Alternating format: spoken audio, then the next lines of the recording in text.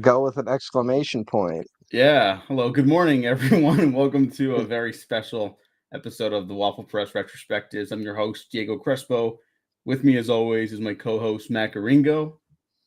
I'm not sure if I want this referred to as a special episode, because if I that think it's if that's the special. case, I look like the adult that is in these special episodes that the kids are meant to look out for. That's the lesson, is that you shouldn't have been trusting that guy this whole time. No, But no. eh, I'm I'm just dressed in like a slubby hoodie. So this is you fine. look This like is you're all you, fine. you look like you're about to flip your hood up and then walk away in the rain after you hack an ATM to give an impoverished family a ton of money. Um, that's a scene in Justice League, right? Oh Uh, yeah, yeah, yeah. That's right. That's yeah, right. yeah. Good movie. The 4 hour version. Which I can't Yeah. even complain about because we're here to watch like 13 hours of film.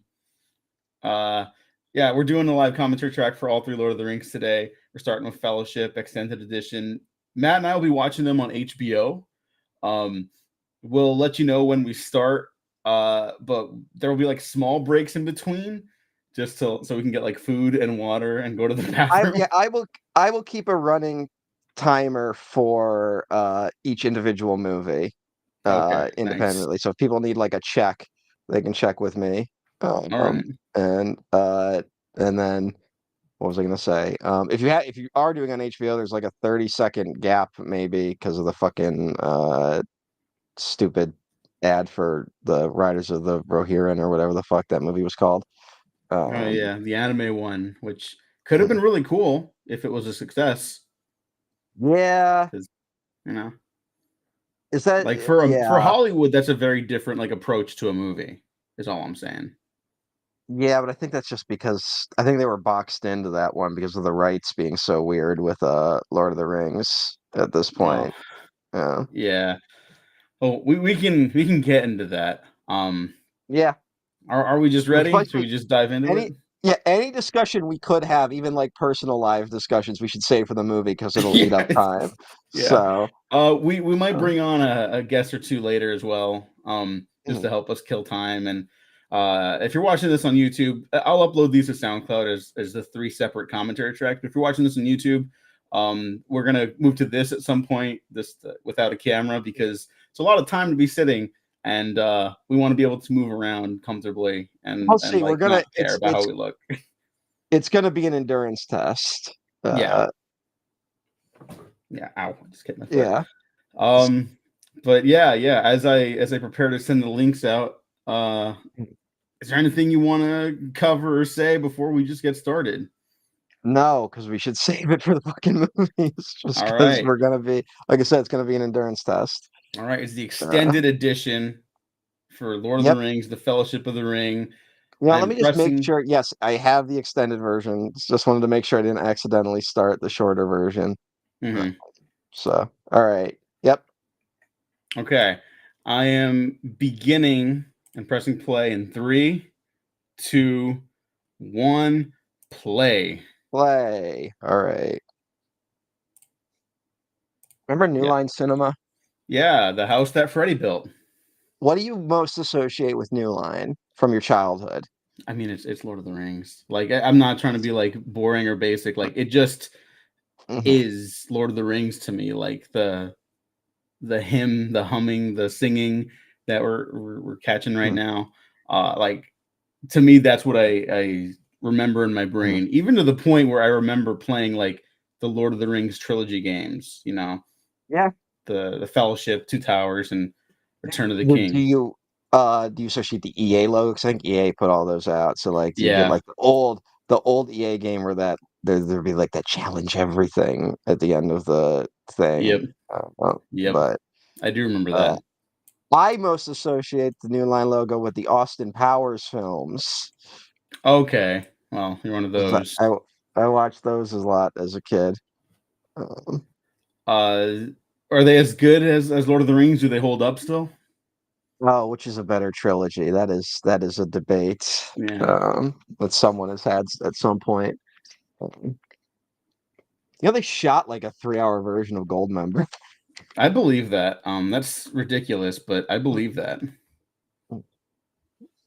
Why, by the way? Do you know Um, why? I, I, I think it was just like they just had so many ideas and they were putting it all into the like it was one of those like no one was really. It was beyond the point of like brevity. Like everyone just was like, we're making so much fucking money with Austin Powers. We could do whatever the fuck we wanted Is that with why it. Mike Myers ends up leaving the film industry? He just stops giving a fuck, right? Yeah, well, I mean, like there's a confluence of things. Much like the rise of the Dark Lord Sauron. Um he it's like he gets like too big for his, powers. He's Shrek and Austin Powers at the same time. So he's like making like a shit ton of money there. He gets sued into doing the Cat in the Hat. Does everyone know that that What? I indictment? didn't know that. So he remember Sprockets, the SNL skit he did where it was just like I'm a German TV host and I'm weird. Like, No. Also, hi Max. Thanks for yeah, being here. yeah, I saw that, Max. It's a this is time on Sprockets when we dance. That's probably like the main thing people remember from it. And then they would do like a weird techno German dance. I think Tom McLaughlin was in the like most known one. Whatever. No one remembers that character, but they wanted in the wake of Wayne's World, they wanted to make a movie based on Sprockets, and like he had a deal with Universal, and he like wrote half of it and was like, "This is terrible. I don't want to do this anymore." And Universal was like, "Well, you owe us a fucking movie," so they sued him into being the Cat in the Hat. Basically, like they were like, "You, It's we're kind of gonna fucking beautiful. sue you." Yeah. I mean, Um, it's tragic, but it's beautifully mm, tragic.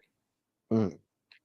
Everyone was really against Mike Myers, like all the news articles too, because it was like Mike Myers was dissatisfied with his own script. It's like, how can you be dissatisfied with your own script? And I'm like, I don't know. Maybe he realized that Sprockets wasn't worthy of a film about halfway through writing it. Like maybe he went in a little too gung ho. Yeah. Um, Can we and then talk about that sort of like just he because I does have a the lot of Love feelings about Guru. that? The Love Guru is right after that, and then Okay. that's like when it's over. Um, Yeah.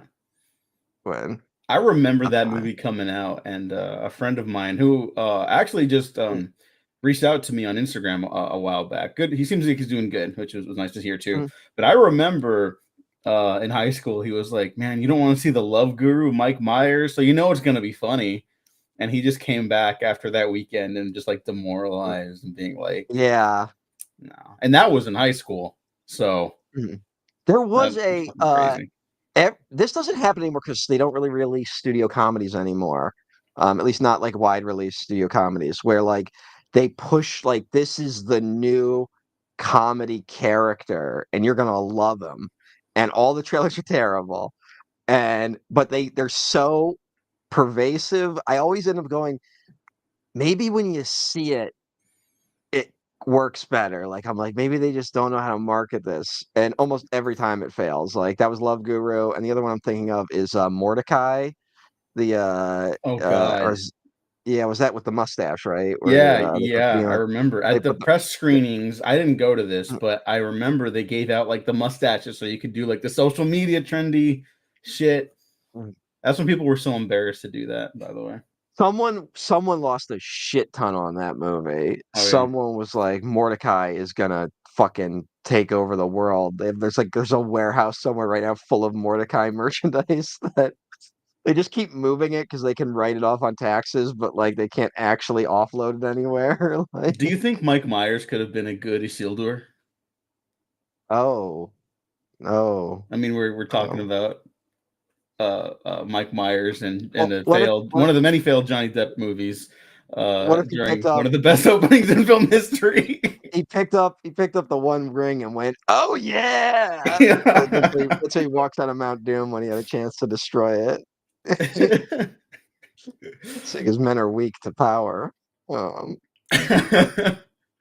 uh, yeah, so this uh, is my introduction to Peter Jackson. I forget you come earlier to Peter Jackson. only because I saw the Frighteners when I was like really young. Like, yeah, I saw the Frighteners fairly young because I was like, I think I saw it around the time I'd probably seen Back to the Future. So it was like, oh, I want to see what else, he's in, and Frighteners was one of them. That I think that movie bombed, but I think it very did. Let me see. interesting. very interesting little. It's the film he does like right before this, I believe, with New Line. Um, and it might be one of those like movies where he kind of phoned it in because he was already in pre-production on Lord of the Rings, right? At 29.3 against $26 million for the budget. Okay, Yeah. okay. So But not he like gets into awful, but New like Line not because he good. almost does that Freddy movie, right? Well, yeah, like I mean, there was like tons of guys like him hovering around New Line, and at the time when New Line was just a Freddie pipeline, it was like all of those guys have at one point like touched it and like maybe like did like uncredited rewrites on things, you know. Mm-hmm. And yeah, he had the script Freddie Rules, which was I guess the script that never got produced that he wrote. Which eventually morphs into Freddy's Dead, the final nightmare, I think. That's a shame. Um, yeah. His script was something along the lines of Freddy has become such a joke that people will go into dreams to beat him up as opposed to be scared of him. Like he can't, like he's lost the ability to really scare people. And at like something happens where like one person gets overconfident and gets killed by him, and it's enough to give him some juice again, and he slowly starts to come back. I guess that was the plot of the Yeah. Peter Jackson You can do script. something with that. Hmm. Yeah, and this is also like he almost does King Kong right before this is the other one that Universal was gearing up to do the King Kong remake in the 90s. It was one of those post Jurassic Park announcements of giant monsters are back. Let's do whatever. And someone who maybe deserves all the money in Hollywood was like, there's they're already doing Godzilla over at Sony. And then I think Disney was doing the remake of Mighty Joe Young. So it's like there's already a giant ape. They're already doing Godzilla. Like, let's not do King Kong right now. Like, we're already boxed out. And so they backed down, and then it just got canceled. Uh, there's a whole story.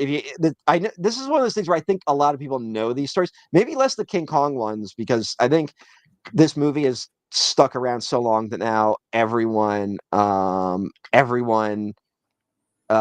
knows all the behind the scenes stuff with it because everyone's watched the appendices and all that shit. Like this is one of the most stacked home video releases of all times in terms of special features.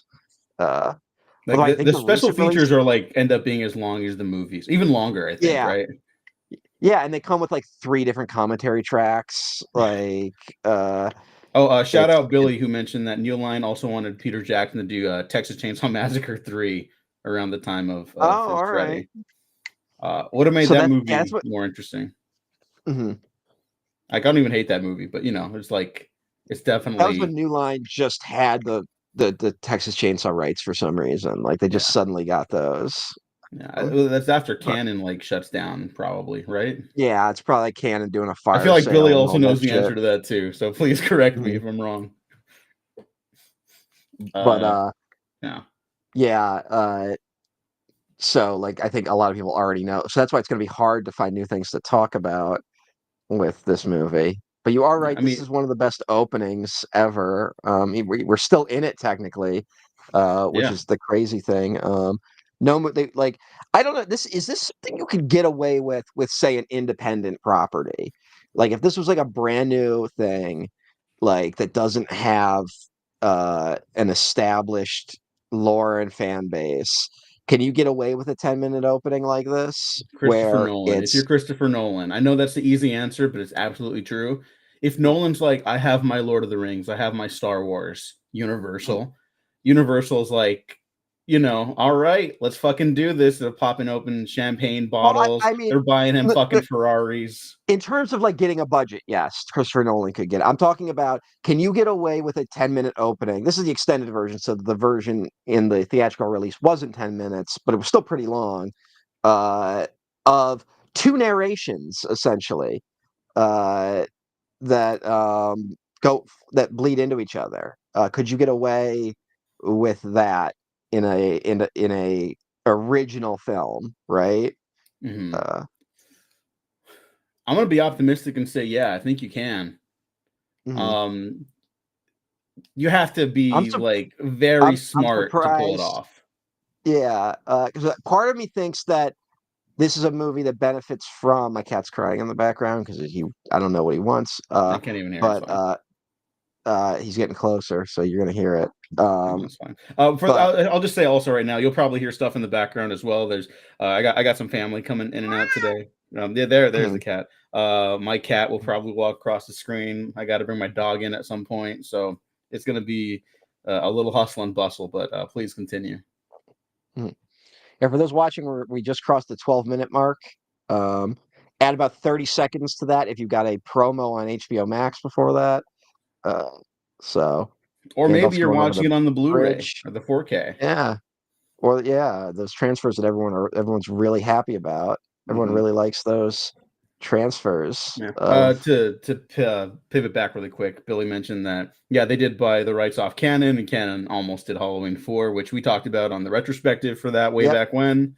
Um, Oh, interesting another time. mistake was doing all of the Halloween films. What a mistake that was. You know what? It Uh, ended with Halloween Ends, so it's not a mistake to me. It's it what I ended with needed. Halloween ends for now. Well, yeah, they're gonna Uh, do it again. You know, they're making a TV show now. oh I guess boy. yeah. Did you hear about that? I guess that's the pivot. Like, here's the Hmm. fucking thing, okay?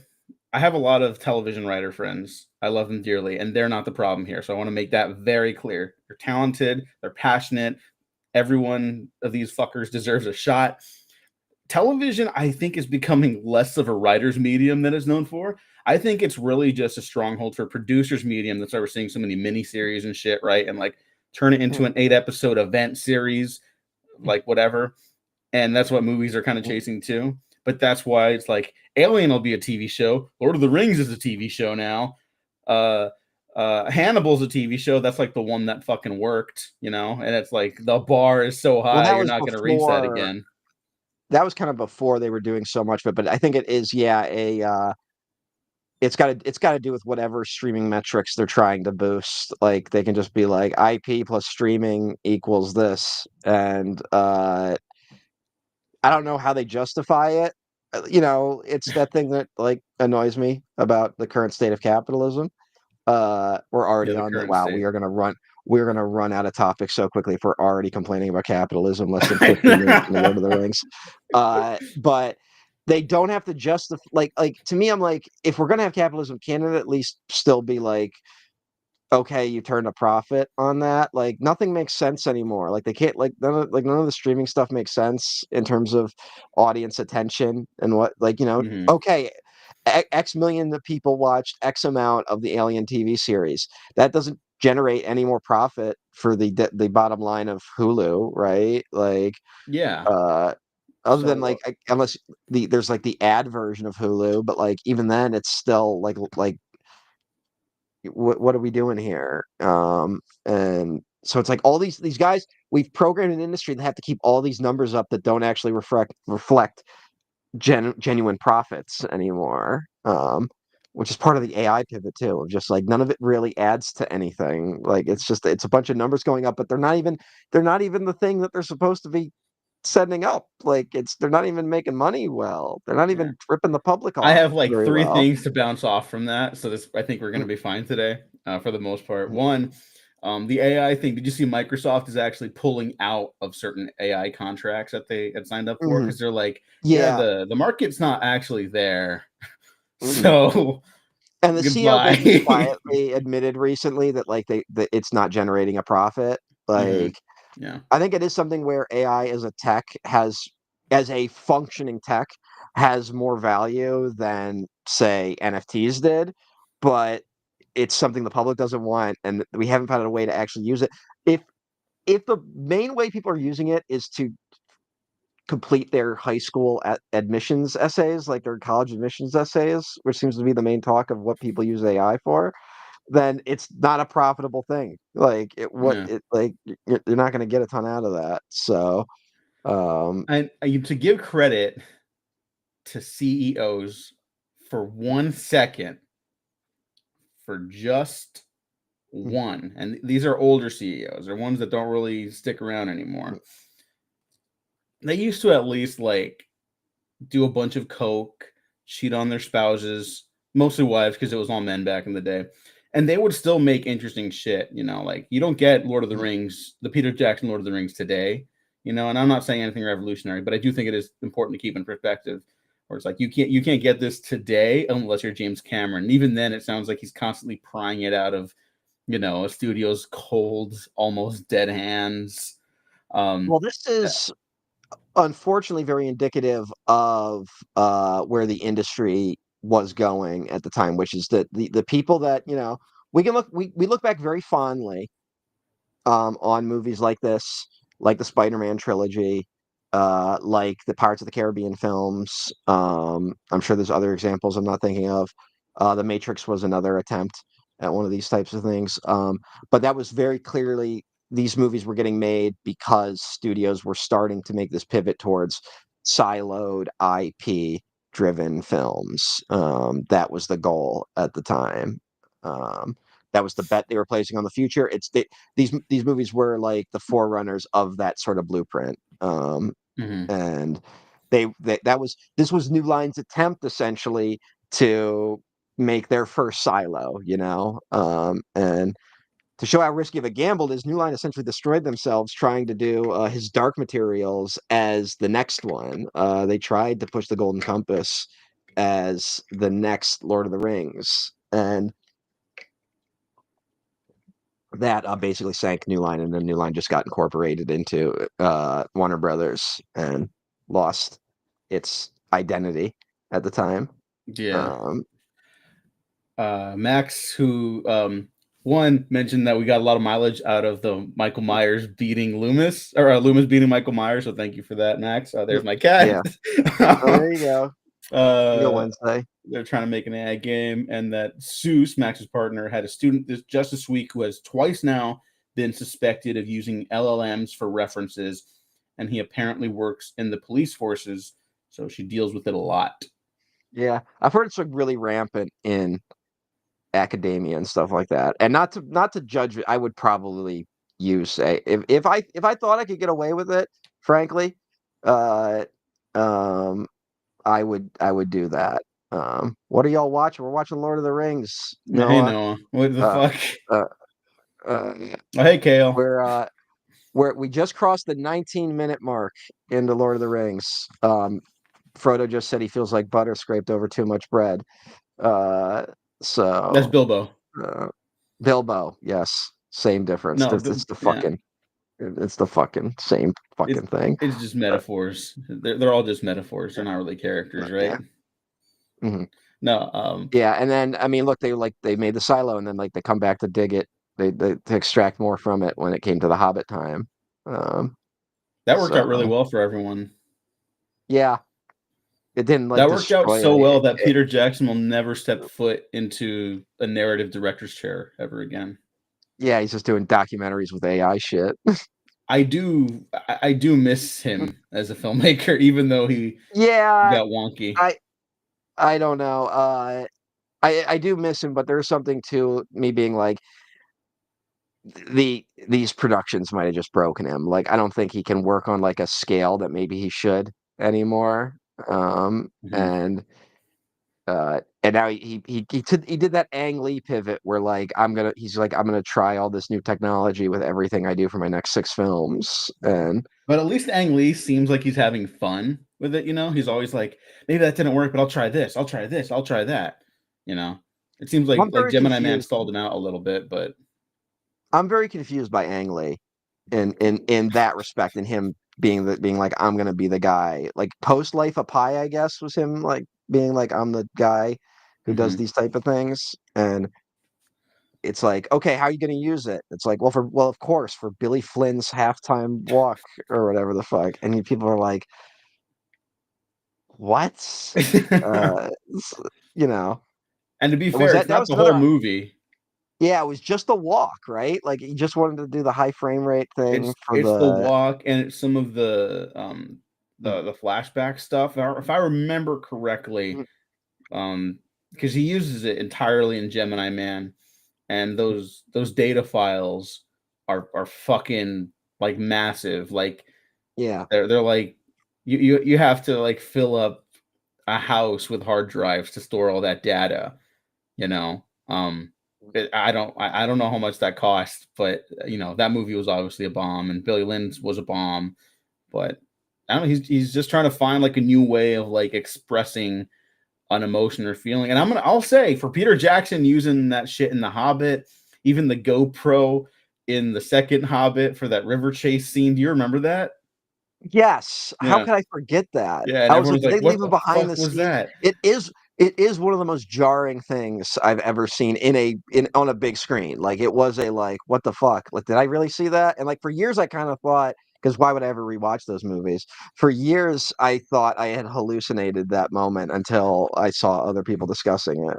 Yeah. Um, Well, look, I think the material doesn't match the filmmaking there, but like if he took that energy and put it somewhere more appropriate, like when Ang Lee does it in like Gemini Man, like the action is like really impressive in that movie. I think that movie kind of gets shit on for the writing, but I don't even think the writing's bad. So I mean, I'm just outside the bubble on this.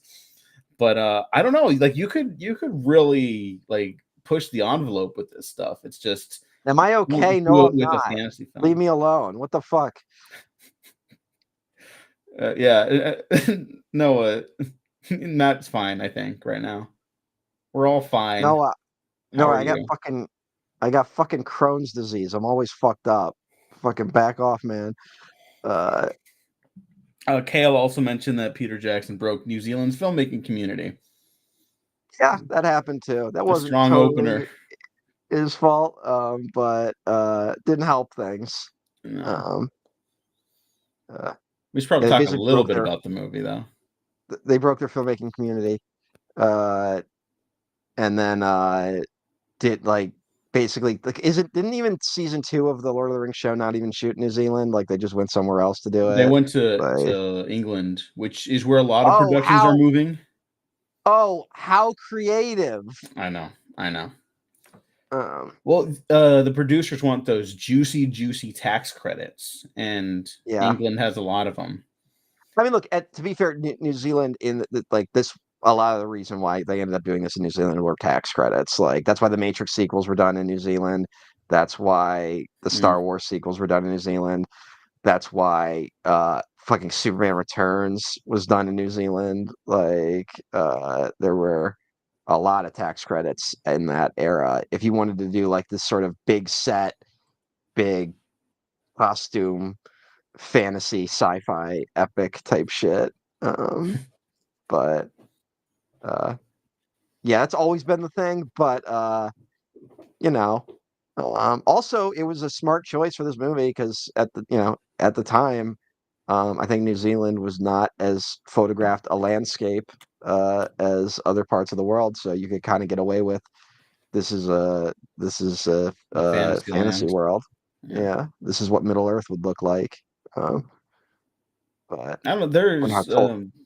I feel like it's not enough just to go. Like locations are amazing and they're great.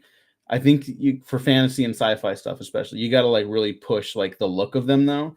Like when Del Toro was going to do The Hobbit, he talked about like, oh, he's going to put like one of those like cosmically like galactic colorful skies like that look like those old like paintings on the side of vans, like that's what the sky was going to look like at night in his Hobbit and stuff like that. And it's like, yeah, like Although that's an to interesting pump idea. those brakes a little bit, Guillermo del Toro is the king of the over talking what he's going to do with his movie thing, especially for the movies he never gets released. Sure, So sure, but he also could like do it. Like that's the thing. I think a lot I of don't the know, he's time right. he could. There is something where it's like I would rather live in a world where we had that as opposed to the what we got in terms of the Hobbit. But also part of me wonders like that might have sucked too. Like it might have not worked. Like I that mean, sounds really yeah. cool, but like it might have not worked. But I mean, Considering the another thing you pushback learn. that pushed him off, yeah, I mean, that was never going to happen Mm, with those people. mhm. Um, well, that the whole Hobbit thing is ridiculous. How that played out, in terms of just wow. Did I ever tell you my Hobbit story about going to see The Hobbit in No, theaters? no, please do. Uh, Uh, so like, I was excited because I loved Lord of the Rings, and it was like, oh, we get a new one, cool. And I was also like, I had my expectations a little checked. I'm like, it's The Hobbit, so it's not Lord of the Rings. I understand. I'm not going in there expecting to get exactly what Lord of the Rings provided. And I go to my buddy, hey, do you want to go see The Hobbit? Like, I just kind of threw it out. You just throw out like, anyone want to go see Hobbit? And so one of his friends was like, yeah, I'll be there. And I was like, cool. And I met up at the theater with him. He's like, oh, and my dad's coming, and his friend's gonna come too. And I'm like, that's fine. Yeah, sure, whatever. More the merrier. And we get there and the theater's packed, so we have to sit separately. So it's like I sit with my buddy and his dad, and his friend goes somewhere else. And then my friend lets slip. He's like, so what do I need to know? I'm like, what do you mean? And I'm like, it's like, what is this? I'm like, it's a prequel to Lord of the Rings. It's like, what's Lord of the Rings? And I'm like, did you the movies from a few years ago? They were based on books. And he's like, oh, I didn't see those. And I'm like, did your dad? And he's like, no. And he's like, has his friend? No. So now I'm in a theater with sitting next to someone that knows has no context as to what Lord of the Rings is. uh, who brought his father and his friend, who were like these like blue collar guys who have no idea what Lord of the Rings is, and we sit there for a 3 hour movie, uh, of which they have no context or understanding of, and they were baffled, and they also did not know going in it was going to be a 3 hour movie. Like no, like they did not. I just assumed people would know that. So the car ride home, there was a lot of like, God, I thought that movie was never going to end. What the heck was that thing? And uh, and the first Hobbit movie might be the weirdest one of those, because they still had the balls to do song and dance numbers in it. Yeah, that's the vibe they all should have had. They all, yeah. Well, here's the thing: that's the vibe they should have had, minus the stuff that was what they stuck with. Like that stuff should have, the epic fantasy stuff is what should have disappeared from The Hobbit, and it should have been more like, more classical swashbuckling, running around adventure story. But uh, Like hey, Gore they got Verbinski's Hobbit. no. No, he can do swashbuckling. Yeah, but he got fucking way too up his own ass with those fucking pirate sequels. Like I don't the know. third one I miss opens him. with a child getting hung at the gallows. I Like have to respect that.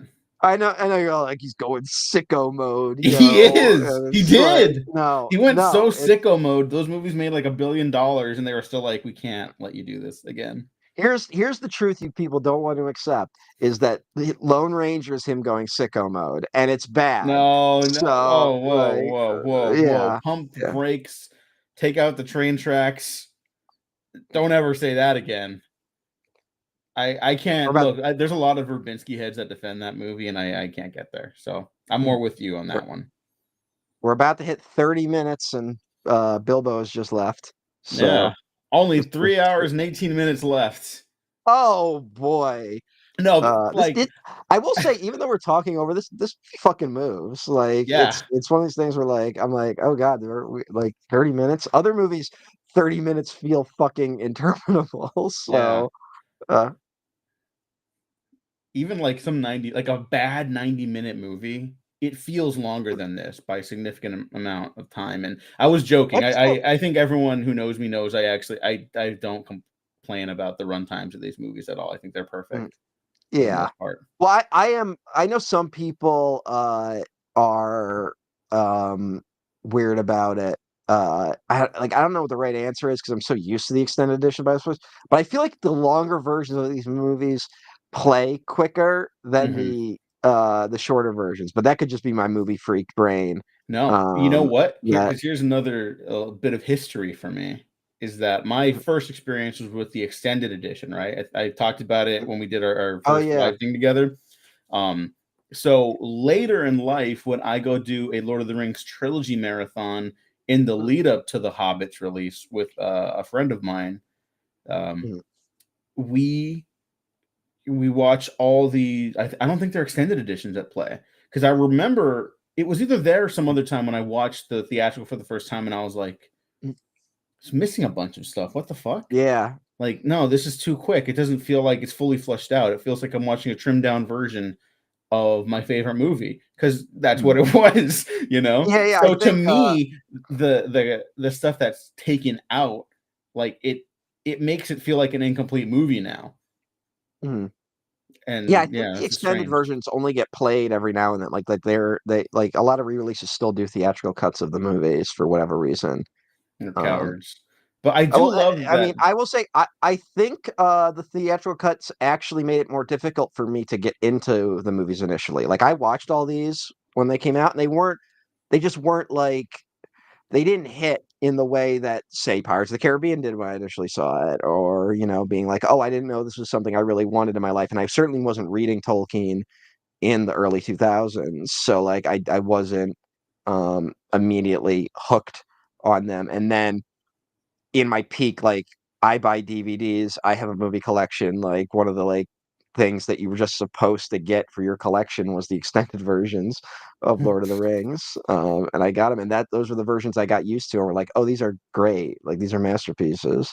Yeah, So, um, no, I mean, in terms of and spectacle, it kind of doesn't get better than this. Like this is like the peak, and there's stuff alongside it for sure, but mhm, like even just like throwing in like this quick little bit of Gondor, like at the time I remember watching that and being like, oh, is that like a big library town? Like when I mhm, first saw it, I was like, I don't know. And so when it comes back for Return of the King, and I was like, wait a second, and I'm like the wheels start mm, turning in my head. yeah. Oh, that was the other thing, is that with no context and then having to wait a year between each movie, I think that was a little difficult for me at a young age. Like to be like, oh, I don't like they're still I don't know what's going on. Like I don't know where any of this is building really. Like Mhm. whereas again, like I think this is the first movie that is expecting a large percentage of the audience to show up with a general knowledge of what the story is going to be. You know what? Which I never had that problem. So shout out to no, PJ. mm, I'm saying like I think that's just what the studio assumed is all I'm saying. Mm. Like and then again, but like these do play so well that you don't have to know Lord of the Rings. Like I definitely watched the extended versions before I ever read any of the books either. So Mhm. um like I was intimidated by the books initially as a kid because it just felt like this is going to be too dense, and they're not really that difficult of reads. They're kind of a little flat at times because it's a lot of flowery prose and Mhm. long descriptions of things. But it's uh, they're quite easy and simple reads. Um, In middle school, I definitely had trouble with them. mhm, For sure. And as I got older, I gave them another shot because I was like, the books kind of suck. And then I read them and I'm like, oh no, I'm just like not used to this style of writing. And mhm. now I love them in a different capacity. Although Well, I think I if did. if I had the choice, it's the movies. I'm gonna save these for later, but I did bring some criticisms of the Lord of the Rings books. Okay. I saved, downloaded an infamous essay, I don't know this. lambasting. Matt didn't tell me anything about this, so No, no, I got stuff here. I'm not gonna. I'm trying to like see how far I can make before I think to unload it. But all right, who the fuck is this guy? Not which him. one? One of the older hobbits. I think they reused because they reused a lot of actors. Did they reuse this guy for one of the like goblins later? Like Probably. the one that like follows him into the woods that tries to like they're gonna eat fucking Merry and Oh, Pippin, I right? never thought of that. Yeah, in Yeah, Two Towers. yeah, yeah. Like I think they reused that guy because it's like there's a couple characters where it's the same dudes playing them multiple Mhm. times. And hey, if you're gonna I mean, cover them up in fucking makeup or whatever, yeah, that's how you do yeah. it. Well, I mean, like, and then there's like John Rhys Davies is like the voice of Treebeard and shit like that. Like, you know, Mhm. uh, Yeah, here's he something popped up weird that in has nothing to do with this. But did you know there was like for years everyone assumed John Rhys Davies was the voice of General Grievous in Revenge of the Sith. Like for some reason that was like widely publicized I that don't he was the remember voice. that. Yeah, it was like people were like, "Oh yeah, he teamed up." He was like that was what it would say on the Wikipedia page in the Wild West days of Wikipedia.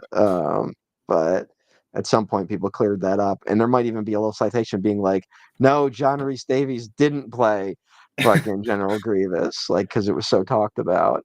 Um, Not entirely unrelated, but you saying the Wild West days of Wikipedia. Everyone knows anyone can go in and put information, but now it has to be cleared by like so much red tape, right? It's basically you can't just do that anymore, which is for yeah, the yeah. best, frankly. But one of my high school teachers would go in the night before to relevant Wikipedia pages to like his assigned essays because he'd be like, he would always promote like, do not wait till the last minute, have this stuff planned out beforehand. So even if you do like wait for the last minute to write it, make sure you have your research. Like good advice, very very well thought out stuff. Like he was completely correct, but to like really make his point like clear, he would type up like bullshit on the Wikipedia pages about like the invasion of Russia by Napoleon or some shit. And Mm, like, and they use like AK-47, like early versions of AK-47s in the snow and stuff like just mm, bullshit. And I'm yeah, yeah, and so like maybe that that's a was a little little mean, but I do that's want a little teachers to stay sinister. creative like that. Like AI wouldn't come up with Well, that.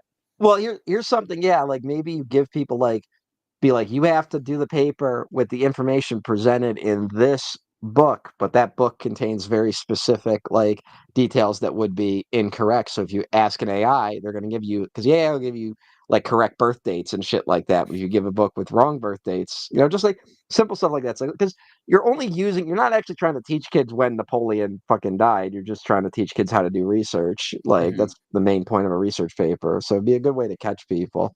Yeah. But uh, a better way would be to stop making the AI, but Yes. hey, Yes, it would. On the subject of epics, Max said, "Kids out here saying Endgame has the most epic battle scene, and they don't know the glory of Rohirrim charging down Pelennor Fields with Bernard Hill yelling death," which is true. Like whatever, you can like Endgame, you're wrong, but like you can like that movie. But I think it I think Max is correct. I'll just leave it at that. Uh, is interesting that we like that essentially ends with a Lord of the Rings battle. Like, and it's like and illegible. yeah, it's like not shot that way at all. Like, there's no like what's going on in here. He said he's But Iron Man, like in the first one. yeah, he said the thing. He said the thing, he said, it's almost like they were going out of their way to be like, he didn't grow. Yeah. Like he's the same guy he was in 2008, and he's gonna die that way. Yeah. Um, Subconsciously, they totally did. I'm gonna give those guys credit and say like they don't mean to be like evil. oh, you're um, talking about the the who are the the idiots that the directed Russos the and Russos? Marcus McFeely, they don't mean to do things that are like antithetical to storytelling, but they do. You know, Hmm. like they're just like, Well, oh, it's a they repetition, are which is exciting.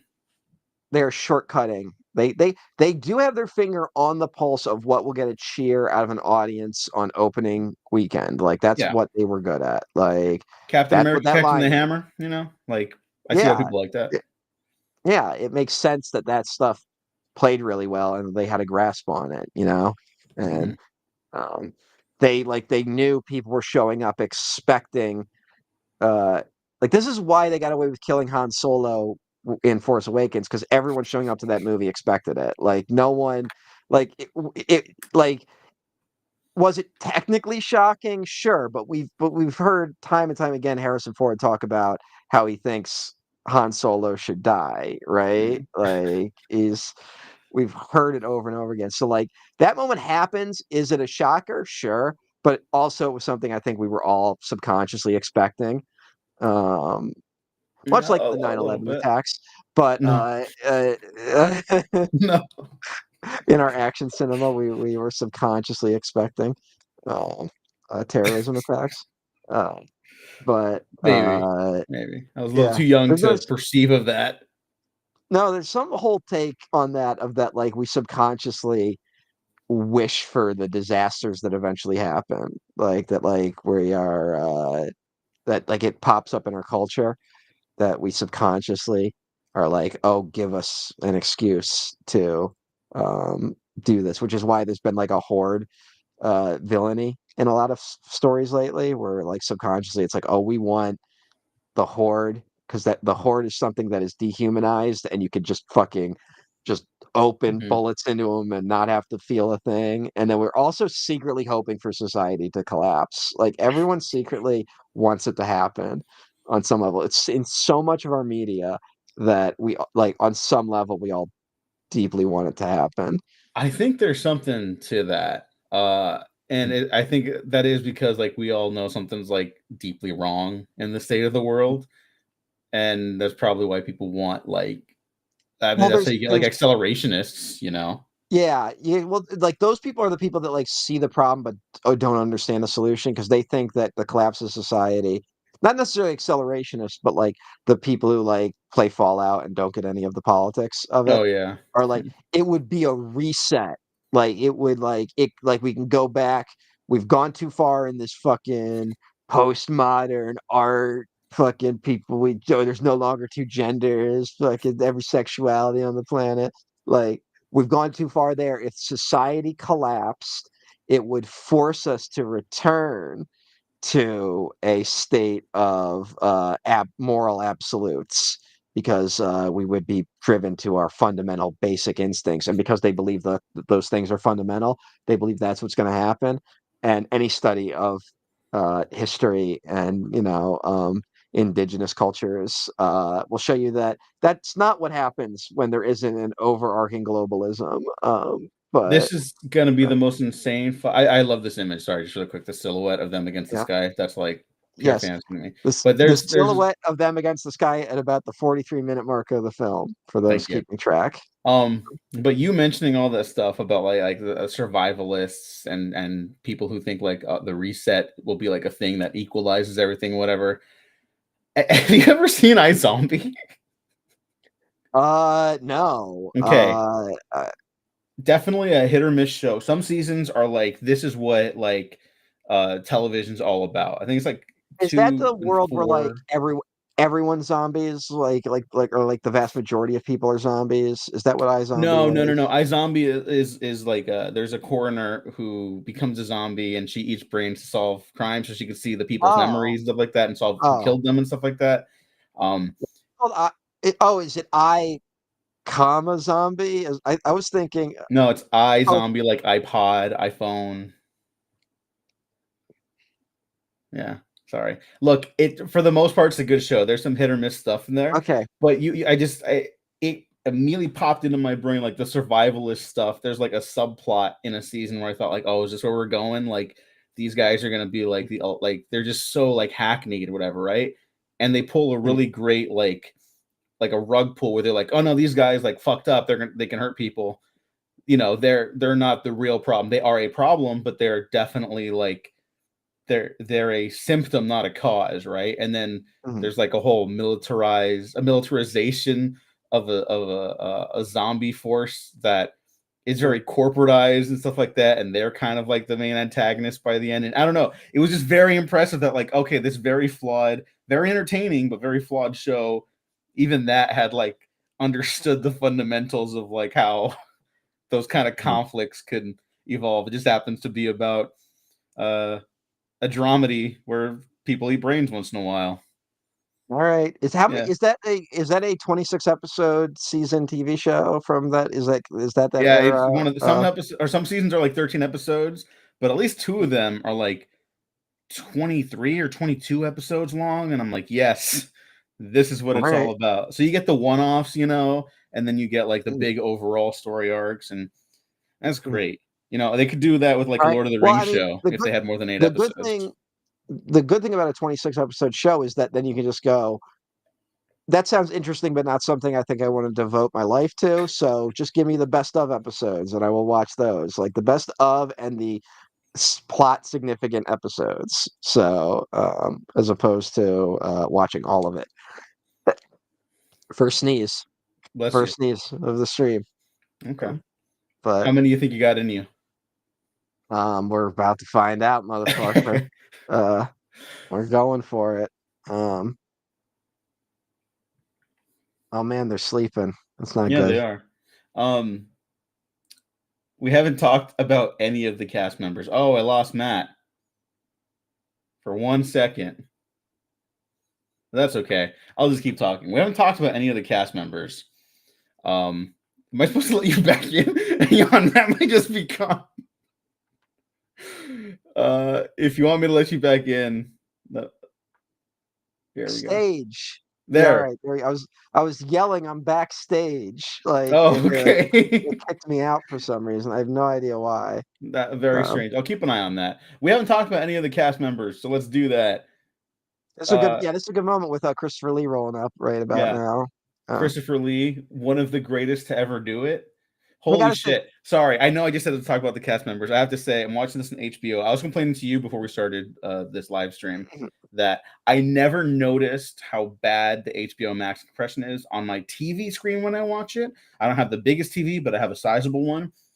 On my PC, watching it for the first time, like using HBO Max for the first time in years, definitely since it became Max, the quality on the black screen had like that digital artifact thing, and now like on a significantly smaller screen than my TV, it makes the effects look so much worse than I know they look in proper presentation. That yeah, just like really blew me away. That's why I had to interrupt you really quickly. that's Sorry. the problem with a lot of these updates is that it's making the effects look worse and stand out more. And that's obviously the effect here is really bad because the set mostly doesn't exist, the tower, and it'll eventually turn into the orc encampment in the Mhm. Two Towers era. Um, and it's Yeah. funny to be like this guy, like I will consult with him, and it's like it's Christopher Lee, so we know it's gonna go bad. Like, Yeah. Yeah.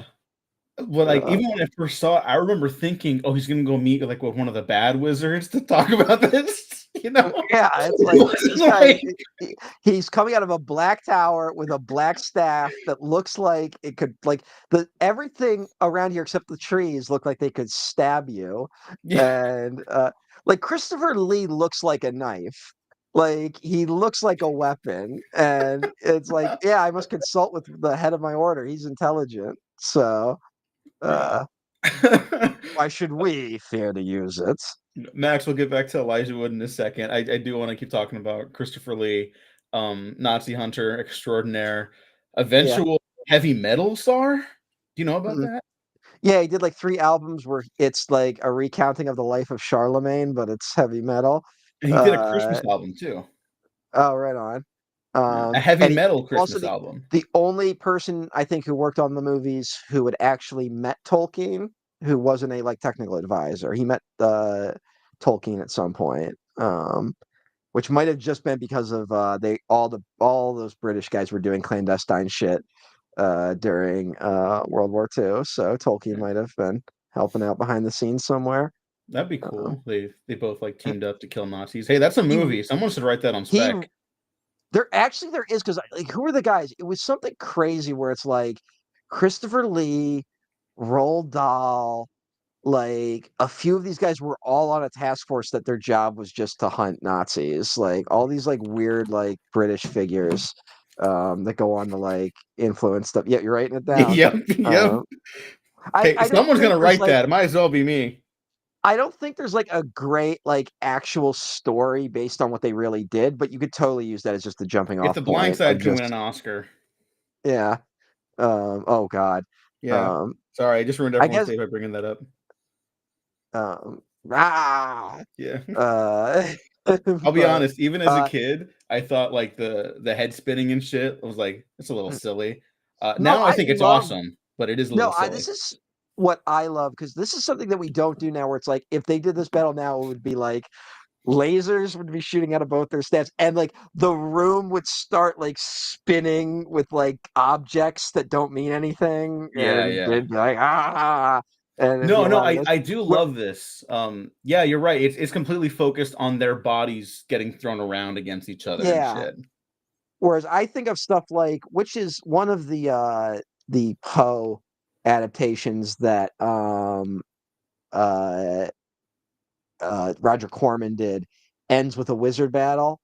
And it's just them doing stuff like show it like it's like little stuff like levitating a chair or doing this and that and all that. Like it's like very basic stuff, and I'm like, yeah, that's a wizard battle. That's like Mhm. wizard battles are not aha, like lasers shooting everywhere. That's a laser gun battle. Like this is like, Yeah. they would get more creative with it. That's why I love the Doctor Strange comics, especially in the 70s, where like the guys would just take a bunch of fucking drugs and walk around New York City and they would just like their hallucinations would just be the wizard battle that they would come up with later. That's so fucking Like, awesome. yeah. It was I think the one was that they were walking around New York City High and they passed a statue of I think Paul Revere or something, and then in one of the Doctor Strange issues, a wizard enchants that statue to turn into a bunch of little soldiers that then come chasing after Doctor Strange. So, which is a pretty good example of that kind I of just stuff. want to mention the filmmaking a bit between the fight and like how they're shooting this chase scene. It's all just really simple stuff. Like the guy's clearly just like Yeah, kind of going up and down with the scythe, but it's like, okay, you get what you need, you move on, it's urgent. So then you cut to some close ups as they're panning through a bunch of the fucking corn and stuff like that, and it's just like it's not overly flashy. I love yeah. my overly It's flashy stuff, but it's simple because the world isn't simple, you know. it's big when it needs to be, but it doesn't often need to be big, especially in these sequences, like Hmm. of just they're just on the run from these guys. Yeah. Like it's a lot more simpler stuff. Yeah. So Uh, when they do get to but like the epic battle stuff, it feels mm, fucking huge. yeah, It still yeah. feels like the Or biggest shit ever. even just an establishing shot of like, Rivendell and stuff like that. Like, yes, you got to get big. You got to show that Rivendell is this fucking place. Like that's one of the things that the Star Wars prequels get very well. And then the Star Wars prequels immediately fumble it because then you cut to a PS2 era cutscene that live action actors are walking through. But it's it's one of And those some like might this argue there's a charm to that. I will not deny there is a bit of a charm. As someone who said I found Final Fantasy the Spirits Within charming specifically because it looked like PS2 cutscenes, I have to admit that there is some charm to it, but it is whiplash. And it's just so funny that those movies have some of the most ecstatic landscape shots in terms of VFX, the Star Wars prequels, and then you cut to like a close up and it's like a disaster. But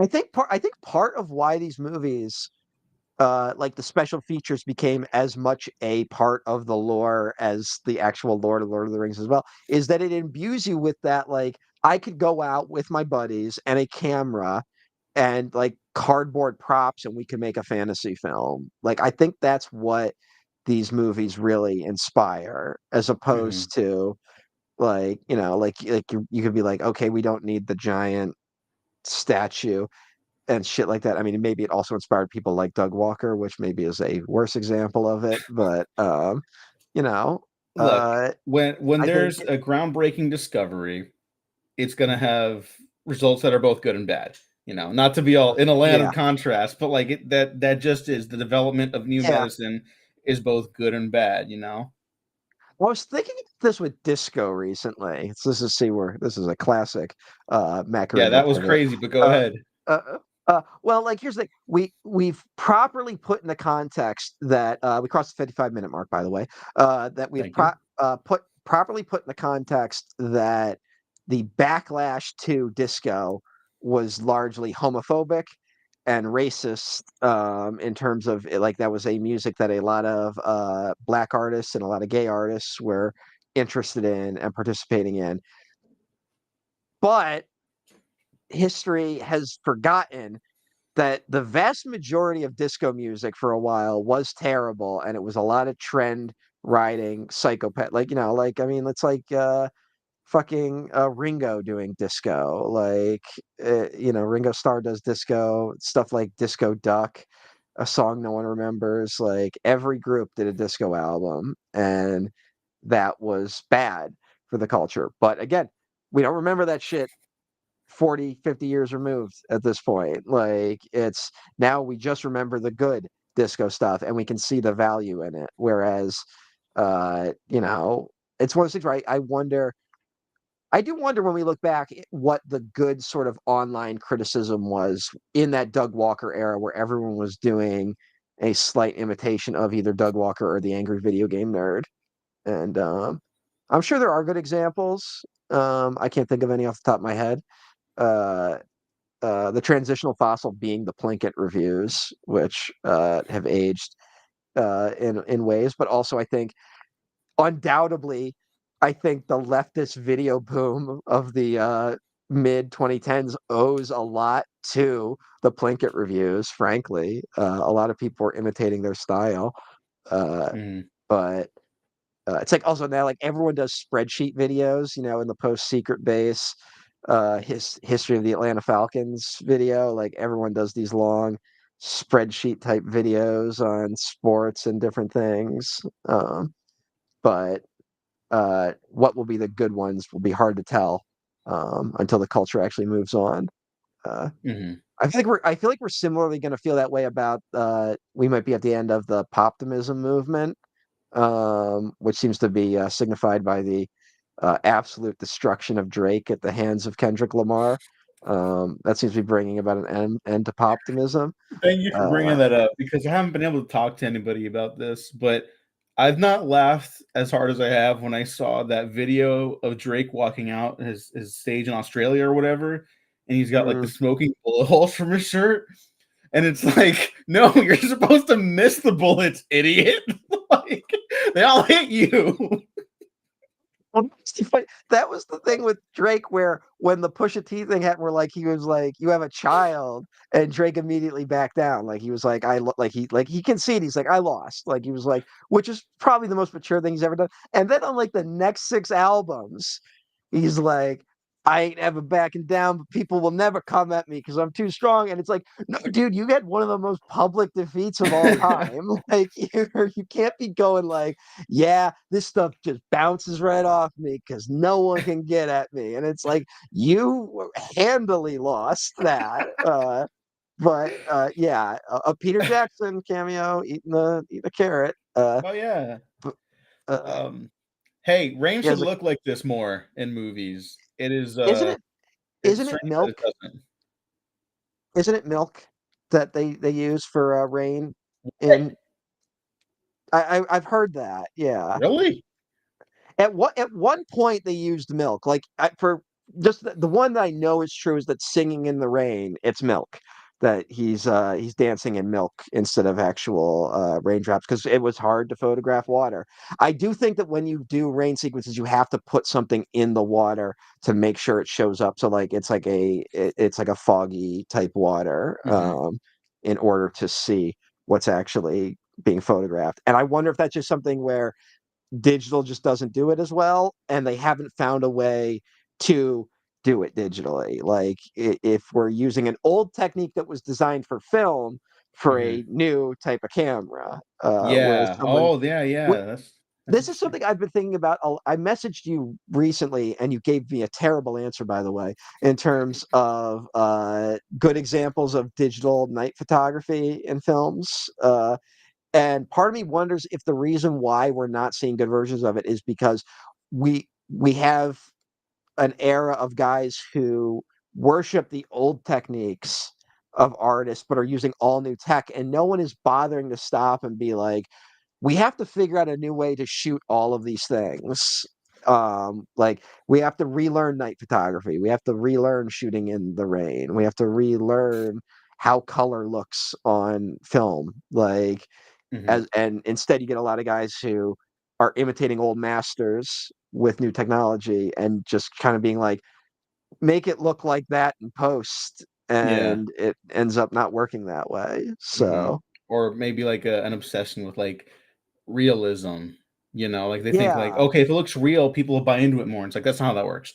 yeah, But to give you better answers right now, because the night photography in something like a Lord of the Rings is incredible. Like the shadows are so yeah, deep and rich, and it's like, yeah, I can't see that part of the image, but I see the rest of what I'm supposed to see. yeah, Like I rewatch the thing every Halloween, and I'm like, man, that night is there's fucking yeah, nothing out there except those lights, and I see everything perfectly fine.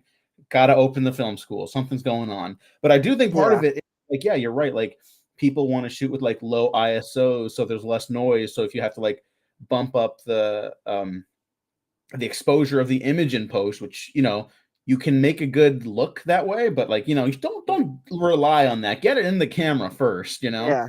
and then people are afraid of like noisy images. People are like, I don't want it to look like, I'm just gonna pull a name out of a hat. I don't want it to look like Miami Vice. It looks like a college student film, which is a fucking insane thing to say, by the way. You're just fucking wrong.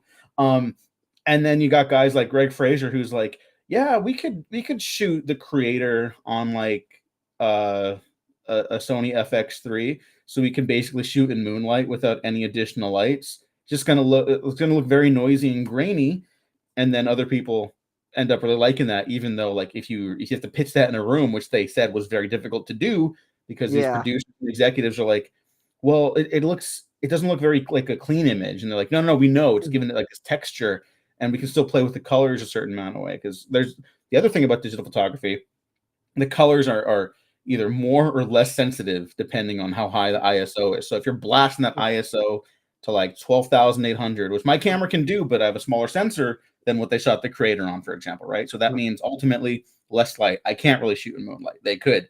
Um, but the higher the ISO, the less information you have for the color, because it's basically blocking that for the amount of light it's trying to get in. So then Yeah. that's why you get a little low contrasting images, right? Greg Fraser clearly like the guy who just figured that out at some point and just did it Yeah. better than anyone.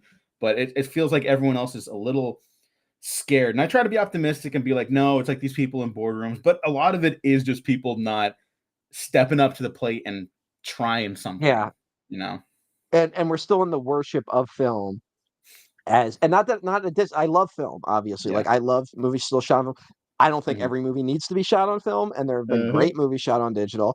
Like I'm very much of that opinion. And I do think the backlash to digital, there is a sort of I think it's a sort of stubborn like like you're a kid and you're being forced to eat something you don't want or go to a family function that you don't want, and sometimes you are right. Those family functions do suck, and you really, if you just wanted to stay home and play fucking Nintendo 64 that day, your parents should have just let you weren't going to burn the fucking house down. Yeah. But like I think there's a stubbornness in terms of not wanting to bother to learn how to do anything with digital technology uh, from modern filmmakers because they are so upset it was essentially foisted upon them, right? Uh, Hmm. that Yeah. I think I think that Yeah, go has a ahead. problem. No, no, I just Yeah. think that's an issue to it. By the way, the shot of the fucking knives going by the guy is one of my favorite. That's like that's like pure horror movie shit that just like is in Lord of the Rings. Hmm. Which I think is No, the trick. it's That's terrific. the trick people don't get about these genre films, in my opinion, is that the horror directors do them best because they know all the little tricks Hmm. to make something at pop as hard as possible in terms of an image, and uh, it's it's a shame that we just give it to guys who I guess do TV now, even though it's not TV, but Some whatever. people can Uh, still do it. There again, like to be a little bit of an optimist, like some people can still totally do it, and a lot of people just don't. I don't remember if I brought it up on. I don't think it was out yet, so maybe not. But like, Marin was talking to James Mangold about Complete Unknown, which you liked. I haven't seen it yet. I really wanted to. But the theater I went to on New Year's Day, the speakers were clearly starting to blow out during the trailers. So me and a couple friends were like, this is a movie about music. We need to be able to hear yeah, it, so we got to go watch something else. But he mentioned that like when him and like his smaller productions that he's part on, Marin, when he's brought on, they're usually like independent films, and he's like, everyone's goal is just make the movie. Like there's less. He felt that there was less of a directorial vision, and that was a little disheartening to hear.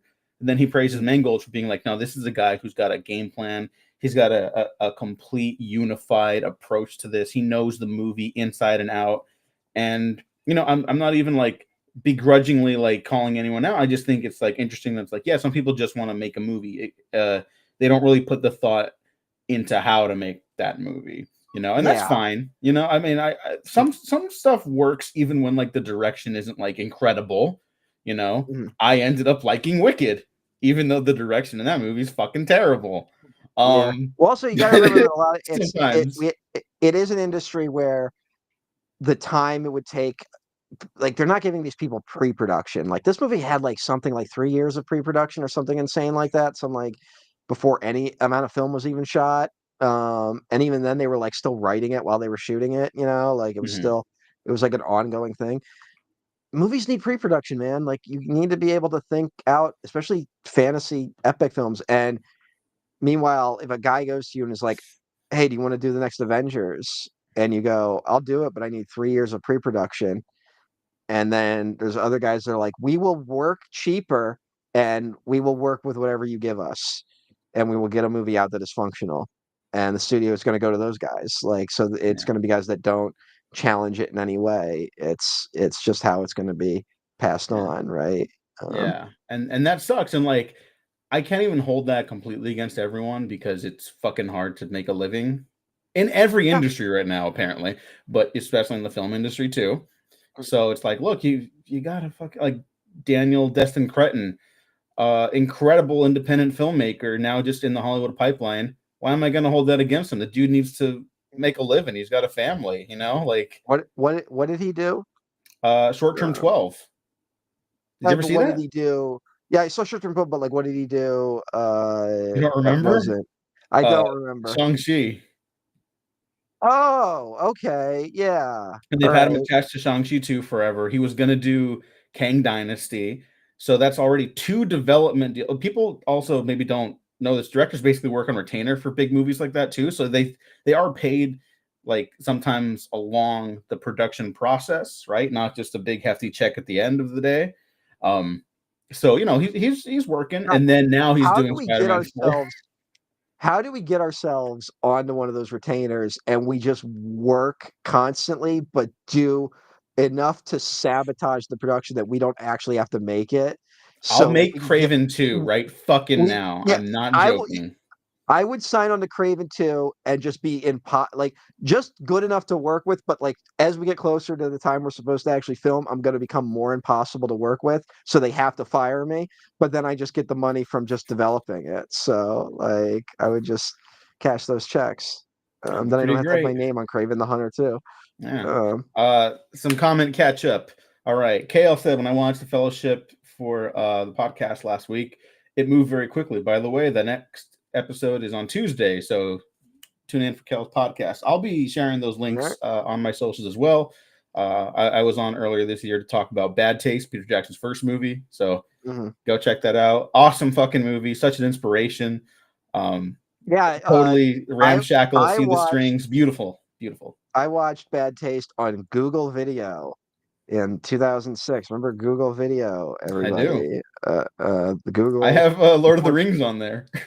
before they just decided to buy YouTube. Yep. Like it was Yeah. their which I just remember I spent so much time on Google Video as opposed to YouTube. I don't know why. Like it was just how it worked for me back in the day. Yeah. But they had like they would have full movies on there, I guess, more so than no one was minding the store uh back then. So you could just watch 12 Angry Men on your grandmother's computer. Uh Some more but common catch up. Max mentions that Elijah Wood basically never has to work again a day in his life, which is true. nice. And like at least I haven't seen as much of him lately, but he was like just producing like really weird horror movies for a while. Yeah, he Like still is. He's in the new what's the Trauma superhero movie? What is that one? Toxic Avenger. Yes, he's in there. He's one of the But bad guys. but that's on like a shelf for like a minute. No, no, Like no. It's it finally feels like coming out. The guys okay. who released Terrifier finally picked it up. There, and it's everyone Oh, like raved about it. Like it's a genre mhm. festival, so they're gonna look out for their boys and shit, which I get and fine, I support. But it's supposed to be like legitimately good. It's Well, thankfully one of the the interesting Terrifier guys directors. are maintaining the goodwill they have earned from those films. Um, Hmm. Anyways, we're not touching that bear right now. Um, but yeah, that movie's coming out, and it couldn't be released to like Shutter or something like that because in people's contracts for the movie, they they had to get a specifically theatrical. declared the theatrical release. Yeah, I'm guessing that's been Peter Dinklage's contract. That's how you get him in probably. the Yeah, Toxic Avenger movie. yeah. I Um, mean, hey, but fuck yeah, dude. Yeah. Hopefully it's good. I mean, that'd be cool. Yeah. And I gotta say, we're catching up. Max is absolutely right with Jordan Peele and Nope, and that's why if I was a Hollywood producer, if I had money, I'm going to Jordan Peele, being like, "What's your Star Wars?" He has got. I am convinced he has a Star Wars. Like he I've talked has about it a. before. I Yeah, bring it up as often as possible, but apparently not enough because you're not the first person to say like you believe that. He was at like some call like UCLA or something, and he was saying, eventually like it was a big inspirational speech, but the part that obviously stuck out to me the most, mm, um, as a white passing Mexican, sorry, was like, at the end of the day, I want to get to, hopefully my Star Wars. Like he's mm, got it. So when yeah. we get there, day Mm, one, obviously, like I bet it's mm. gonna be fucking incredible. I Nope think is Nope was his like first amazing. audition for a type of film like that, and Nope did well, but I don't think performed as well considering the budget. I think for Yeah. some executives, so like it maybe it's like a bit of a like slump, not like a bomb, but a slump, Yeah. and so maybe he's got to retreat a little bit for now. But to me, that was like an audition to be like, this guy should be doing an action franchise. Like he should have an action franchise, not be put on one. He should have his own. Like he's Yeah. clearly got the innovation and imagination that would require for something like that. Yeah. I And mean, for like, as a culture desperate for new voices and ideas, we need that now more than ever. But I just think that I can't think of a more sure bet than Jordan announcing Jordan Peele is doing a trilogy of something mhm, like that, and it's all original. Like it would hit in the way Nolan got nearly $1 billion out of Oppenheimer. Like, yeah. I'm really excited for when he gets to that. I have no doubt in my mind that mm, he will. Like mm, he's just one of the best to already do it. Like he's one of the best working filmmakers, bar none. mm, Right. I do want him to give it a couple more movies at least. Not because I doubt him, just like I think for him to be able to play in like slowly larger spaces. Because like Nope costs like 60 million or something, mm. and looks incredible, obviously. Um, but that's not 300 million. I think he could make the best movie ever for 300 million because he wouldn't I make say it go to I, waste. I say throw him in the deep end. See what Okay. happens. Yeah, Okay. fucking George Lucas did THX 1138 and American Graffiti, and then he did Star Wars. And You know what? You're right. say what you will about those movies, but they do not look like they were made by a guy ready to make Star Wars. You know what? You're right. So, You're right. As and long George as would you maybe know, agree like, with that, but he's wrong. His original cut of Star Wars is a masterpiece. He didn't need to fix anything. So, uh, um, I don't.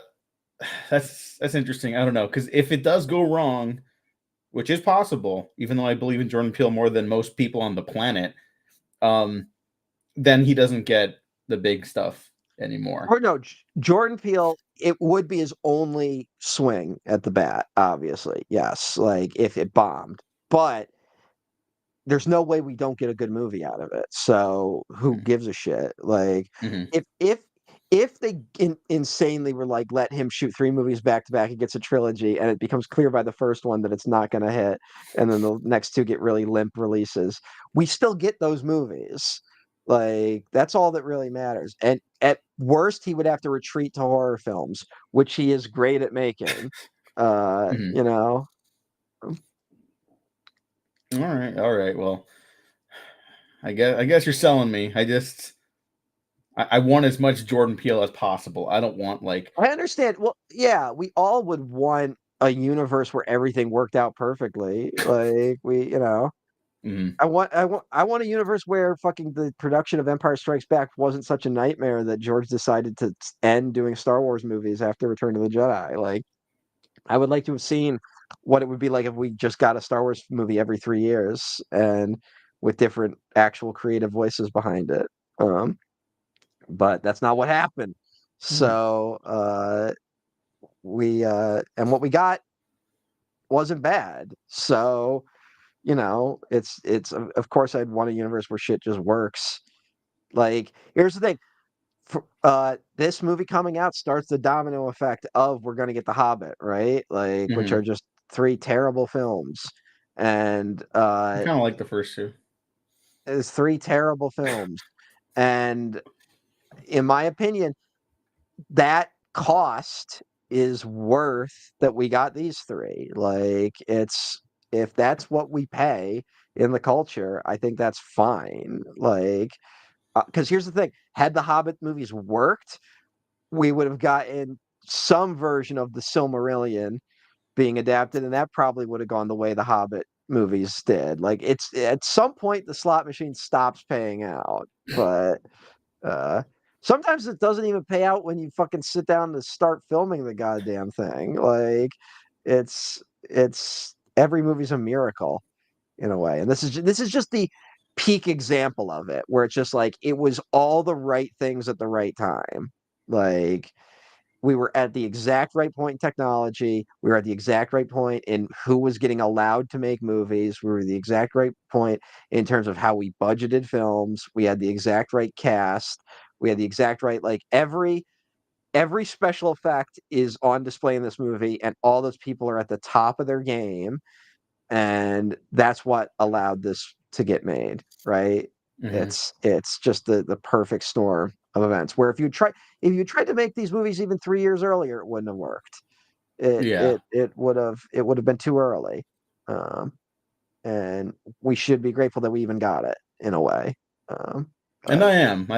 These are defining movies for me. I've talked about it a lot, but this is the trilogy for me. Like yeah, since inception, these were the one. These are the touchstones for me. This is my Star Wars. Although I love Star Wars now. When I've never loved Star Wars more, when less people have seemed to be fond of it. But that's okay. That happens. Um, yeah, and I also don't want Lord of the Rings to be a Star Wars. Lord of the Rings is just it's three books, three movies, and The yeah. Hobbit Well, is one book. that's just the problem of just like now it's we have to get as much money out of every property as humanly possible. Yeah, I It's mean, just Zaslav was like, "How? Why haven't we done more with Lord of the Rings?" And it's like, well, it's over. You did it already. That's yeah. why, Why don't we bring idiot. the cast? Why don't we bring the cast back to do another one? Why don't we do another Lord of the Rings? What they got? It says rings. There was only one ring in that movie. What about the rest of them? Why don't we do movies about them rings? Uh, So but stupid. All these people are yeah, so stupid. They're so yeah. stupid. Sorry, they're just. There's no other way to describe them. They're just so stupid, and they just have so much money that they're allowed to be stupid legally and ethically, which is absurd to me. All right, trivia time. And Okay. is anyone in the comments going to answer this? Who shows up in the books instead of her? Because she does not do this in the books. The Is movie destroyed by the woke mind virus. well, I was gonna say, is this where you begin your criticisms of the books? No, no, this is a perfect change because you Mhm. need to give her something to do because she spends the next two movies being like, "Oh, when's Aragorn gonna come back? Am I ever gonna see Aragorn again?" Which is not which is a very romantic story, but also not the strongest in terms of character. And uh yeah, so Mhm. Mm. Well, before anyone answers that, Max said Babaldi, so maybe we'll just get to that actually. But I think that's the difference between like film and books being completely different mediums already. Like the structure of the Lord of the Rings books, I have no problem with his books. I think if you do certain like structural things that the books did as movies, they didn't change the structure of them overall. I think you run into a lot of problems. I think they're yeah. significantly less engaging. A movie doesn't function as a book. A movie doesn't function as a season of television. And if you try to make movies into a season of television, that's why a lot of 8 episode series fucking ass, frankly. And not that the Lord of the Rings would have been ass if they had like stuck to like the scouring of the Shire and shit at the end, but it's fucking long. Like it just some things just are, like they're unavoidable Yeah. problems if you don't change the direction of the narrative in certain ways. And It again, is it's an interesting. adaptation. It is interesting though, that's the thing that got cut. I'm not actually against it being cut from a narrative perspective, but like in the books it is a very example of like, oh, the war was even able to touch the Shire, right? Like that it even Mhm. reached there. And in this, they come back all, in robes and shit, having successfully fought in war.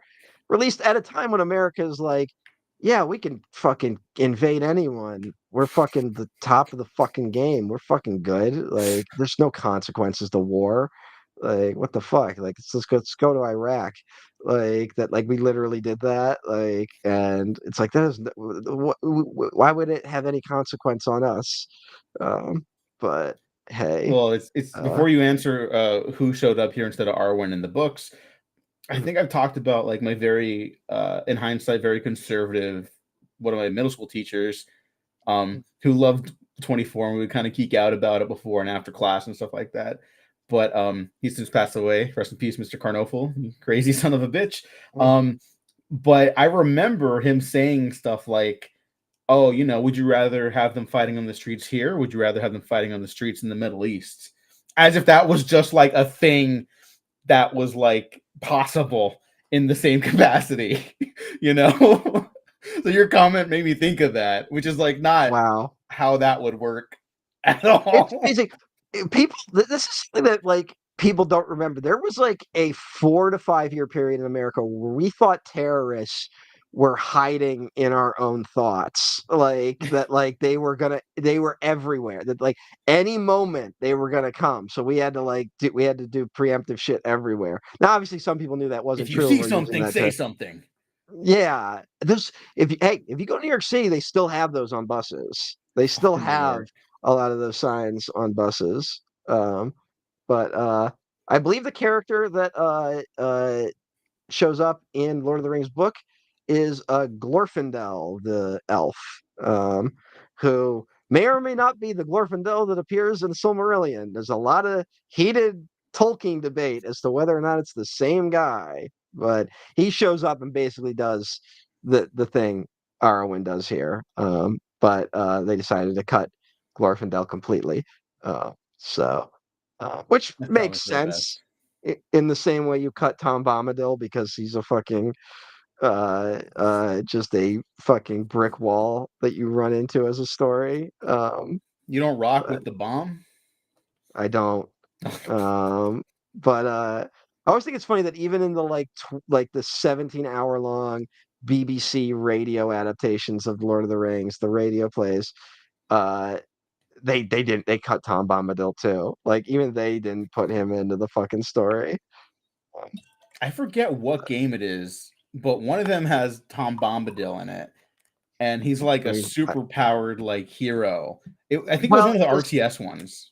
Because he famously in the story he picks up the One Ring like it's no big deal. Like he's the only guy who's like, what this means nothing. Like he's Hmm. got like all these weird powers that like are unexplained, and uh, part of it is like you could argue is like a metaphor for that's the furthest they've gone in terms of their adventure. Hmm. That like now they're outside of the Shire, they have run into characters that you wouldn't have run into, and like now like the rules that you grew up with no longer apply. Others is that I believe Tom Bombadil is a character that Tolkien made up for his children, so he's almost like a immigrant in the Lord of the Rings universe. Like he's a foreign alien, so the rules don't apply to him on a metatextual level. That's a fascinating Uh, idea. I'm trying to look at what games he was in. He was in Lego Lord of the Rings and Lego The Hobbit. Um, and he was in as a non-playable character in Lord of the Rings Online. He's in the I, trading card games. I Uh, never played Lord of the Rings online, even though it is free. So that's pretty yeah, cool. now So, well now it's like yeah, all that and like the Old Republic are all like a lot of those old RPG like when everyone was trying to be Warcraft, anyone that's still around is now free basically mhm, because they're very cheap to run and the player base is so tiny that it don't matter. yeah. But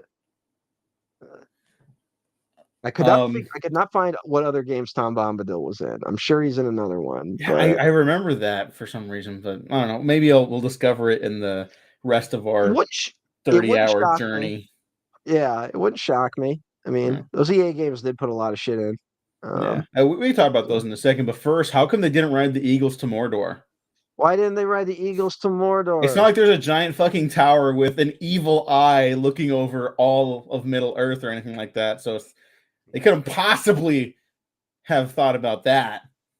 Nostalgia Critic's #1 complaint Is it of Lord of the really? Rings. He did a top 10 things wrong with Lord of the Rings video for some reason. What a deeply And unhappy person. Like I mean, genuinely. I don't know what's going on with that guy. I don't know. I don't know what's I don't know what's going on with anyone these days. I don't. But I don't know uh, anymore. I don't know anything anymore. oh no, it's Agent Smith.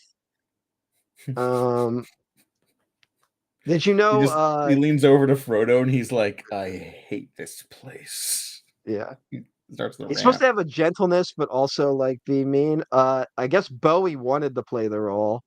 There were rumors that David Bowie wanted Fucking damn it. to play him and would have been perfect.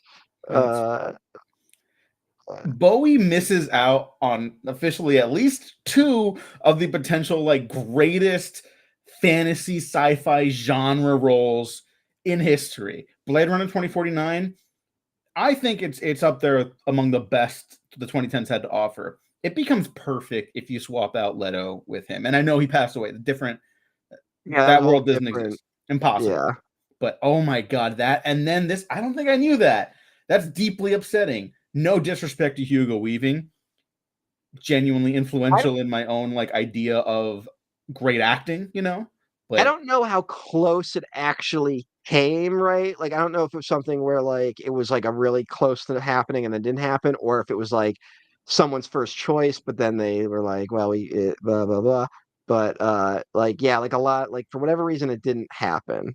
oh, But he also the other choice they wanted him for was the Collector in Guardians. That was the original choice. I And see that. Yeah, that's a pretty and clear and, one. and Bowie was just too. I think he at that point he was secretly fighting his illness and was just too sick to do it. He just said he's like that sounds fun, but I don't want to like do it. Like he Mm. was very politely declined. Um, but I can't believe I didn't know that one. mm, That's I am wild. surprised. Yeah, what the James Gunn fuck? talks so much about all his fucking ideas. You would think you would have heard that one. Yeah. Um, how about that But, Superman? I look, I don't know if it'll be great, but I do think it'll be good. Yeah. I will say my estimation for it has gone up after the Fantastic Four trailer dropped. Did Uh, you see that so finally? yeah, kind of. Okay. I just Well, I like I put it. It was like one of those things where like it was an ad before another video, and so I just let it play for a decent amount, and then I'm like, I think I get it, and then I skipped the yeah. rest of the ad to watch the video I was there to actually watch. So Well, here to keep it um, tied to Lord of the Rings in 1 second, I want another comment catch up. Conduit said at least he got the prestige in reference to Bowie. Yeah, fucking awesome moment in that movie. Awesome performance. Nolan, he's a good filmmaker. What are you gonna do? But you know, one of the things I am interested in seeing Fantastic Four on Disney Plus in like a year and a half or whenever it comes out. I'm sorry, I don't care. It does look sincere. Now, will it be? I don't know. But I like sincerity. And like to go back to Mangold's conversation with Marin, he mentioned, that's where the quote comes from. He's like, I want people to be more sincere. It feels like there's a real like scarcity of sincerity nowadays. And like Lord of the Rings is like achingly sincere. Like I yeah. remember, unfortunately, like the infinite, countless gay jokes about like, oh, all these guys go on a trip Oh, I together. It's like forgot to post Brokeback it. Mountain. I forgot to post it. We just hit the 90-minute mark, by the way. I forgot to post it, but TBS did an airing of the Lord of the Rings films, and they straight up did a trailer that's like Frodo and Sam are gay. Like they did a commercial for it that is them like with romantic music playing underneath. Like you'll always have me, Sam and all that stuff. And like Gandalf giving side eye and shit. Like it was a genuine ad they did to be like, Wow. yep, tune in for Lord of the Rings. Um, Wow. I mean, hey. Yeah. But I mean, hey, credit to like I almost called him Sam like in real life. Oh fuck, who plays Sam? I can't remember his name. Sean Something Astin. Sean Astin, thank you. I kept thinking Sam because of the S. Yeah, Sean Astin and like Elijah Wood, like they took those jokes and they just kind of like ran with them. They're like they're sincere. That like I think Sean Astin has this quote recently in one of like the reunion panels, and he's like, I think Frodo and Sam must have kissed on the trip or whatever. It's like, who's to say they didn't? Like, and they're like genuine in their appreciation of like why can't those I've characters be gay? I've never been on a journey like that. So like I wouldn't know if you're just like if you get to a point where you're just so far from home and it's like, well, you know who's kind of like home and is here right now. Just like just like I need one night. Like I just we it's been a lot. It's been a lot. We need one night together. Uh but I think more people now ship Aragorn and Legolas, I think is the Really, bigger one. Yeah. I see a lot of Um, Legolas and Gimli, which is the most obvious oh one, but yeah. also the correct one. Mhm. Yeah, they got to give. I there's something Gimli just uh I feel like Gimli is too close to a drinking buddy. Like they clearly love each other, but it does feel like drinking buddy love, Hmm. in my opinion. Um, like I think it is one where like I do that thing where like it's like two guys make eye contact for one moment in a movie and I'm like, oh, well, they're clearly gay. But like the guys that literally spend a good chunk of the trilogy together and are competing constantly, I'm like, they seem like buddies. Okay, So Interesting. um, I guess I never thought about it that way, but we'll see. All right, here's another question. This relates to all fantasy storytelling: Star Wars, Avatar, Legend of Korra, all that shit, especially Lord of the Rings. Is every or are most great fantasy stories about learning to love and hope again? Like in a very broad sense, because you mhm, got Hugo Weaving here being like, no, fuck humanity. They're the reasons for all this. I don't give a shit. We're just gonna leave. It's over. Goodbye. And then he learns to like he's still leaving, but obviously he and Arwen like decide like, no, there's something worth like fighting for here mhm. after all. Now they're not the protagonists, but they're kind of like overseeing the whole story in a Yeah. sense, right? Avatar: The Last Airbender, Aang has to make up for the mistakes of Avatar Ronin. Legend of Korra has to make up for the mistakes of Avatar Aang. Yes, he makes mistakes. I don't know if the fandom knows that, but he made mistakes because he's a human being, and that's okay. And the next Avatar will be making up for some of the mistakes of Korra. People sure let you know she made mistakes. Mhm. Star Wars, every trilogy is about like the failings of the previous trilogy.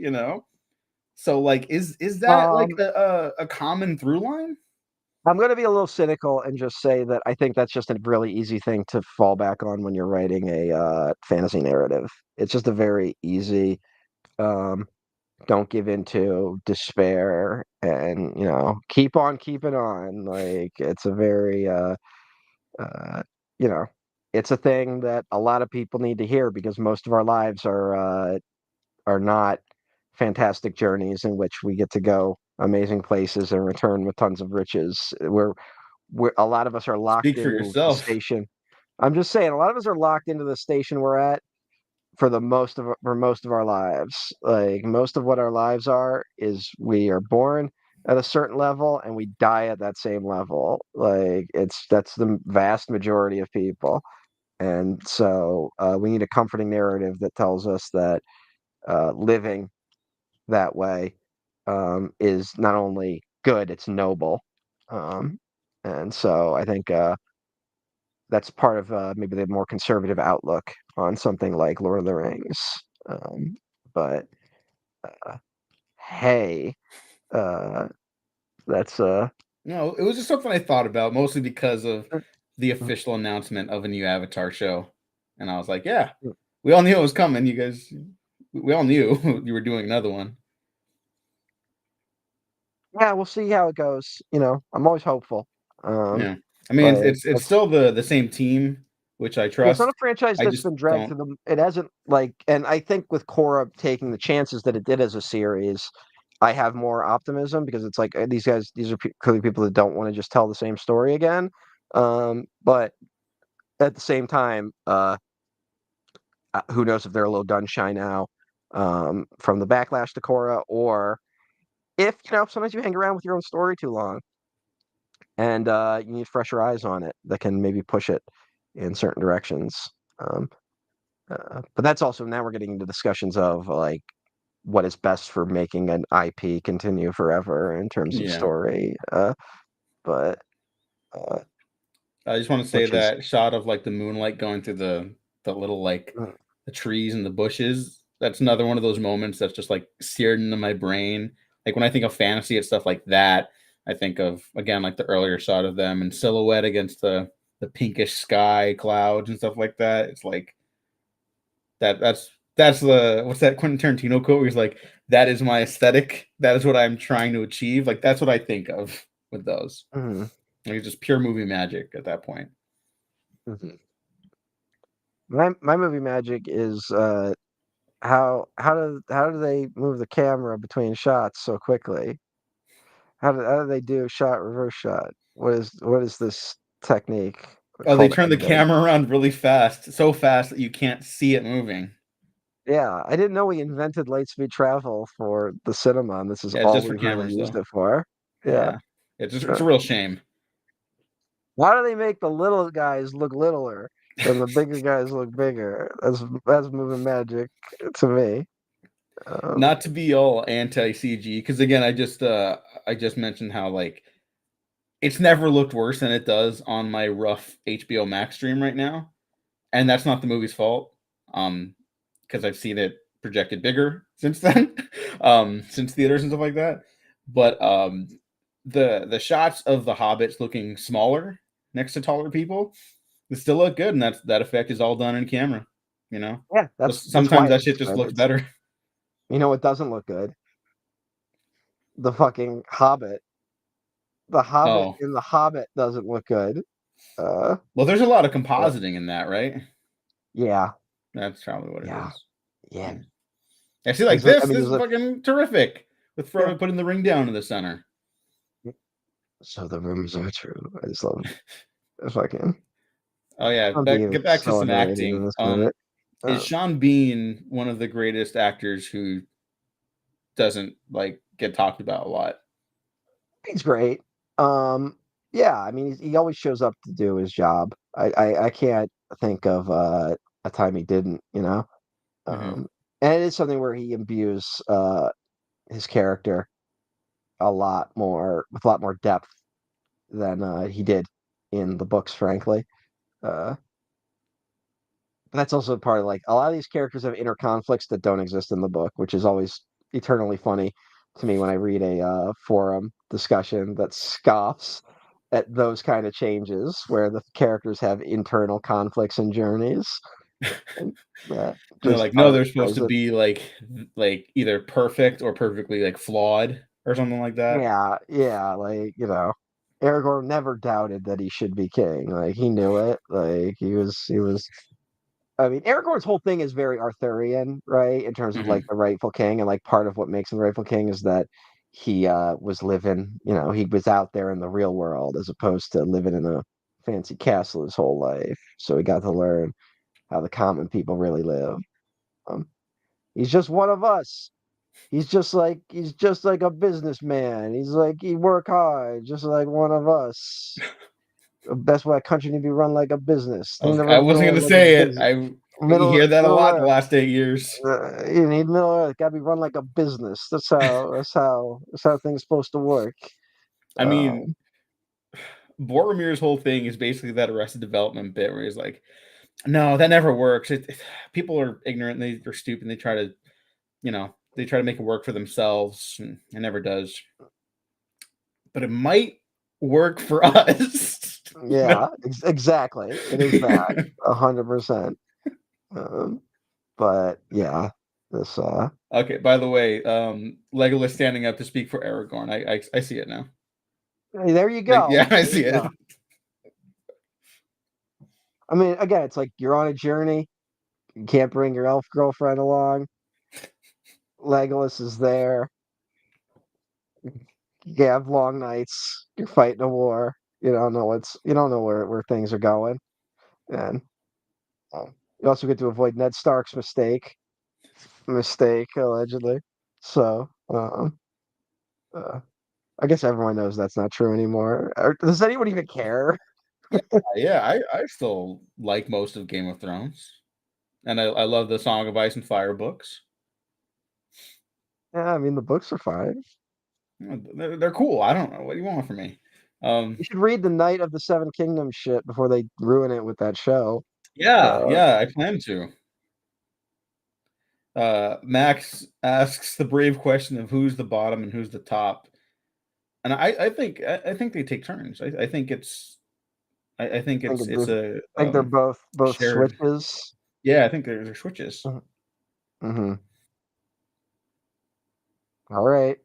Yeah, That's a it always feels like the quote. That's always feels like the question people ask, and then I don't think they know what the proper term is in terms of bottom and topping, but or the giver receiver. I think people don't understand those things.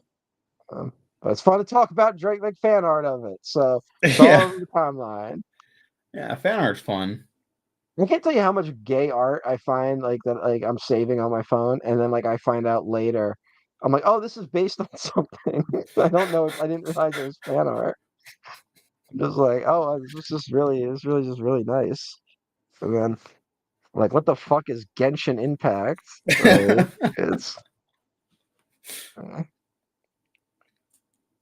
I mean, I can't tell you how much like fan art I've seen in Lord of the Rings, and I think for a while, until I discovered Tumblr, like there were friends I talked to about Lord of the Rings with, but it definitely felt like even though they're some of the most popular movies ever, I was like, ah, people my age aren't really talking about this. You know, it's like just I couldn't really find like an in with that.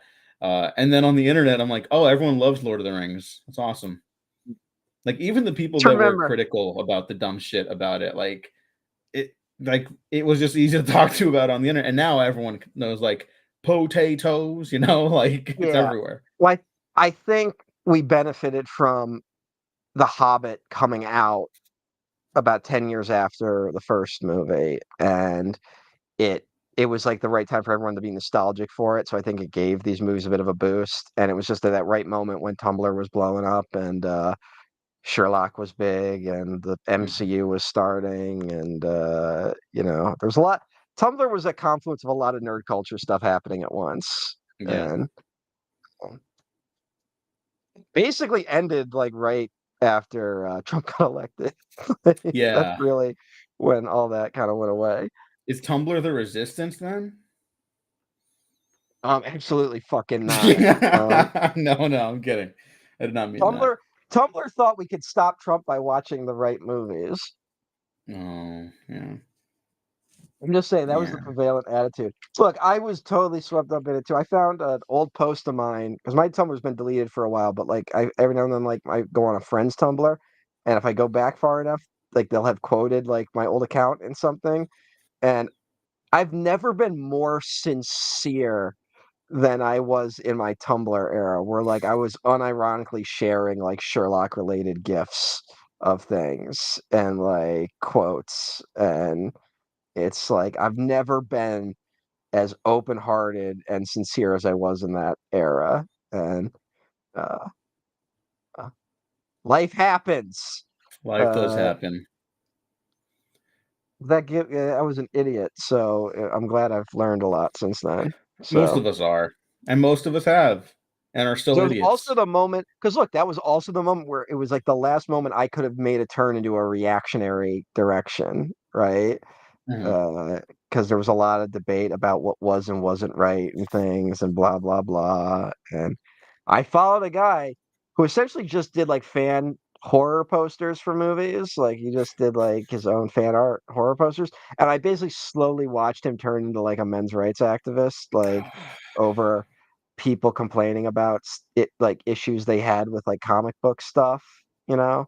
Mhm. Um, and so it was like I could have gone in that direction, and fresh out of high school, learning real world stuff for the first time. Like you could, if I was too precious about this type of shit and not open to criticisms of it, I could have gone in those directions, right?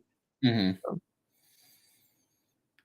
not to sound, I'm not subject, not to sound like all trad posting and shit, but like, goddamn, I do wish I could like vacation in Rivendell for a little bit. Like, it just looks so calm Mhm. and quiet. Like, not to be all cottage core and shit. Just like Yeah. it looks nice. It looks very nice. I would spend a day or two in Rivendell. You know, I don't think I would, but No. I would love to know a guy in Rivendell and then, like, just talk to him over Discord every now and then. And then so, like, he would have the greatest, like, background because he was just because there's no fucking windows, it looks like, in Rivendell. There's no enclosed spaces, everything's open, so I'd be chatting with him about some bullshit, and there would just be a waterfall back there. Like, I'd be like, "That'd be pretty cool." So, uh also, we might have some interesting conversations because we would be living in vastly different worlds. Oh yeah, Um, yeah. like, "Oh, the Dark Lord's rising again," and I'm like, "Buddy, I feel you." Yeah. We've got a couple this time. Yeah, Like hey, look, buddy, look, this is the mistake you made. Because look, Sauron was like, he was technically a general when he started out, but like now he's the fucking runner of the whole shebang. So it's got to pay attention to who's in the inner circle of a Dark Lord. Before that's those are the guys that are really fucking things up for everyone. Sup, Ethan? Hey Ethan, Ethan. if you're curious, we are uh 1 hour and 47 minutes into Lord of the Rings. Woo! Uh, might have an extra 30 or so seconds if you're watching it on Max because they put a stupid fucking promo at the start. But Well, here a that's couple where we're things. at. One, we just passed where the DVD used to split into like the Yeah. part one, part two for the extended edition, and the ad thing sucks. I agree. Having just re-downloaded Disney Plus because I'm rewatching Daredevil because that third season is worth it, frankly. Mhm. And I will check out the new show. I have it with the ad tier because I'm like, I'll tell everyone in here because there's like five of us. Um, I have the Hulu plan through my old Cal State Long Beach account, which means I only pay $1.99 a month. I haven't been a student in some time now. When they catch on, I'll end it. But for right now, I'm riding the wave, I'm catching up on Always a Abbott student Elementary. Fantastic. while you're still learning. If you're still learning shit, you're still a student. Aren't we all? Aren't we all? But Yeah. the point being, Hulu ads, normal television breaks, totally get it. Disney Plus with ads is borderline fucking unwatchable. It Mm. is so bad. I get like 8 ad breaks for an hour of Daredevil. Not even a Wow. full hour, mind you. Fucking insane. Just put them all Hmm. in the front. I way prefer the HBO thing. Just put them in Hmm. the front and the back. I don't care. Don't break Well, it up. I'm not supposed to get any ads. I'm paying for HBO Max without ads, so I'm not supposed to get anything. But they're Well, like, they do the traditional.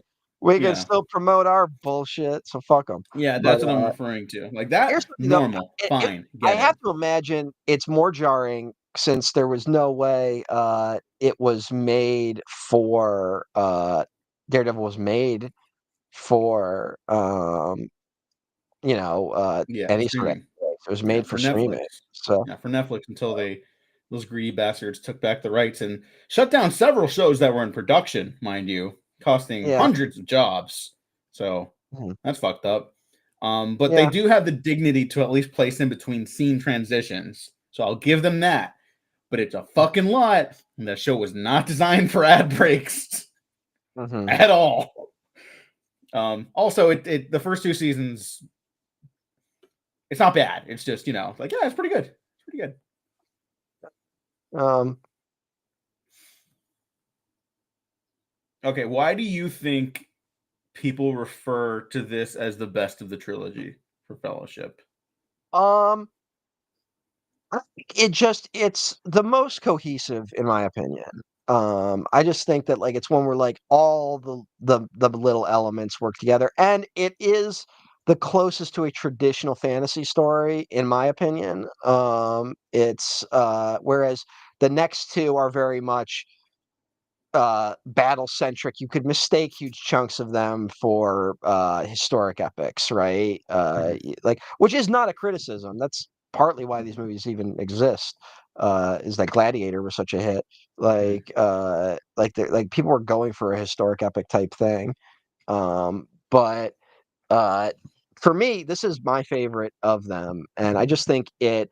But also, I've aged to a point where Star Wars is my favorite Star Wars movie, like the original Star Wars. So mhm. uh, I think there is something to the just all killer no filler version, and this is all killer no filler, which also includes massive lore dumps, which is something that fantasy nerds like. Like that's it's a thing that is like against how to tell a coherent story, frankly, to do massive lore dumps. But if you're a fucking fantasy nerd, you really like that shit. Yeah. Like, it can be very detrimental, but, like, it's like you go see a big blockbuster, you're gonna want some explosions. That's what you sign up for.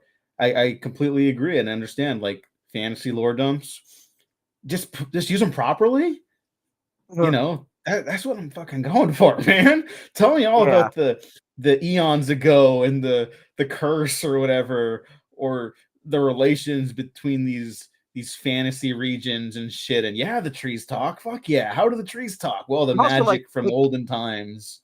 the council at Rivendell scene should not work. Like by No. any metric, that should be a fucking dead stop of a scene. Like it's amazing that it does work. Um, and part of it is that they did a lot of that's in the book. That's where you learn a lot of the actual backstory for the Lord of the Rings.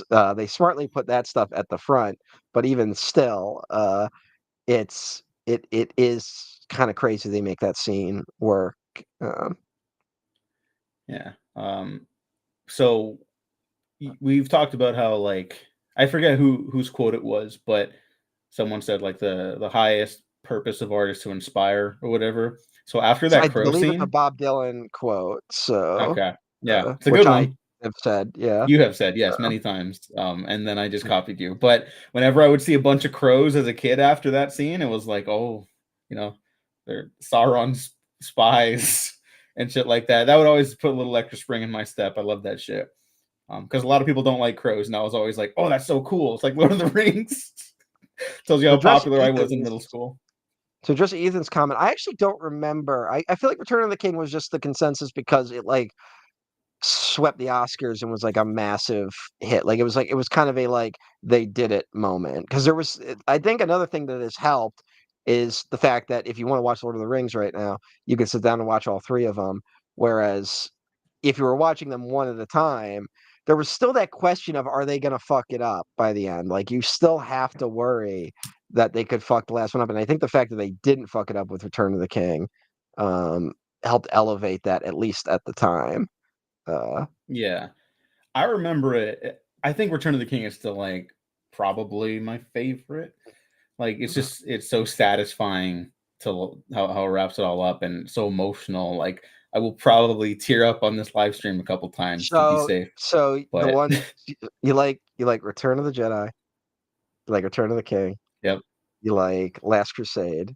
yep, Uh, so, uh, yeah, those are the great trilogy closers to me. all right. Uh, Matrix Revolutions as well, um, but that's like by yeah, a hair. but the first Matrix is better. I I think so. I don't. Fellowship, Return of the King. I think the first one is just a perfect organism, and the Mhm, third one's like, okay, well now we can do this, and I like when they do that. If that makes mhm. sense. But I do remember the consensus being Return of the King, like by a pretty hefty margin. Yeah, and Alien 3. No one's the outlier though, because for all the ones that fucking Diego likes. They're all about being satisfying and drawing things to a satisfying conclusion. And Alien 3 does have a conclusion, but it's I wouldn't call anything about Alien 3 as satisfying. That is not a criticism, by the way. Just that's not what I would call um, fucking Alien 3. I think Uh, it's Alien thematically satisfying, which is what I Alien appreciate. 3 Alien 3 has a lot of what I appreciate usually about when I like the first entry in a series, which is that like I like how they mechanically work, as opposed to uh bringing everything in for a satisfying closed loop of an ending. Hmm. Which I don't always need in a story.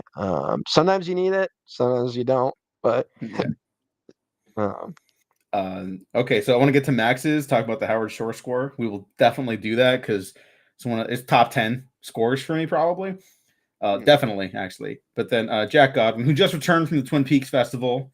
So welcome back, hey, Jack. Also met an old pal and someone I still talk with, Emily Sophia. If anyone remembers the old YouTube days from about a decade ago, she used to post and I had wonderful covers and stuff like that. And we'd podcast every once in a while about stuff like Daredevil and shit like that. So that was really cool to see. She sent me a picture of their selfie together. That was really nice. But Jack mentioned Die uh, Hard with a Vengeance as a great trilogy closer. I love Die Hard with a Vengeance until the last like 15 minutes. mm, It just kind of deflates a little bit. They just can't figure out how to end that story, and I don't know how to end that story. I can't blame them, but yeah. that is not up there for me. And hey, Jack. Okay, Jack had no idea what we're talking about and just naming third movies. So Yeah, we yeah, were talking about third. We were talking about the debate about which one of these was the best, and I was pointing out that Diego seems to always like the third entry in the series. Is Nightmare 3 your favorite? Nightmare on Elm Street? no. Okay. For a minute it was, Uh, but it's been a while since then. Also, for just to keep people updated, we're at hour 57 minutes, about to hit 30 seconds of Lord of the Rings. They're in the snow. They're on the mountain. If anyone's watching along with us in the extended version. Um, Yeah, I this will is upload these fucking as three Gandalf. separate commentary tracks. Gandalf being a real shit and being There's like, my "Let cat. the ring bearer decide." Like, fucking take some fucking ownership of you know what has to happen now. You know these guys aren't going over the man. You know what Frodo's gonna do. He knew exactly what decision Frodo was gonna make. Like he did not ask that question with any sort of ambiguity as to what Frodo thought would happen. So So you think he's a uh little Dumbledore in that sense? Sorry to a drop a Harry little Potter bit. reference, but Yeah, I a think it's little, relevant. a little Dumbledore-esque. Yeah. Hey, but you know But what? At least Gandalf fucking sacrifices himself here. Actually, Dumbledore does kind of too, but that one's like But weird. Dumbledore's sacrifice is dumb because he was already dying. Yeah, a lot of the stuff in those stories doesn't really track like Mm. logistically. All right, people, back me up on this because I did reread all the Harry Potter books like early in the pandemic because it was like comfort food time. But like it's been a long enough time that I'm like I'm probably never gonna read these again unless J.K. Rowling like does a real 180. Um, but She comes out and she's like, "I've unalived Hitler too," or something like that. yeah, whatever. Yeah. I Like mean, that's what it would take. she could get in a room with some people, is all I'm saying. But anyway, No, uh, I said on the live really quick just because we are live streaming this, and I would like the opportunity to keep streaming episodes in the future. So we do have to just be careful with that stuff. But please continue. Just yeah, wanted to. the I'm gonna kill you in Minecraft No, type whoa, shit. whoa, whoa, whoa, whoa. In Minecraft, I said in Minecraft, Okay. so it's fine. All But right. that's where the problems come in. It's the language, Diego. It's not any of the substance of what's actually being streamed. It's not Um, the acts of violence perpetrated against people. but uh, what the fuck was I saying? I was making some point. J.K. Rowling, That you was were reading here. You weren't oh going to read Harry oh Potter ever again. all right. I got in a screaming match with someone in high school who disagreed with me. Uh, Dumbledore is dying in the fucking seventh book uh, because he put that ring on he shouldn't have, right? Like it was one of the Horcruxes. He had found it, and I can't remember what it was. It was something that allowed you to talk to the dead, and Dumbledore wanted to talk to his dead sister, and he felt the temptation. He put it on, and like, oh, it was it was like it's a classic giving in to temptation, stupid moral bullshit that's in those Harry Potter stories. And he's because that's why his arm's all black in the start of Half Blood Prince, um, which I don't believe is ever explained in the novel because it's of course later. And Snape is helping him like Snape is giving him medicine, but he's like, I can't stop it. Like it's going to kill you eventually. So when they find out that Dumbledore is supposed to be murdered by Draco, they're like, well, we'll save Draco, but you'll have to kill me to like save the boy's soul because I'm already dying. Like, and I got in a screaming match with someone who thought he was dying because he drank all that poison juice in that cave when he was like, Harry, no matter what I say, don't make me stop drinking it. And then like 5 minutes in, he's like, you fucking piece of shit. Potter fucking stop this goddamn nonsense. But Your relitigating of the process and the backstory it took to make Dumbledore even like have to come up with the idea to sacrifice himself is why those stories don't fucking hold up when you think about them too hard. I am always going to be thankful for them because they were such an important part of my youth. They are definitely better left in the past, but that was maybe the single stupidest explanation I've ever heard for anything, frankly. I did not I haven't thought about that in forever. That was like really dumb. Oh my god. yeah, J.K. Rowling writes weird. Um, that's why the final battle is them just talking. Uh, Or but the great I've complained about this before, but I'm gonna do it again because Lord of the Rings doesn't have this problem. But their great final battle culmination in the books when it's like, well, it's just from Harry's perspective, so we're just gonna follow Harry through this battle. And then the movie does it, and it's like, well, we're just gonna do that, and all the problems you have from only sticking to Harry's perspective, they're gonna be in the movie, and even worse. And that's why the well, ending to that movie sucks. it's in my opinion, it's even worse that they tried to do both. They try to do And they don't an commit. epic. They don't. Yeah, they try to do an epic Lord of the Rings style battle while also doing the we're going to stick with Harry's perspective while he's running through the castle. Because I'll give the books this. It's actually really engaging when they do the Battle of Hogwarts only from Harry's perspective because you're constantly hearing the battle getting closer. And we at this point we know all of our characters are on the line, like at this point, because everyone's gone off to the front line. So we just know that shit's not good. And like occasionally you'll run into someone and they're like, it's not looking good. And that's really good in terms of building tension as to what's going on. But uh yeah, they try to do both for some reason in the movie, while also like being like, well, we're also not going to show Lupin or Tonks's death. Like, So why? stupid. Why would? Why It's would we stupid. show that? Why would we show that? But we are going to show Neville blowing up that bridge, and he's going to do a little comedy moment right there. Um, but I fucking hate that movie. Uh, I hate the ending. I remember liking the movie a lot, but I have no inclination to rewatch them. Apologies to the cast, who has remained uniformly very talented. Uh, yes, okay, it's a and Howard that's Shore score. So this shit goes crazy. That's my comment on the Howard Shore score. oh yeah, we didn't talk about Howard Shore. It's one of the greatest I scores didn't of all forget. time. I was But thinking on it. all right. Um, Yeah, it's great. I'm not good at being like, here's why it's great. It's just great. Like uh,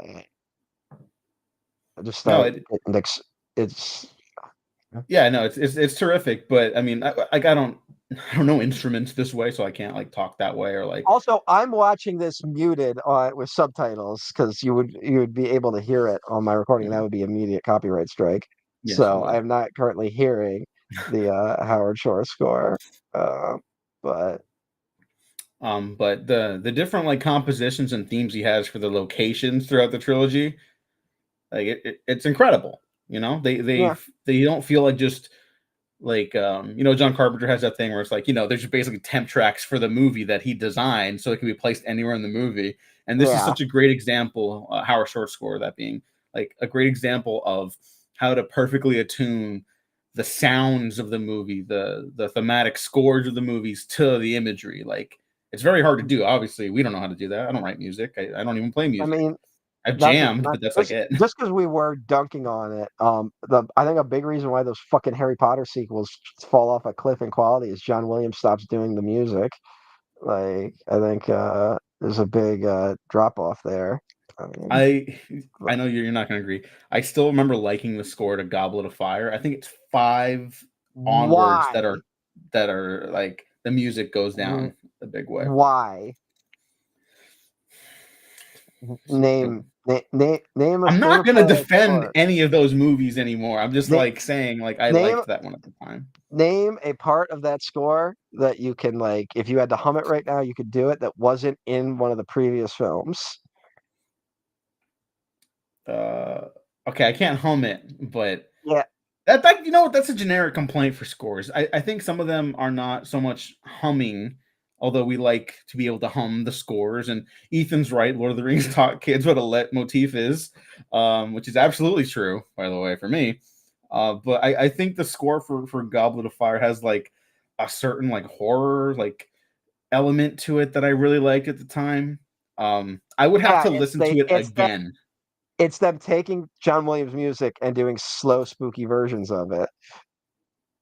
Yes, but whatever, it works. Dun, I didn't say dun, it was like dun, amazing. dun, dun, dun, dun, dun. Oh my God. When the What Durmstrang a boys fucking show up, I really like what that. a The drums but and that's shit. like no, that sucks. That's a bad scene. That's a terrible scene. Listen, Crumb I don't doesn't have get a anything else to add line to for like those. an hour into that fucking movie. Listen. They're no Lord of the Rings. That's just a fact. Um, we haven't talked about Sir Ian McKellen, who is among the greatest actors to ever live, and we're lucky to still have him. I, That's crazy. I don't think he's doing much these days, obviously, because he's older. But like Yeah. again, it's this weird conflicts of just like I think because of this nerd media ascending of just like he's Gandalf and Magneto at the same time. So like that's how a lot Mhm. of people know him, Oh right? yeah. Yeah, but even in other stuff, like what's that one movie he's in that you like? Is it Mr. Turner? Is that it? No, he's not in that. What am I thinking? No, that's Timothy Spall, right? Yes, Yeah. What's the other one? He's in a Mr. there's a Something. drastic difference. Well, there's the Mr. Holmes he did where he's like old That's what, man oh Sherlock yeah, he's old Holmes. Sherlock. Yeah, which is a movie I think I said yeah it was fine. I don't remember going like you know what movie fucking rules, motherfucker. Yeah. That Mr. No. Holmes. Ian McKellen fucking throws some shit down in that. Apologies. I convinced or I mixed up an old Sherlock Holmes fan fiction with a Mike Lee movie. My bad. Oh my, yeah, that is actually bad. You're Yeah, bad. that I You're a feel bad bad for person for that doing one. that. Shout out to Hard Times, the new Mike Lee movie, which is fucking incredible. And Coming back, Ethan's saying McKellen's coming back for the hunt for Gollum. That's the worst thing I've ever heard. that's Uh, pretty bad. I didn't know that. Are you kidding me? Uh oh, here, Max has got my back for Goblet of Fire though. Cedric's father screaming, "That's my son, that's my boy." It's a great line read, told the fuck out of that. I remember it's being the in the theater one. and being emotionally It's affected by that. it's the one good scene in the movie. It's an It's actually amazing well performance. done. It's an actually well done scene, which is also changed from the book because it plays a little differently in the book. But I do like that, like they immediately return to a celebration and like the slow realization of what's happened takes place, which is a really good way to do that. It's like they built the whole movie around that one moment, Mhm. and then didn't bother to work on anything else in the film, like making any of the tasks of the Triwizard Tournament engaging. Um, Ethan said maybe he fell victim to Facebook's lies. Ethan, we're millennials. You're supposed to be better than fucking getting how is hoodwinked by Facebook. how is Facebook decipherable enough to even get lies out of at this point? Like, Yeah, I don't remember the last time I've logged onto Facebook. I did a couple months back, but I don't remember specifically when. And it was just like, I don't recognize any of this shit anymore. I mean, you just had Gandalf's moment of I have no memory of this Yeah, place. yeah, Uh, exactly. You know, though, um, I'm looking at Ian McKellen's filmography, and so I was trying to think of like what I could have been like. Yeah, Ian McKellen, woo woo. And there's not no offense to the man, but it's mostly Lord of the Rings and X-Men shit. Uh, let me take a look. trying I to like believe you. I just want to check this out for like myself as he's well. Death in The Last Action Hero. He's the old Jewish professor in the Keep. Um, Oh yeah, yeah. he's Well, you know he's what? James Whale in Gods and Monsters. Well, he's kind of like another Robin Williams, like this incredible performer who just was in a handful of good stuff. And Yeah, but but he's great in also everything. yeah, also like I think he's just a much bigger stage actor in England, so or at least was. Yeah. I mean, he's in Richard the Third. His Richard the Third movie's pretty good. Like, it's like a modernized, like, what if Richard the Third looked like Hitler take Mhm. on it. So, it's pretty good. Um, Oh shit, yeah, that's kind of huh. I his remember other there being more. mixed in there with his other top movies is the Beauty and the Beast film. The movie's so bad it made me swear off other live action remakes for Disney properties. Uh, Not a joke. I mean, that would be the moment. That would be the Yeah. moment. There's also some cats. Yeah, of So, course. How as could I forget? Gus, Gus is the cat by the theater door. It looks like he's barely gonna make it through that song. I didn't What realize Tom Hooper hasn't directed anything since that. yeah, because it cooked them alive. Like everything went wrong on that.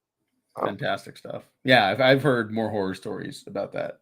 Um, that man did not have a fucking clue. I feel comfortable saying that, um, given his alleged personality. But yeah, that feels pretty good. Sometimes you win, or sometimes the right people lose. Rather, yeah, yeah. I don't know if I want to be mean to the man, but no, also like you be a he'd little make bit. everybody. He did make Feel every comfortable with that. wrong decision. He didn't make a single right decision. So uh, might be the most amazing train wreck of all time. And it's one of these things where like he must have fought hard for a lot of those decisions. So that's probably why it hurt him a little more. I think he directed. Speaking of Lorik, I believe he directed some of his Dark Materials, the TV adaptation. Yes, I Uh, think the first two episodes, which I haven't seen, but I he might be I one of think those guys that's better in TV. he came back for I think another episode in like season two or something, but I could be misremembering. So I think he's got like an executive producer credit on the whole show because I think people are like, who's fucking blow it up? It's Tom Hooper. We got to put all the chips in the Tom Hooper bank. Hmm. That's pretty funny. So yeah, Um,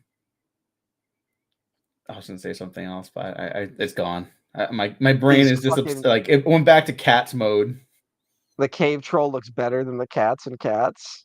Yeah, frankly, and What the proper cave troll is directing and aging lighting? Yeah, noticeably, but who no, cares? all a lot of these have aged, but it's still pretty cool. Like it's one of those where like a lot of these uh early CGI stuff have more charm as opposed to being like, oh, I needed this to be believable for the Mhm. scene to work.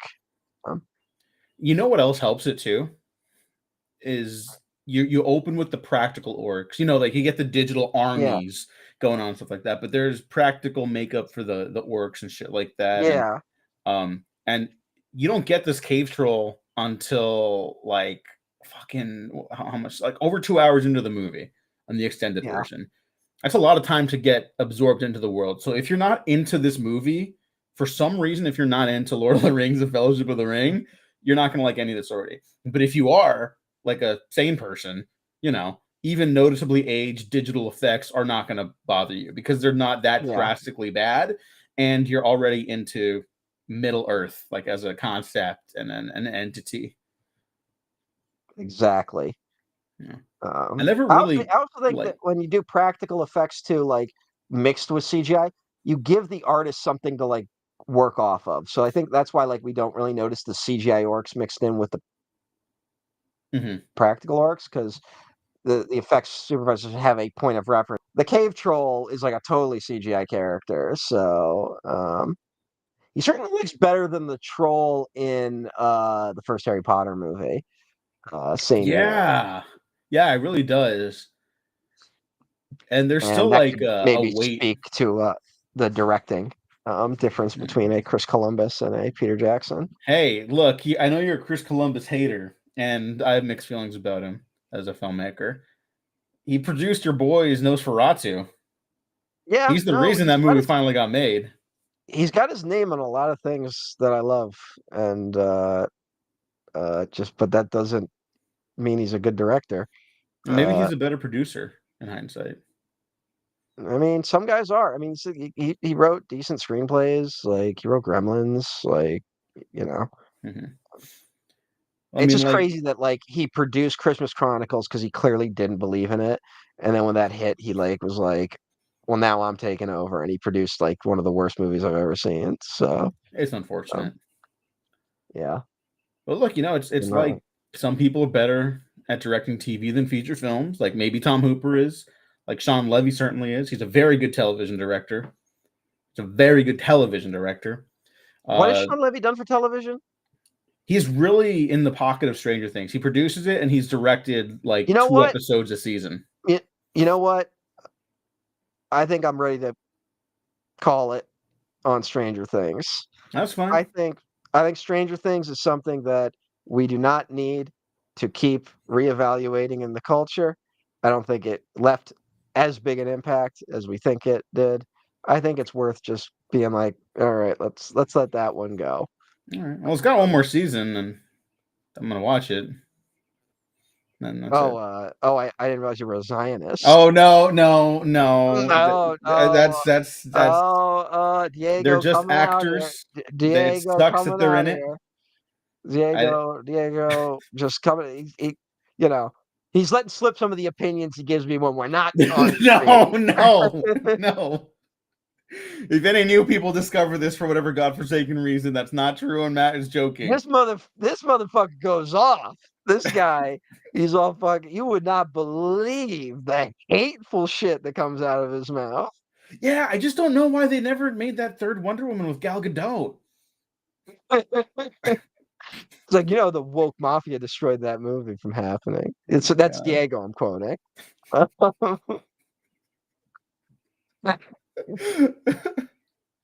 Oh, you You, know you what? know This what is makes her, he said, what makes her a perfect Wonder Woman? She was actually a soldier, so she knows what it's like.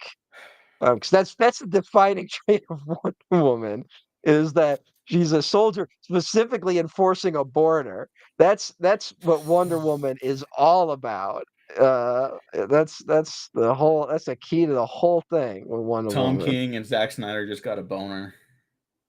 Uh, what's going on with Snyder in those regards? What's going on there? I don't know. Again, I think he just like he doesn't put too much thought into it. He just likes certain aesthetics and stuff, and He sometimes likes it skull. works, and other times it doesn't. People would argue it doesn't a lot of the time. I think it You, works about you, half the time. you think that's going to happen, Oh yeah, Max? Max just commented that I'm ready to for her as in Gal Gadot to give the award to No Other Land on Sunday. It seems to have the most heat in terms of documentaries. I've not heard the names of other documentaries that are nominated. So But that's a that's very real possibility. but that seems like something where people are just going to be like there's no way there's not some campaign behind the scenes to make sure that gets like the least number of votes somehow.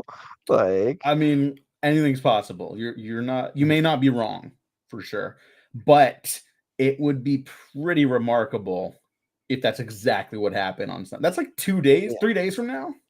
That's going to be a I'm not I, why does anyone know? Why does anyone who watches? Why are you watching the Oscars? What's going on? I watch Oscar parties. At Oscar parties, excuse me. I don't watch Oscar parties. I watch when I'm at Oscar parties, and then otherwise I just kind of watch the timeline whiz by. Maybe we should live stream that too. Just get angrier.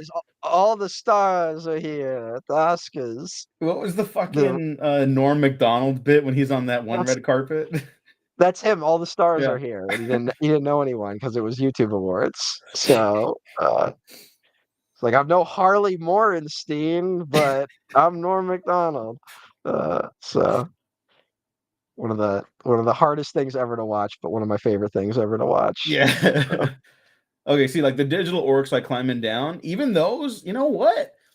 Not bad. Not bad at all Yeah. for They're this not bad, shit. but they're also they're in the shadows. And I'm not Hmm. these aren't complaints being like, it's like people go like, well, the CGI looks good in Jurassic Park because of the rain. And it's like, if that's all it took to make the effect work, why didn't Godzilla look good fucking 5 years later? But it's when a director knows what they're fucking doing. Well, hey, Godzilla Um, comes out first. Remember the '98 one, right? Compared to what? To this. I was talking about in comparison to Jurassic Park. Oh, okay, okay. Oh, I see, I see. Okay, never mind. I I was got it all saying that mixed like up. people go like the CGI in Jurassic Park looks better. Yeah, Conan's hosting the Oscars. Thanks for reminding me. I feel like everyone's gonna hate that.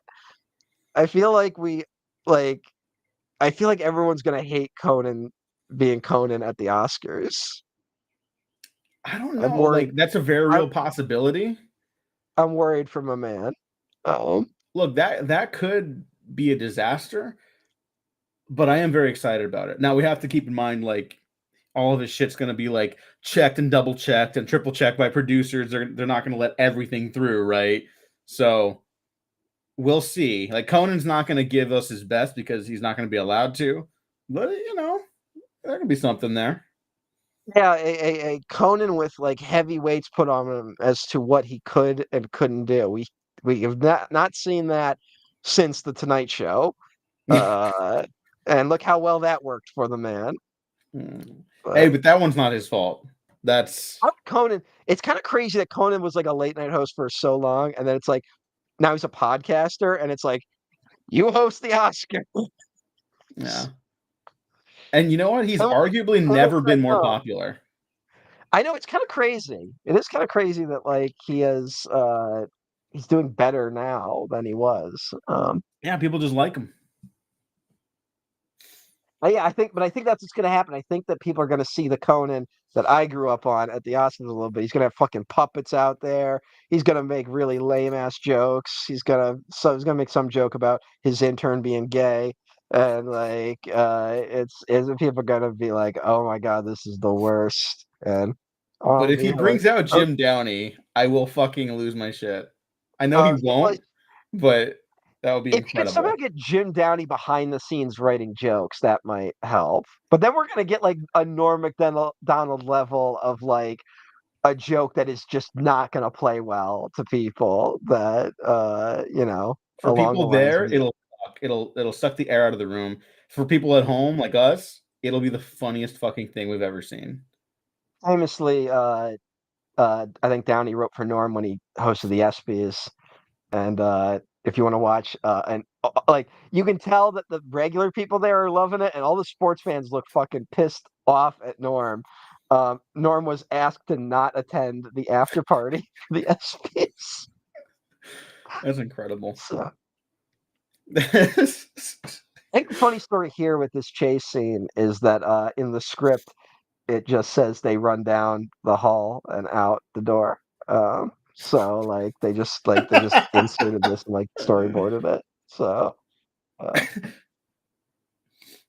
I mean, which is very sometimes funny that's to think all about. like a script needs. Yeah, It's like people forget it's like a blueprint. You don't have to come up with every particular detail that's going to come up on screen, but you should have the groundwork for it. it is so Or you fun to have watch a these old effects though of just like the composite. Like it's very little in the background, but like there's like flames composited into the shot that like mhm, don't really make a lot of sense. But uh, whereas I think some of this is still miniature, like they do the miniatures, which I think they call them bigatures because they're actually like massive when you look at them. Like they're not really small. They're like these massive things. mhm, So I think that's why a lot of stuff in this still has like a tactility and weight to it. yeah. Um, I mean, even that part of the staircase like hitting the wall, there was like a slight camera shake to just give it a little extra like oomph, you know. how do you feel about people putting mistakes into the camera in post production? You have to be really fucking good at it. I don't think it works very often. Again, I feel like everyone hates it, but I think it's also because J.J. Abrams really pushed that shit. he started with like the digital snap zooms, which just don't look as good as like the physical snap zooms a lot of the time. Like whatever, if it works, it works.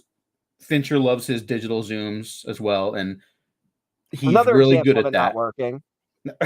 No, I think he's nothing wrong with most of his technical processes. I've not felt that he was like a technically insufficient director until very I am recently. definitely, I'm definitely uh, overselling my hatred of David Fincher's directing ability, but there is something where people will post a screenshot from a movie being like, "Fucking sick! Look at what Fincher's doing," and it's like a shot of a window, and I'm like, if this takes like 30 paragraphs to explain why this shot's good, I think you're overworking. Like, just do a bad shot instead. Like, I'd rather you work less Hmm.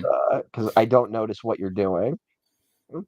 Yeah. Whereas, like, I think the technical precision of the Lord of the Rings trilogy, that's what's perfect. It's not like that it is technically perfect. You know what I mean? It's effective, like constantly.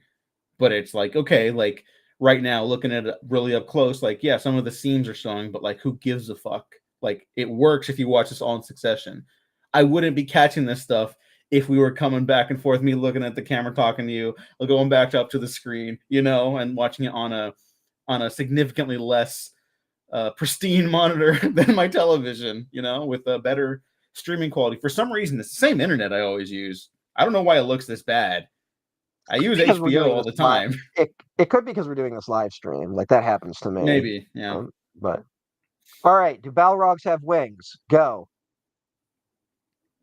Like, do Do a Balrogs yes or no? do Balrogs have wings? Go. Yes.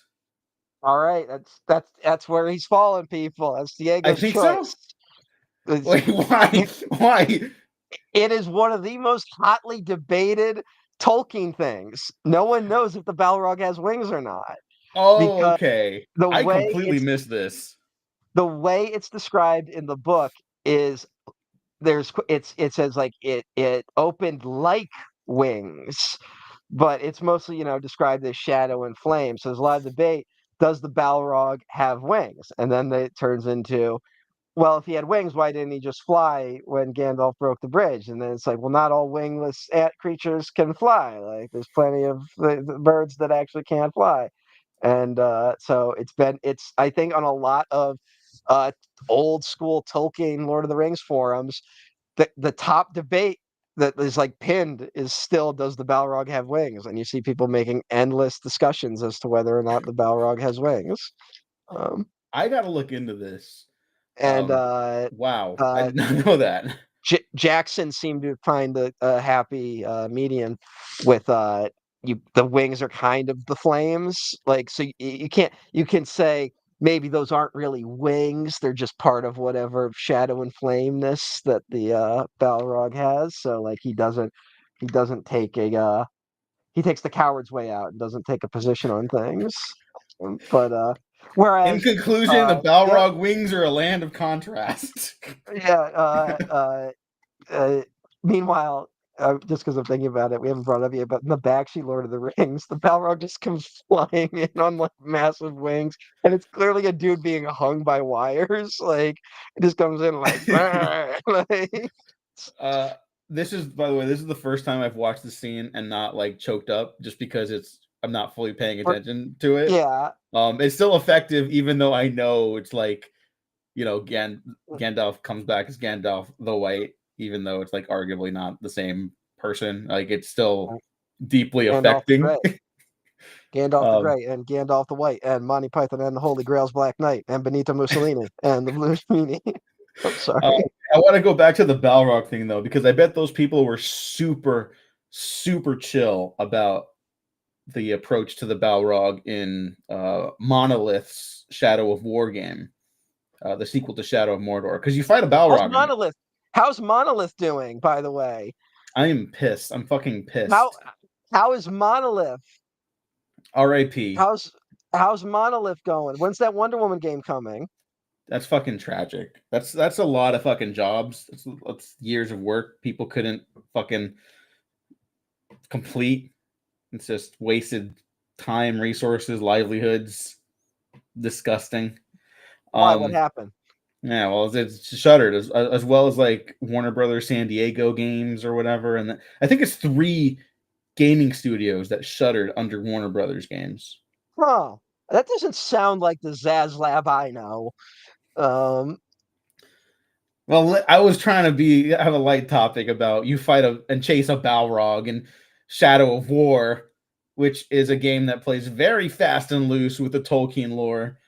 yes, it I don't does. really, it's wait till we get to Shelob in these movies. I don't know if you know about that, but I know. Yeah, they made her a sexy spider lady. Like, yeah, but and they opened the game with that. I love Shadow of War, but when they opened the game, I was like, why do people not like this? And then I get immediately 5 minutes in, you're hit with that, and I'm like, oh fuck, this is like rough is is off she the bat. actually a is she like actually a sexy spider lady, or is it like a projection of Shelob? Like this is how I Shelob doesn't remember just it being like a transformation thing, but it might okay, be a yeah. projection. I haven't played that beginning of that narrative in a while. Mhm, Um, every once in a while, I will go back just to do a big battle sequence because you can just do that in that game, which is like very mhm. cool. That's why that game is awesome. You just do Lord of the Rings battles the whole time by the end.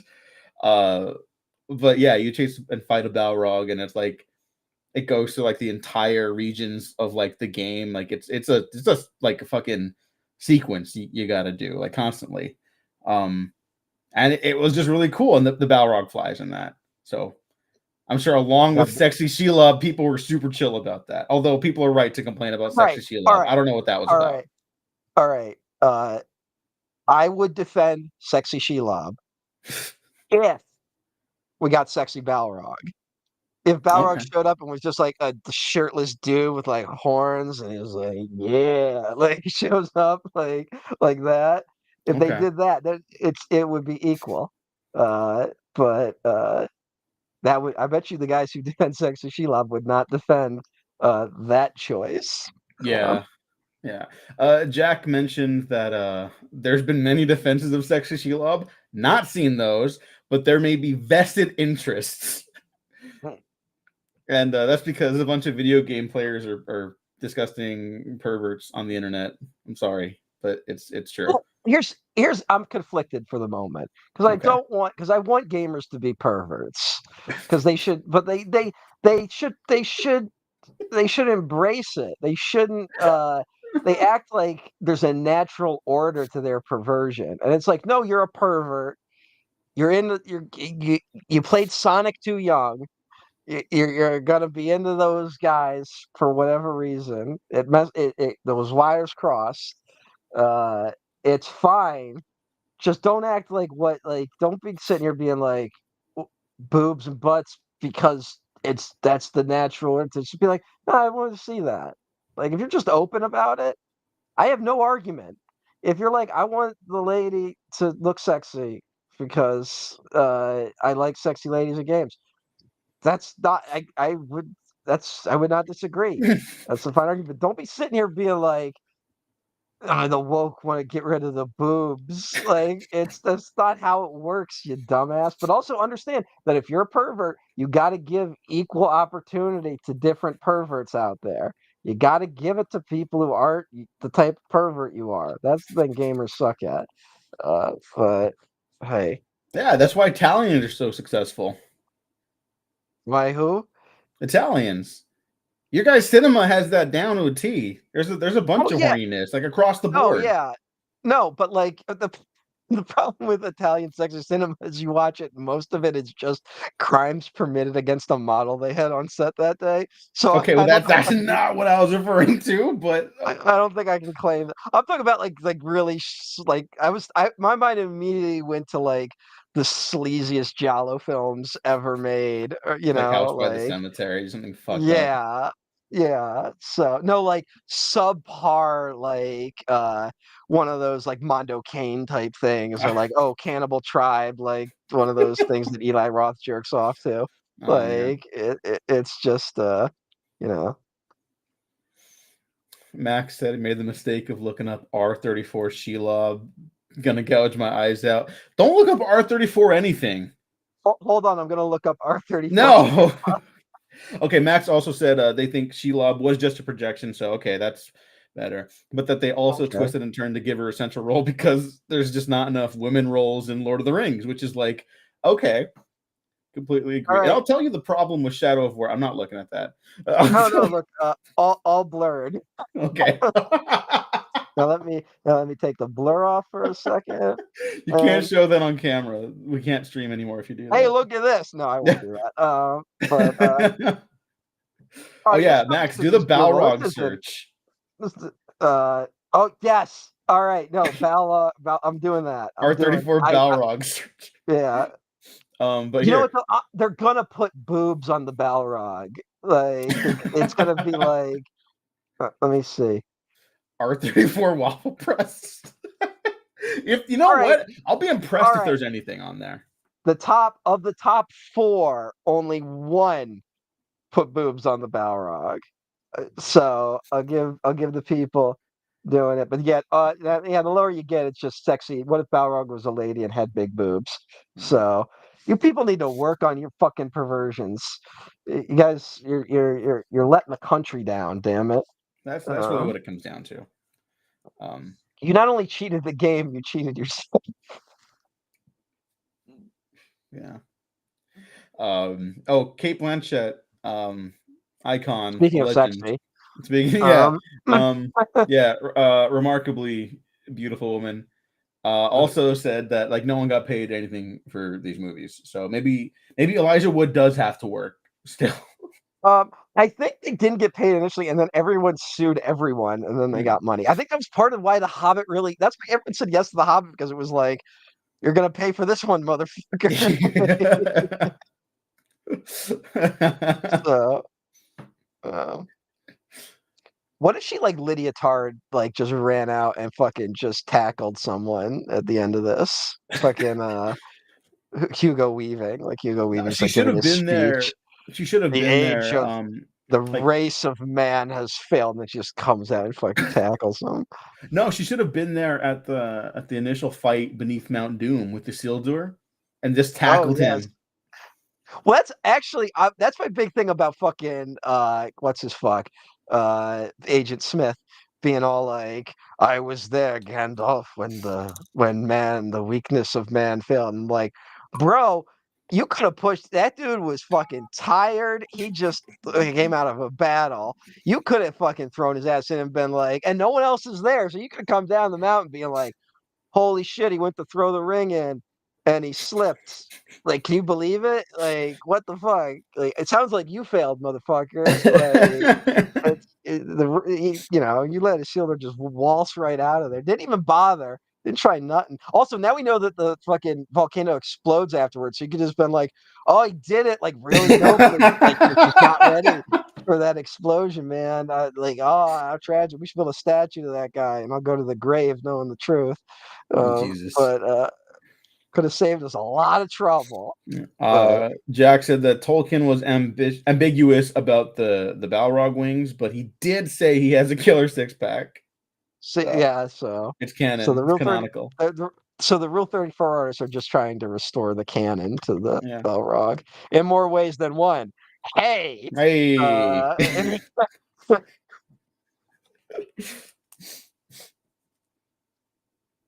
That's pretty good. I'd forgotten about uh, R34 for the record. I just I guess I don't spend that much time on those corners of the internet, but I forgot that you was like a thing. watch normal pornography like a normal human being in their 30s. Yeah, who among us, you know? You have to stop doing Rule 34 like pretty early on when you're in your 20s because you have no frame of reference. So all your Rule 34 lookups are going to be like the fucking cartoon character you like, and you can't do that going forward for very long. So, uh, all right, let's talk Shrek 5. Oh my god. Um, that Um was Maxwell. That was Maxwell Deering's. What do you want us to talk about Shrek 5? What are we doing there? it's a fantasy film. All the Shreks are fantasy films. Yeah, I mean, all right. In the Shrek 3 opening and 4 are Shrek, failed fantasy blockbusters. yeah, in Actually, the no, opening of they're Shrek, not. They Yeah, were they they did make were money. yeah, they were fucking But Shrek 3 kind of is a failure. I would argue we could have put Shrek 3 in there as a failure. yeah. It's a But pretty steep nosedive of quality. mhm. What the fuck was I about to say? So Shrek, in the opening of Shrek, he reads from the fairy tale book, and then he's like, While "What a he's load taking of..." a shit, it's revealed. Yeah, he says, "What a load of..." Rips the paper, implying he's going to wipe his ass with it, and then he flushes the outhouse. We hear a flush, and then he kicks the door open. And that's when Smash Mouth starts playing. But he flushes an outhouse. No one, and they opened the Cannes Film Festival with Shrek that year. So, Fucking insane. Oh, I also referenced your point about All Star by Smash Mouth, Shrek Stolen Valor, um, because that was in Mystery Men first. And yes, I brought that up on my discussion with a friend and friend of the show, Shay Vassar, hyping up her comedy background and her short film she's funding, Julie Takes a Walk. Go support it. Check it go out. support it. She's very Support talented, very independent. funny. Support truly independent film, motherfuckers. Put your money where your mouth is. You want to see some fucking movies out there. Yeah, go. Independent, anything is hard. Independent comedy, I couldn't even fathom. She walks up on stage to make comedy in front of strangers. That's the most terrifying thing I've ever heard, including terrorism acts.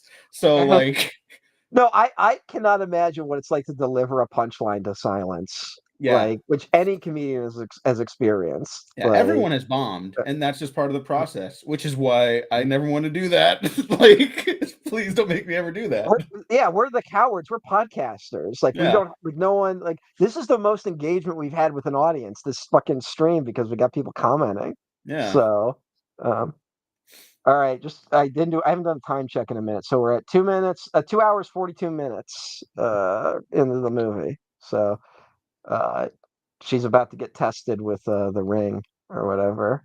Um in the place of a dark lord, you will have a queen. Which is like the hottest moment in this movie. It's up But there. I'd throw the ring at her, be like, yes, all will love you in despair. Uh, Fantastic. Sounds good to me. yeah. For Lydia Tarr, anything. Yes, that's the message of the movie Tar. I Yeah. stand by Tar and every action she took. Um, Well, the film showed it, so it endorses it. People were like, "Wow, this movie's like really going in on cancel culture." Like this movie's, it's like she's the villain. Like she is so clearly like a monster of a human being, and people like didn't get it. That one that baffles me. Um, Yeah. Probably one of the I think funniest fucking movies ever made. I fucking love that movie. yeah, that's I know that was your favorite of that year, right? Yeah, a hundred Yeah. percent. It still is. Yeah, Like that's in my it's top 5 for that year for sure. mhm. That was a Just good year for movies though. yeah, it Like was. But like really good. I think it was that the Fablemans year? Uh-huh. And Uh, Nope. 'Cause yeah, well, that was the thing. I was in a position where I'm like, do I pick Nope or the Fablemans as number one? And like, thankfully, Tar came along, so I could just like kind of be like, oh, I plead the fifth, like, because I didn't mind giving like second and third to those guys. Like, or it's like Mhm. it don't matter at that point. But like to be like, oh well, Tar is better, just helped. Stronger than the foundations of the earth. Uh, Yeah. And see like that, like although, this is a little like it's not even I would say rough around the edges, but dated in terms of how you'd present that like digitally, but it's also a very unique effect and still very impactful. So like yeah. it's no negative connotations whatsoever. It's just like, man, Mm. they're really going for something there. Castlevania's Nocturne season two ruled. People keep watching that shit. Keep Oh like, yeah, I gotta watch did they that. I'm sorry. I did it haven't get yet. canceled? It's one of those things. I've been so like out of touch with what's actually happening that like Nocturne could be canceled right now and I don't even know it. Um, but Well, if I it know was that watched the, by the 100 million people, it probably will be canceled because that's you just know how what? this fucking shit works now. Yeah.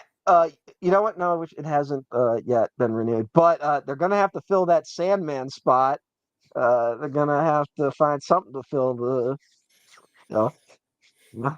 maybe we'll be getting So I should say Castlevania was the first season was also heavily written by a now heavily canceled comic book writer. Oh, In that's right.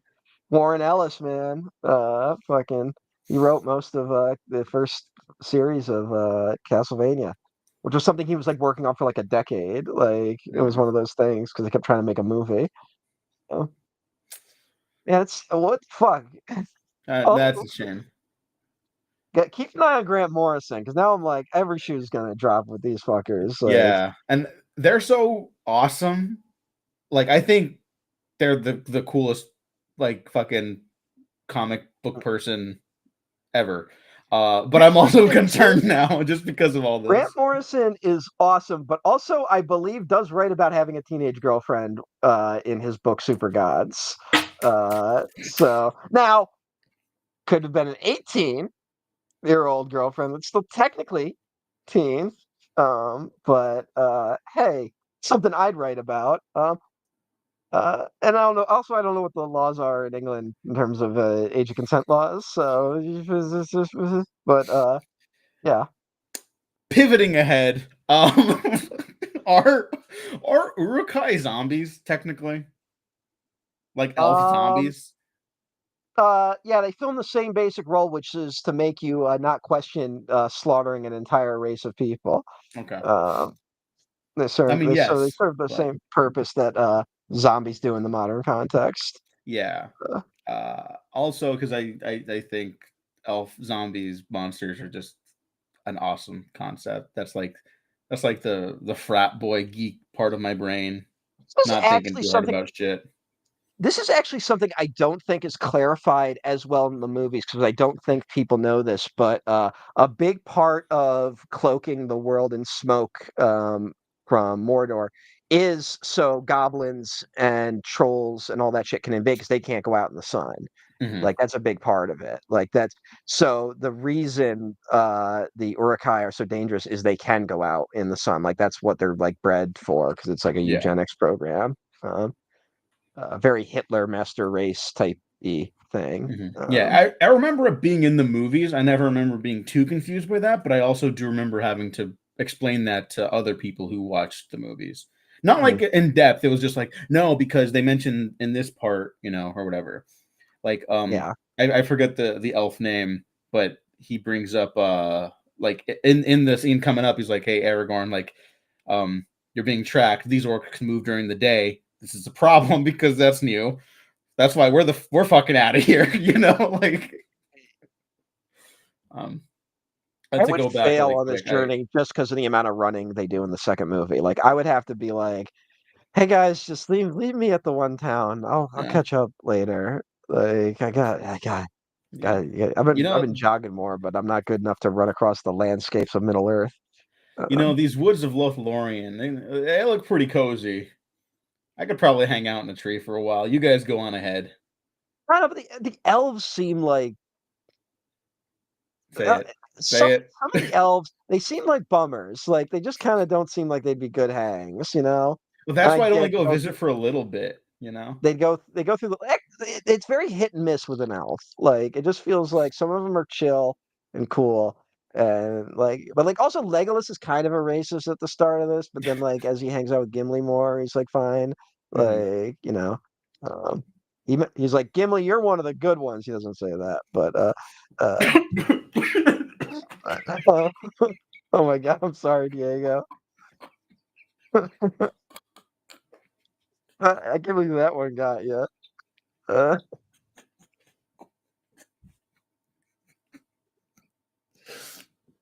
That was so close. did you imagine the scene in the third movie? And that's what Legolas said back to Gimli. Was that what went through your head? So I'm glad I got you there. Uh, Oh shit. Fuck. That was funny. Um well, Even glad I Max is got like, Jesus fucking Christ. yeah, I mean, Oh, you fuck. know, yeah, Legolas went right back and was fucking Rivendell being like, yeah, I'm never fucking talking to another fucking dwarf again in my life. Those fucking smelly bastards. Like, Wow. That's not true. They left Middle Earth together. I know. They built a boat and sailed into the West together because they Oh love man. each other. They probably got married Yeah. and all that. So, These scenes were not in the theatrical version. I remember that because when I finally sat down to watch that with some family who hadn't seen them before, I was like, wait, hang on, they cut out a bunch of stuff. And I was yeah, like, this is kind of an important scene. So I don't know why they would. but The decisions of what got cut are strange sometimes, but yeah, they are. But what's even stranger is that it apparently didn't matter upon release. Like, from my perspective at the time, at least, and even now, it wasn't like people were like, "Oh, this feels truncated," you know. And it's not just because of like the length of time. It's like it just the stories felt complete enough on their own, considering they're part one, two, and three. But like, yeah, in hindsight, I don't know how these movies were so well received theatrically I just without all think this stuff. I think it was something where it hit on a level where it was just like it was an entertaining. They were entertaining films. The action was great. We hadn't really seen big scale action like that. And then when the extended versions came out, it kind of went like, oh, and now they're also masterworks of film. Hmm. Max, remind me of this because you brought up that he must have been super racist in the Hobbit films. Uh, does he look at a photo of Gimli as a baby in or something like a portrait of Oh Gimli as my a baby? god. Does Legolas do that, or is that a different elf? No. I Like, remember because his dad, who's Gimli's dad? Gloin, I can't right? remember. He's one. Yeah. Yeah, Well, Gimli, son yeah, of Gloin. I know this shit. But yeah, Gloin yeah, is part of that troop, and then yeah. He's like, that's he my drops like not a locket or Gimli. something. Yeah, Yeah, I remember that, but I just didn't remember if it was Legolas that actually saw the it was thing. Legolas. All right. Yeah. He saw Evangeline Lilly trying to get her freak on with a dwarf and said, "We should have want interracial intermingling." Max. I mean, this is maybe one of Tolkien's blind sides. There's not a lot of mixing in the Lord of the Rings. The Uruk-hai are essentially the example we get, as they were essentially bred for that purpose. But hey, um, Oh, Max says that no, it's actually at the end of the Battle of Five Armies. Gimli's cousin is in there, so who knows? Because I don't remember that part of that movie. I don't remember most of that movie, frankly. yeah, I I trust think I've seen Max. I've seen Battle of Five Armies once. So I think I kind of put it on another time and just kind of had it on in the background. I could not tell you I think I've said it where it was anything. just like I didn't even hate Desolation of Smaug when it came out. Like I didn't even hate that movie, but I was so like kind of like out. Like I was just kind of done by then that by the time Battle of Five Armies came around, I was like, I'm good. I don't need to see another one of these. And I just waited until it was like it was like probably on streaming or cable or something and watched it. But Yeah, they're still pretty popular movies though. They trend on HBO Max like every once in a while. yeah, because nerds will watch anything. Uh, You know. I also think it is something where their reputation is that they're like these massive train wrecks and they aren't that. Like they're just bad is the thing. And it is something where when you get to those and they're over 3 hours, it's like, well, I don't want to watch an over 3 hour weaker version of Lord of the Rings, right? Hmm. Like that's really where I'm coming from with it. It is one where Yeah. I always keep saying it, I never do. I wanted at some point check out a fan edit of the Hobbit films that like just cuts a lot of the bullshit and just makes it a more coherent story. Yeah, Topher Grace. Come on. Go for Share that Grace. shit. What's He going did that. on, my man? And I don't think that version's available either. No, well, I mean, it's like something he shows his friends. Like, it's not something he puts out there into the world. So, Oh, uh, well, he should. well, I'm a fan. become friends with Topher Grace. You'll get it. Yeah. I thought you Topher, were a great Venom. I did. I do. People are coming around to that. Speaking Yeah. of great third entries in a franchise, Oh no. Um, it's yeah, I it's a don't think four I think star movie, 4 out of 5 for me. Still, it's just it's very wonky. That's all. that's that's how you're gonna phrase that. Well, the first two are 5 stars, and Spider-Man 2 specifically is like 5,000 stars. Hmm. And Spider-Man 3 is, it's 4 stars out of 5. You might need a better scale, if that's gets that movie to a 4 star. Well, I used to have But the Diego scale. I don't know if you remember this. I just remember the is it better or worse than the Last Boy Scout? I just remember those Spider-Man 3 is being worse than the Last Boy Scout for sure.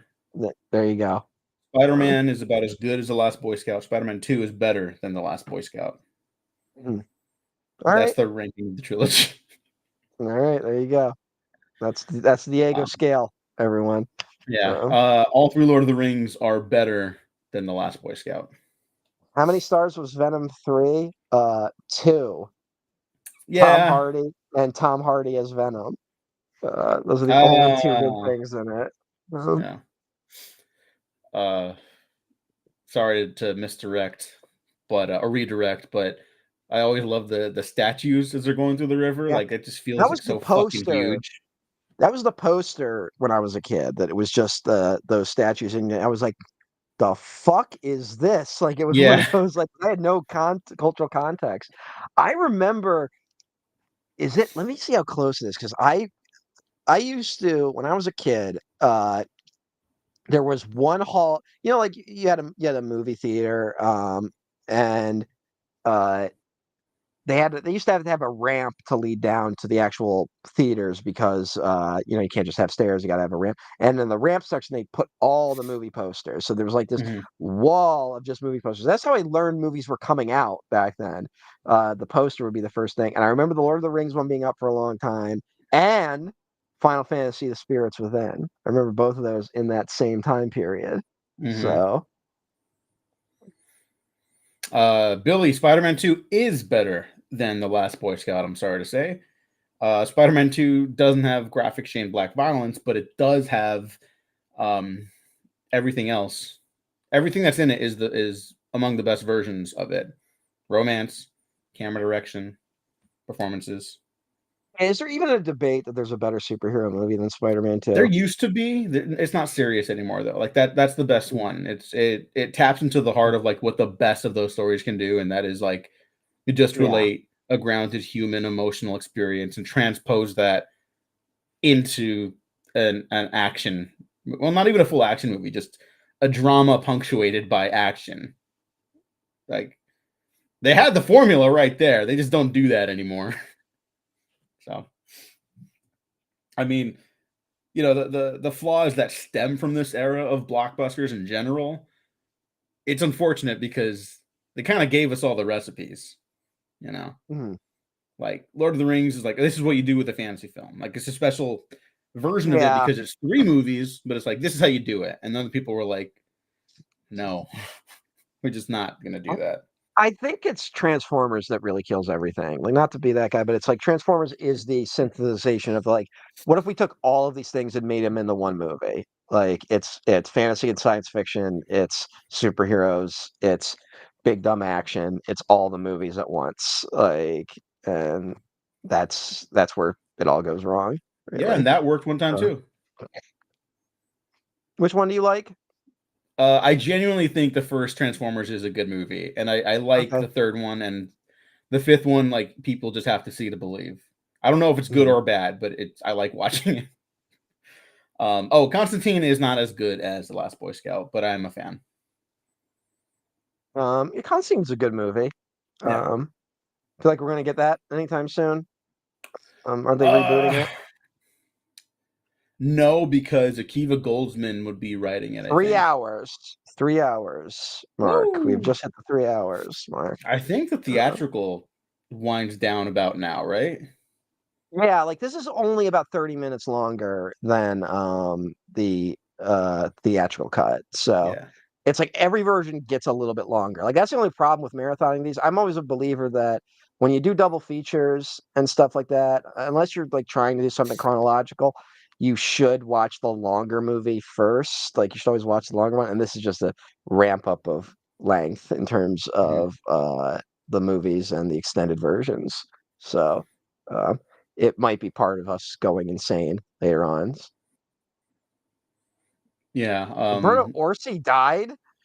Yeah, I did hear about that. I guess you didn't, Matt. Oh That's shit! I crazy. had You no just fucking. That's that honestly is kind of insane that you insane. just discovered that on the podcast Uh, live. That's um. sorry about that, Well, now I'm Ethan. googling it. Yeah. Whoa! What the fuck? Hmm. Um. That's you know. Uh. Jesus. Um. Oh man, there's a lot of weird stuff with Orsi apparently. Yeah, sort of. You know, a strange fellow, but sad Um. when anyone goes.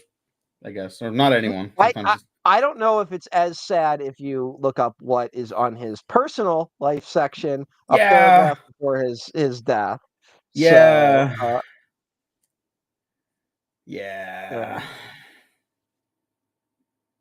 yeah, so yeah, yeah. I didn't touch that one on social media, so I saw it's people. strange. I did not know that.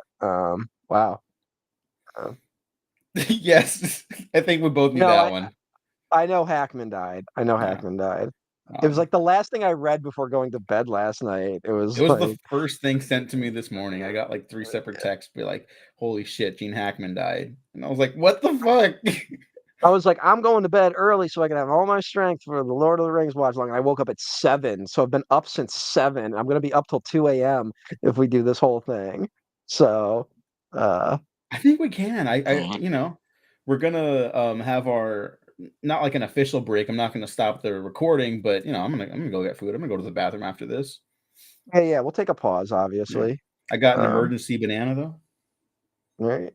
Yeah. I think I will. I think going into Return of the King, I will order myself a pizza, and I will probably turn the camera off as I shove disgusting pizza into my face, Yeah, I'm and gonna then have come back on. pizza at the start of Two Towers, and I will also do that. Mm. Oh yeah, Jack said he literally woke up to the Gene Hackman news too with a text. Jack and I are on the same time zone now. I forget that. I still think the British person is in England. So welcome again. You're in Canada. You're not even in America or United States. Oh, here's a question for you, Matt. Since we're totally off topic about again one of the greatest sequences in movie history, how do you open a banana? You take the top and I open it. What part's the top? The fucking stem. False. That's actually scientifically the bottom. That's how I open it as well. I'm just saying this is technically the top. So you're supposed to hold it like this so you don't get your hands dirty. And then you peel away.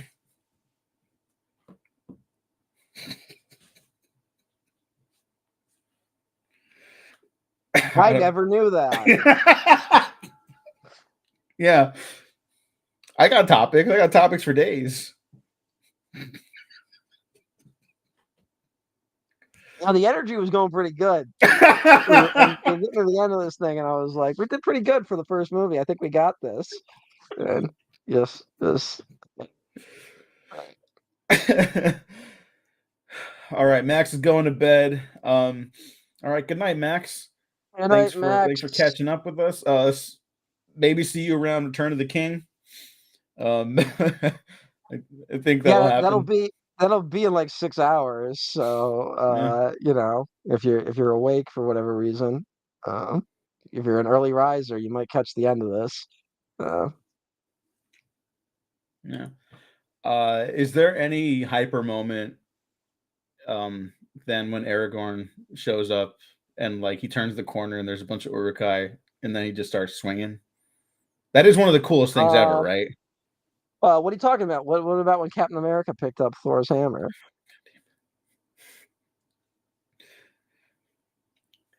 It tracks. That moment does track. I'll give him that. You realize, Diego, you've angered me, so I'm gonna give some angry responses to Yeah. things. Yeah. Yeah. Yeah, Yeah. of course, it halted the conversation more than the R34 did. I'd still be going down the R34 rabbit hole if the fucking censors at fucking YouTube would let me. Fucking bullshit. We live in fucking George Orwell's 1984 out here. Can't fucking share some disgusting fan art. Fucking With that meme of like someone looking at their calendar, it's 1984, and it's like, wow, they don't post sexy Balrog pics on the internet anymore. We live in 1984. I love how that was like one of the dumbest conservative political cartoons ever, and like it's been co-opted to just be genuine. It makes me laugh pretty much every time it's used. Like Yeah, it's that. hilarious. So. Yeah, Ethan, you're right about the lack of limbs getting cut off in PG-13 movies. I don't know what's going on there exactly. Like this is they get around it because there's no blood. Mhm. Um, and Yeah, we also don't see people get shot in PG-13 movies anymore, like at all. Even though one of the most popular type of films is like military propaganda films, but whenever someone is shot in them, there's a hard cut usually on the bullet shot, and then the person is just shot in the next sequence. Like we don't ever see a bullet connect. Um, Yes, I know like I noticed that for the first time when Winter Soldier came out because like there's so many people getting shot in it, but they edit basically like that for every single one. Um, I'm gonna give Winter Soldier a little credit in that regard, in that I don't think it was intentional there.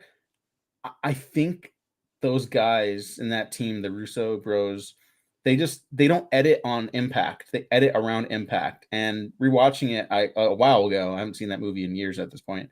One, I do still think it's actually pretty good. Two, yeah, I just don't think they're very good like action editors. Like all their stuff, mm, it lessens the impact of their action. Where like Ethan, I think what prompted it is that this part is just like body parts flying around, basically. That is kind of crazy. yeah, That was like one of the most unanimously like regarded as beautiful works of cinema. We just saw like Marion Pippin fucking shoving swords into a guy, you know? yeah. It's like, yeah, this fucking I mean, it's rolls. it's Peter Jackson getting to stretch his horror cred a little bit. Like he's like, this is bad taste. Fucking Dead Alive. Yeah. Peter Jackson going Yeah, and then crazy. Sean Bean's about to Uh, just get riddled with arrows in a second, yeah, which is also very sad, um, and often brings a tear to my eye. You know, he does a little better than he did earlier. you think if you let him know what end of the banana was the top, he would it would help him go into that good night a little easier?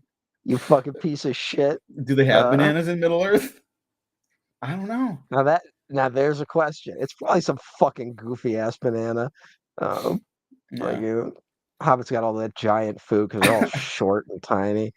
or Um, like bunch of they everything is like a version of like milk in fantasy stuff. You know, like they say yeah, like, oh, it's actually like poppy milk or something like that. They have like banana milk. You know. yeah. That's Ethan. I think that's the secret strength of a movie like this, and I would argue the Spider-Man films is that like we let these horror guys suddenly do these big movies. I think horror guys have a decent. They know how to make this shit kind of threatening and engaging in a way that more recent filmmakers don't know how to do. Um, Yeah. but I guess we get mad at horror directors now when they get a budget though. So uh, No, I like what do them. I People know? got to stop being worried about that. I believe the great Vice Victus once coined the term like white Sundance bros. Like those are the guys that got the blockbusters. You know, that's your Colin Trevorrow's. Mm, Um, that was almost a Ryan Johnson, but he turned out to have like real genre bona fides, obviously, right? But like mm. you see Brick, and it's like, okay, that could be like that was a Sundance movie, I think. But he's Yeah, it obviously just wasn't. got like more on his mind about how to make stuff through the process. But you know, again, like your Colin Trevorrow's and the guy who does like Kong Skull Island, you know, his one movie before that was a coming of age Sundance movie. Mm, Everyone's got one. yeah. Um, and you know, you don't have to push your technical expertise with those movies too hard. You could, but generally speaking, it's like medium wide close ups over the shoulder because it's a Obviously, drama.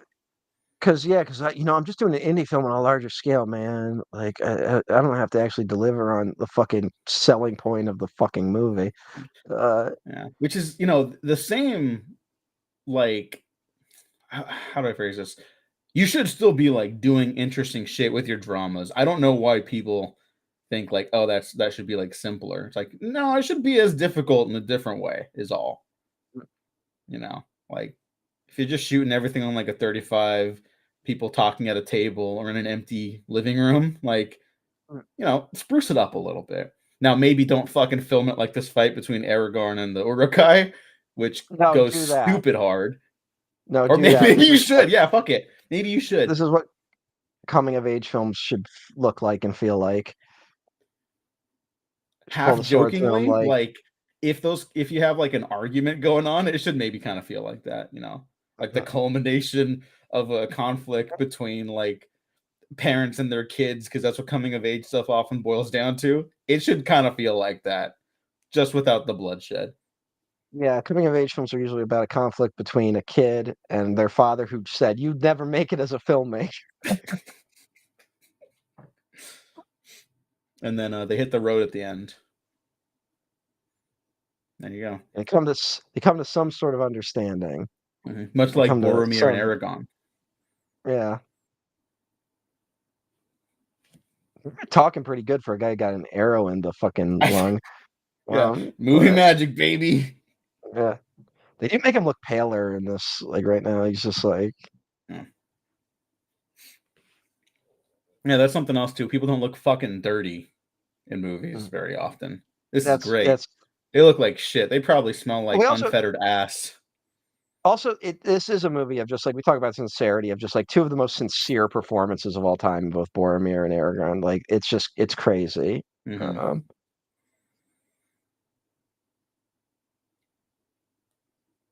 Diego did say Yeah, sorry, Aragon. it was so Yeah. good. Did David just say Aragon? No, Aragorn. Just the R, You said the back R you is. said you said Aragon. Did I? Oh no. Yeah. Well, I meant the other one, the not dragon one. What's the dragon's name in Aragon?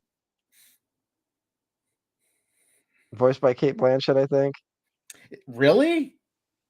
I think. I could be Hold wrong. on. Well, the dragons for people, it was It, actually Aragon. Um,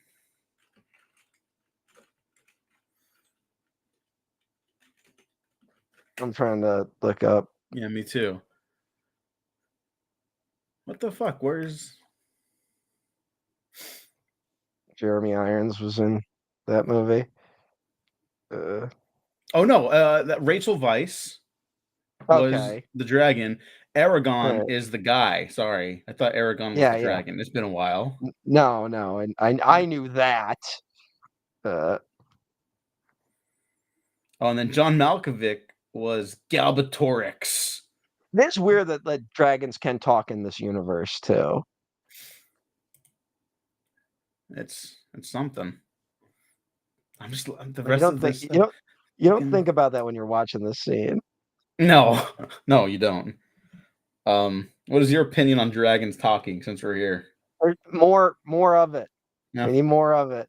People are cowards. Put talking dragons back in movies. right. They talk in I came on. Warcraft. I went on another podcast to fucking talk about Dragonheart: A New Beginning. Fucker, I love fucking talking Yeah. dragons. So Yeah, sequels. Welcome back from your hiatus. Go check them out. That's 2 E's in sequels, as in sequels. I Yeah, got it. yeah. Well, it wasn't for you. It's for them, the listeners and the viewers. Oh, so you think our audience are morons? No, just the one. I'm gonna let them decide who it is. No, I'm kidding. I'm kidding. I don't think that. But yeah, we should have more dragons and stuff. Hey, It do was you your like fucking Smaug, banana like the puff. dragon, like in Uh, the movie? uh, It's all right. The scene goes on a little too long, but Mhm. it's fine. I feel bad they made Cumberbatch like do like a bunch of physical performances for Smog and then didn't like use any of it. Like it was completely Yeah. pointless. They just did it to make fun of the guy. Uh, Yeah, but that's a shame. remember because Colbert's a super nerd. He A had cameo. Smog on. No, he had Smog on his talk show. Oh, Uh, I the forgot Colbert about Report. that. They did a CGI. Smoghead came in and he did the interview with Smog. Um, Apologies to otherwise very talented interviewers that do stuff like that. It doesn't ever really work.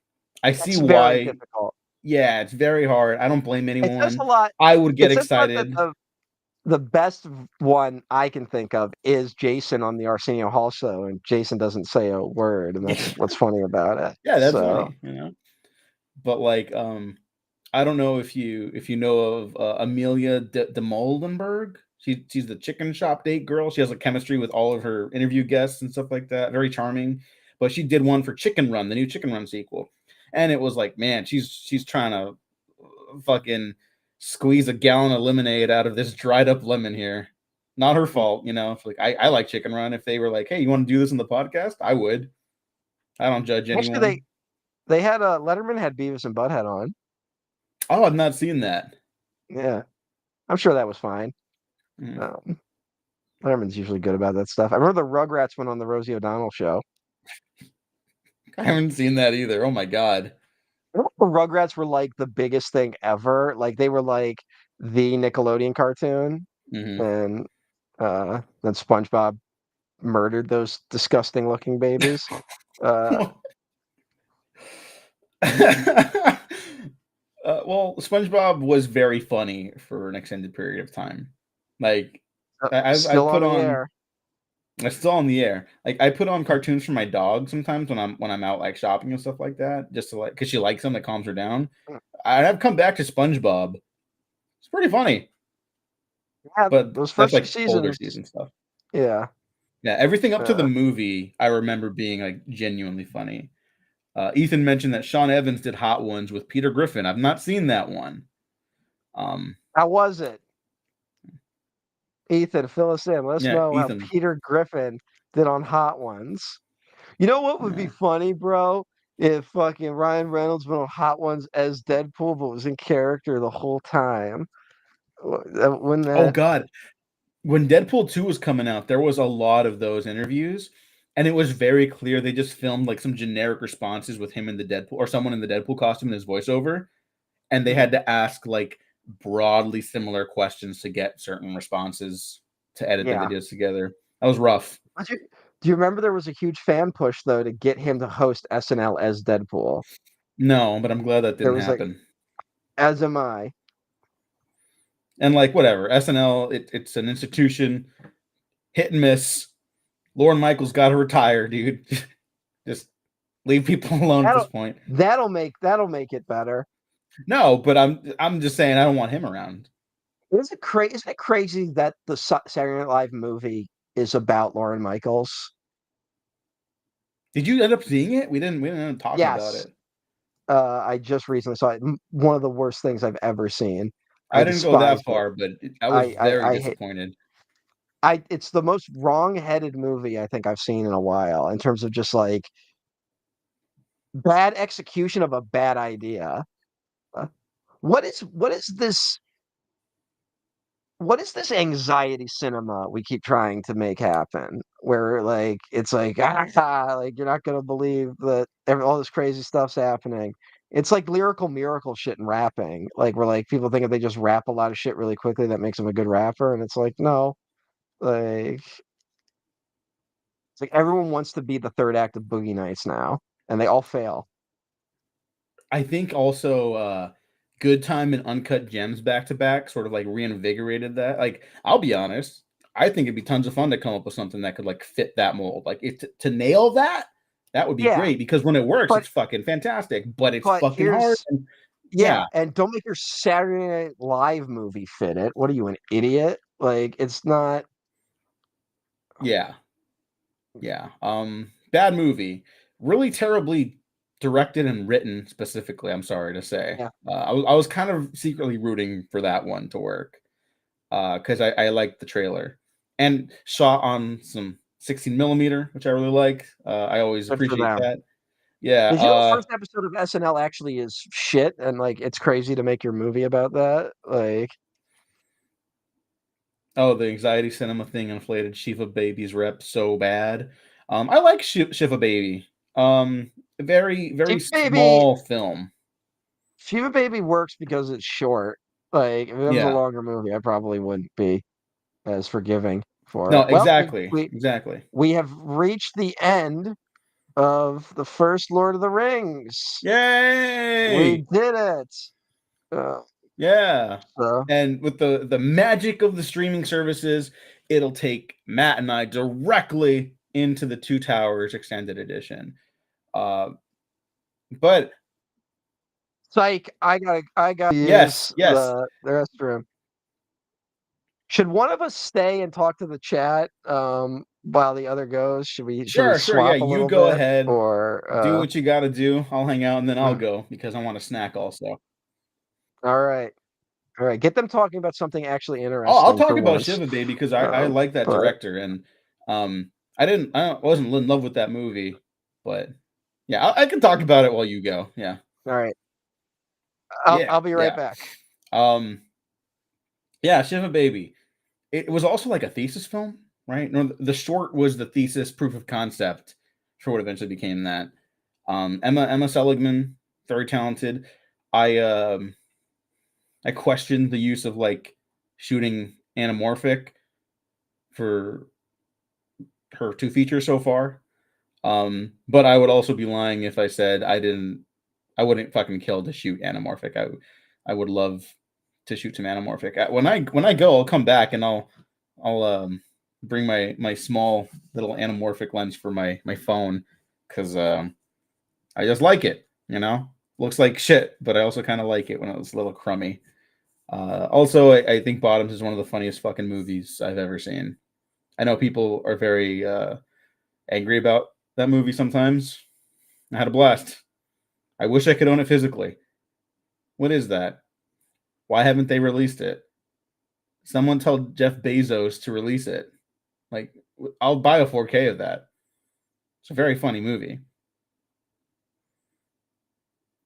Also, those two leads are like clearly blowing up, and wouldn't you want to like coast off that a little bit?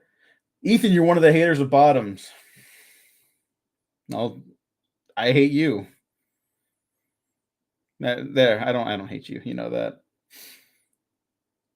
Okay, Jack, in this break, I should let you know I tagged you in a meme based on this stream. Did you mean to rhyme? Ethan, why do you hate Bottoms also? What the fuck, dude? It's a funny movie. I don't know what to tell you. Like, oh my god, both of you hate Bottoms? What the fuck? I don't even know you two anymore. That's what I get for talking to people from the Midwest and England. I think it's for Americans that movie. That's why. It's it's too American, too highbrow. I think that's what it really is. Yeah. Barbarian also doesn't have a Blu-ray. Yeah, I agree, Ethan. It should be slam dunks. Feel like you just get extra money. Like I know, like the home media market doesn't really provide like a sustainable income anymore, which is its own problem. But like, yeah, come on, like when they work like that, like yeah, people want to own that shit. People talk about Barbarian all the time. Like I think they started talking about it again because Zach Kreger like just released or he produced Companion, which I liked. I thought was pretty good. But yeah. Oh, I apologize, Ethan. You are Southern, not Midwestern, which might be more of a self own, if I'm being honest. But that's okay. Yeah, I don't know. Did you guys see Companion? I'd be interested in hot takes about that. I like Barbarian more than Companion. I like Bottoms more than both though. So maybe I'm just I'm out of the loop a little bit. Jack is of course Canadian now. I forgot you moved same time zone. It's a whole thing. Um, yeah, at least until J.K. Rowling shuts up. I agree. Yeah, you should reject that part of yourself. Um, is that why you changed your hair also? Because you're on the run from English forces, starting a new life with a new personality. Yeah, you should watch Companion. I would recommend it. I don't think it did very well, which is always a bummer for something original. Um, yeah, solid movie. Like most small independent stuff, and for understandable reasons. I just wish it went further with its concepts. Because all right, Ethan hasn't seen Companion yet. Den of Thieves is the only 2025 movie. All right, Den of Thieves 2, right? Pantera, the greatest film ever made. Because I also agree that. No, no, no. What else did I see? I saw other stuff. Hang on. Hang on. Let me see. I'm going to open my Letterboxd. Because I can do that on my laptop and my computer like this. Oh, fucking forgot I saw The Gorge. Check out the other live stream we did and see my take on that movie. Love Hurts, which I did not love, but I'm glad Kiki Kwan got a chance to shine. Keep giving him more lead roles. Yeah, Companion. Wolfman. I saw Wolfman and not crazy about it, but I didn't hate it. I think people were a little too hard on it. Yeah, we can send her to the US like you guys did with James Corden. You maybe don't have to do that. Oh yeah, Mickey 17. I'm gonna go watch that with a bunch of pals. Really excited about that movie. Crazy. That's Bong Joon Ho's first movie in like 6 years. I guess he's like he did that animated movie as well, like alongside it and after it, because Mickey's kind of been like on the shelf for like a year and a half. Um, I know some people, or I had heard that there were test screenings for like a finished film, like a while ago for Mickey 17. So I don't know what the fuck they held on to that for so long. Apparently, very good. They dropped the teaser for The Rehearsal season 2. I'm gonna pretend I know what that is. Yeah, Jack sometimes wears a hat and sunglasses to look like you're on the run. Yeah, you should really look like Harrison Ford in The Fugitive with the beard before he shaves it. You know, you're running away from the one-armed Brit. Just googling The Rehearsal for no reason whatsoever.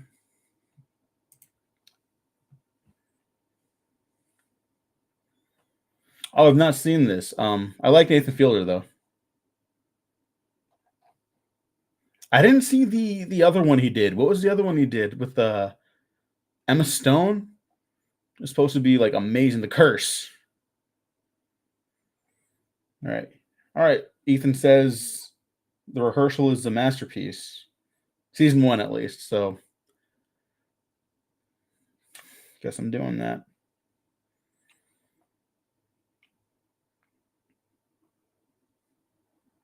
Yeah, Jack only saw the first episode. Ethan, that's what you get. I'm on the Curse Wikipedia page, and I didn't know Corbin Burnson was in it. I love Corbin Burnson. It's an awesome character actor. Not to diminish Nathan Fielder, Emma Stone, and Benny Safdie as well. Yeah, yeah. The first. Oh, Barkhad Abdi, um, the guy who got a start in Captain Phillips. All right, I'm gonna watch The Curse first because I think it's a mini series, right? And then I will watch The Rehearsal. I'm gonna get my fix of Nathan Fielder. Let me see what else did I watch. Now I'm actually curious to see what else I watched this year too. All All right, right, I'm just I going am over what I back. watched this year, and I realized I missed two entire Nathan Fielder shows. Yeah, That I makes missed The sense. Curse, which I know was very popular and very well received, and then The Rehearsal, which Ethan declared season 1 was a masterpiece. So we'll get to that eventually. Here's my cat And again. I struggle with cringe stuff Yeah. too. Oh, On hey, kitty. Wednesday. It was Cringe humor is also a challenge for me. I can only do that in like short bursts, but All right. Okay, what are you going to talk about while I'm gone, really quick? I have no idea. What do you guys want to talk about? All right. Here, I'll be fast. I'm just going to go to the bathroom and Uh, then grab a yeah. snack. Has everyone been enjoying the stream? Definitely. Fellowship actually plays insanely well, honestly. Um, so it didn't feel as long as I worried it might feel. Uh, so uh, that's the upside of this fucking thing so far, anyway. Um, we'll see how we make it through. Um, and like we might be having people on. If either of you guys maybe want to jump on at some point, we might have people on the Gene Hackman conspiracy theories. Are there conspiracies about his death or why he stopped acting? Is that what it is? Uh, is is that what's going on? Because now it seems like every celebrity, it's like it can just be a death. It's just it's all part of them.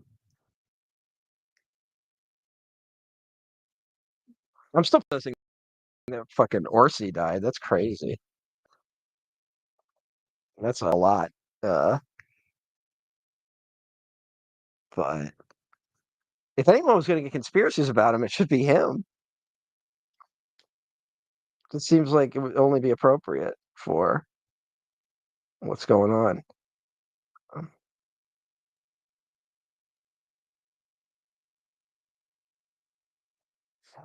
Phyllis Hackman, like, what is like Alex Jones actually made a video about it this morning, which made me, oh my god.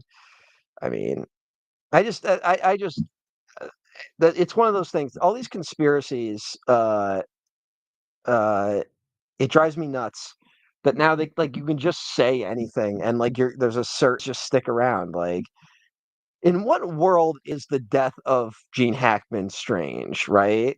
Like, I can't like everything's a conspiracy to people now. Like, I guess it's this. I guess it's something to do with like uh conservatives believe that their anxieties have to be more than just the world changing around them. That there has to be something nefarious going on, like that. Because like they must be deeply unhappy and frightened, which is at least a nice thing to think about sometimes. But the idea that every death that happens is a conspiracy is, uh, you know, the classic vaxxed question that gets thrown around right now. Um, yeah, it's not more you can say. It's just dumb. Everything's so dumb. I wish that things were better, but I also wish they were at least less dumb. Um, I'll take one or the other at this point. Yeah, exactly. The government can shut up like they can shut up millions of people. They can basically kill anyone they want and cover up everything, but they can't stop one lone nut with a laptop. What So the fuck did I come back to right we're now? talk- I guess Ethan brought up that I guess Alex Jones was talking about Gene Hackman's death and that there might be something mysterious around it. Or I'm guessing that's more uh uh uh I'm guessing it's more that he was not an actor for so long. Uh, oh, so they all died at once. Hackman's wife and his dog, Yes, and I did hear that. huh. All right. That is at least it's strange.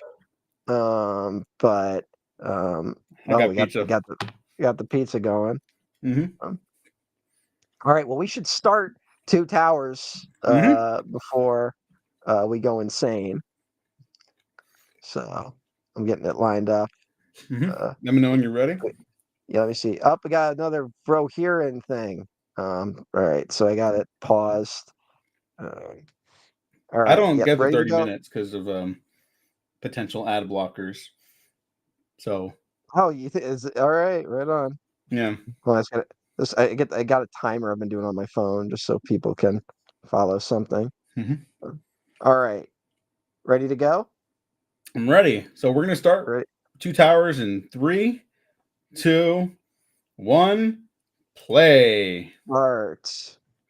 Two Towers. Two towers. Nice pivot from the death of screen legend. So this is the first one I watched in theaters, by the way. You know, it's got me thinking of two other towers. That's pretty amazing that they didn't change the title. I think today they 100% changed the title if that happened. Yeah, because there'd be people online being too crazy about it. Um, Mm-hmm. Back then, people just would watch because I know there was a campaign to get the title changed, but I think it mainly existed in conservative circles. So you know how effective that must have been. Yeah, But lots of yelling. mm, Oh, thanks, Ethan, all for right, starting with us. Eth- Ethan started with us, so Yeah. yeah, we just went through the new line logo. We're getting the mountains. Um, I got the timer. We're a minute and 10 seconds in. Thank you. So if you watched it on uh if you're watching it on HBO Max, you might get an extra 30 seconds because of the dumb ad they put at the start. But if anyone can see, can is this showing up? I don't think it is. No. I can't make it. Is there a night mode that maybe?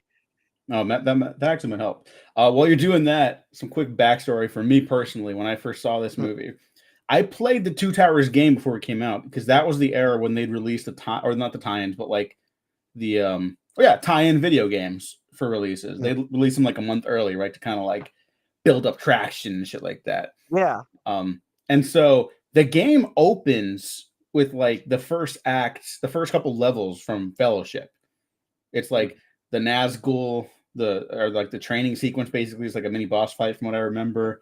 And then you do the Mines of Moria stuff, the finale, and then you start with Two Towers. And so in my brain, I was like, oh, the movie's probably gonna start with a flashback sequence.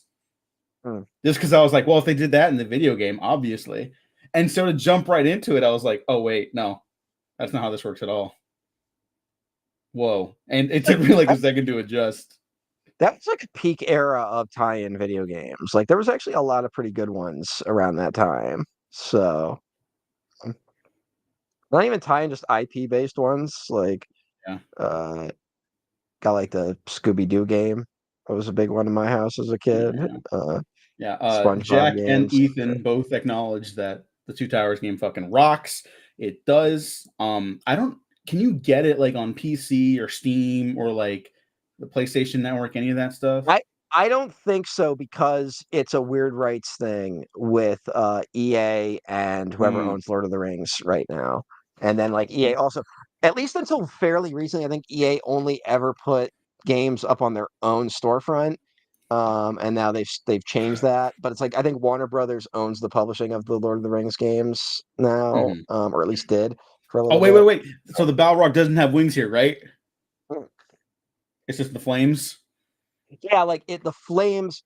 That oh no, there's You can wings. There's see straight up you can wings. see no, but look, they're like tendrils, like, so they're technically people have argued that, like, it's Okay. this weird middle ground of not really wings, like, that Okay. is an extension of whatever fire magic it's doing.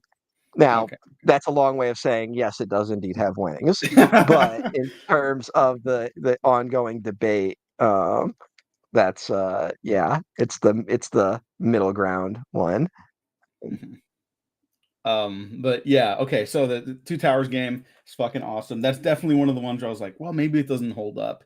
And then my cousin and I, because my cousin, he's like over time collected every available console he can get his hands on, right? Like Mhm. he's just built different. Um, and we locked in to play some of that, and I was like, oh fuck, this is a great game. This thing kicks so much ass. Like I would do a playthrough of that again, like gladly. stream or otherwise. Like it was just a really well made game. Well, maybe we'll have to do it on the stream one of these days. So Yeah, I still have a GameCube copy of it. So like, and I still got an extra GameCube. I bought those I with my got own your other money one. back in the day. A lot of I got your other one sitting over yes, there right yes, now. you did. But, so Yeah, Jack misses tying games that were janky, even like the Fantastic Four one. Ethan's weird because WB owns the publishing of Lord of the Rings, but they let that terrible Gollum game come out. Was that another rights thing? What was that? people own different parts of the Lord of the Rings in America. Like there's a weird like because all right, Lord of the Rings is one of the weirdest cases of copyright ever because it lapsed into the public domain in America.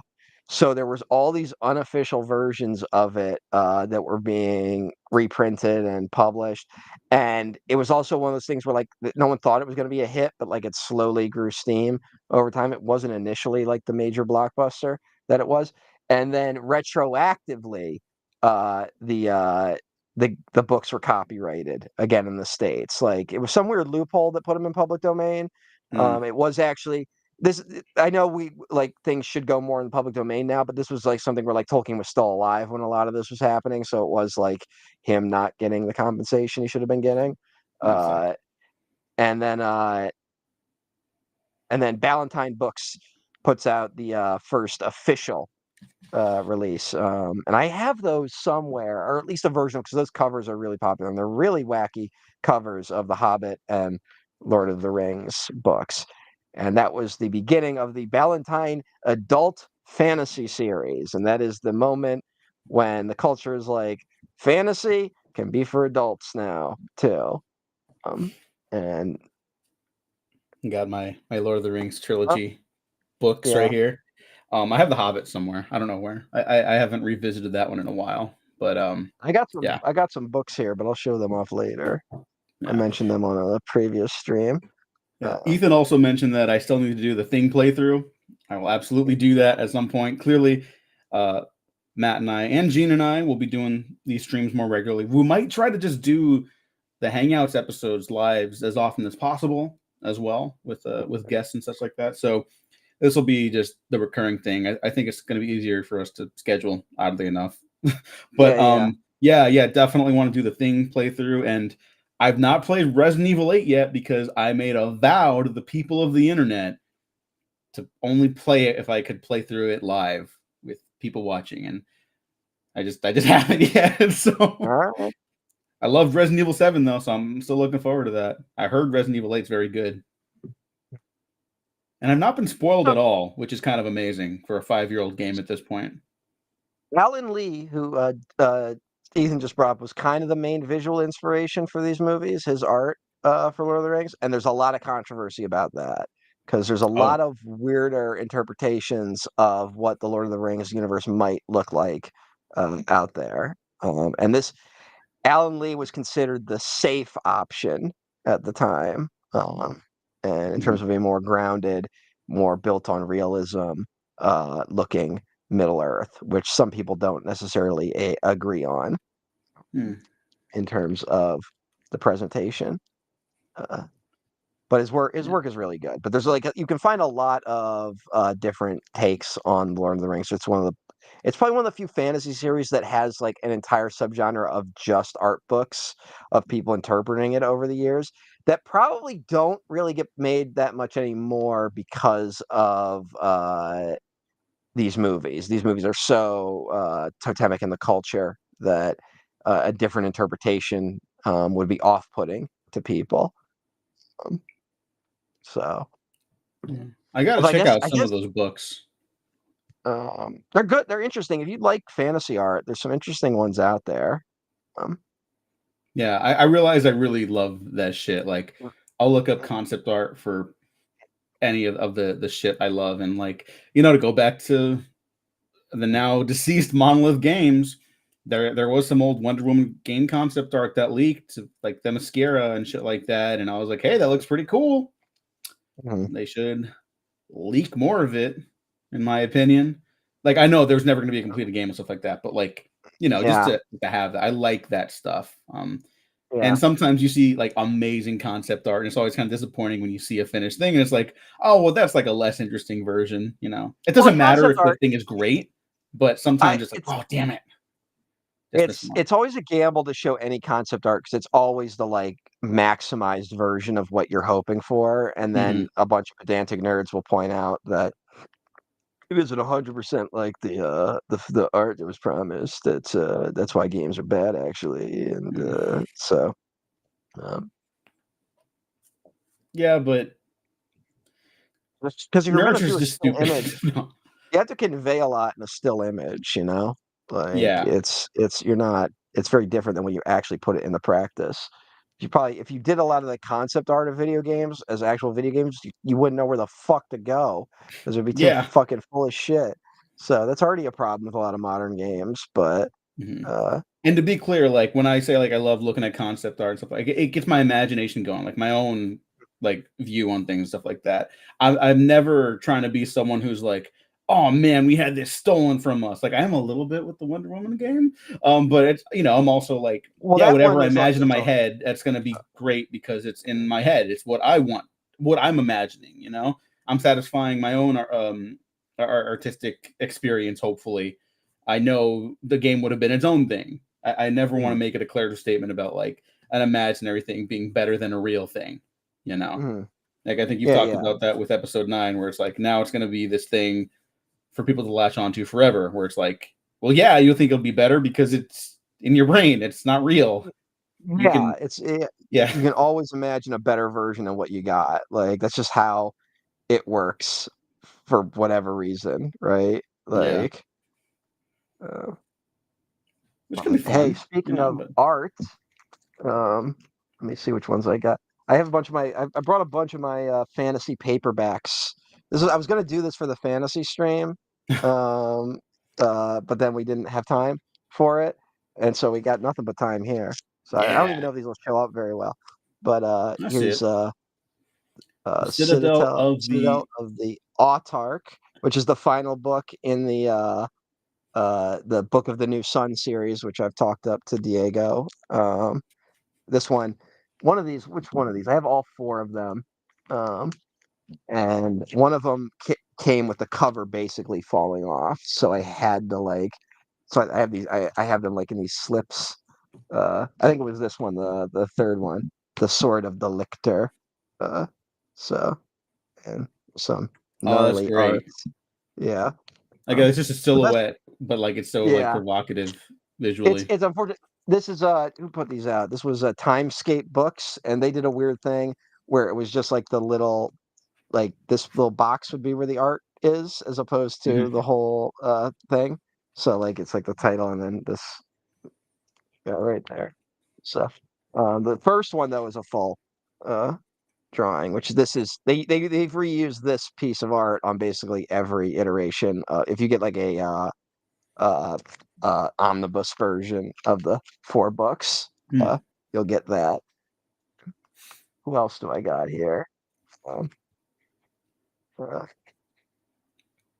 all right, we'll see ya. All Sorry, right, you're later, gonna miss Jack. out on the interesting book cover section of the thing. Oh, in a perfect world, you'd be friends with Paul Giamatti because he's very open about collecting like those old sci-fi pulpy paperbacks. Yeah.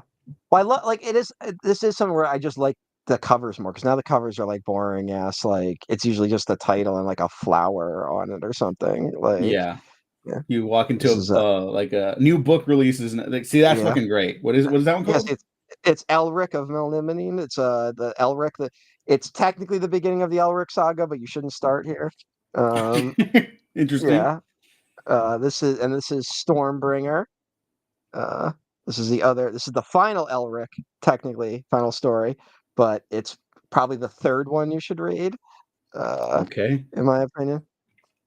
Here's the thing: you could do these two if you get a hold of them, because this has most of the stuff you need. Uh, This is Stealer of Souls, the British Hmm. edition. Uh, and they somehow the one thing Elric is known for is he has the black sword. That's the main thing Elric as a character is known for. Wait, let me So of see the course, cover again. This is a Stormbringer. Yeah. Okay. Yeah, Because he's again, my brain is just rotten with superhero mm, bullshit. My when you said the black sword, and I took a closer look, I was like, oh, it kind of looks like Gore the God Butcher from the Thor comics. well, I mean, that's that they probably took some elements from Elric Yeah, for that, honestly. not a bad And design in the comics. I was so, just of course, noticing. on this cover, it's completely white. Is the one of these books is essentially called the Bane of the Black Sword, and they made his sword white for that cover.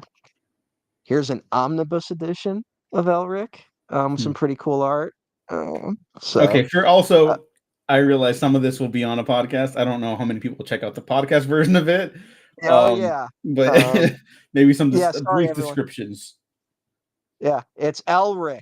He's holding a sword. It's a big ass book. But it looks Um, more red in this one. yeah, Is well, because that purposeful? it's probably the blood of someone he loves on the sword. Because Oh, okay. Elric always be up to that. He always be accidentally killing people he loves with Oh, his okay. sword.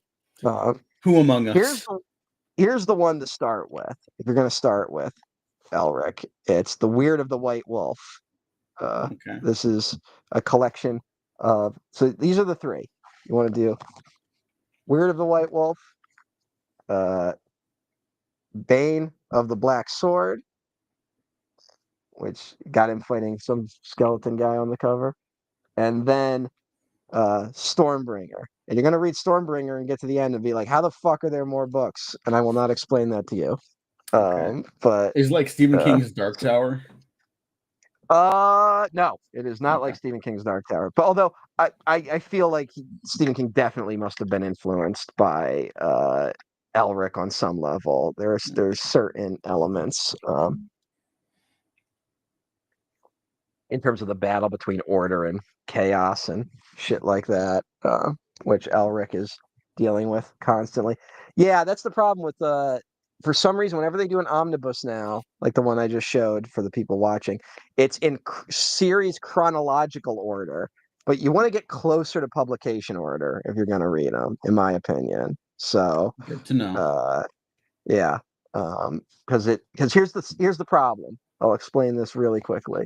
Hmm. Uh, where are the books? All right, this is the first Elric one. It's technically chronologically, it's a prequel.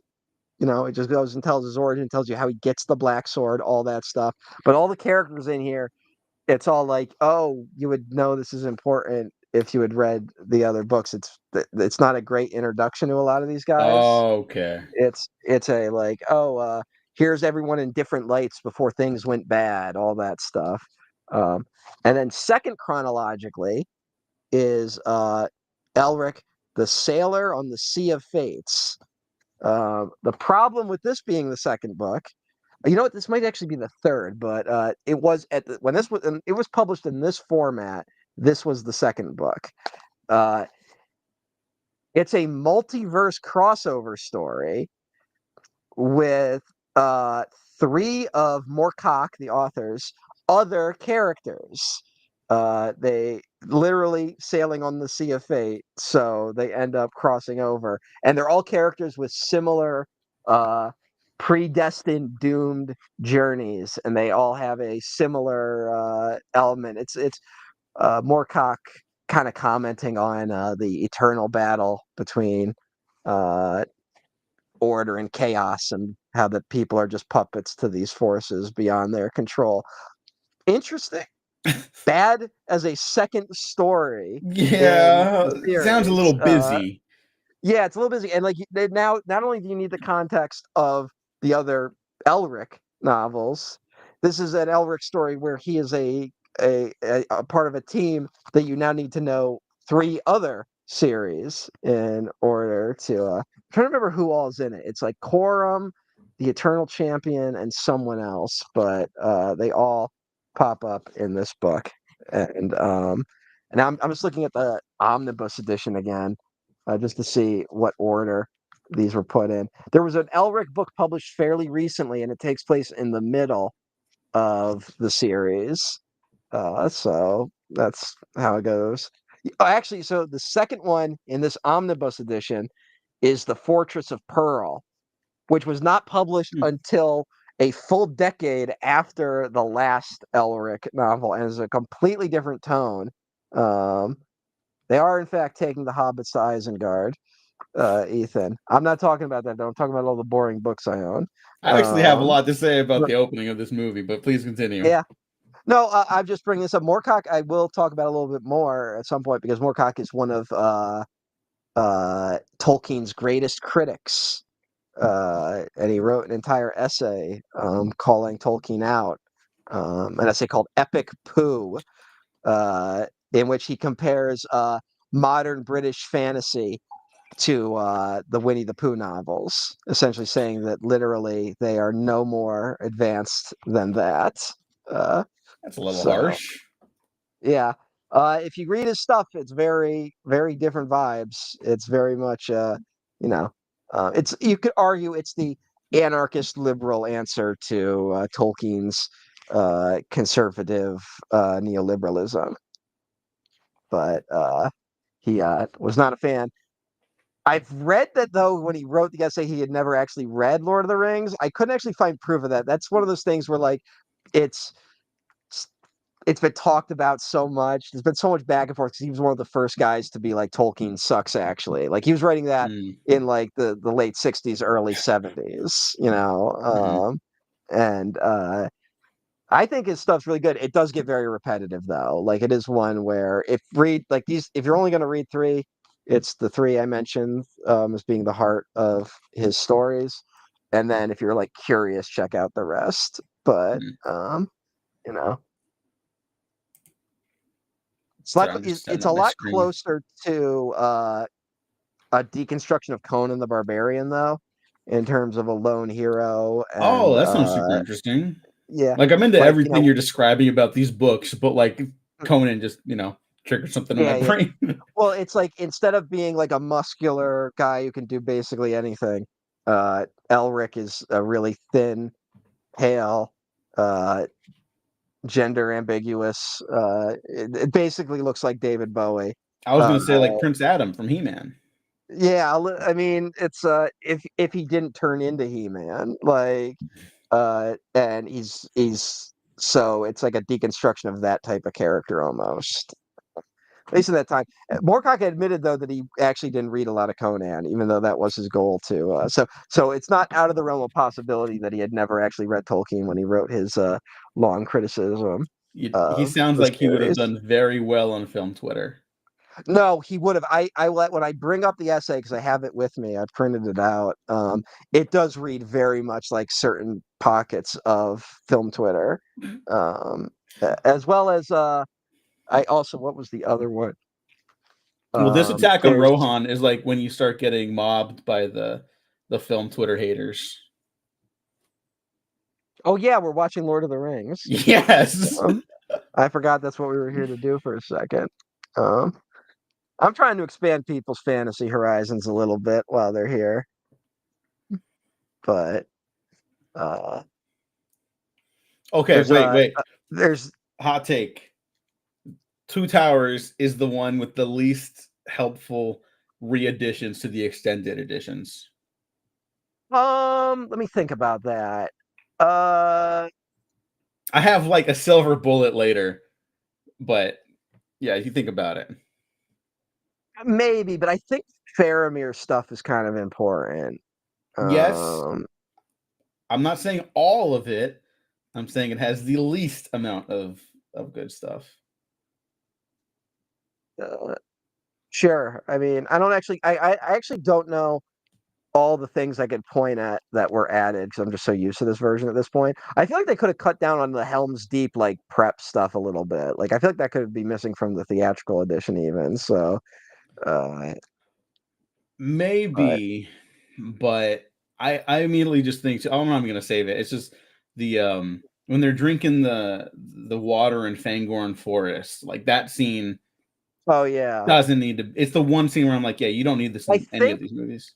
I think a lot of that stuff was stuff that happened with Tom Bombadil, and they just moved it there. So like they took a lot of the Tom Bombadil stuff and gave it to the Treebeard scene. Mhm. So that was like a weird like consolation to fans. Ethan asks, have you guys ever poked the bee's nest of film Twitter on something? Like, yeah, I mean, obviously. like, but like, I actually haven't because I don't really like my posts don't really have like a huge reach. So I don't think I've ever pissed anyone off beyond you, uh, Diego. So There was something last year. I casually posted about something. I don't remember. Maybe it was 2 years ago now. But I remember because I was even talking with our buddy Shaq Lambert, and he mm, was like, "Yeah, these people clearly don't know you because it was something. It was probably about some fucking stupid Marvel shit or something like that. Where I don't remember. Oh, you know what? I had mentioned someone was fan casting. Oh, it was last year. Fan casting Furiosa's mother after that movie came out because that actress like fucking kills. She's in the movie 15 minutes. Holy yeah, shit! Like in a perfect world, this is a star making sequence for her. And someone mentioned like, oh, this should be Wonder Woman. And I was like, oh, please don't trap her in the slot mines or something, like something really fickle that I just threw out there. People throw shit out like that every day.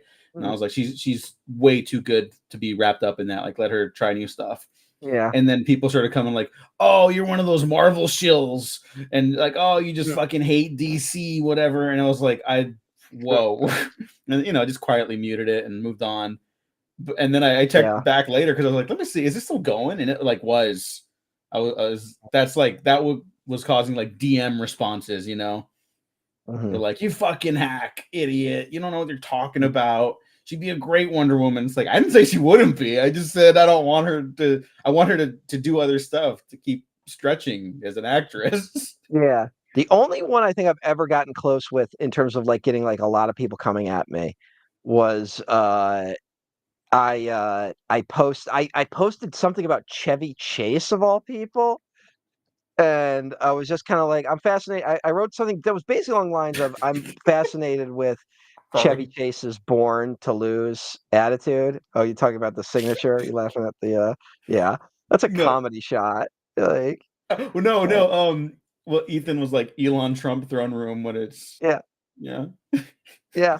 Although Theoden is actually a good king when he doesn't have worm tongue in his ear. But Anyway, Yeah.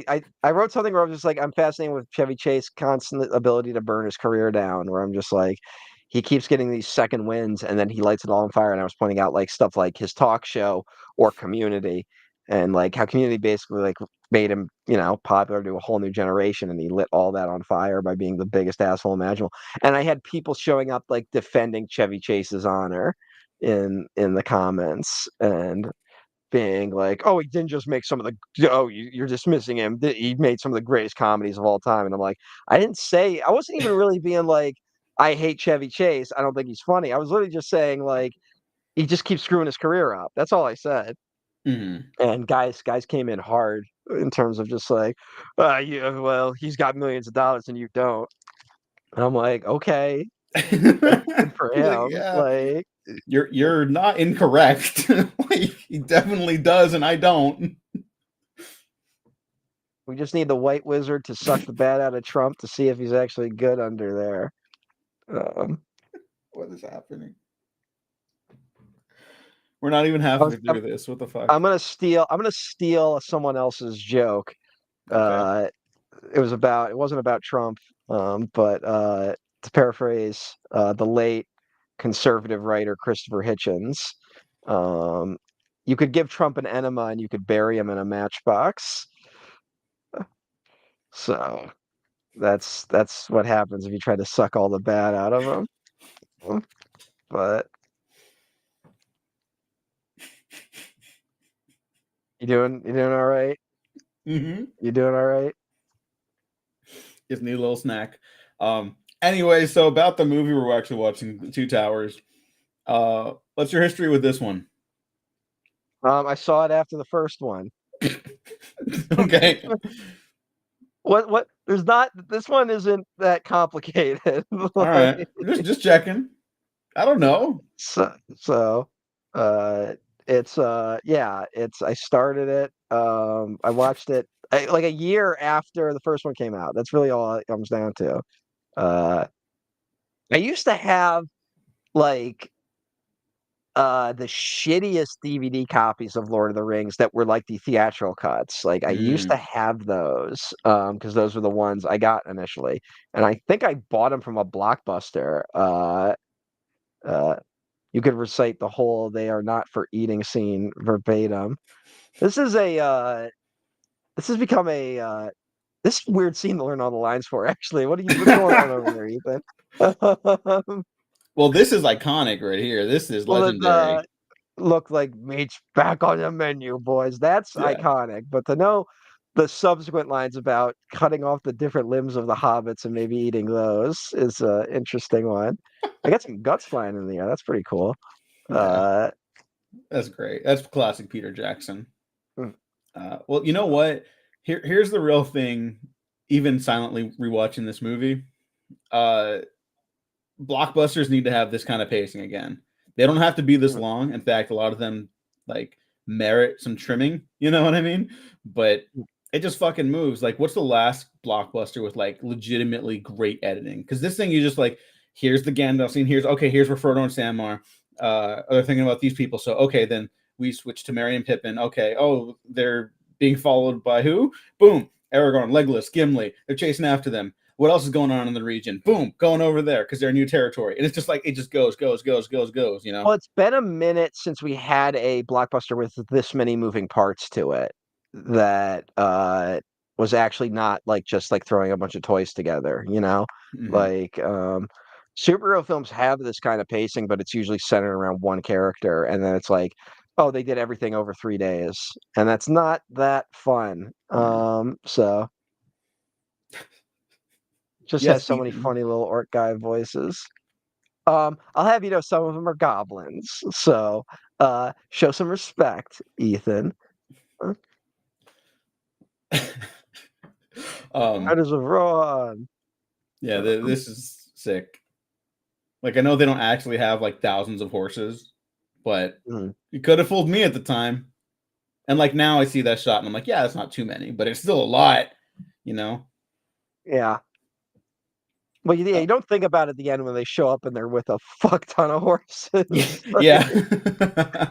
Like, enough horses to literally turn the tide of a battle that they were Yeah. losing by a significant margin. I But forget which director talks about it, but they're always saying like, it's really you have to be really ambitious to make a movie and you have to ask for like double of what you actually need. So if you have like a scene with like 100 horses, maybe a producer's like, well, how about 10 horses? You know? And it's like, I can't even imagine Peter Jackson like, I need all the horses. mm, I just all of them. Every available horse in the world, I'm gonna need them as often as possible. Carl Urban seems cool. I don't know if anyone else still watches The Boys, but he is legitimately great in that show.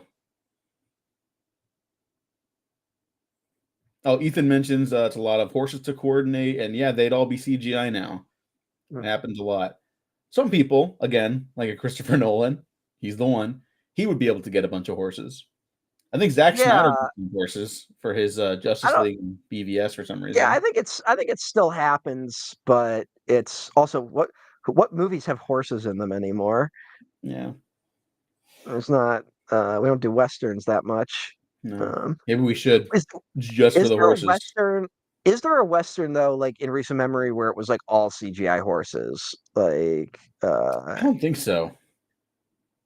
I feel like Like, that's something that Magnificent Seven remake might have done, but I have so little memory of that movie. Um, yeah, I I remember Denzel fucking killing it because of course he does, and then not really much else. Yeah. Well, can you name the other Magnificent Seven? I named the actors. It's Go Chris for it. Pratt, who does die in that movie, and I was actually kind of shocked by that because That's like movie star Pratt on the rise. Vincent D'Onofrio. Um, Ethan Hawke. The guy from I Saw the Devil. I think he's in that one. You need his name. Fuck. This is my fault for not knowing that one. His name.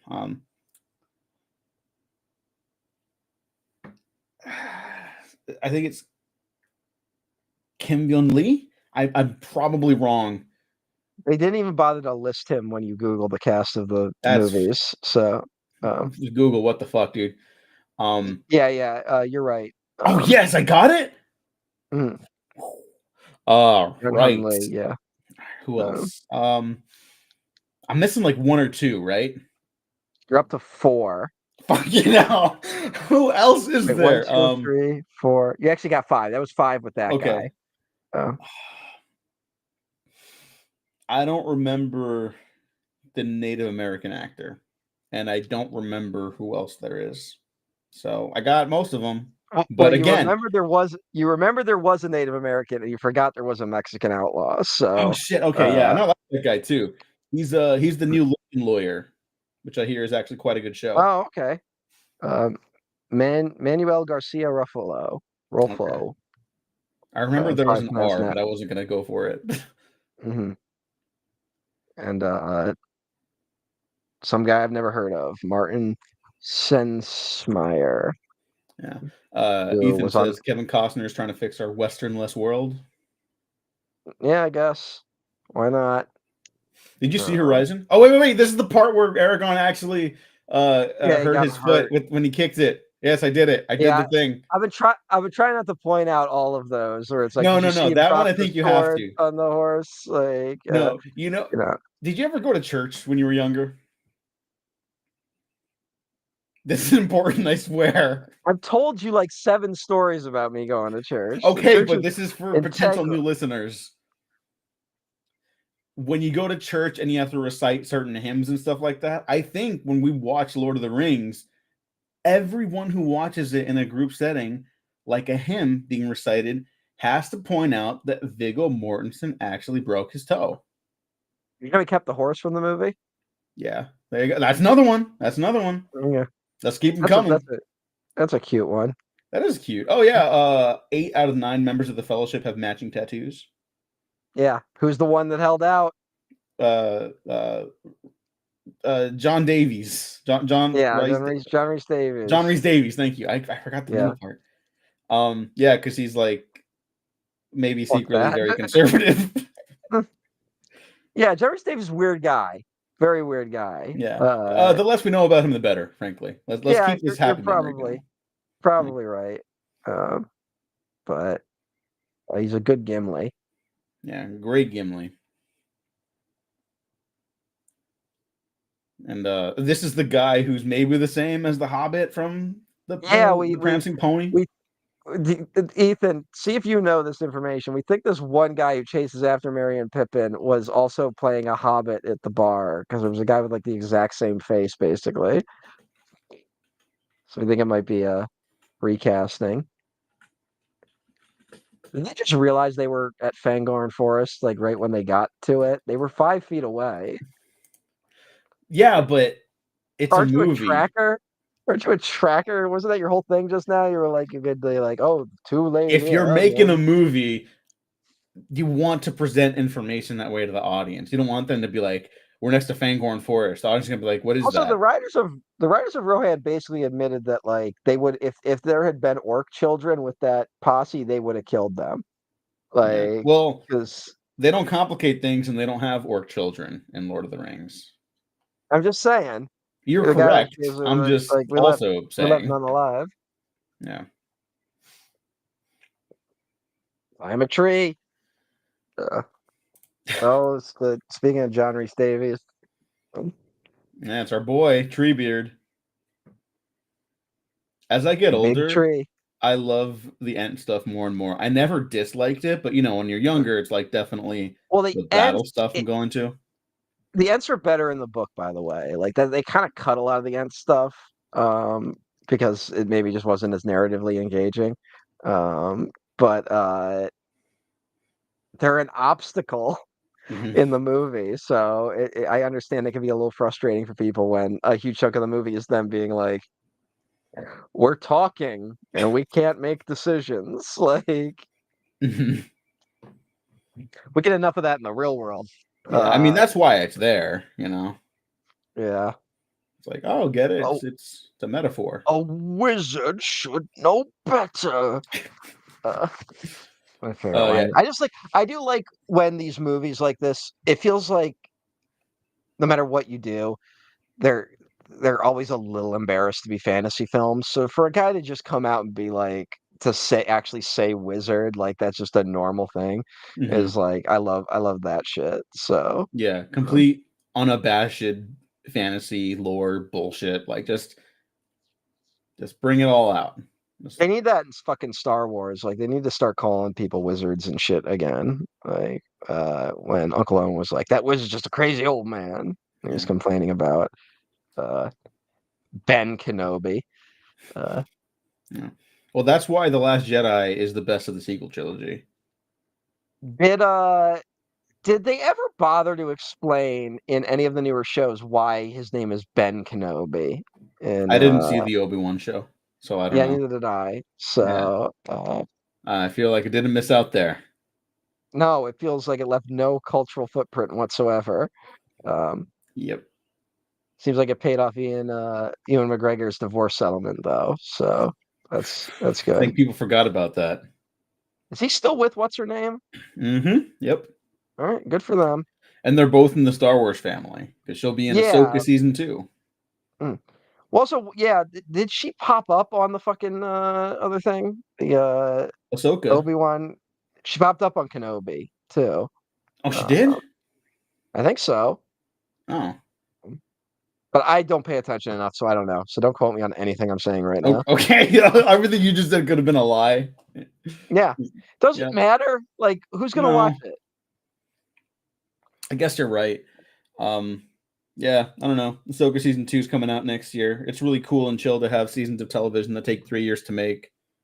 Yeah, this is a good way for the industry to work right now. Yeah, I mean, I've had fucking older family members come to me and be like, "Yeah, I was into this show, but it took them so long to make the second season. I got bored and didn't bother." You know, and it's like what they're saying is a little messy. It's like, how do you get bored and bother? Like, how do you get bored by not watching something? But what they're saying is like a true feeling. It's just like can't keep up Yeah. with it because why am I gonna? I'm not gonna remember to Well, wait that. how in this I'm world where working. the entertainment industry complains constantly about like having to keep the audience engaged. You got to keep them engaged as much as possible. Like everything's got to be engagement, engagement, engagement. And they'd be like, "Oh, but we're gonna take years between seasons." Like, it's so fucking backwards. Yeah. Um, I mean, even the Lord of the Rings show, it's like every 2.5 years. I think it's gonna come out for like a decade, yeah, which is like, who's even hey, don't if you watch that show, I hate you. I haven't seen it. Anyway, let's talk about Gollum a little bit. Yeah. They basically lied and said it was a breakthrough in motion capture, even though basically the special effects team did 95% of the work. Um, but tricked poor I feel Robert like that's a Zemeckis. little bit of a stretch. I feel like they are still going off of Circus's performance. Circus, they definitely are. It's not nothing. I am not saying it's not nothing, but the mocap technology they said was there wasn't there, and you can tell because about 2 years from now, we get the Polar Express, which was basically greenlit because they thought motion capture technology had jumped ahead, and they found out fairly quickly into the production of Polar Express that was not the case. So. Why? What's wrong with that movie? Oh, I don't know. Uh, It looks sort of Other like a than nightmare. it looks like a nightmare and it's also dumb as hell. Uh, I don't remember it being dumb. I just remember it looking horrific. this fucking kid, a train shows up in his backyard. He goes like over like mountains. They go on the ice. They're like flipping and shit. He gets all the way to the North Pole, which is a village that is full of elves making toys, and he's still like, I don't believe in Santa. Like he's still like no, and it's not until he believes in Santa in his heart that he can see him. It's an insanely bad and clumsy metaphor for faith. And yeah.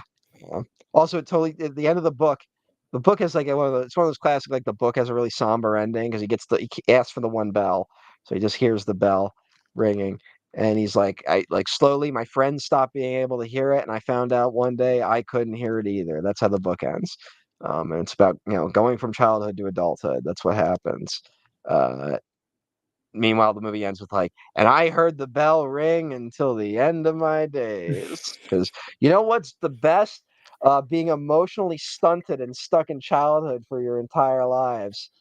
Yeah, boomers, that didn't cause us any fucking problems.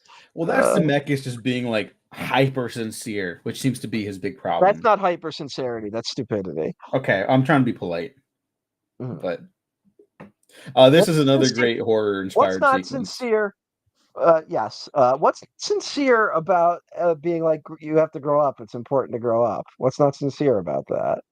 I didn't say it wasn't sincere. I said he was being hyper sincere about like, and you'll be able to keep like the spirit of youth with you forever, which is very short sighted, I would argue. Mm, yeah, I'm trying to be polite here. I'm trying to be nicer about this stuff. you shouldn't be. Remember how mad I got about the gorge? I'm trying not to do that anymore. You were got mad about one movie. Yeah, but it didn't feel good. And I What are was you looking weak? forward to it. I didn't even Uh, get that mad about Saturday night. Imagine I if you think the did a gorge is movie. worse. Maybe if you did a version of Lord of the Rings, but it was like just about Bilbo's birthday party, and that's what Saturday Night is. That's what that Yeah, movie but is. they're rogue artists against the system trying to prove something. It's Oh yeah, you not gotta go up like they the were just a bunch of fucking poor people trying to put on a show to make a living, which is yeah. just as valid as artistic integrity when you're trying to survive in this world. But I guess people don't greenlight that movie. Hmm. Well, what's more artistically integral to the culture than SNL? I mean, what has more integrity in terms of somehow having two modern fascists on in the last decade? See, that's actually the interesting story. See, this is why it's so dumb. Like, it's not dumb to make a movie about Lauren Michaels, who is a fascinating character because he is essentially someone he did have creative ambitions when he started Saturday Night Live. He wanted it to be anti X number of things, right? He leaves the show after 5 seasons because he's burned out and also felt his creative autonomy was being threatened and was like, we should just end it while it's still good. Show stays on. He comes back and slowly becomes the corporate guy we know of today. That he's essentially this guy who, he's supposed to be like a kingmaker in terms of comedy. And now he just placates the business side of the whole industry. Like he knows how to play that insanely well. Um, and while still crafting modern comedy superstars. Doesn't happen as much now because there just aren't vehicles for comedy people anymore. But he still, famously, when Letterman left late night in a fury, they put him in charge of finding his replacement, mainly just so they could say to shareholders, we got Lauren Michaels on this to calm him down. Like that was Mm-hmm. the only reason. And Lauren Michaels ends up picking Conan. That's the only way that would have happened, but they only put him there because they needed a trustworthy corporate creative, which is what he essentially is. And for someone to go through that transformation throughout their life to uh, I have a goal I'm trying to reach with the show to uh, I have to learn to play the game of business, and I'm perfectly happy being a king of this very tiny kingdom within SNL. Is a very interesting arc, and that's not explored at all in the Saturday Night movie, which is about the first show. And it's about how everyone else needed to be wrangled together and how Lorne Mm. Michaels saved the day. Yeah. I thought Can people you were name exaggerating when I heard that. I was like, maybe there's like a certain bias just because we know too much about him now and stuff like that. And it's like, no, the movie is really that, which mm, was pretty shocking to see. Like, just, can you name one skit from the first episode of SNL? and I saw the movie, so I know what they were. Yeah. Famously, Andy Kaufman does Mighty Mouse, the first episode. Uh, George Carlin does stand up, but doesn't do any skits. And there's the first skit, which is just the teaching guy, foreign guy English, and it's John Belushi just repeating everything the guy says, and the guy has a heart attack, and then Belushi imitates him by having a heart attack too, because he thinks that's part of the lesson. And then Chevy Chase walks out and says, "Live from New York, it's Saturday night." This gave away the ending. Hey, fuck that movie.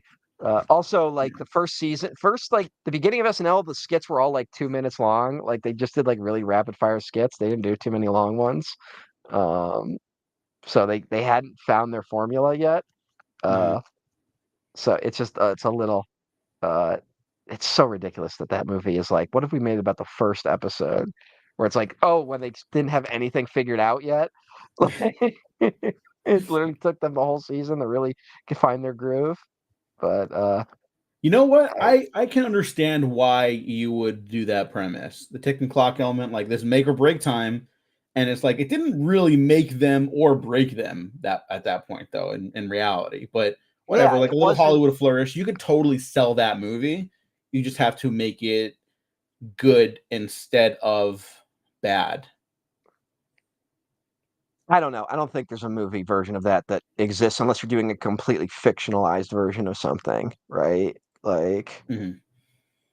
And like again, look, The Blind Side won an Oscar. yeah, You could just lie. The yeah, Academy doesn't care. yeah. Now, you shouldn't fucking manipulate people and hurt people with those lies. What But Diego is saying is that The Blind Side is the perfect blueprint for no, how you should no. a make a movie and b live your life. That Nope. he takes it beyond the film itself. But hey, uh, it really becomes much more of a comedy boob in the second one. Yeah, he really does. This is the shift. Mhm. And you know what? I'll say it's noticeable. I don't think it's detrimental, No, which is it, amazing somehow. it's a it's a good balance of comedy, frankly. Mhm. Uh, Yeah, by the time you get to like the second Hobbit, though, there's like some shit that starts, and then it just oh God, snowballs into what I remember of yeah. Desolation of Smaug. Is like there's that one human character who's like Worm Tongue point 0.5, right? And that character just doesn't work. Like the movie stops dead with his scenes. They're just extended comedy bits that are like, it's embarrassing, you know? It's like, it sucks to say, but sometimes you watch something that's so bad, it is a little embarrassing. Yeah, yeah. It's like, what's I the opposite mean, of Goosebumps? It's that. And then this is Goosebumps when Gandalf the White shows up, and you're like, this is the greatest shit ever. I This is like so cool. this is a very D&D moment of just like he breaks your thing, your arrow doesn't work, and your sword's too hot to hold. Like it's just a very simple way to disarm everyone. Um, I will say something I'm starting to notice: the more they clean these movies up, you can tell the doubles that are being used in some of the wide shots for people like Gimli and stuff like that. A little Uh, bit. Yeah. so it's not that bad, honestly, and the force perspective still works a lot. Oh yeah.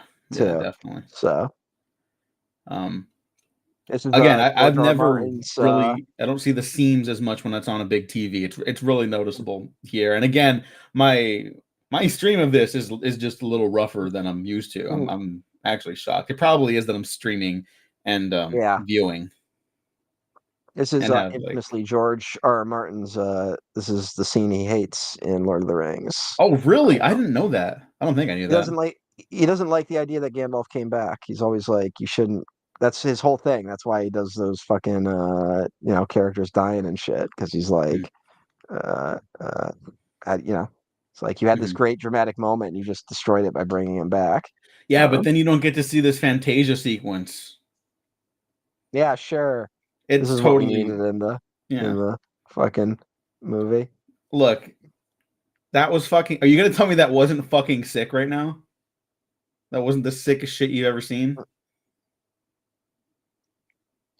Uh, yes. Okay, well, it Because was. I actually like the falling fight a little more, I but do that's pretty too. I cool. think that's cooler and better and better visually represented. But it's like, I don't know. Here's something, and then the little It's 2001 in there. it's weird that he's canonically like an angel, Hmm. like that in terms of like how wizards work in the Lord of the Rings universe. Hmm. That he's basically a being from another dimension. But so I don't know why he's all worried about death. He was gonna be fine, but uh, Well, maybe death is still just like it's still scary because it is the unknown up to that point.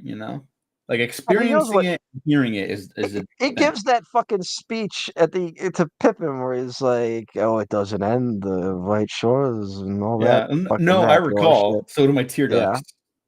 yeah. So, Yeah, I do cried you through like guys half have of that strong movie. feelings on the 4K restorations? I've learned they are somewhat controversial.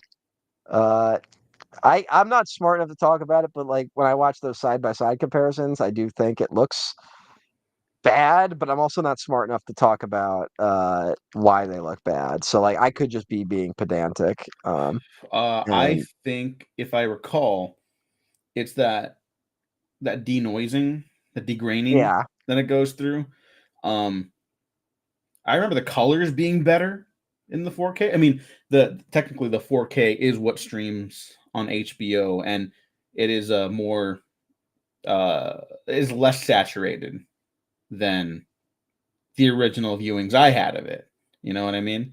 Like Fangorn Forest is a little less green and a little more gray. yeah, Um, it's all still very effective. Like it's just too well made to ever be like they fucked it up. Like I don't think that's possible at this point. You could have the yeah. fucking cut out 2D uh droids on Tatooine going across the screen right now, and I'm like, yeah, well, it's still Lord of the Rings, like All right.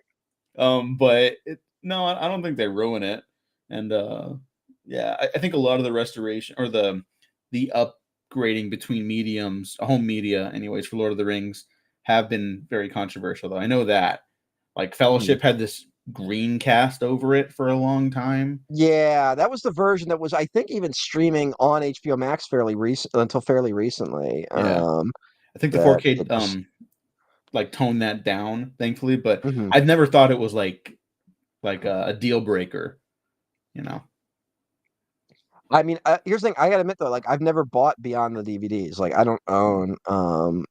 I would love to see them in 35 millimeter too if they ever do a release like that. Yeah, that'd be awesome. Which seems doubtful. I did see the theatrical re-releases of uh the what do you call it? Of the extended editions when they were done like kind of rapidly. But that was like fuck, that's over 10 years ago at this point. Yeah. So um, Yeah. Shadowfax. Sorry, I'm just catching up on them. I have my stuff on Do Not Disturb, and I'm like, oh, I better some of these I better get back to really quick. Sorry about that. Yeah, just make sure. Yeah, But Diego, we um, need to know if the heart is going to make it on time. Uh, Diego, what are you doing? Uh, and then one was meanwhile, just a meanwhile, text, like, I'm checking to make sure the pizza place I want to order from is still going to be open by the time we finish two. well, if you want to take like a break, I'll just keep going, and then I'll take a No, break and I'll scarf pizza or whatever. I'm making my way through this movie. I'm making it to the end. I just need to Okay. make sure I'm gonna have pizza waiting at the end of it is all I'm checking. So All right, all right. uh Yeah, some of these texts are important. Like, so tomorrow, I'm gonna go babysit my godson and my grandma. We just hang out since uh, currently unemployed. So I got time to spare. If anyone's hiring, please let me know in the LA area. Don't be shy. But yeah, so I'm just making sure we got everything for that tomorrow.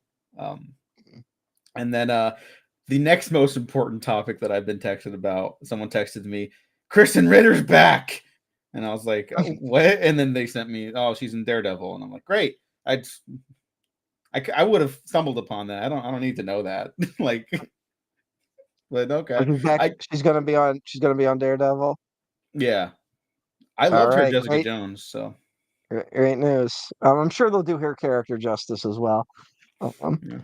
I mean, here's the thing. what's Well, the show? That's the I show will they had to like reshoot all of it, right? Like they shot the whole thing, and then they were like, "We got to do it again." I think they got to like episode like between like 4 to 6 episodes, and Mhm. then they saw it and they were like, everyone's fired. We got to do this again. I'm not even joking. Everyone creatively behind the scenes was replaced. A lot of the cast that they had recast from the Netflix show got replaced because it wasn't going to be like a season 4, quote unquote. It was going to be like we're taking the Daredevil and Fisk you know and love, and then putting them in the MCU, and we're going to reboot the show, and it's going to be a brand new show for no like so people don't have to watch it. And then they quickly realized, hey, if we're doing a Daredevil show with the same people starring in it, Mhm. you might want to just make it a continuation. Mhm. So I know that's like a difficult concept to wrap I people's minds know. around. What the like who yeah, it's insane it got that far in terms of like what they were thinking, right? Like Yeah, it's ridiculous that it got that far, yeah, but yeah. Um. so Anyways, this movie rocks. Is it a hot take to say that even though this is also an incredible movie, I think it's the weakest of the trilogy? yeah, that's I think that's most people's takes is that it's the weakest Mhm. line. Um but it's also it's just it has the problem which is just it doesn't really have a beginning and it doesn't Yeah, really that's end. it. Like it struggles a little bit and but it's also one of those like where you go of them but mean anything. Like there's still some great Yeah, fucking there's shit in it's it, still you a five know? star And, movie, uh, like to me. Like it's not. yeah. It's just the least shiny of the 5 stars. I think though I have to do the like I give it 5 stars if I lump all the films together. I really give 5 stars to Fellowship on its own. Okay, I rank the okay, movies. I can respect that. Because these do play better when you kind of sit down and watch all of them. Much like this. Like there's something to that. Yeah. Have you ever done this? Like have you ever Oh yeah, done a full watch of them in one go? yeah, Hmm. yeah. It's much more casual. I'm not in front of a camera and my microphone, so I kind of just like, I'm gonna stretch out over here. Me and my cat will be on the floor or whatever. But yeah, It's a great sick day movie, and I usually do it. I didn't really do it this year, partly because we were talking about doing something involving Lord of the Rings for the fantasy stuff.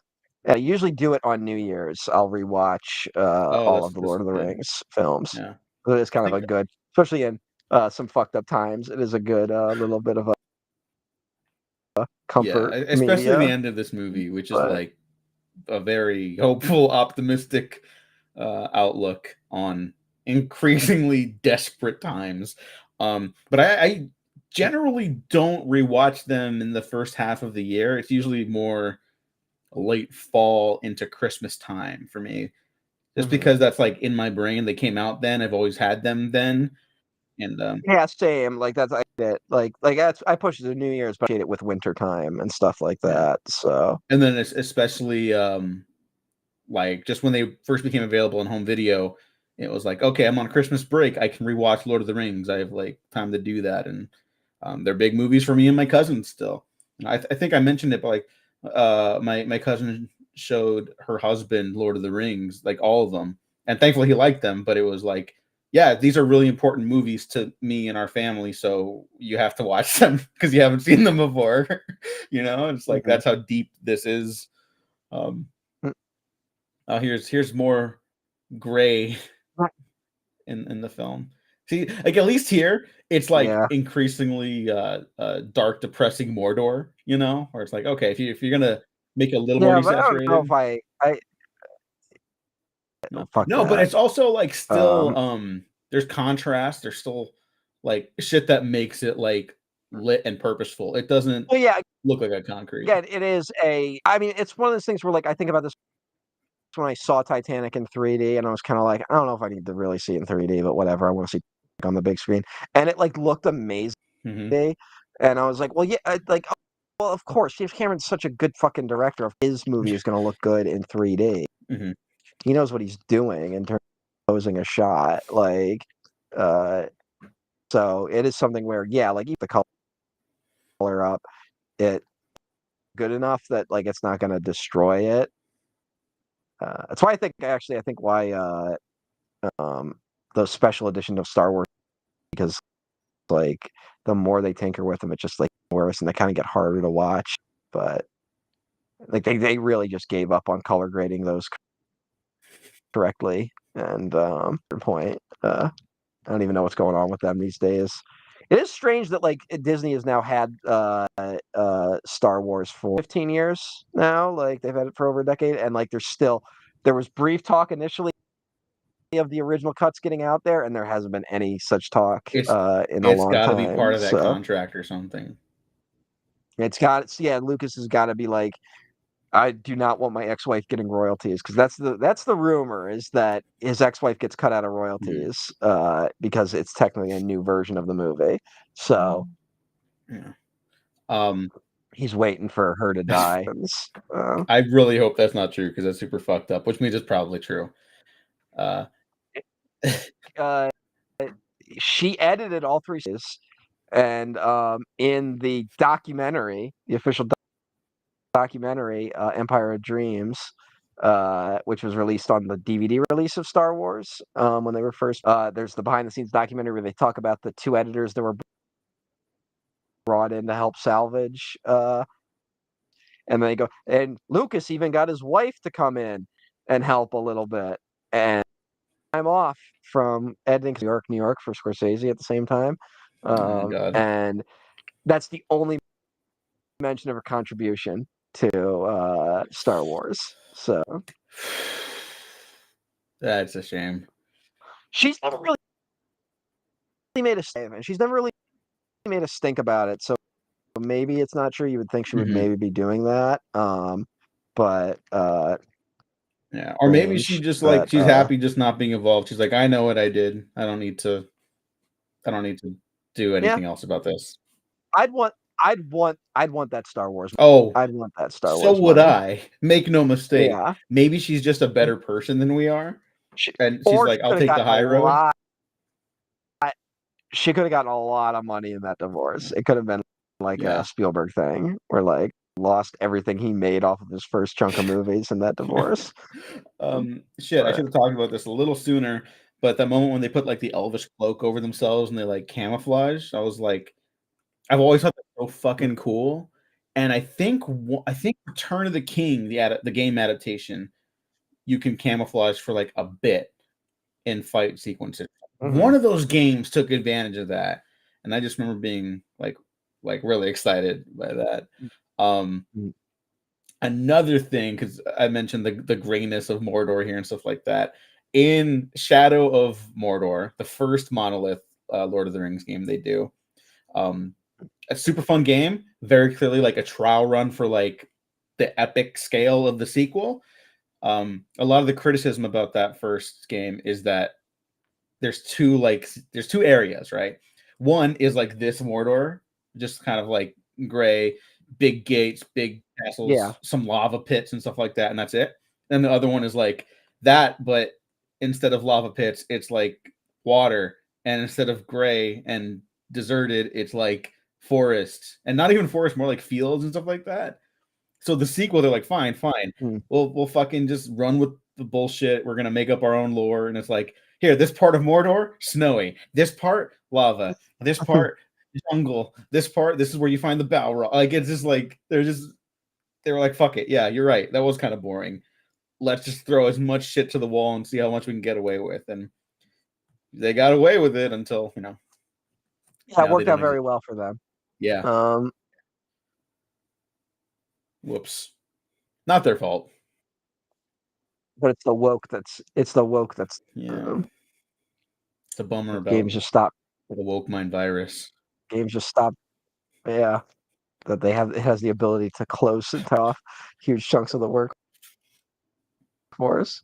Uh, it is weird that there is a woke mind virus, the opposite direction Mhm. because these people make like people like Elon Musk are like so stuck to this narrative that they're like making insane decisions that don't even read us very well.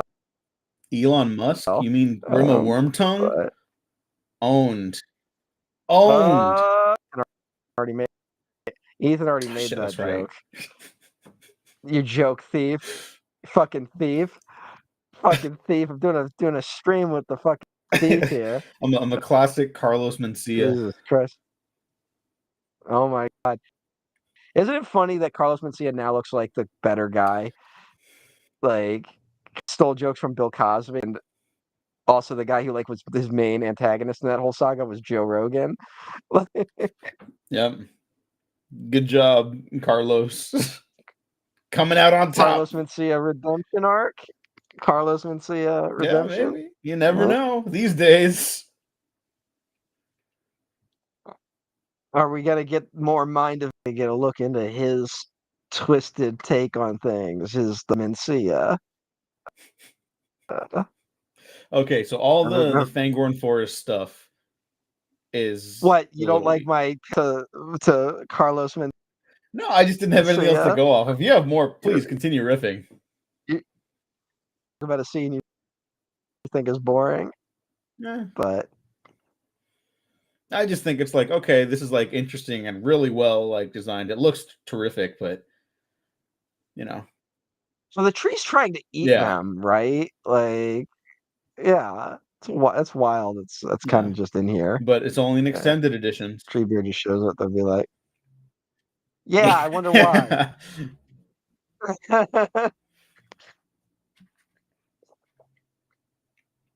The Treebeard still looks really great too. But it's like, okay, so right here, Treebeard does he look literally just good. like puts them down and then they get back up and it's like, yeah, like I remember the theatrical very clearly because that's the version I saw for a while, right?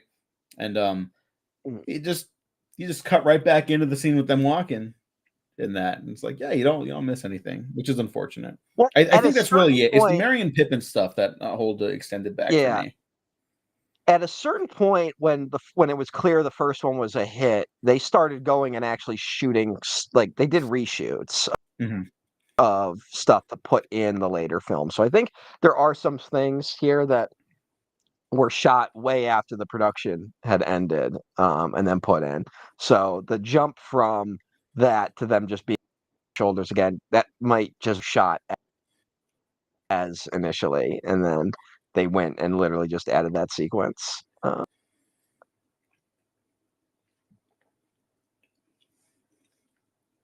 It's so weird to think about these coming out in parallel with the Star Wars prequels, though. Just George Lucas was trying to do Avatar like 10 years. These are still this is like a much more happy medium and practical effects. Oh, got a little choppy there for a second. Got worried. Hmm. But it says my signal's a little weaker. So, oh, Okay. now it's good again. Now Oh, it's good thank again. God. So, All right. uh, Oh yeah, Howard Shore's score here with the all the Rohan shit is like generational. yeah. Also, they built like a huge chunk of this Hmm. like city right here, this town, and I guess it was a really bad decision because if you build your town in the middle of a valley, the winds are just whipping constantly. So if you watch this one, there's a lot of scenes where you can tell like the wind is getting to everyone. Like everyone's getting a little too annoyed with how fucking windy it is trying to do these Hmm. performances. That's one of my favorite things in movies when you start to notice how annoyed like other actors are in a scene like that, like because they've clearly been shooting all day. Um, Yeah. And even if they're given like committed performances in the middle of it, it's very funny when you can tell. But also, props to them for like committing still. there's a good one if you ever watch Reservoir Dogs, the opening diner scene. I guess Lawrence Tierney had been fucking up his lines so much that they weren't things weren't going well, like that he wasn't sticking to the script, and they had to reshoot that last part about being like, "What do you mean you don't tip?" so many times, and I guess he screwed up again, but then like Tierney just kept going, "Hey, let's go to work." You can actually see Tarantino in the shot getting ready to say cut, Like he's like almost laughing at like how annoyed he is that they're about to do another take, but then everyone's just getting up and he just gets up too. And Chris Penn in the scene is clearly like zoned out. He's not even paying attention to what's going on. And then like you watch him like, oh right, the scene's still being shot. And he gets up and walks out. It's pretty funny. One if you know, just look at everyone else's faces except the people talking in the scene. That's So amazing. I should rewatch that. I haven't seen that in a while. great Brad Dourif. Oh yeah, Chucky himself. Mm. Yeah, who apparently kept this accent like the whole time he was on set. I guess is the story. Hmm. And then when when he know when they told him his scenes were done, he was like, "Thank Christ, I don't have to talk in that voice anymore." Yeah, Brad What's the Dourif. actress's name again? Um, That's a good question. Miranda Otto. I almost looked it up, but I remembered Miranda Otto. all right, good. What has she done lately? I haven't seen her in a minute. Okay, now I have to look her up. Hmm. She Well, was she was in. in the War of the Rohirrim, I guess. She did some voices in that. Oh, and the narrator, it looks like. Okay. Oh, she was in Talk to Me. She's the mom of Oh, you're right. the other girl. Yeah. Yeah, All almost a right. Good for co-lead. her. Yeah, she's very good in that movie. Very good movie too. Really fucking dark and intense. Talk to me is fun. Yeah. I like how you go like, yeah, it's a really dark and intense movie, and I'm like, yeah, fun time. Love Well, that here movie. I think the story is very dark. I think the filmmaking is tons of fun. I Yeah. those Philippou brothers are fucking cooking. No, I think I honestly it feels like an R-rated Goosebumps story, like especially one of the earlier, more mean-spirited ones, Yeah, it's like really mean. which I say is a total compliment. Hmm. But Oh fuck! She has not been in enough movies for my liking though. yeah, well, I mean, look, this is still the era where like you can be an actress in one of the biggest movies ever, and it's not gonna translate to a career Yeah, uh, if you're not up to the standards of Hollywood pigman Harvey Weinstein. Um, yeah. I guess That's offensive to pigs. Liv Tyler got a huge boost off of these, from what I understand. The Oh like yeah, she was able to kind of like use it as like foreign box office proof. To get like I heard James Gunn say that she basically got super funded because they were able to sell foreign because of her name being on it because of the Lord of the Rings films. So oh, good for her. Let me see what else has Liv Tyler been in recently? mm, Because she's a great actress. She's just yeah, she was just those. in the new Captain America, I believe. Oh yeah, she comes Uh, back as Betty Ross. why not? All right, Sure. here's something. I think the you wouldn't deprive a old man of his walking stick is played like more straight in the books in terms of guys being like, "Oh yeah, it is just your walking stick. Come on in." Whereas like I think they give this guy a little bit of a like he knows that it's not, but he's also like we don't like this worm tongue fucker Hmm. either. So, um Yeah, there's something in there with the performance. yeah, I think the new Also, let audiences me know maybe if my wouldn't chewing's too buy it. loud. No, I'm fine. It might I don't know how it sounds on the recording or for anyone else, but it sounds fine for me. Okay. I told you to take the wizard stuff. Yeah, Uh, this is great. right now retired Brad Dourif, unfortunately. Unless they do more Chucky stuff. He said Yeah, he'd always be that's there the for thing. Chucky. Yeah, because it's I mean that's a voice, so that's much easier. But yeah, It it's a is, but little you know what? Spoilers for season 3 of Chucky. He fucking shows up. yeah. No, I agree. He is not No. I mean, he never. physically is in the show as Okay, all right. the Charles something. Mhm. I don't remember Where's the the Pete? Chucky's name. Ethan wants to know where the pizza's from. Should I Ethan gatekeep? wants should I don't know. No, What? I'm trying not to gatekeep anymore. It's just Costco pizza. Okay. It's like 10 Costco bucks. pizza is Costco pizza good or is it just $10? Both. All right. In terms of chain places, like I think Domino's has significantly improved. I still don't think it's as good as Costco pizza. All right. I don't do the like like I do a local chain. Hmm. I get Grotto Pizza, which is local to the Delaware, Philly area. If you've ever been in this part of the country, um, so I was you know long what before I met you. sucks shit. You know what pizza sucks ass? Hmm. Little Caesars. You're one of Fuck those those. pizzas. I hate Little Caesars. I don't hate it anymore, but you know what? I'm fucking getting pretentious about my food and shit now. Mm, I will like I've turned down free Taco Bell El Pollo Loco because people like family members were like, mm, or like for example, last time I was babysitting, right? I'm just chilling with the little guy and my grandma, and then I get a call, hey, we're gonna go to El Pollo Loco. Do you want anything? I'm like, no, not really. I turned down free food just because I don't want it, you know. And then I was hungry and I was like, I can make something at home, you know. Like I'm just not interested whatsoever. yeah. Yeah, Ethan says Costco pizza is very solid, especially for the price. Yeah, not 5 stars, but it's very good and Mm. reliable. There's a place near I, me called Joe Peeps, which is hey, we've had the outstanding. Joe Peeps conversation, and Ethan will appreciate the name. That's all Mm, I'll say. But terrific uh, stuff. I think I have a traumatic story with Little Caesars Pizza. Oh, please Uh, tell. As a we childhood watched trauma. evil be vanquished from the Uh, body of yeah, Bernard Hill. this is me after taking my first bite of Little Caesars. But So when I was in school, there was Little Caesars Pizza Day.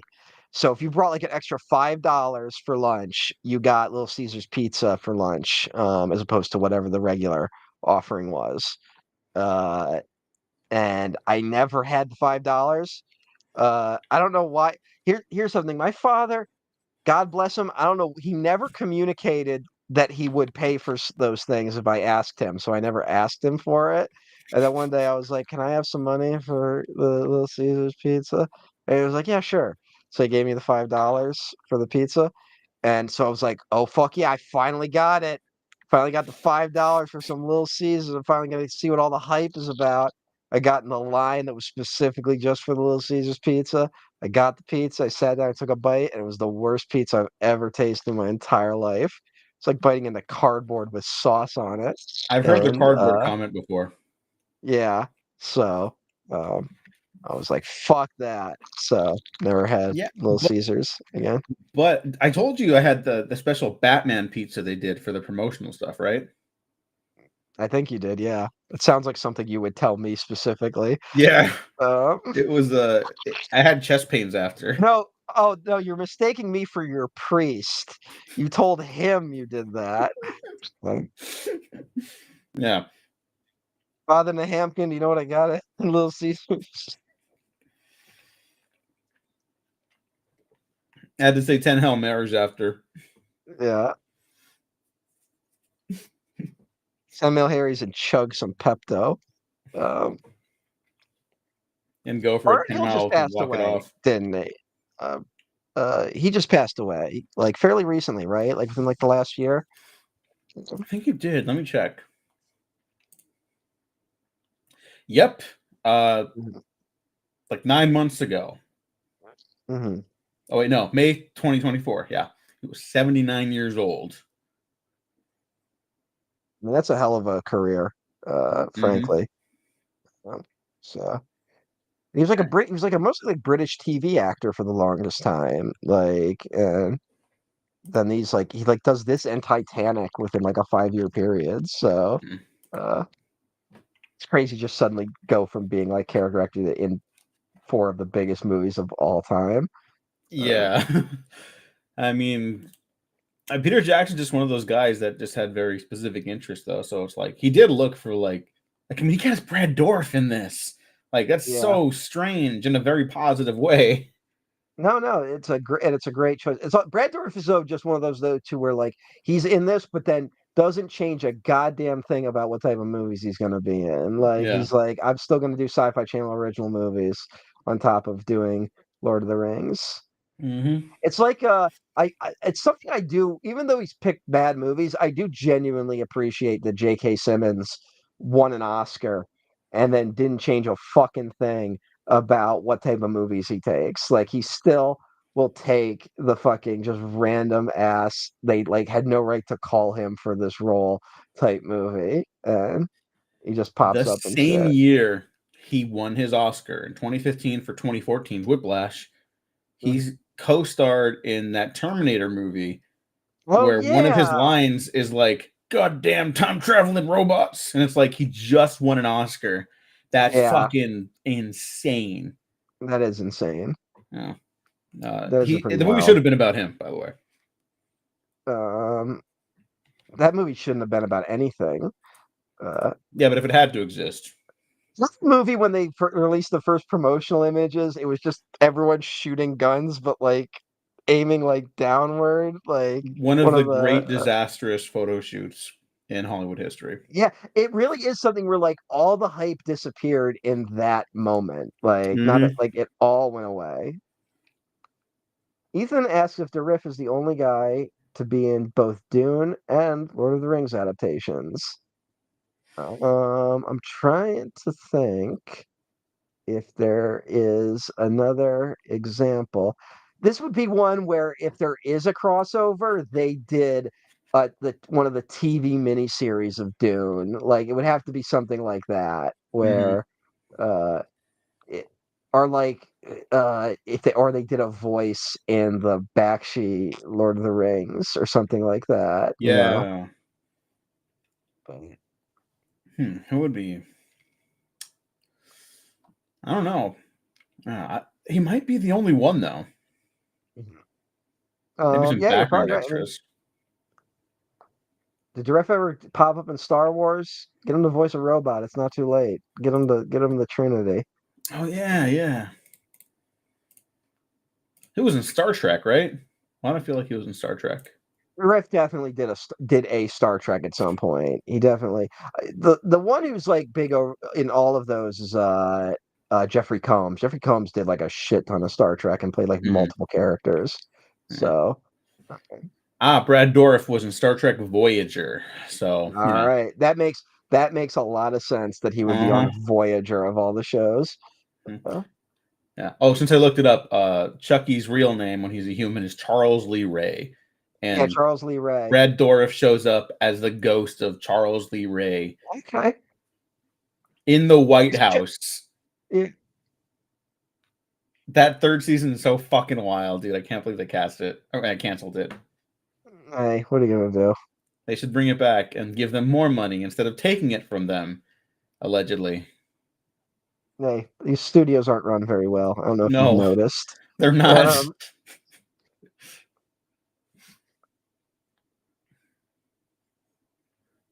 Um, So the whole singing from Aowen, that was all extended stuff. I yeah, remember that. yeah. Yeah. Good stuff there, though. That's a good addition. That's a certain level of sincerity I know, like the average viewer struggles with. Like that you're gonna sing a song in a made up language, like that. You know. Hmm. Well, that just made me think of the fucking Star Wars hotel where they did the ad that just showed off the woman singing, and it Hmm. was just awful. Um, That Jenny Nicholson video is longer than the first two extended editions, that's incredible. and it's totally worth Um, it. it is, yeah. I'm a big advocate for the long video essay of just a incredibly specific niche topic. Um, but especially Like it's with that from good, her such an absolutely. yeah, she makes a lot of really good points. Hmm. I think it was A- uh Avatar, the only franchise left with any stones, says Ethan. Yeah, in its shoes as it sinks to the bottom of the shut ocean. up. Uh, No, no. uh, Boo. yeah, Boo, Matt eh, Garingo. yeah. Way of Water is just the fucking plot of the first movie again, but with water this time instead of flying. Boo. Fuck Everyone that boo Matt movie. Garingo. Tomato, Fuck that tomato, movie. tomato. I genuinely was so bummed by Avatar: The Way of Water. As someone who like really got himself hyped up to be like, I'm gonna like this one. Like everyone's saying it's great. I'm gonna like this one. And I was like, midway through, I'm like, should I stop watching all movies? Like, am I just that? Is it has like cinema just abandoned me? Like, it's just it was such a low point, the middle of Avatar 2. Uh, And so, it ends on a good note because by the end of that, I certainly wasn't feeling that bad. But uh, as the first chunk of that movie can go fucking piss in a river. But Well, no, you are incorrect. It's actually maybe James Cameron's best movie, it's not even close. top three at least. No, What is James Cameron's best movie to you? it's probably Terminator 2. Like, not to be basic about it, but that's No, kind of like the that's not basic at definitive. all. You don't need to Yeah, explain it. Yeah, I yeah, agree. yeah. And then it's probably Alien. Like, not to be basic, but it's like it's that. It's like it's Terminator 2, Aliens, then probably Terminator, then Titanic, then The Abyss, then True Lies, and then you can put the Avatar film somewhere down there. That's But okay. Now you're an insane person. uh, I the only one I will even contend is maybe lower is True Lies, hmm but I like True Lies, I so like True Lies too. It's just it's an incredibly morally reprehensible film, but it's mhm. it's it's great. Uh, As my buddy Josh Lewis called it on Letterboxd, clearly made by a man who's been divorced like 4 times. no, that's the great thing about all of his movies is you can tell which movies he is going through a divorce while making. Like you can tell this is the one he made while he's going through a divorce, and this is the one where he's getting remarried. Like it's so stark which movies are which. But um, I Ethan mean, said The Abyss, Aliens, or Terminator 1 are their favorite James Cameron movie. we can argue. Like honestly, it's really only Avatar I argue about in terms of its ranking because I just don't Mhm. vibe with those movies at all. But Yeah, I think Terminator 2, Way of Water, and that's then insane. That's and that's then truly insane. Um, honestly, I've been thinking about it. Maybe The Abyss. Like, I gotta give that another rewatch. I got one of those 35 the millimeter Abyss is a, the scans. Abyss is a weird one for me, where because both cuts are like very different movies, and I'm not sure if they're better, if one version's better than the other. Mhm. So like I don't know. I can't really make up my mind about it because there's stuff in the extended cut I like, but there's also like stuff where I'm like, is this a little laying it on a little too thick? Hmm. And then there's the theatrical cut, but then that feels like it's clearly missing some extra stuff. So it's just yeah. It's Mhm. yeah, it's a hard one to think about in terms of where I rank it. Um, But something he's consistently praised for, James Cameron, that is his strong female characters. And we yeah, have but two women in this entire franchise. we don't need any more because we already got them in people act like Ripley never happened. So why we need strong female characters now? Why do we need to force it? We already had it with Ripley. I'm repeating dumb people on the No, internet. no, I know. They just hate the arguments. Yeah. I hate it so much. Uh, I love that those like I always point out that those people ignore that the producers of Alien 3 were very open about thinking they didn't need Sigourney Weaver for the third one because quote unquote women didn't show up for Aliens. And Hmm. it's like one of the highest grossing films one of the most financially successful films of all time with a female lead, and you're like, ah, we don't need a woman lead for that one. But That's uh fucking crazy. yeah. So the Yeah. business has always been run by dumb people. Hmm. Important to remember. Yeah. I mean, the Alien franchise is also one of the most consequential, like making of series of documentaries with Mm. their franchise release. It's like, Yeah, yeah. frankly, it's between Like these two franchises that the have the best the like making of. quadrilogy box set. Yeah, they invented a word, and everyone was just like, Yeah, okay. they convinced America that quadrilogy was a thing, Yeah. uh, And frankly, which I'm I guess like, yeah, why not? If you is can, you know? yeah, but there's already something. It's called the tetralogy. Like it already existed. Yeah, but people know what quad is. No one knows what a tetra is. What executive was like, no, tetralogy doesn't work? Like, I'm gonna be honest. Having like religiously watched those making of documentaries, that sounds like a David Giler thing. really? he's Is he the brilliant dumb guy? producer, Is obviously. is he the dumb bald guy with glasses? Yeah, he talks Yeah. like this, and Yeah, he's Fincher wanted to the make it more one artsy. who is lying in like most of the behind the scenes stuff. Yeah. Oh yeah, everyone got PTSD making The Abyss. That's the other problem with The Abyss when I think about it, where it's Hmm. like so it's being like, yes, an end to all wars, and it's like meanwhile like Ed Harris like had like a mental breakdown on the drive home. He had a Like, mental breakdown. He was almost drowned for a take. yeah. Like, yeah, no, wrong way to make a movie. I am separate enough from the making of the movie Mm, that I do just like it, you know? all right. Hey Like, Emily, there's my friend Emily in the chat. hi, Thanks for Emily. showing up. Um, Oh, we are Emily. If you want to join in and watch, we are fucking 1 hour 35 minutes into Lord of the Rings, Two Towers extended edition. Um, woo! where we're going out of our minds. I can feel the going out of our mind creep, Yeah, it's making its happening. way in. Uh, That's okay. I have so. more coffee. I never drink coffee after like noon anymore, but Mm. we're breaking the rules today. Yeah, I was trying to use this day to go without drinking anything with caffeine in it, but I think when the pizza gets here, I'm gonna have a Diet Coke.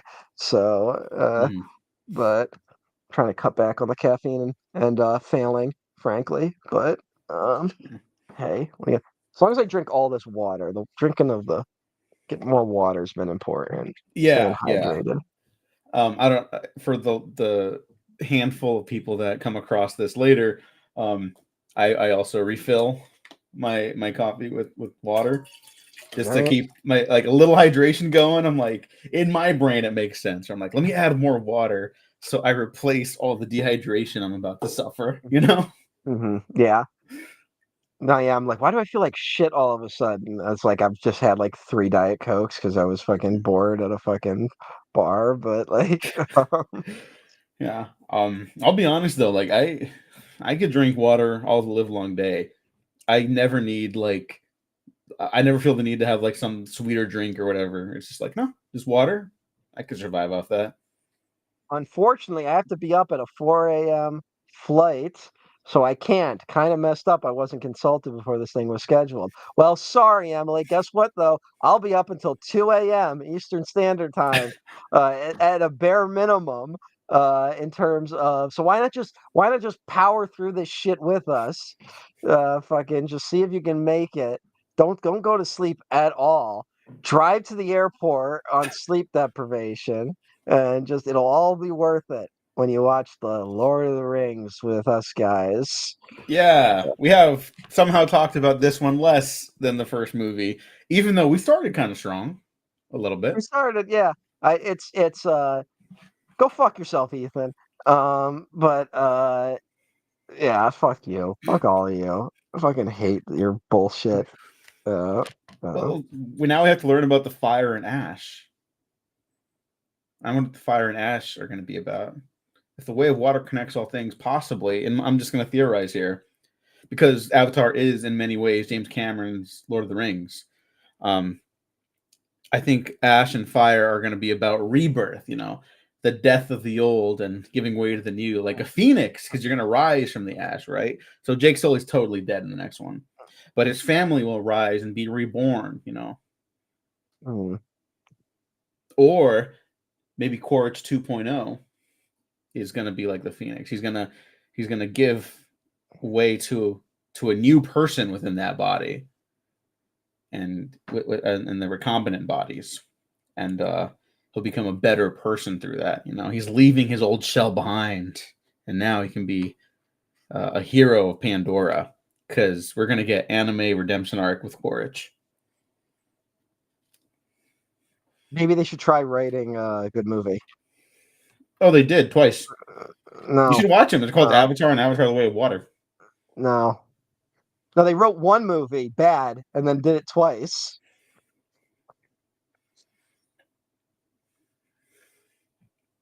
No,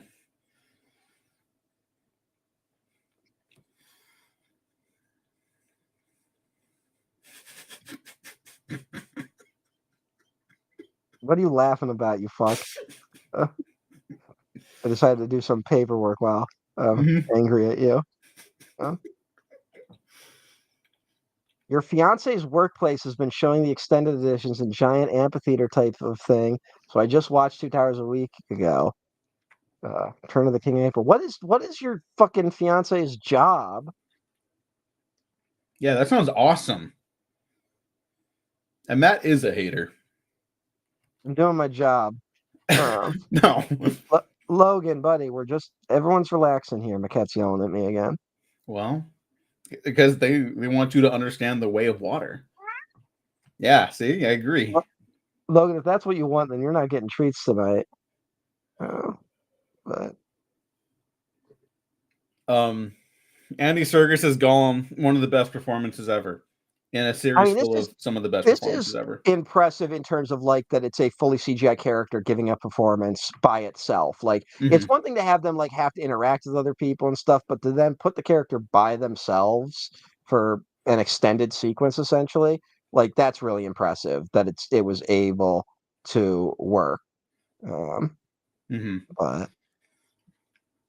I mean, people still struggle with making CG characters like emotionally relatable now.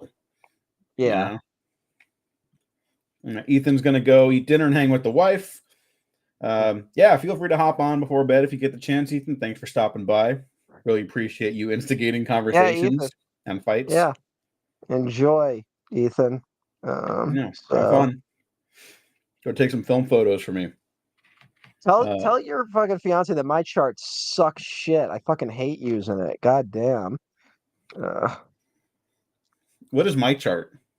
my chart, it's like a doctor thing. It's like a patient portal for like medical shit. Mm, Uh, every like half my doctor's office like adopted it like all at once, and I fucking hate it. And even using it, none of them know any of my shit when I show up. I have to still bring paperwork that's like, here's all the meds I'm on, here's what was this, here's when I got this procedure, here's this, here's that. It don't matter. My chart helps in no way, in no significant way does my chart help. So uh, that sucks.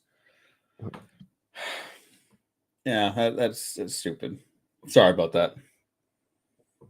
you should be. Oh. Uh, no, I'm not like it's fine. I just he doesn't work on he works on internal projects. What the fuck does that mean? Emily, what do you, what Wait. We're gonna miss the other important part of this film. oh yeah. Yeah, Okay. classic. Don't you remember all those Yeah. YouTube poop edits to it?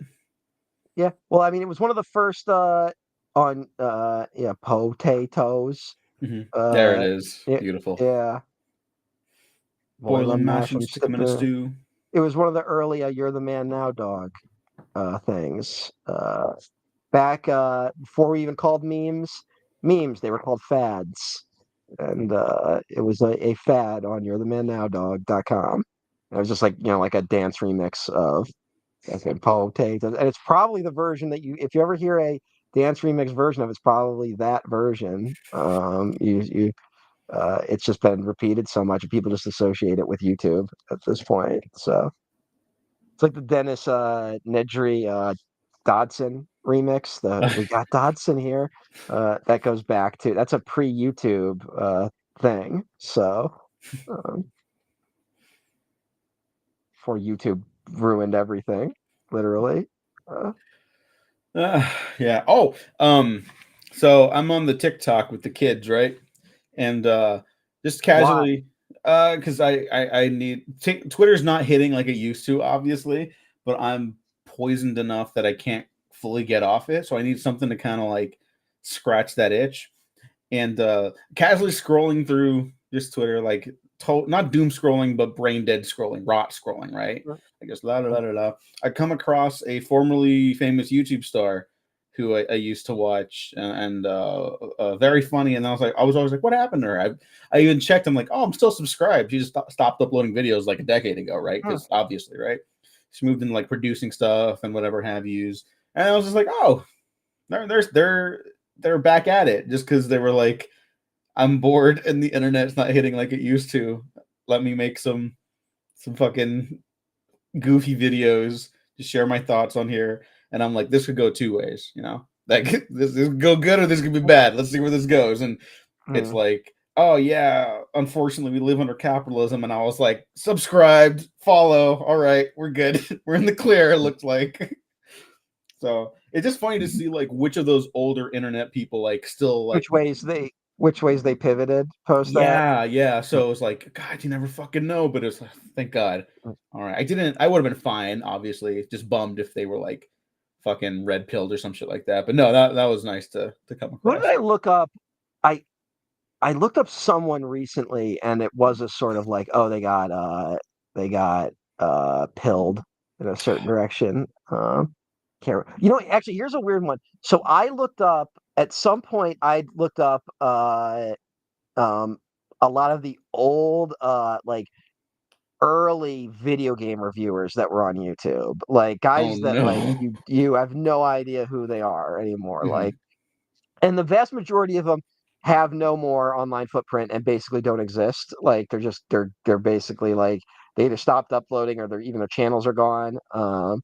Uh, that one guy from the Goonies did not go the leftist direction. Which guy from the Goonies? Oh, are Uh, you talking I about don't. Robert Davi?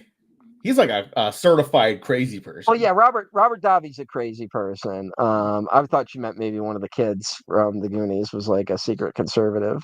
That Um, would suck. but Sean Astin uh, seems to be like at least like Democrat, so which is nice. Anyway, yeah, he's like kind of like centrist lib, but that's fine. Yeah, I'll Um, take that over. You know. yeah, but I was looking up. I looked up three guys, and it was so weird of like wildly different directions. One was just kind of had become a standard men's rights activist type guy, like people are too sensitive, the woke mafia type stuff like that. While also being critical of like conservatism, like he was like one of these guys where it's like, we got to stop dealing with this woke stuff on the left, otherwise the conservatives will take over. Like that was their mentality. So it kind of makes sense. The other was now a drag performer and was streaming exclusively in drag, which I just found like, which was just say was never an element of what they did initially. Like, it was not something where like I would be like, yeah, I could see that. Like, it was like I was like, oh wow, all right. Other uh, was dead, and in the interim had become a cop. Uh, at some point, this guy who was known for basically being like, the fucking PlayStation 3 doesn't got any fucking games. Fuck this shit. Like overreacting at like Gilligan's Island on the NES. They gave him a gun and he became a cop. So And then yeah, died. and then died. Not in the line of duty though. Yeah, okay. Just this passed away. But Good. basically, I I found will out choose my words carefully. it was just somewhere. It was like I found out like I was like, oh my god, he died. Oh my god, he became a cop at some point. Like that was basically what I learned, and then that's what led me down the rabbit hole of trying to find as many of those old guys as possible. But A while Emily back, informed me that Alfalfa from the Little Rascals movie is kind of like gone like the red pill direction, like anti-vax red pill shit. So that sucks. sorry to ruin your memories of the Little Rascals movie. That's fine. I'll live. I wasn't a big Little Rascals guy personally, but I also don't think I've ever seen it. So maybe that's partly why. Well, Trump has a cameo in it as the father of the villain of the film, so I don't know what that's about. Hey, It's an interesting choice to say the least. you're the best son money can buy, which is probably the most accurate thing uh, he He's ever says. thought. Yeah, Not but just said, thought. it's what he always hoped his father would say to him. Yes. Um, oh, that's who I meant. That's Emily. Emily now realizes that she did mean the guy from the Little Rascals. The Goonies Little Uh, Rascals crossover. hey, oh, Goonies! What a great film. Um, Unrelated to all of that, this soup sequence is also partly an extended edition, Hmm. re-edition, excuse me. I think it's fine. You mean Uh, you mean they didn't want to underline that she can't fucking cook to save her life? yeah. you know, And different the thing about priorities in the this narrative. is honestly like a pretty good step up in terms of female representation, where we get Arwen in the first one, and I think everyone here knows the famous story that Arwen was going to be one of the elves at Helm's Deep at one point. I think everyone knows that, right? Yeah, at And least now. yeah, I think honestly that's a good decision they didn't go with. Like, I think that would have been pushing it a little bit much. But it is the only reason why the elves even show up at Mhm. Helm's Deep. Which is like the thing that fans of this movie fucking hate. Like fans of the books, I mean, fucking hate. They hate that there's elves at Helm's Deep. And but for just as an example, my dad thinks that's like the best part of all three movies is the elves being there. So it works for general audiences, Yeah. but it also would have been like a love triangle thing. Like there's kind of a love triangle, but it's a weird like unforced one. Like it's just like, oh, I love someone, but they're in love with another person, and it's not like a, oh, who will he pick type thing. Yeah, I It's think that's what saves it, really. Yeah, because it really could be disastrous Mhm. if it went the other direction. Um, but Well, and love then Netflix triangles is just are like, very they only work with, like, high school aged characters, frankly, and even then, it could yeah, be a little obnoxious because high school students are idiots. yeah. No, I made all my best decisions in high school. Yeah. Um, that's why my life turned out so well. Uh, but But how do like, you feel about the addition to, the elves in Helm's Deep? I don't actually, I really don't know because it is something where like it kind of does stomp on the thematic idea of the like entire battle, right? Like it kind of does undo that a little bit.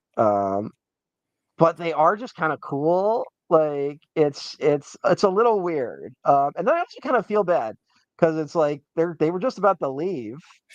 And Like then they they were all about to leave. die. They all die. So like I kind of bums me out. Like so I have very conflicting feelings on I don't they kind of go out of their way to try and make the one guy's death seem more impactful than it is. Like that kind of fails, but No, uh, you know but what? I like that they tried that there, though.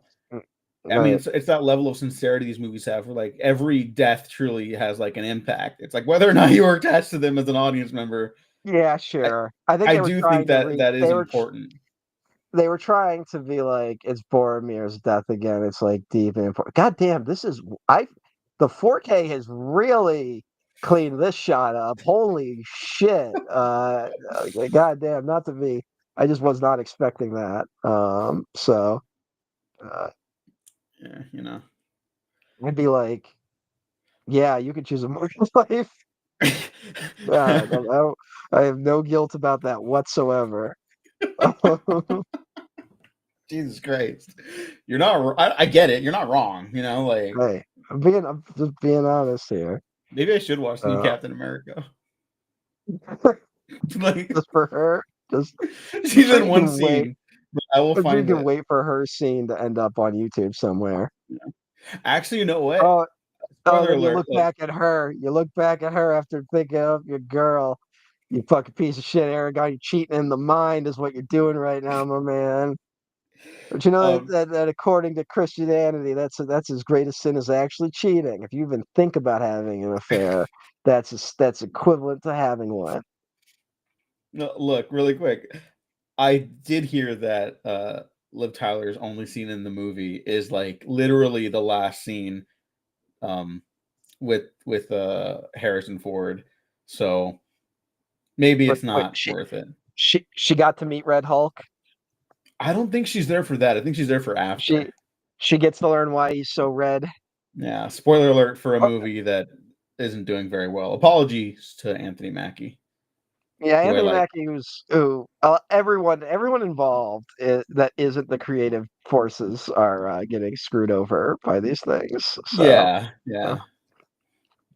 but don't worry, Downey Jr.'s back as Doctor Doom. Hey, they said that, they're gonna take, like, risks and stuff like that, and stuff that's gonna get the audience excited. So every, like, fan theory that's out there, those fan posts about, like, "Wouldn't it be cool if every character They're hopped through a writing they're portal?"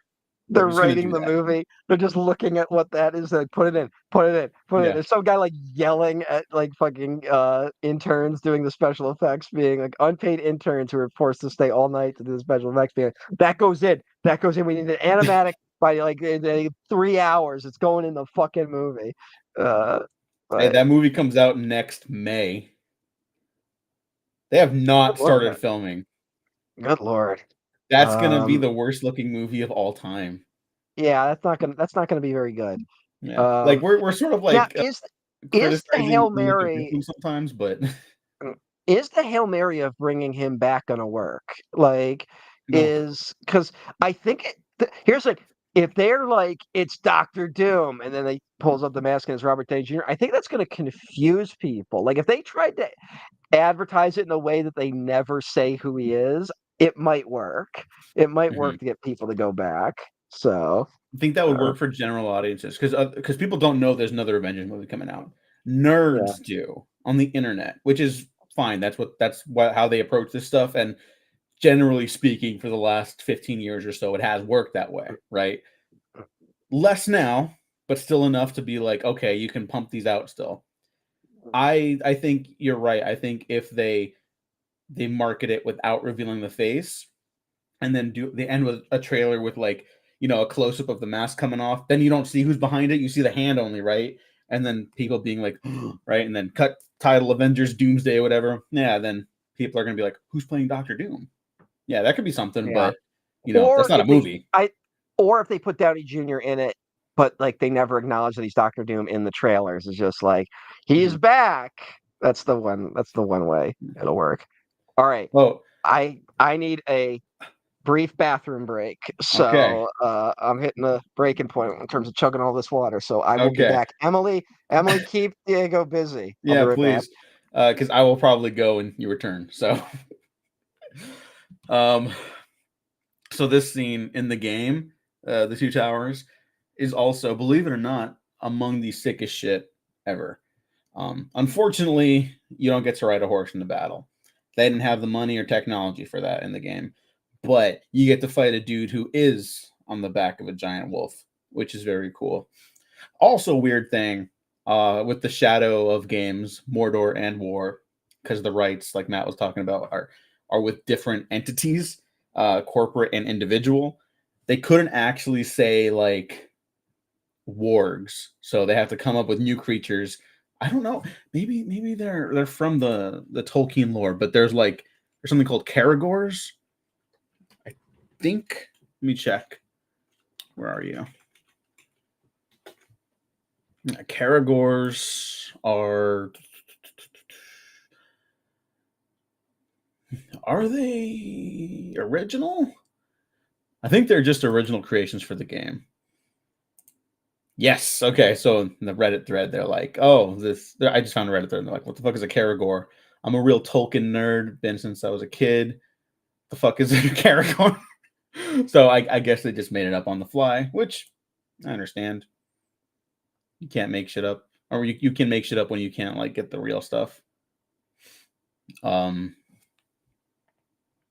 Let me see what else. You know what?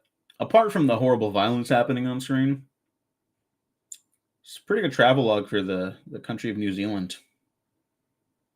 Like I still want to go, even if they had like giant wolves like that. Like that all the bugs and animals are like much larger in Australia than they are in sane parts of the world. I would still go. I should still go. Someone give me money to go, and I'll go. Oh, and then I forgot how much. Like, there's still so much. Like, they never stop with the amount of decapitations in these movies. They just keep them coming. Um, like I thought maybe like this time I would notice less of them, but no, no. I'm like the violence is pretty rough. Like Gimli breaks that guy's neck after like killing a giant monster wolf, and then another one lands on top of him, right? And Legolas kills that one. Oh no, Aragorn kills that one. My apologies. It's been a minute. My memory's not what it used to be, and but it's all like pretty graphic considering it's like fake animals and monsters and stuff. And he stabs it in the mouth. That's fucking crazy. like for a PG-13 movie now, that's a little shocking. I don't remember the last super violent PG-13 movie I saw. Maybe like, you know what? Venom 3 was kind of violent. Like I'm pro like showing kids surprisingly violent movies, but they have those aliens from the more recent Venom comics. I think that's where they're from. I'm not super familiar. Um, but they'll eat people in like you hear like a blender going off inside their body because they're like weird biomechanical xenomorph type things, and then a bunch of blood spurts out from behind them. That's fucking crazy. How is that not rated R? How are none of those movies rated R? What's Yeah, fucking crazy? I was just going over like how surprisingly violent this stuff is, and I thought it was going to get less violent as it went on because post 9/11, and Emily gasped when Gimli snaps that one orc's neck, right? And so I was just thinking about other PG-13 movies that are still like this violent, and I can't think of many, but Venom 3 is very violent. Like when those xenophages, that's what I took forever for me to remember them. Like when they eat people, because they kill like a lot of people, and a lot of people die in that movie, like nameless henchmen and stuff like that. But when they eat like the security guards at the military base, they like eject the fluid, like the blood, out of their back after eating them. And it's like that's like really violent, you know? Yeah. Like little like I love Huh. it, but it's like that All wasn't right. rated R? Well, so was there blood, you said? Yeah, Like, there's is blood. because that's the thing. Usually, what the MPA rubs up against is blood. Like, they don't like blood in any capacity. Like, I think partly how they get away with the orcs in this is they like when they get cut down, there's either no blood or it's like the black blood. Like, Hmm. it's all that stuff. Whereas, yeah, like a lot more of the you know, R-rated stuff. Like that isn't that like they also like just to avoid an X rating, they had to change the blood in From Dusk Till Dawn to green towards the end. Like that's why a lot of those Yeah. guys when they explode, it's like green. Yeah. It's a little pathetic, frankly. But yeah, I don't know, I think it might just be more. It might not even be like an MPAA thing. It might just be studios being cowardly about this stuff. Like it's I it does feel like there is a we need to make these things palatable to everyone. It's the, lack of smoking and drinking in films, lack Hmm. of any sort of sexuality whatsoever. Even just like polite titillation or romance. Like it's a we're upset about upsetting anyone, frankly, is what it is. And Hmm. uh and yeah, it's got to be a part of that because I do think you can get away with the PG-13 violent movie. Like Spielberg was a master at doing PG-13 violence. Like Hmm. where it was still had an impact, but it met that PG-13 rating.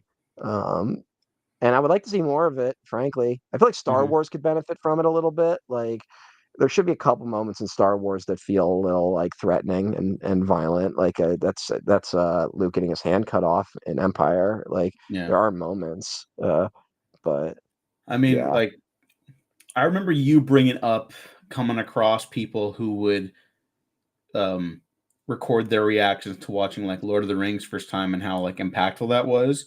And you bringing yeah, up the Star Wars thing also reminded me like I came across someone else recording their reaction to watching Star Wars for the first time, and it seemed pretty genuine from the little bits I saw, where they were just like, "Yeah, I don't know. I know Star Wars is really popular. I know R2D2," and they were just like, whatever. Emily's got to go, but maybe we'll come back and listen to when we yap a little bit. Have fun, comrades. Yes, good night, comrade. hey, We're about to get visited by the CIA just for saying that. But anyways, yeah, so like that reminded me like this person's watching Star Wars for the first time, and I saw some of their Empire bits, right? Like reaction, and they like gasp when Luke loses his hand. And I was like, oh yeah, that is like shocking if you haven't seen it a yeah, million times now. yeah. you know? I did find it funny though, just to point out though, in terms of like shocking moments. I do think it's funny that when I saw Furiosa, there's the moment where of course her hand gets fucked up, and I did go like, oh no, oh right, like in the theater, like I had that mental reaction of just like, oh shit, oh yeah, that of course that would happen. Uh, Yeah, like I So just forgot that was gonna happen Mhm. because I was so into the movie by that point. Yeah, same. It was a very engaging movie. People sleeping on it for some reason. I don't know what the fuck's going on there. Yeah, I don't know. But It just kind of swept the Vulture Stunt Awards that dropped literally this morning before recording. So shout well, out that would to make sense. yeah. It's just a little. It's I think Warner Brothers again. Warner Brothers has become like this incompetent boob of a studio. Like that they failed releasing it, and now they couldn't even like run an awards campaign for it successfully. Like it's does Warner Bros. Have anything that's like in the awards running? Like I'm not. I've been barely paying I don't attention. think so. So yeah, it feels like it's just that studio's just like winding down. Like they're just that's part of the all the shutdowns you're hearing is that they're just um and now it looks like they're not even able to find like good buyers of their shit. So Yeah. um But my lord, but there is no such force. all Yeah, right, that's sick. so somehow Wormtongue got all the way into Isengard without No, noticing the no. army assembling. That's the Um magic of cinema. The no, audience no, doesn't see it. I agree. It is like it is something where Mhm. like that's the impactful shot, so put it in the movie. But it is something where when you think about this is why like when people go like not to dunk on people, but people will dunk on Snyder. I mean, people will defend Snyder being like he just goes for the most impactful shot. Like so, like it's okay that his movies are dumb, and it's like usually when the shot is really impactful, I forget how dumb the other stuff is. Like, Mhm. and Snyder doesn't succeed at that nearly enough to justify the dumbness in his movies, in my opinion. Um, I as would a guy agree.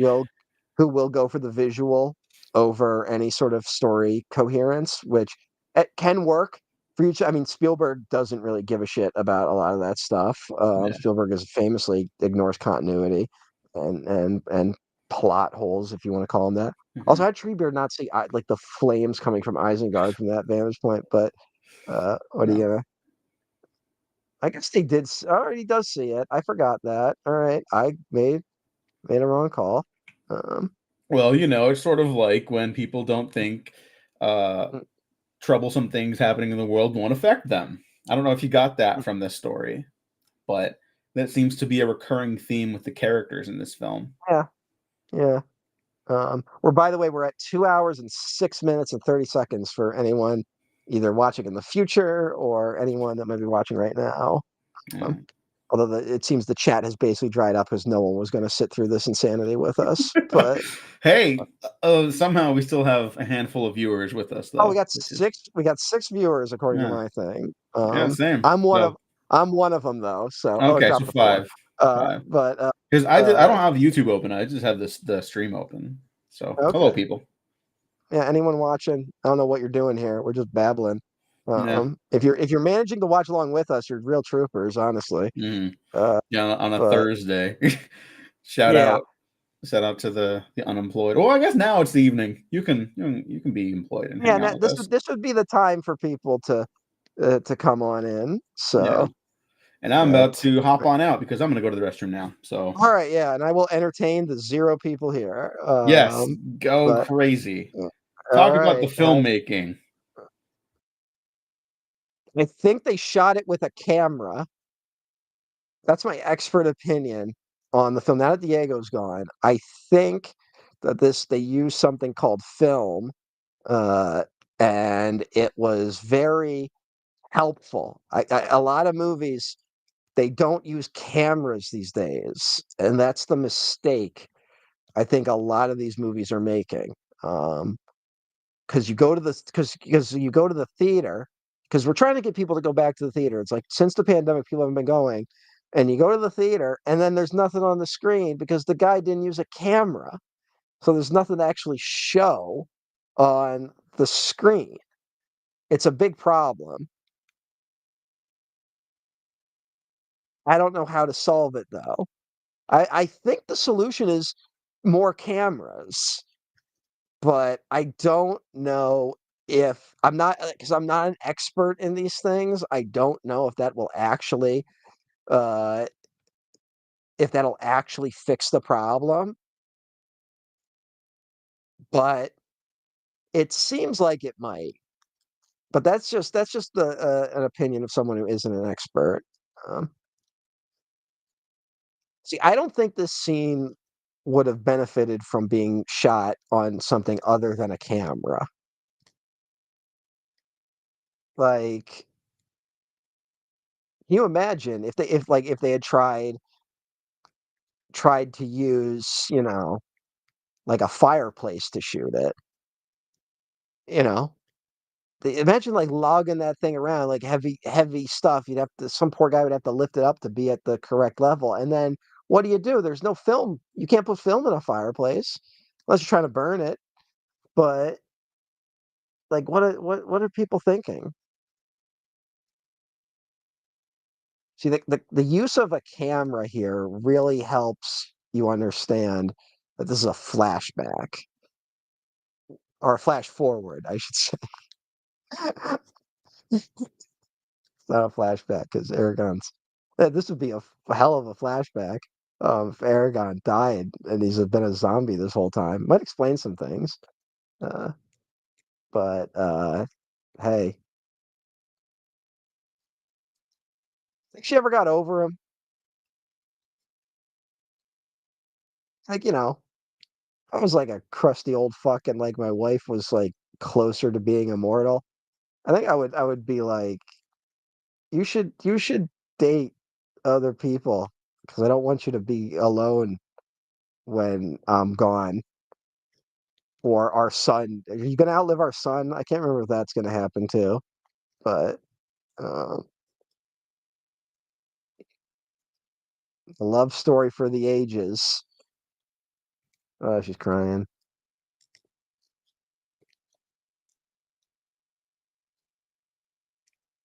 I wanna close my eyes. Sorry, I just thought of Armageddon.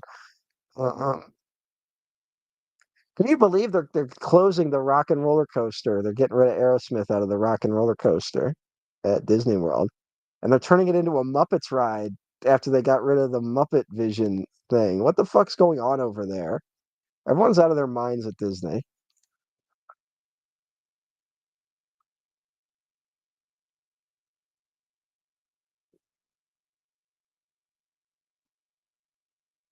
Ed, you're being a real creeper about it, frankly.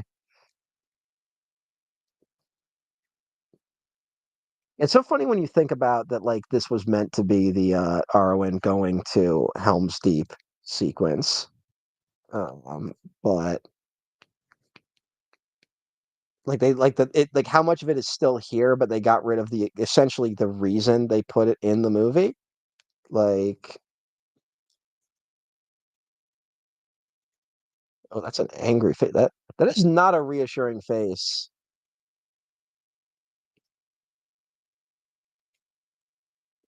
Hugo Weaving might be a little out to sea in this movie at times. Uh,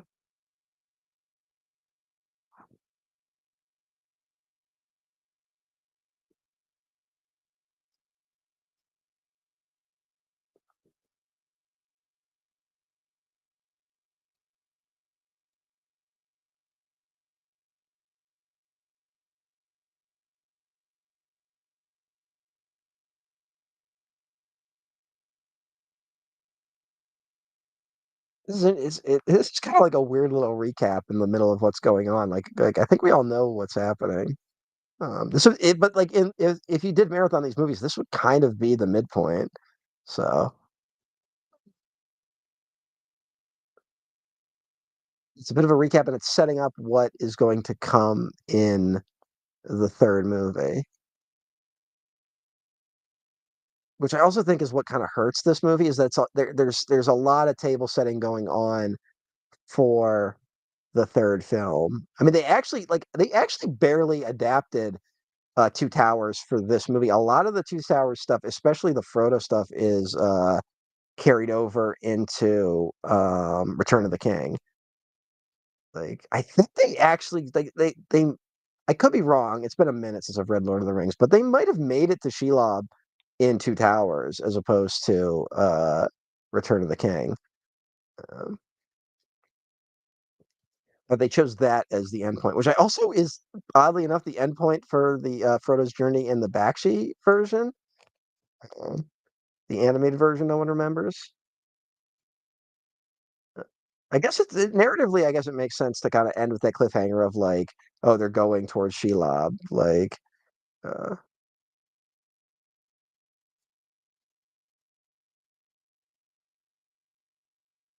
it's so weird. Like in the middle of this, it suddenly feels like that, like one of those like episodes of Star Trek where like they didn't have money, so they just did a clip show episode but disguised it as a narrative. Uh,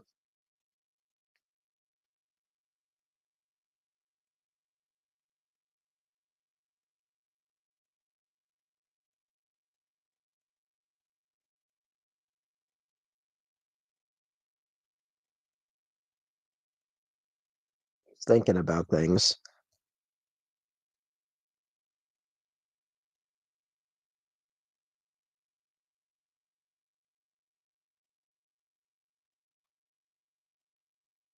Sorry, now I'm just watching the movie. Gonna guys gonna get some gaps of silence here. Um, I don't have Diego to torment. Um,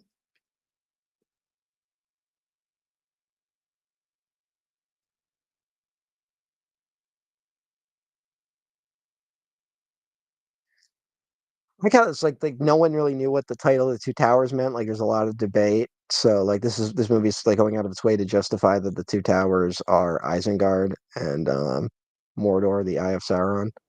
Um, but Hi, I'm back. hey, I brought more pizza. oh boy, you're gonna be a pizza fiend, I guess, for I am, the yeah. rest of this. Hello, Jedi Duck. Yeah, that's I was bringing up that in the book Two Towers they make it to Shelob. That they saved a lot of that stuff for Return of the King, the movie, which is partly why that movie like closes in on like 4 hours. Like it's a fucking that movie's insanely long, um, It is. especially the extended. People are wrong about there being too many endings. Uh, yeah, I would agree. I think I think it's just one where we're just so not used to a movie that lingers a little bit, you know, Yeah. where Look, if you have this many story elements you're juggling, like it's a lot. You have to close off those loops. Like there's but it's nothing also like unnatural about it. it's also like I think it's just a wrong statement in terms of like too many endings. It's like no, it has one ending. Like it's Mhm, very much about Frodo. Like it's about what happens to Frodo. It's just the last section of the movie is an extended what happened to like how Frodo was impacted by this, right? That mhm. how he essentially couldn't go home again because the journey was so traumatic. So like I get where people, if you're in a theater and you're maybe not thinking about it on that level, and also you want to leave, it it does feel like there's like 3 moments where it's like, oh, this is where they're gonna end. Oh, this is where they're gonna end. Oh, this is where the only one that still kind of gets me, just like a teeny bit, and it's in the same way where like The Last Jedi has that like extra like 20 minutes onto it, where like it's Mhm. always just a little jarring when like that switch happens, even if I like it, is the Sam returning home after Frodo leaves. Like that's the only one that just in terms of like how it just kind of hits.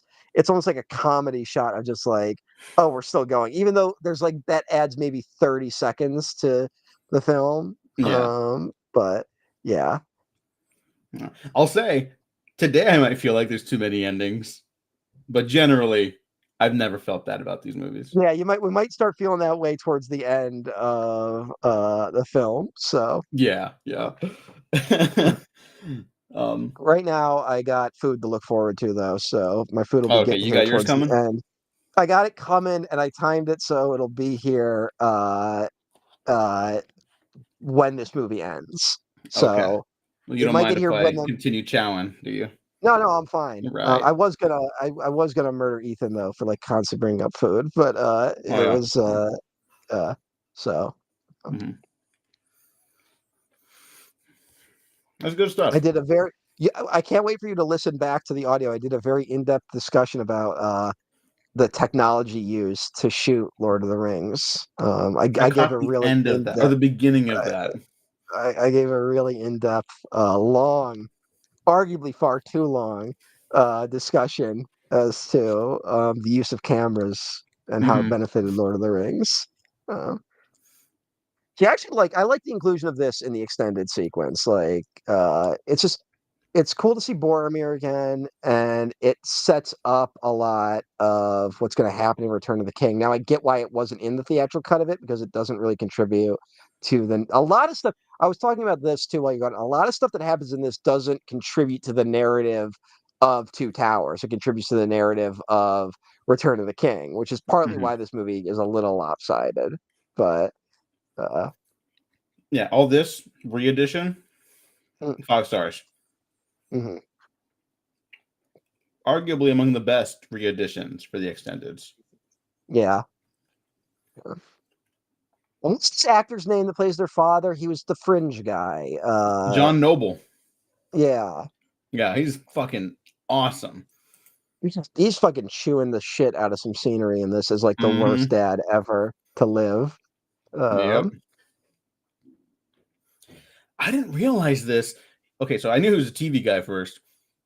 Mm, He was in like 5 movies between the 80s and Two Towers. And he's only in the mm. Two Towers extended. So he's only in 5 theatrically released movies until Return of the King. That's interesting. That is, yeah. I And mean, he's then a it's like, and natural then, big screen charisma. but now he's like a huge TV guy because he was Fringe, he was on Elementary, he was on Sleepy Hollow, and now he's on Severance. Like he's still like he's Oh, made it's like not a real Severance? niche. Yeah, Oh shit. but so I'm looking at what else he did. I guess he was Unicron on Transformers Prime. Hmm. In case anyone watched that. Uh, I missed the boat how do on you that. beat? How do you beat? How do you beat Orson though? Yeah. 'Cause- No Bayhem, no Wayhem. all right, here's something. Here's something in the vein of that. The no Bayhem, no Wayhem. Everyone is. I feel like I don't want to watch Transformers One because I think I'll like it. And then people will be like, of course people would like this Philistine garbage, this fucking watered down. They can't handle the fucking Bayhem. And like when Bumblebee came out and it was like a down the middle solid kids adventure film. And people were like, oh, they got rid of everything that made this movies powerful. They got rid of all the Michael Bay, and now it's just this generic down the middle stuff. You really like that? And I'm like, yeah. And I'm afraid everyone's going to do that again to me if I watch Transformers 1 and I like it. I So think you should. I haven't seen it. I'm not really interested. I've heard it's very good, but I've heard it's I've been very lied good. And to.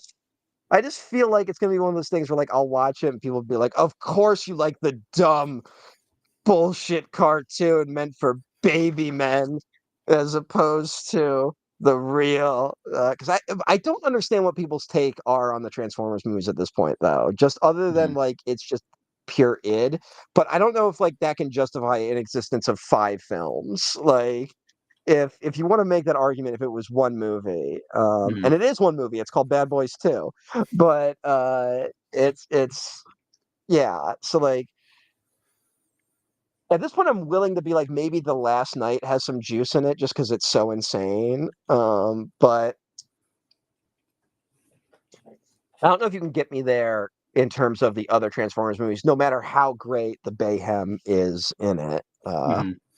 I think I'm just that's not my it's not my jam.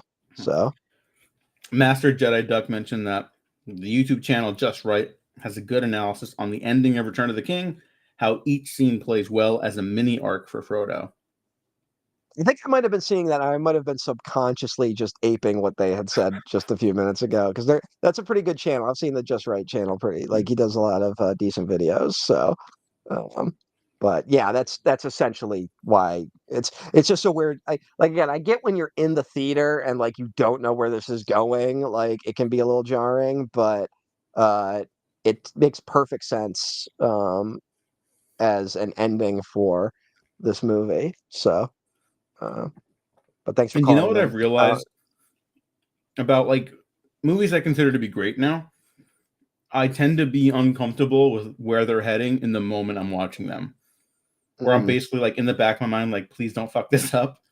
But I'm Yeah, I also think you're when your film freaked brain is that freaked, like you end up in a spot where a movie becomes less of an experience and more of a plate spinning, like, oh god, are they gonna screw this up? Like, yeah, Mhm, especially when like you're the first people to watch it. Like, it is something where I think it's why lately, especially I've been watching a lot more older movies as opposed to newer movies because I am less willing to kind of like I don't know, like I'm worse now at the watching a movie and being able to engage with it while also worrying if they're gonna fumble it, you know? mhm. Um Yeah. it's like I extend uh I don't know what the word would be, but I extend the hope that it'll be good less and less these days. Mhm, Um and that is not that honestly nothing to do with where cinema is at. It just um it's just how I feel as I'm getting older. Uh so sorry, I'm eating like Gollum. no, it's fine. Yeah.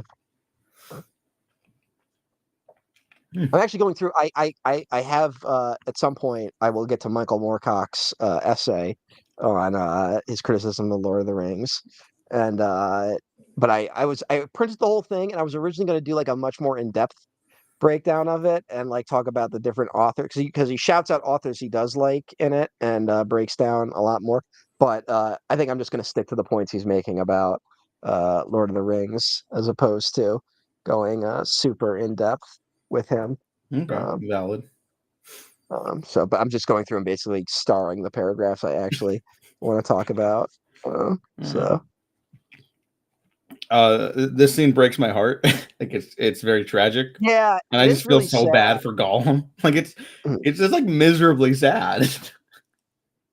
Is Gollum though what's his name? Francis Dollarhide. Like, is he just like at this point, like even though he got that like good part where like he got to feel like a real life even for a little bit, he's too far gone and like and that dam was gonna break eventually. Like that no matter what he did, uh he was still gonna, you know, because Manhunter, all it takes is him seeing her with one other man, and he cracks. Mhm. And um, but I don't know. I I don't know. I think it's open ended enough that we can have this conversation and either answer's like and also valid. you got to remember that Smeagol is essentially going to die. Like even if like he got better, he's going to die 5 minutes after this movie ends because he's so tied to the ring. Like if Mhm. destroying the ring was ultimately going to destroy him, so uh like he is meant to be a tragic character, obviously. Like famously, Tolkien went back and essentially rewrote the Gollum scene in The Hobbit to have Bilbo show mercy, which is not the case in the original version. But it's so and to be like because it is it's a very I would argue neoliberal attitude of just the powers of evil essentially destroy themselves type narrative, like that Mhm. their own machinations are what lead to the downfall. Uh, yeah, I guess I can just jump it because everyone's watching this knows what happens. But obviously, Return of the King, it ends if Gollum hadn't been unleashed by the forces of evil. Uh, Frodo would have gotten to Mount Doom and been totally corrupted and would have left with the ring, and the ring probably would have ended up back in Sauron's hand. But because Gollum shows up at the exact moment Frodo breaks, it's what stops the ring from getting out of Mount Doom. So it's the power. Yeah, it's a very like yeah, the powers of evil will destroy themselves. Which isn't necessarily untrue about society, but maybe we shouldn't wait for them to do it. Maybe we should do it Yeah. for them sometimes. That's the Uh, difference right there. Is that mhm. no, we gotta help them expedite their own extinction, basically. Yeah, yeah. Which I guess this is a narrative of that. It's not like our heroes do nothing, you know. It's Yeah. just that um it is a very that the powers of of Sauron as massive as it ultimately is something that will turn on itself. Yeah. So, But no, the um, characters, you're right. The characters are still proactive physically through the journey and emotionally with their like emotional turmoil, with the exception of maybe Legolas and Gimli. you know. And even then, it's like they've still got their own thing going on, and like melding the relationship between these two species and cultures.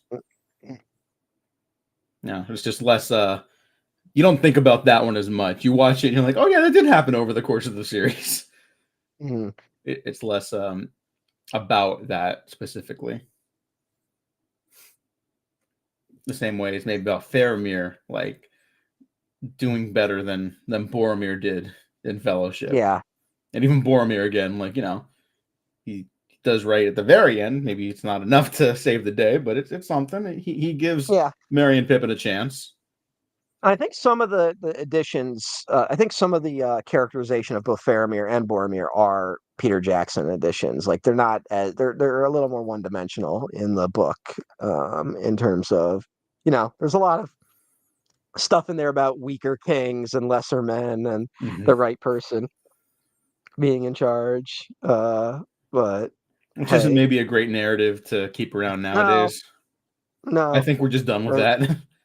yeah, I don't know. It feels like that it's still a prevalent attitude. We still seem to think that if the right person is put at the top of the mountain, everything will work. Like there still seems to be. I mean, it shows up in how, as much as I'm dunking on Zaslav, it's like, well, any guy they put in there would probably do as many horrible things as he's doing, and it's a lot of the general discussion seems to be around these figureheads that we put in charge of these companies. I mean, it's Elon Musk's strength and weakness is that he's the face of Tesla, like that, and people have grown to uh, worship him as a god, but also hate him in equal measure. And it's like it's not like there's a good version of Tesla that would work. Honestly, Mm-hmm. like uh, it's the wrong way to try and solve the world's problems. SpaceX, there's not a good version of SpaceX. There's, it's just a guy who keeps, you know, doing a lot of things maybe to grow his own wealth. Who can say if that's what's really happening? It's probably just a coincidence he became the richest man on earth through all of his machinations. But hey, um, what are you gonna do ultimately?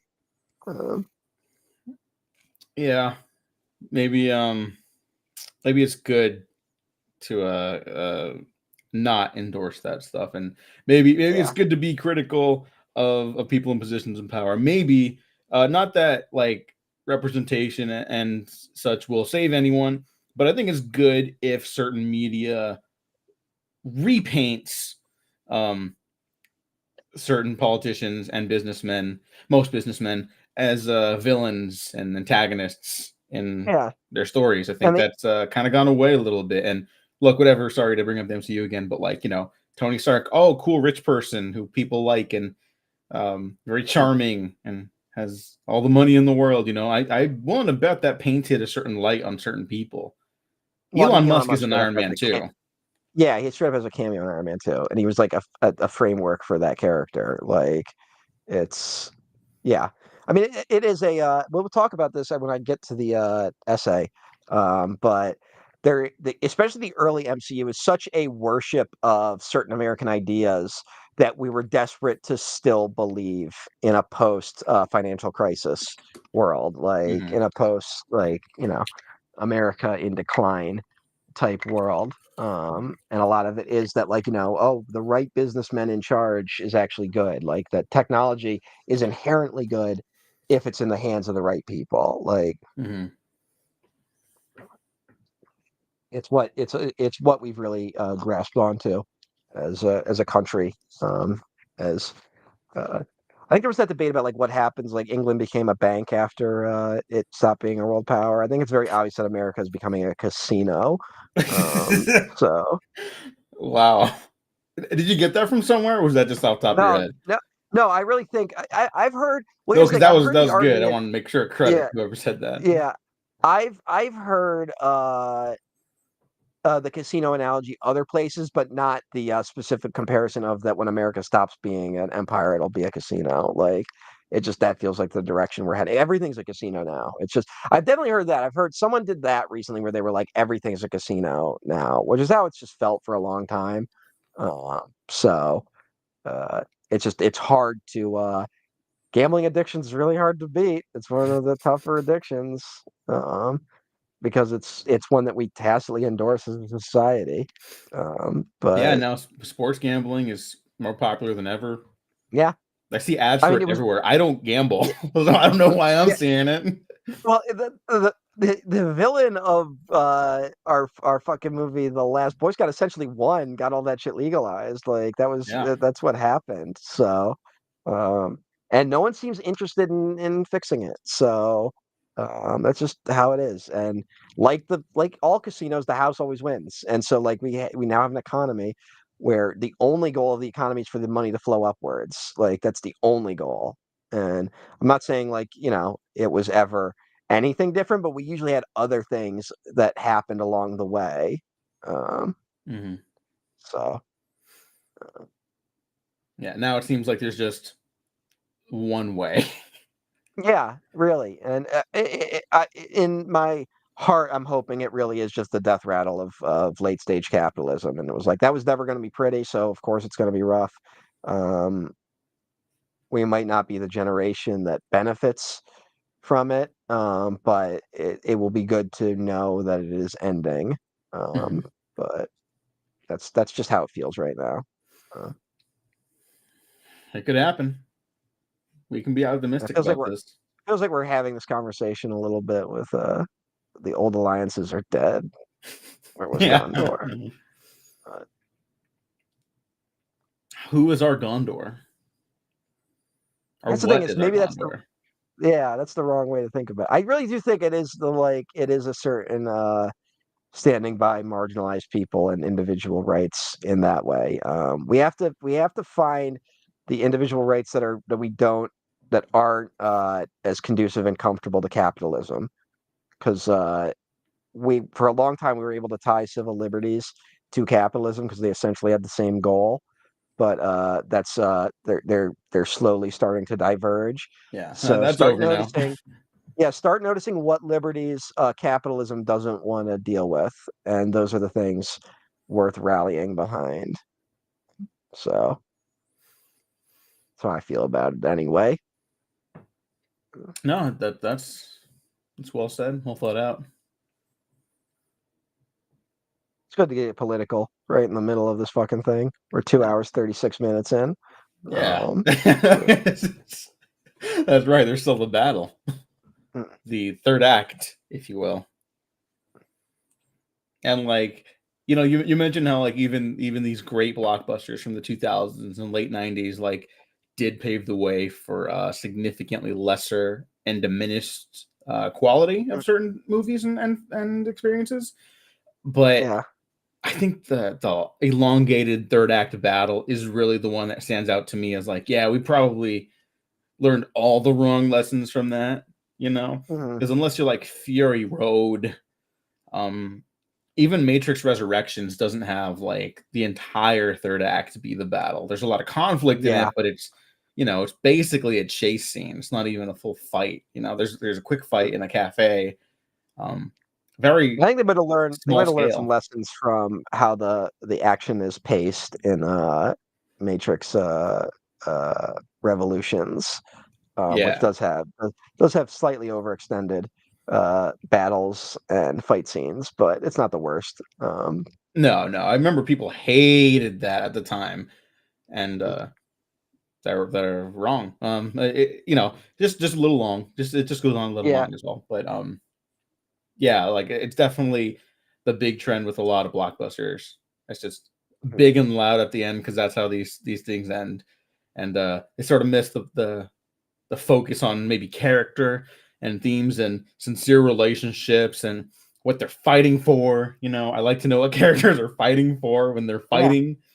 Um, there's a lot of passion Well, how between these much characters, here platonic and romantic. here's here's something. How much of the fighting in the final battle? Let's we're jumping ahead a little, but how Mhm. much of it would you say is just fighting for the sake of fighting, like an action bit for the sake of action, as In this opposed movie, Two to Towers. I'm talking more Return of the King Mm. when we get to the the Battle of Pelmore Fields, like where it's like Legolas killing the elephant is like Ollie kind of fan. just there to be, yeah, it's just there to be awesome, right? Hmm. Like it doesn't really serve any purpose. Um, but there's a lot of the action in that extended battle is there for character moments essentially, Hmm. and not just plot points, you know. Um, Yeah, yeah, yeah, and I'll say like even that scene a little ridiculous, but it is. I remember it getting cheers. I saw that movie like 4 times in theaters at a pretty young age. I didn't do that back then. I was taken by like different groups of people to watch it. That movie was huge, and every time it got a cheer, and people still think it kicks ass. So like maybe by that point, if you've like stuck the landing on everything up till then, you kind of earned the victory lap with that stuff. That doesn't really answer your question, but I do think it's important to distinguish that from just pulling something out of a hat here, like Captain America picking up the hammer just because um, audience wants yeah, I think that. that's the third act battle we always go to in terms of it not working. Yeah. Like it's, but again, I mean, look, people cheered at that shit too. So like, I don't know. Yeah. Um, I think we'll need more distance before I can really look at Endgame and be like, here's what like technically works and here's what doesn't, right? Oh, Like, I could do one right uh, now. There's one element I've always liked about that movie. mhm, The guy who saves the universe is just blue collar, working class Joe, average Joe, Ant Man. He's the one who has the keys to save the universe. Very cool idea. He's just like, hey guys, um, here's this what I've been up to. I think I time traveled. It's like, oh, that's an interesting idea. That's your gateway into that. Now whether or not they should have stuck to every other idea they had in that movie, you know, debatable. a blue collar guy whose god is still technology, though. True, true, but I'm throwing them a bone. Okay, let me. I'm trying to be like I said. I'm trying to be nicer and politer about this stuff. Yeah, uh, sure, why not? Why not? Yeah. Um, Look, every movie can't be the Two Towers. Oh, you know what's funny? So in the Two Towers game, I don't know if you remember, but for the listeners and viewers, when you do get to like the final, like I think it's like 3 or 4 levels that are just Helm's Deep, right? You start like the mhm, lower base, you work your way up to the bridge and the tower and stuff like that, right? It's basically like 3 boss fights with a bunch of armies and stuff.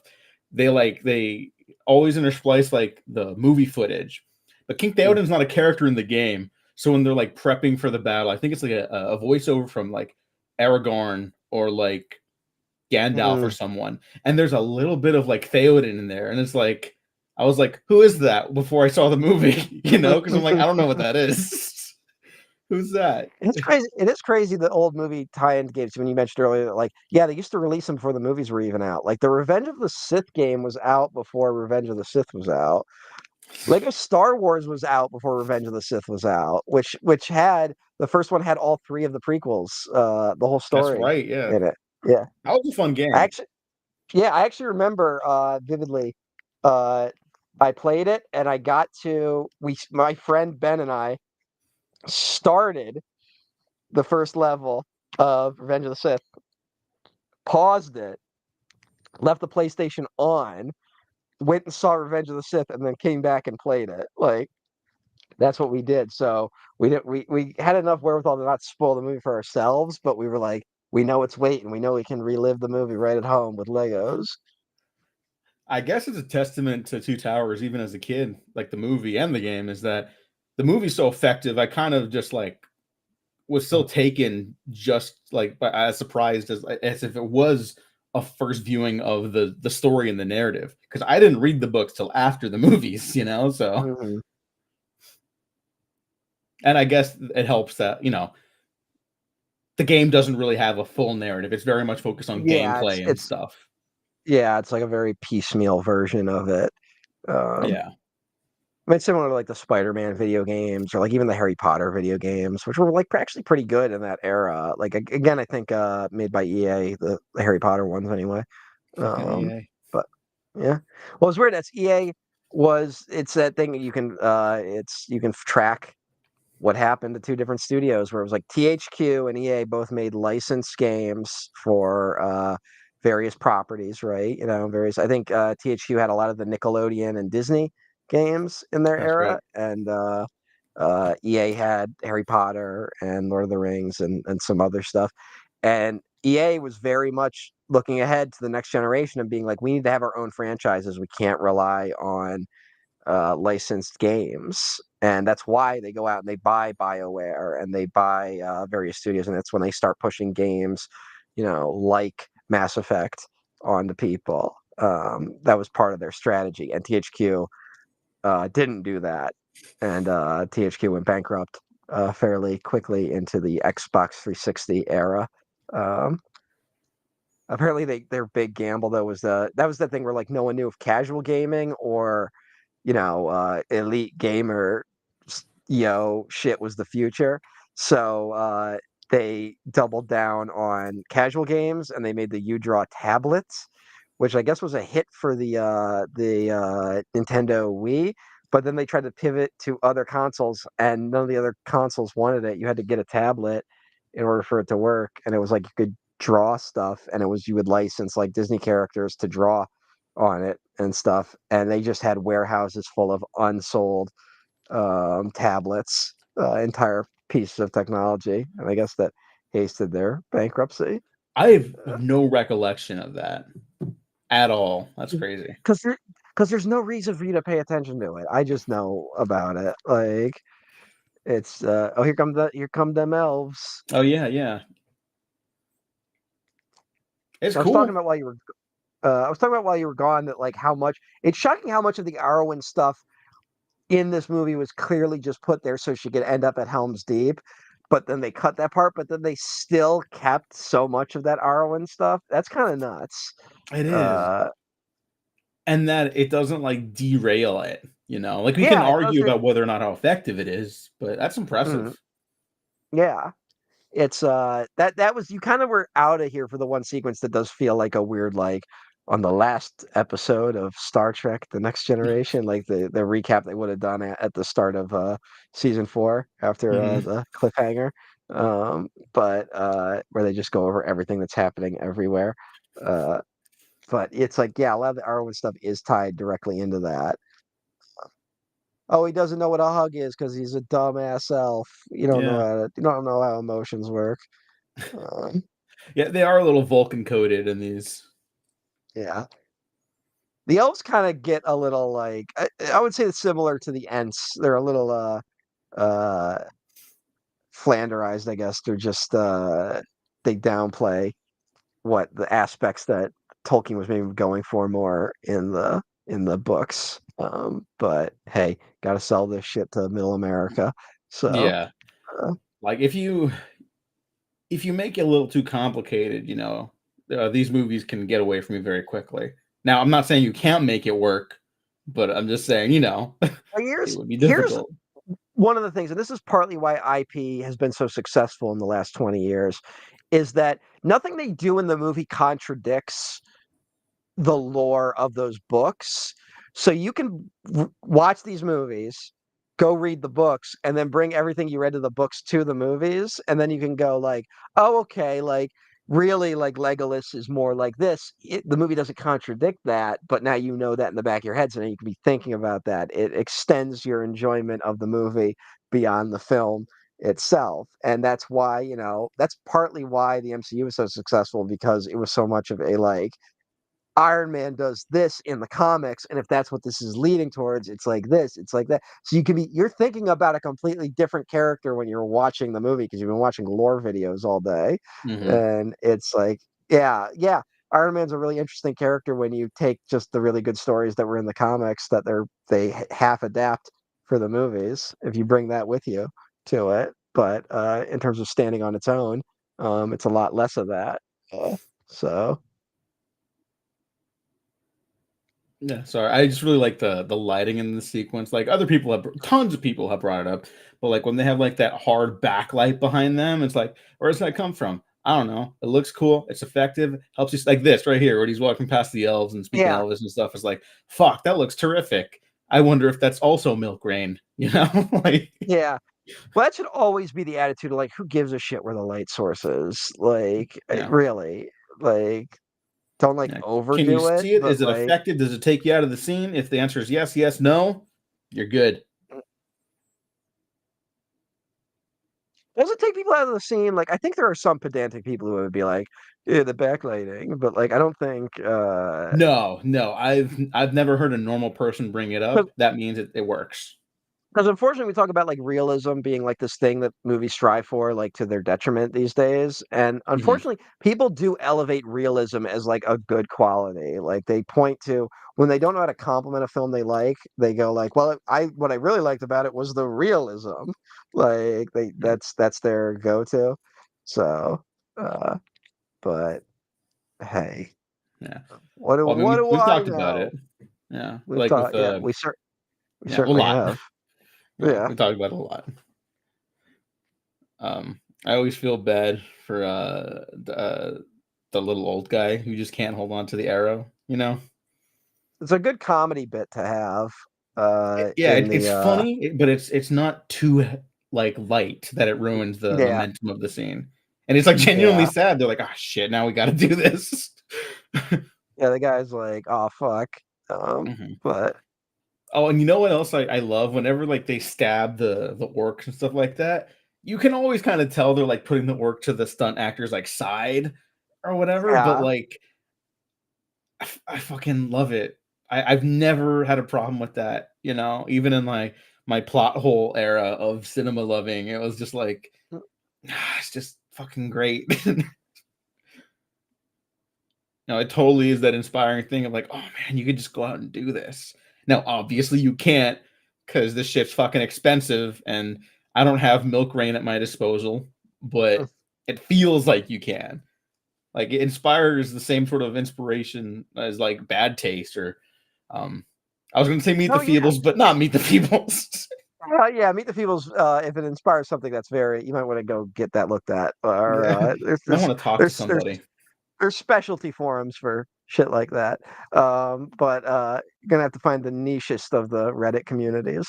Uh, but yeah, it is yeah, I would agree. Like it's a thing I always said about like why that was the point I was making about Citizen Kane when we did the Citizen Kane episode was like I think the real power of that movie is that you watch it and you feel like you could make Citizen Kane. Like even like like it doesn't feel so ethereal and out of reach. And this is a fucking $200 million blockbuster epic, and it does there's the way it's done, it does kind of inspire you in that sense of like, oh, I could make a movie like this, and we could have fun doing this. Not that Yeah. movie making is fun, but just that It can be. it doesn't feel as impossible, and the actual knowledge of the making of it actually improves the film. um, Yeah, and obviously we're not listening to the score right now, but Howard Shore's score, it's always in my brain with this stuff specifically. Like it just booms. And I like that Peter Jackson adds mini bosses for them to fight. Yeah. Well, that's actually something more people should do in these sorts of action scenes. Like, I was actually thinking about is does anything like that happen in the Endgame battle? Now that I think about it, like it, No.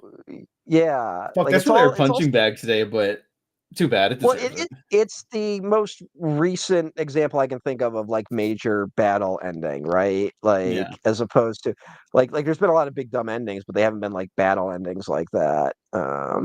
And I would Yeah. say like the first Avengers probably gets that more right, and it's not like the first Avengers is like a triumph of directing in terms of the battle that's going on there, but it does No. have a And better grasp of what's going on and how to keep the momentum going and balance it's the characters. yeah. Uh, Unfortunately to praise some of the direction. Again, not a triumph like you said, but like solid, clear, concise. You know where everyone is in this little quadrant of the city.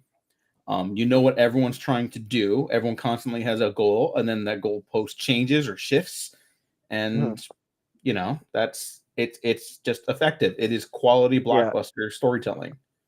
Mhm, It's a pretty standard bar. mhm. They seem to struggle with that, but yeah, But it's effective and here's the clear. question. Here's the question. How do you convince someone who was 7 years old when Iron Man came out? and then was 18 years old when Endgame came out, that's a bad ending. Uh, we really have to do the superhero edition of the retrospective. You Yeah, know that, right?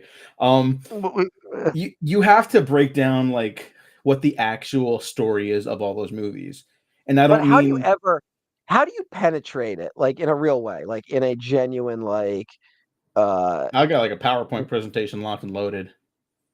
because like to me it's like I really understand why so many people love that shit because it's like yeah, that would be the greatest movie of all time to me too if I was that age then and then that age then. Like it's you go through 10 years of your most formative years essentially. It would be like Toonami or something for them, but they were going to the theaters to see it, and literally everyone you knew was into it, as opposed to Mhm. like you had to go to like a specialty forum to like find groups that actually followed Dragon Ball Z to Yeah. a large extent, or it's like wasn't weird to like Sailor Moon or whatever. Like it's uh, so like to me, I think that's a discussion worth having, like in terms of how there's like almost like packed in nostalgia for a generation that is still forming with those movies. Uh, Mhm. because Sorry, I my I just don't cat's know how trying to to get be. my pizza. It's like something. It's something where like I know that like Dragon Ball Z is a very uneven show and not like the highest of qualities, but I still love it. And part of that was because it was so formative in my life. And that's just like is it just is the MCU in that era just the Dragon Ball Z on like a massive scale? Maybe, maybe. And I'll again, I'm gonna be polite and open minded and say I don't even think that's inherently a bad thing. I think it becomes a bad thing if that becomes like this is what everything should strive for. And I think for the people that are actually interested in the medium, their tastes are going to change and evolve. I'm not even saying they have to forsake that appreciation of those things, right? Like you Mm. and I are just done with that shit. But if that's like a jumping off point to eventually finding other stuff they think is similar or is similar, like that's perfectly fine and acceptable, in Yeah, I my just opinion. worry that like it lacks that jumping off quality. And then it's like, it's really bad timing as a cultural thing where it's like, oh, that movie was 2019 and then the next year the whole world fell apart. Like again, if you're like if you were in that age range, it's like, okay, that was like that was like the last good year for you. And then something awful happened and it's really warped how you view things. Peter Jackson, and caught him on screen. Nice. Uh, but so, and it's a thing where it's like I feel like it's why it's so informed the narrative of the MCU is bad now, as opposed to the MCU was deeply flawed from the get-go, and the flaws only got worse and worse with each subsequent film, and now it's just like people have a lower tolerance for it, right? Hmm.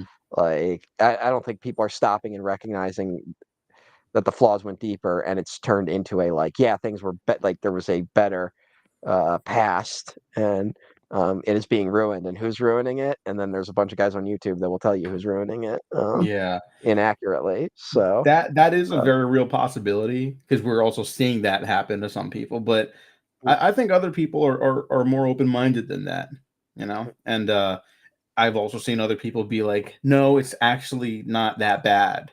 It's actually still worth watching because it's all going to lead up to something or whatever. So I think yeah, those are all just like a bunch of conversations that you can't really wrap up in like an elevator conversation. You have to do long conversations. Maybe not yeah. 6.5 hours worth of conversation, but long ones. No, I think that no, is like the benefit of a podcast. I got a 6.5 hour conversation on the MCU that might be worth having, but I'll save that for another day. No, here's the problem. I do too. But I'm saying for normal people, for people that Mm. don't do this to themselves, I guess you're right. Yeah, truncate it a little bit. I think I could sucker people in. I think I could get people to watch a 6 hour thing of that. Just do a TED But talk. oh yeah, Just do a TED talk that says uh, "fuck you, Kevin Feige." yeah. I'm Well, joking, by the way. I have no negative feelings about the man. yeah. He's apparently a Feige is very weird where kind person. yeah, Just to, yeah, it's Feige's so weird where it's like he's the figurehead of like the thing we most hate, but also just seems like a chill guy and like just kind of does the business stuff. Like yeah, like he he's not. genuinely is just like a big nerd who's in like a corporate position. And unfortunately, the corporate decisions are very boring and lame. But Yeah. like, yeah, nothing against Now him. he might get put to the test in the next few years. But we'll see how that True. all plays out. Yeah. Uh, Now, so are you talking about because it looks like the thing he's in charge of is about to collapse, or because of that rumor that he might be hopping over to another franchise production company? is the rumor he's gonna take over Star Wars for Kathleen Kennedy? Is that the rumor? That was the rumor. I'll be honest, I haven't heard that. Um, I did Um, hear the other thing that's going around for a while, um, about well, the Hat Man taking over. uh, oh yeah, well, obviously he would be like the heir apparent, or what's his name? Fucking chef. What's Sean Favreau. John Favreau. Like those I seem like think the he just obvious wants to two guys. direct. You Yeah, know. but like I don't know. It feels like if you're older, you might be more open to the like, okay, I'm happy being the orchestrator of Hmm. this whole thing as opposed to you know. But I don't know. We'll see where that all is heading. I mean, that wouldn't be a terrible choice in terms of Filoni, but like, you know, um You're allowed to feel that way. I'm saying he's not. It's not the worst choice. Is all I'm saying. It you know, I would honestly be more concerned if like we were talking about Feige was jumping ship. Like that would be a little more concerning, um, in my opinion. Hmm. But I was being more yes. It feels like the MCU is about to collapse. But Okay. also like it does feel like uh right now I think under discussed in terms of like nothing getting greenlit right now and like Hollywood not knowing what to do and like all the hedge funds being hesitant with their money in terms of investing in things. I think a lot of it comes down to is we really don't know where the world is going right now, Hmm. and the people in power want to stay in power, so they don't want to put their chips down on anything that might make them out of power in X number of years. So Hmm. uh, I think that will influence the type of superhero movie and the type of films we get going forward. So Yeah, I forget who said it, but someone was responding to the new Captain America, and they weren't even like critical of the movie. They were like, it should have been better, but not nearly as bad as you heard, type of take. But they were, I can't remember who it was. I wish I could, but they were saying like, you know, it feels like they weren't sure which way the election was gonna go. I said Because that to you was without it seeing the you? movie. Okay, Yeah, maybe multiple I, people have said I it. I had that conversation with you where I was like, just based on what like that like this rumors around reshoots and stuff like that. I'm like, they had. I would say I was joking like they had two edits of the movie, and the one is if Kamala wins, and the one is if Trump wins. Uh, yeah, you're right, Master Jedi Duck, that it would be bad but popular with people. I don't know. Maybe Feige's like run out his cachet, like in terms of like recent stuff that's been going on with Marvel. Maybe. Because even Marvel Defenders, they're not like what? They're kind of just like it's not as bad as you heard. Is usually as deep as they'll go, like which Yeah. is not a great point to be at. Hmm. Um, but Um. yeah.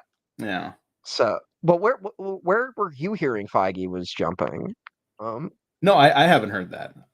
I oh, I thought you said there had been rumors about Feige jumping somewhere No, no, else. no. I hadn't heard that one. Maybe that one's more true, but what I had heard for a while was that I forget they both wear fucking hats. Dave Filoni was gonna hop over or hop up. That's that's. I thought, all right, somewhere we got confused in the Yeah. conversation because you, when you were talking, and I was saying that he was being put to the test. You were asking if I had heard rumors about him jumping ship somewhere. I thought you had heard rumors about Feige jumping ship Oh, okay. somewhere. No, no, no. Not And Feige. okay, Filoni. Filoni. yeah, Filoni, but you're explicitly hearing Star Wars for him, right? Filoni. Yeah. Or Yeah, Filoni, I'm yeah. hearing that he's gonna move to the top dog position. And I'd you heard that haven't for heard, a but while. there haven't been any rumors about Feige. No, I think there was like for a minute. There's my cat again. Hi, Wednesday. For Mhm. like a minute years ago, like around the time Eternals had like Best Picture potential buzz before it came out, And then you and I were like, yes, after we saw it, and Yes, everyone else was like, best picture no, nominee. Yeah, yeah. um, but Filoni, that was kind of like unfortunately, like one of those uh men's rights shills talking up like, oh, he's got to lead, and then I've actually heard like, yeah, that's the that's the plan, but who knows? This is all just right, all hearsay. right. Yeah, I mean, like he's not a bad. Like I don't know if he's like really, Kathleen Kennedy's one of the greatest producers of all time. So like it'll be, Yeah, yeah, Spielberg is going to run Marvel, yeah. and Welcome back, Zemeckis Jack. is taking over DC. Yeah, Wasn't that like a rumor at one point? There was a rumor. There was this weird run where DC like announced like 17 projects, and it was like every director was insane. It was like yeah. Spielberg was finally gonna do the like Blackhawks movie or whatever the fuck, and people were Hmm. like, "Wait, what?" And then like none of that happened, obviously. But Yeah. it Well, was an Spielberg seems interesting. to be No, like the silver bullet whenever these brands need to establish hype. Like, mm, I guess someone leaked that they were meeting with Spielberg because they wanted him for Fantastic Four, and people mm, were rightfully like, he'll never do that. But I think what they misremember is that no, they chose their wording very carefully, that they want to meet with him for Fantastic Four, never yeah, that he was signed on to do it, yeah. I think like which was there, obviously also although bullshit.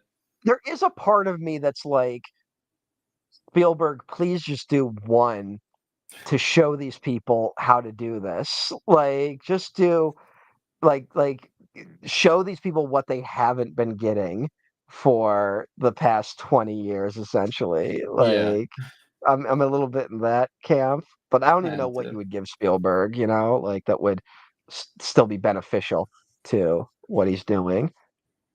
But Yeah. I mean, frankly, in a perfect world, like, I mean, perfect society, you give him a Captain America and he's got that shit and like, he's got it made, yeah. like, Well, now here's the other problem is that now it's so late in every like it's not like you would have to jump on. You have to be like, okay, Spielberg, here's what happened in the seven other movies that are directly connected to this. Like, it's got hmm to be hellish to try and be a creative. yeah. I mean, But I'm bringing up Mangold a lot today. I don't mean to. I guess he's really out there promoting his Oscar nominated movie, rightfully so. But which he was has a talking, shot because it's the weirdest Oscar year ever. yeah. But he was saying like, yeah, it's like it's intense doing Star Wars, and I wouldn't sign on to do one that takes place in a time period people know, like, because then you have to adhere to certain rules that and fan expectations, which isn't the way these people talked a decade ago, by the way. So, apart from Mm, J.J. Abrams, and so that's why he's like, yeah, I would only do it if I could do it before everything else, so I don't have to worry about what's going to track when they eventually touch these other elements of the franchise. And it's mm. like, yeah, that's a lot to worry about. Should they have to? No, but they do. And yeah, like what does Spielberg do? Like just Like, it feels Captain like America. the last chance we could have gotten like real people on this stuff was the DC, the now second attempt to do a DC universe, but it's Sorry. like it already feels like it's just the James Gunn show over there. So like Yeah, we'll see. I yeah, yeah. My cat literally pressed every button. I gotta close a bunch of No, windows really quick. cat. It's Oh, all right. I was Wednesday. worried she was gonna end the stream really quick. I was like, fuck.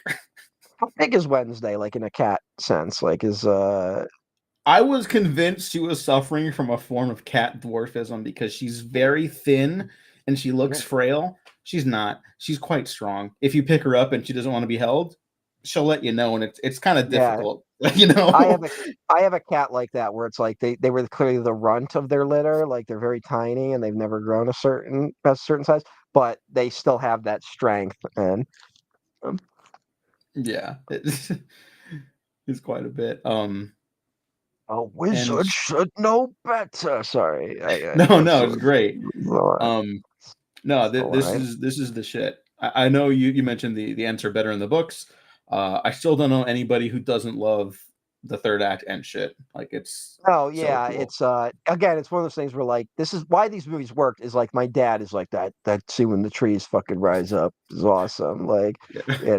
when it plays to your father, like that's when you know that shit worked. Hmm. But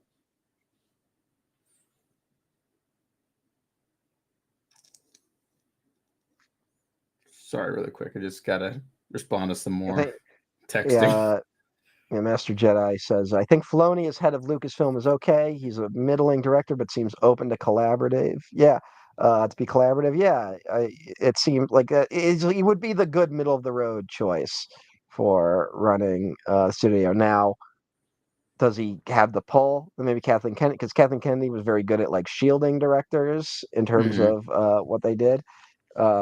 Will he have that kind of pull? Because I think that's what Star Wars really needs more than anything.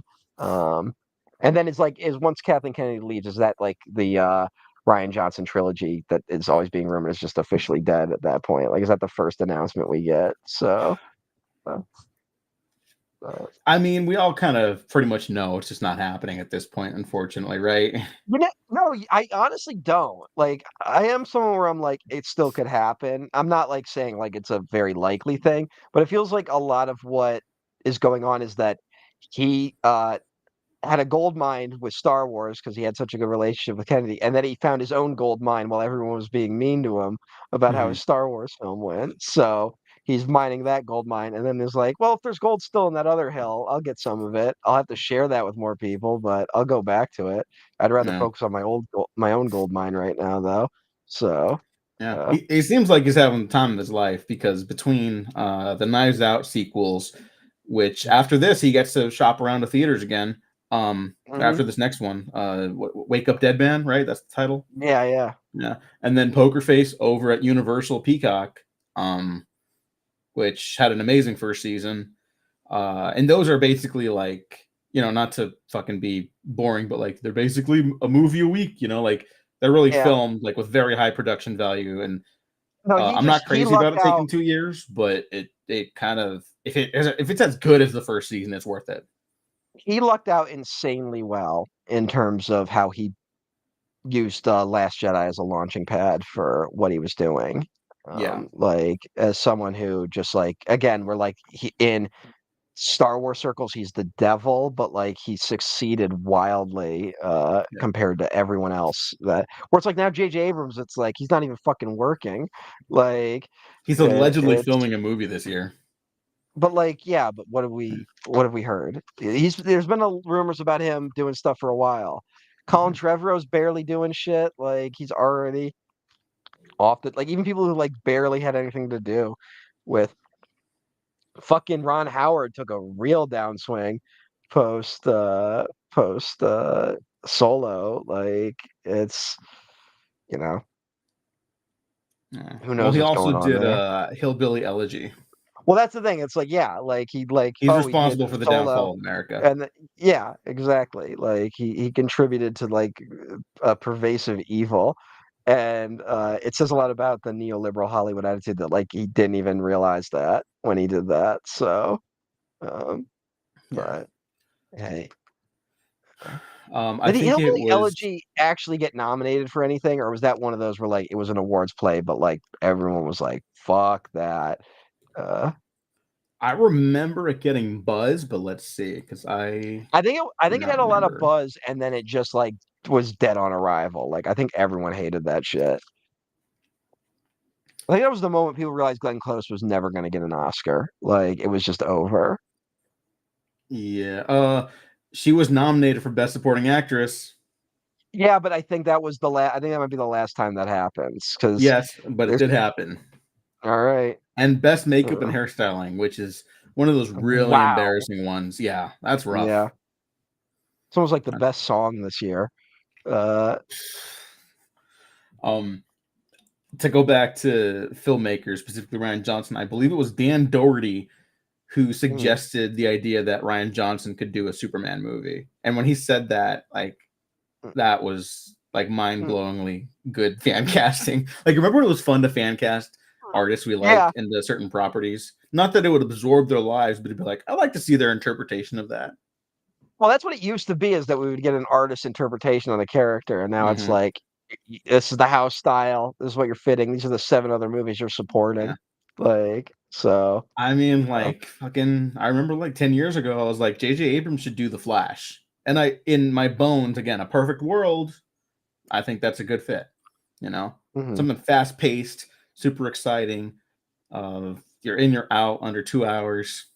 Great. But we don't live in that world. We live in a world where we feel like Theoden after the fall of Helm's Deep. Hey, he wrote out. No, no, yeah. Fuck So we got to yeah. ride out to Yeah. meet them. Ah, Yeah. The first light on the third day, right? 5th day. Fifth day. My bad. Well, it just said that in the subtitle, so I could be wrong, and the subtitle could be wrong. But, uh, Yeah, that's all we got yeah, to I don't do. like that Theoden is like, yeah, let's die in a really cool way. I don't want that guy as my leader. Like, no matter, like, I understand like taking a stand, but uh, You know, we fucked up when I didn't mention the bit when Aragorn comes back and then like him and Legolas are arguing in Elvish. And then he's like, I will die as one of them. And everyone else is like, what? yeah, I love the yeah, like they're trying to be on the down low about like, hey, this battle's pretty hopeless. And he's like, don't say anything. Don't say, I will die as one of them. Like, You're like, he oh, what's going on? truly he is the heir of Gondor.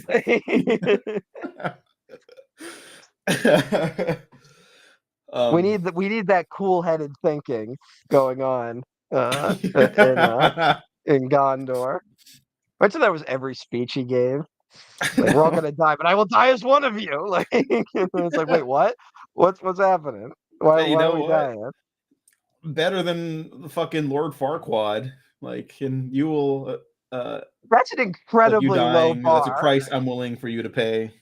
Yeah, that's an incredibly low bar. Yeah, that's true.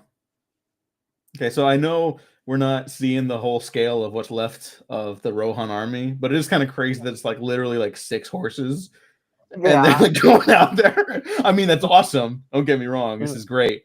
This is the shit right here. But it's yeah. also like, I mean, damn, dude, like you it's guys are ready amazing. to just end it. Yeah, it's amazing that they took this gamble, and then also no one significant of our group got injured or died in this incredibly reckless move. Uh, but Hmm. oh, these guys with 5 horses are back. Uh, and oh, it turns out they got a lot more horses. Yeah, there's more of them this time. But the implication is that they've gone around to go like pick people up Yeah, that have been tossed aside, right? So it's like, okay, these are rebels, maybe it's basically. like Pikmin, where like you pick up more of them as you go along. Like they were just like Yeah. they just kept picking up more guys. Yeah, I've always thought that in the back of my mind. This is what a Pikmin movie adaptation would look like. I've Yes, always felt a this. hundred, I'm not a just hundred making this up percent. right now. Yeah. 100%, this is the Pikmin movie. Uh, And then when certain Dad. people die.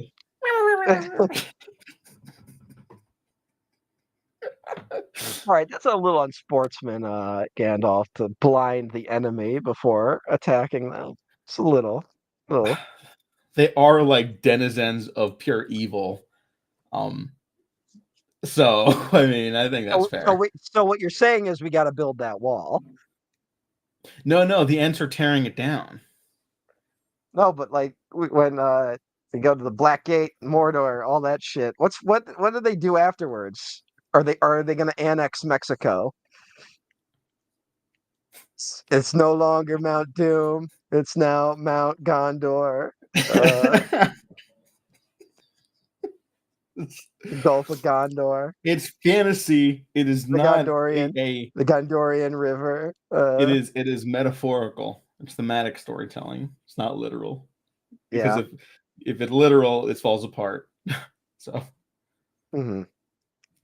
I think it's the Red Letter Media guys who talk about how, and I disagree with them on this, but how like Star Wars, like with the Jedi, like people, you should just have them be good guys. Don't overcomplicate it. Don't make them conflicted and stuff like that. And I disagree with that, but I do think it's worth keeping in mind that like something like a Lord of the Rings should be very specific. It's in its approach, and that's why these trilogy movies work as like big Well, thematic swings, metaphorical swings. I think Star Wars and Lord of the Rings taught us that that works for 3 movies, and then you gotta start examining your shit a little better. Hmm.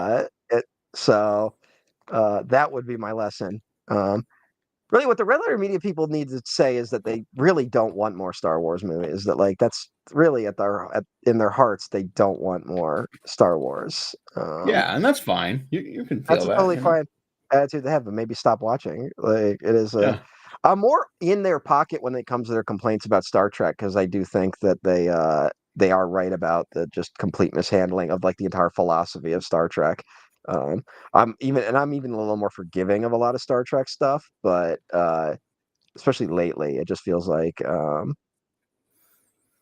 it's not going well. I Hmm. still can't get over that Orsi's dead. That's crazy. Uh, How that's did he die? I wild. don't even remember. I think it just said, like, kidney failure or something. So, like, Ah, he must have had some illness. But uh, I'm gonna be nice. it's also weird where, like, he hadn't worked in a while either. Like, it's been a minute. Hmm. So I wonder why that is. I mean, hey, there's a lot of things we could say there. Yep. But yeah, uh, just was not expecting that one. I will say that's a very strange one. Hmm. Um, Well, quickly swept under the rug because of the Gene Hackman thing, which is so very unfortunate. yeah, yeah. Yeah. Obviously, you don't want it's uh I think Gilbert Gottfried died the same week as someone, like, way more important. So Who could be I always more felt bad. important? Who could I agree. But I remember I found out he was like on Cameo for like really cheap because of yeah, you. you could get him to do and yeah, you could do basically you could get him to say anything because Gilbert would just do anything. Um I will say, yeah, like, when I rewatched this movie, I kind of remember why this is the one that drags for me. Like, Hmm. I do remember seeing this for the first time, and, like, the Sam and Frodo stuff, which is, like, good character stuff, but I do remember it being like, okay, like, well, this isn't Helm's Deep. Like, we're Hmm. having this Helm's Deep thing over here, and then we cut to Sam and Frodo, and I'm like, this conflict feels a little forced. It feels a little like we're buying time, so we can save the other stuff for later. Like, Frodo's barely in this one, which I think is a bit of a problem. Um, I do too, because as a kid, I remember being like, "Oh, Aragorn, Legolas, Gimli stuff. That's the mhm, shit."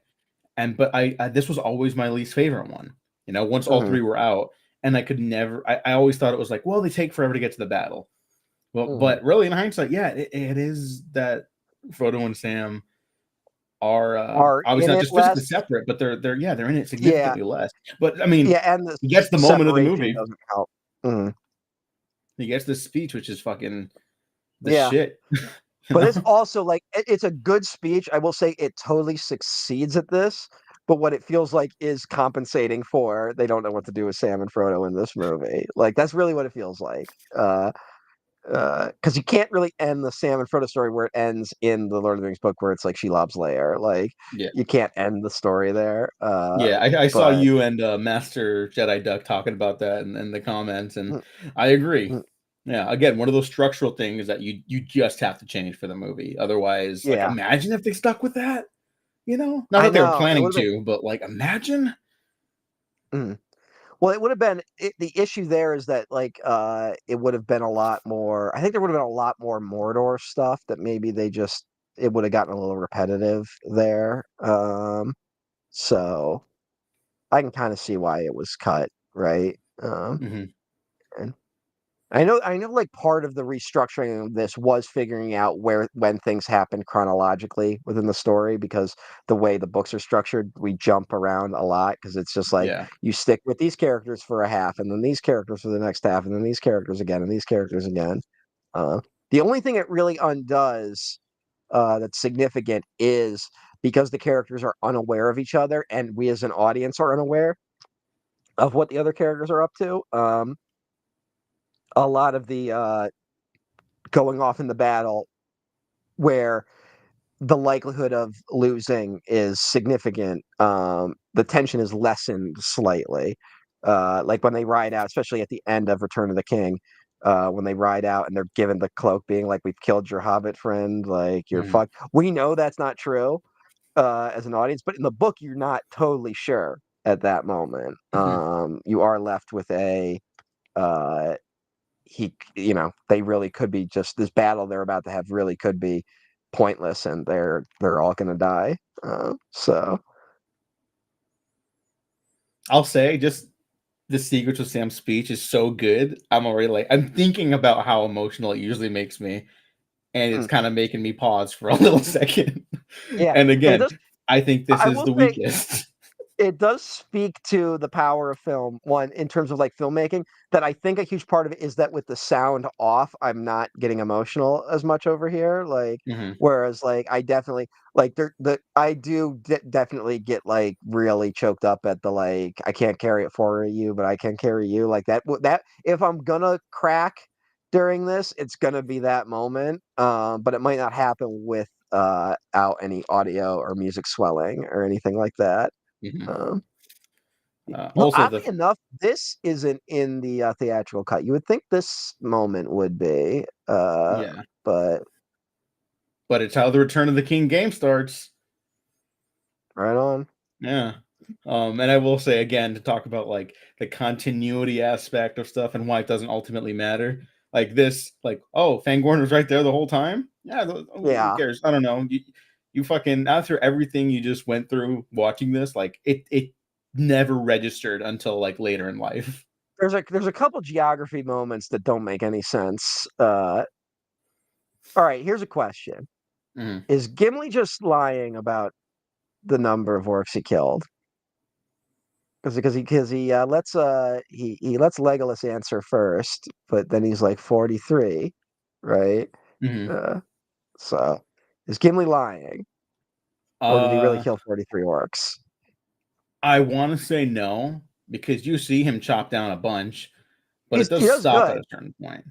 but he's also but like when you get to Pelennor Fields, he's like he's down by like he's off by about 10 Mhm. when it's him. And so part of me is like, did he really get I guess he did have the dwarf toss scene, so that maybe upped his numbers Yeah, yeah. significantly.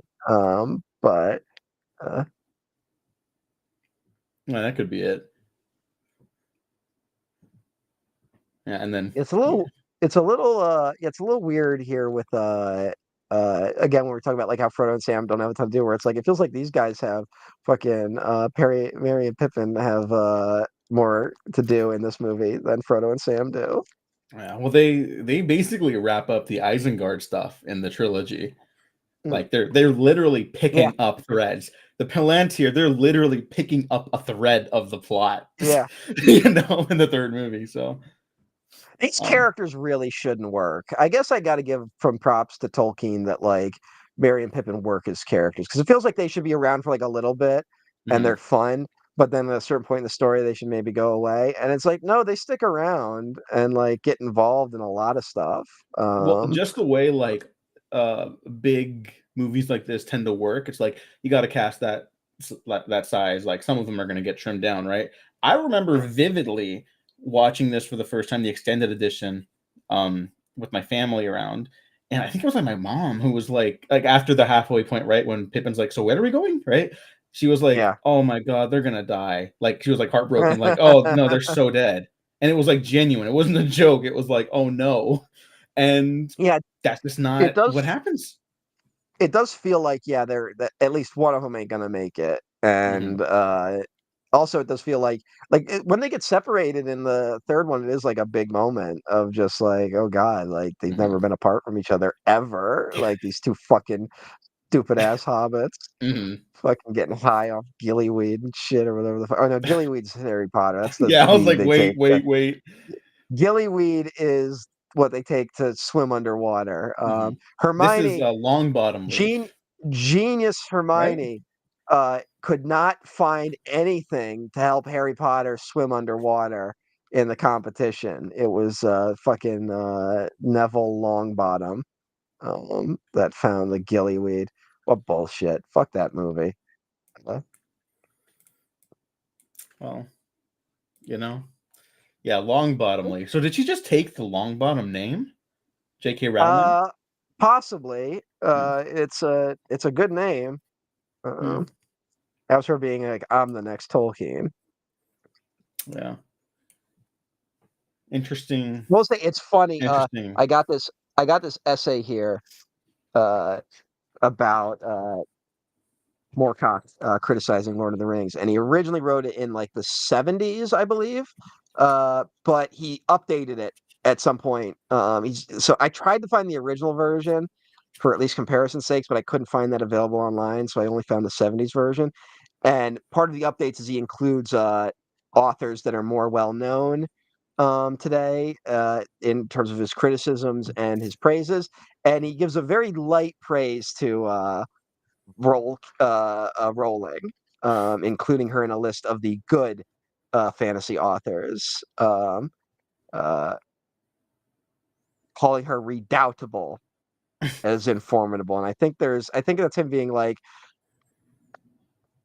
her work sucks, but I can't deny there's a certain power to it. Like that seems to be like the closest he gets to criticizing her.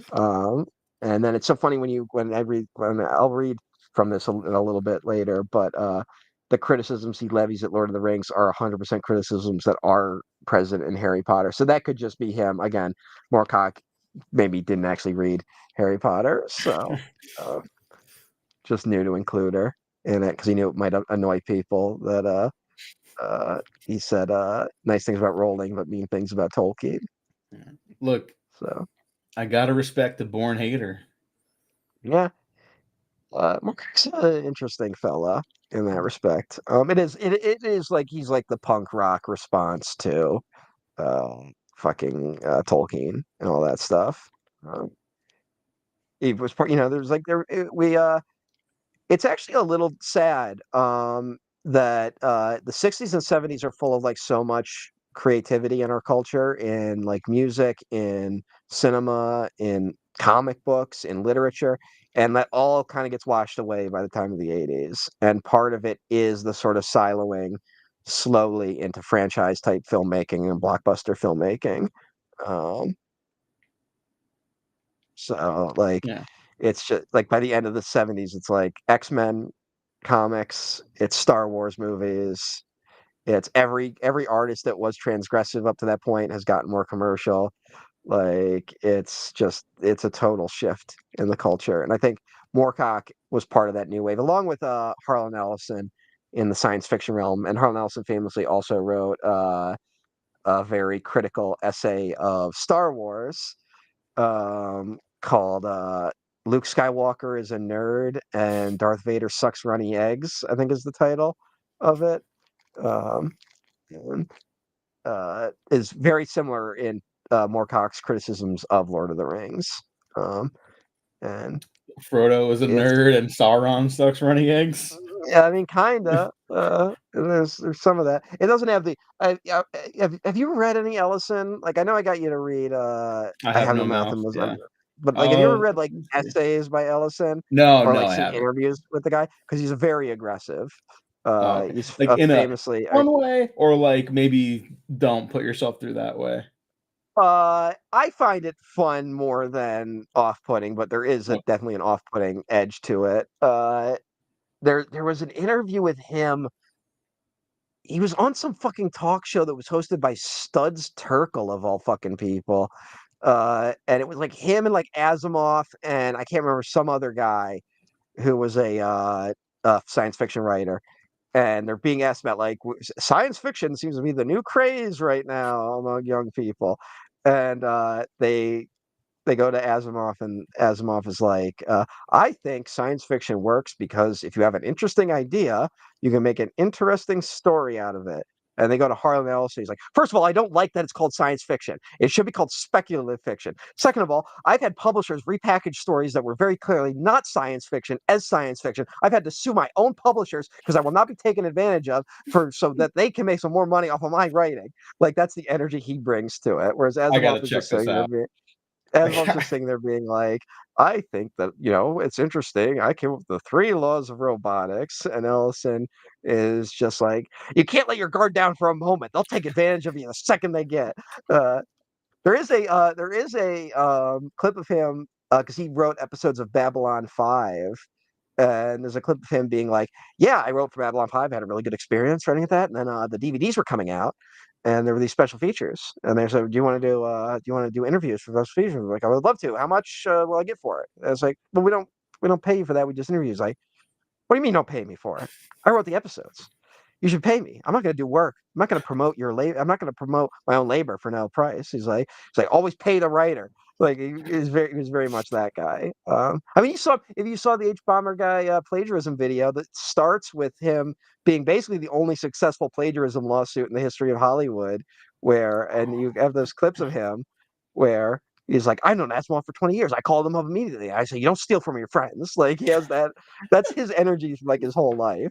So, Well, quick uh, quick sidebar. Well, I guess this is supposed to be our main bar, but at the yeah, ending of this, right, with the ominous music and stuff like that, shot to Mordor, yeah. um, with Shout out to uh, Mordor. yeah, shout out to Mordor. Gollum, when he's like, "We could let her do it," I don't know about Shelob at that point, so Yeah. I thought they were gonna divert back into some part of Lothlorien or something like that, and I was gonna be like, Mm, you think it's gonna be a bad person, but it's actually gonna be Kate Blanchett again. I don't know why, but oh, that was my first mm, instinct watching this movie in the theater. Was like, "Oh, okay, that's where they're going with it. That's interesting." I don't know why, but that's where my Noah brain went. Noah Garcia. I did not know that. Thank you for informing us that Vigo broke his foot when he hit the helmet. He broke his toe when he hit the helmet. I did not know that.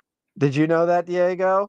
No, I didn't know that. We didn't specifically call it out earlier in the movie. I can't blame We Noah did. for not watching that whole thing though. So we are 7 hours and 14 minutes into this live stream. We just wrapped up Yes. the Two Towers.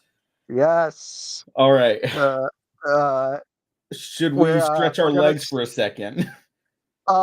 If you want to, because here's what's gonna happen with me. I got food on the way. It was Mhm. supposed to be here a little earlier, but it's not for some reason. Hold on a second. Shout out to Mordor. Yeah, Yeah. so finally someone is saying it. Shout Uh, out to Mordor. but so I Welcome got back, food arrived, so Ethan. I'm definitely gonna get up and stretch when the food gets here. Okay. But let me see. I was just informed it was picked up, so it'll be here in like 15 minutes probably. So we can either start Return of the King, and you can go and stretch and you can miss like the first 15 minutes of this, or Mhm. we can wait. I'm up for whatever you want to do. Um, Okay. I mean, I'm down to keep going. So if we all end a right, little earlier than anticipated, then yeah. So all anyone right. who's actually kept up along the way, or anybody catching this later when it's broken up into 3 parts, I guess we're starting Return of the King. And if you're Yeah, we're ready, about Matt. to. Yeah, let me just get my timer ready, Hmm. just so I can have it to look at. Even though I didn't Hmm. do that nearly as much in the last one. Yep, and I'm ready to go. Okay, I'm gonna Uh, grab an apple because I have the banana still, and okay, I'm gonna get fruit. But let's get this started first. all In right. 3, 2, 1, play. Return of the King. Play. All Return right, of Matt. the King. Uh, You have the con. That's what they say in Star Trek, right? Yeah, sure, that's what they said in yeah. the That's what movie. they say when Captain Kirk or Uh, whoever like leaves the control of the Enterprise to someone. Okay, yeah. You have that. How's everyone doing tonight? We're entering where we've just crossed into the 7th hour of this series. I should update that on Blue Sky. Um, that we've hit 7 hours. Uh, but um, oh man, we're about to watch the movie that I still think has the most Oscar wins of any movie. Uh, is that still true? Uh, oh look, it's fucking Gollum before he was Gollum. Um,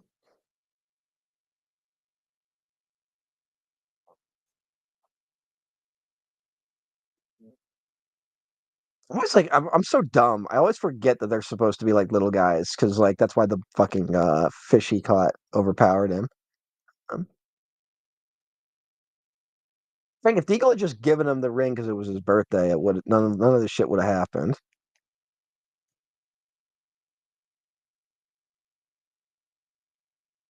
Smeagol and Deagle. Of course, they were best buds until this specific moment.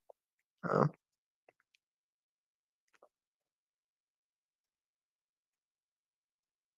well, that's a good amount of time. Hope you were doing. I hope you're up to better things than watching this shit.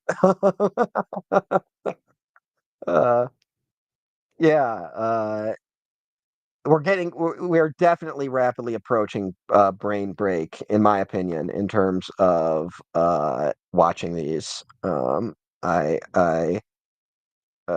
definitely feel uh a little exhausted, and this is the longest one. So you might get some cracked brain moments.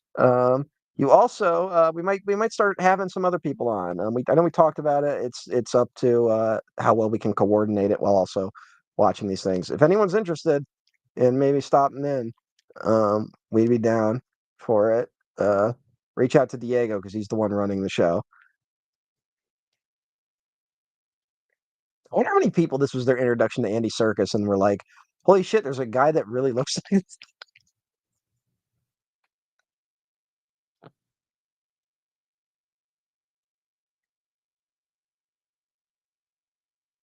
I know. I am one of the strongest. God gives his hardest battles to his strongest soldiers.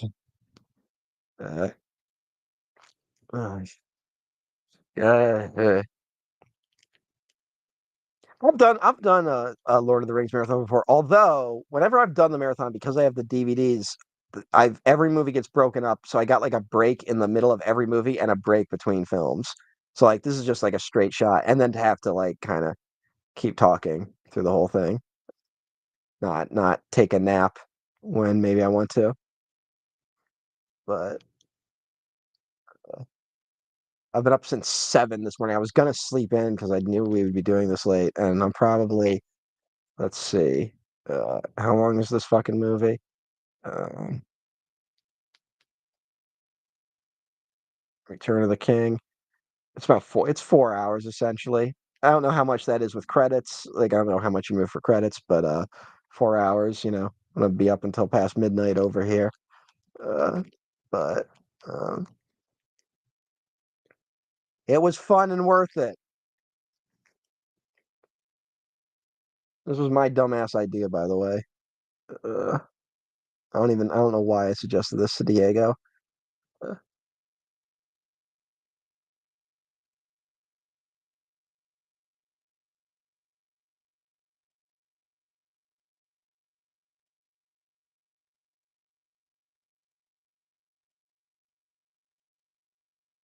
if anyone's watching, what's the longest marathon you've ever done in terms of movies?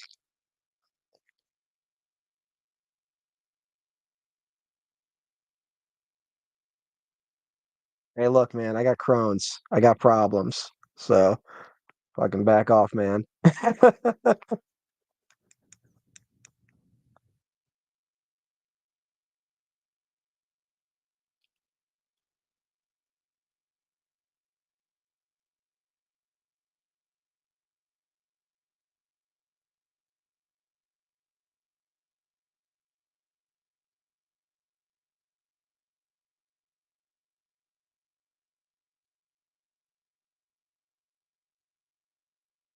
This is weird because it's like he's like it's disgusting that he's eating fish, but he was eating fish when he was a fucking hobbit. So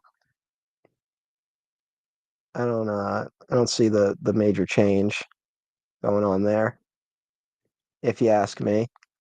Um,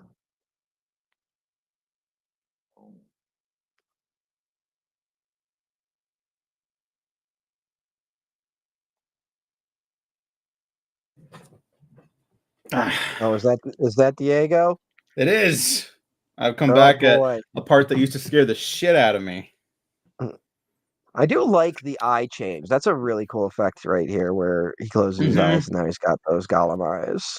Yeah, That's always that's fucking stuck great. with me.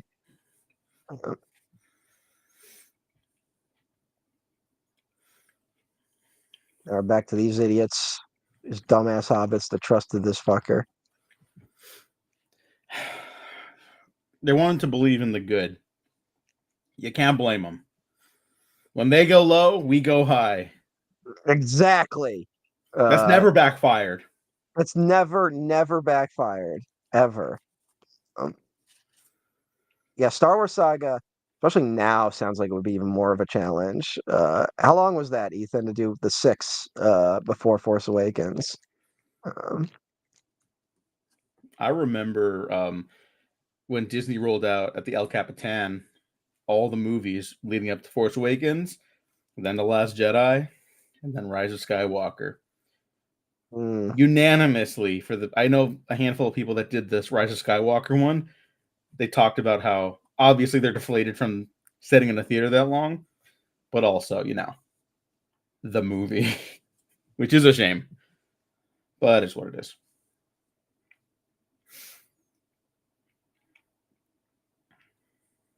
yeah, this is the scary, fucked up one. It's got a lot of dark elements in it. I agree, Ethan. Um, You know that what? I used to think Two Towers was scarier. I don't know, man. I This has got agree like now. Shelob in it, and the Witch King, and all that shit. You know what it was But for Two Towers though? It's mm, the marshes, the dead marshes. That was mm, fucked up. That's like really yeah, fucked up. They're just trapped like in a purgatory type thing. Their bodies. mm, That was an unsettling thought to a Catholic child, you know. yeah. But yeah, you're right. The Shelob, Witch King, the creepy ass Golem transformation. Mm. Um, yeah, that's yeah. Is this movie? I asked the chat. Is this movie still the most Academy Award winning movie of all time? Like, is it still have the record? Let's Uh, see. 'Cause I can't imagine anything that beat it. Uh, so no, what, you stayed up all night watching Futurama, you're saying? Like, was it like a marathon, like of every episode or something? Oh, he might have just done that. No, it was built different. I'm just asking because I understand. Um, Mm, it's tied with Ben Hur and Titanic as the movie with okay. the most Academy Award wins. All right. All right. Valid. I hope that's not the Google AI answer though, because that could be inaccurate. Uh, Wikipedia, which isn't all great, but right. is better. And Her, what a great film. Mm-hmm. And Titanic. Well, Titanic's great. Yeah, I was like, don't fucking try this shit right now. Mm. All right, so I got my apples, I got my banana, I still got some pizza. I'm hitting all the food triangle portions today. Oh my God, that's a lot. You were watching Futurama at 6. I was too, but like that's crazy. So I've talked did about you it take before, but I missed all of that. did you take Futurama like seriously? I'm asking Noah out there who's Mhm. talking about Futurama. Did you take Futurama like seriously, like it was like a real science fiction show? Because I remember I did that to like as a kid. Like I was like I took the events that were happening very seriously. But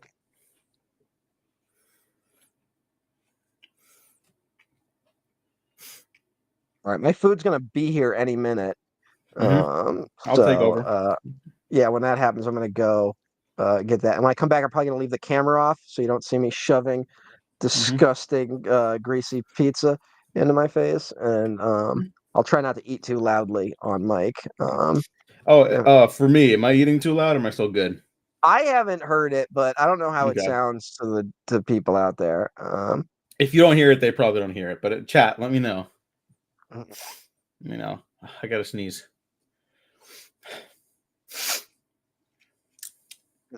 It's stuck. It's over. Oh, Anyways, all right. I love a good reunion between characters. I always get very excited. Um, Yeah, maybe that honestly, maybe that is the secret to Endgame and Infinity War is that it's basically a series of reunions of characters or meetings. Like Yeah, but you know what's fucked up? This is gonna sound petty, but I genuinely mean this. They don't really hug.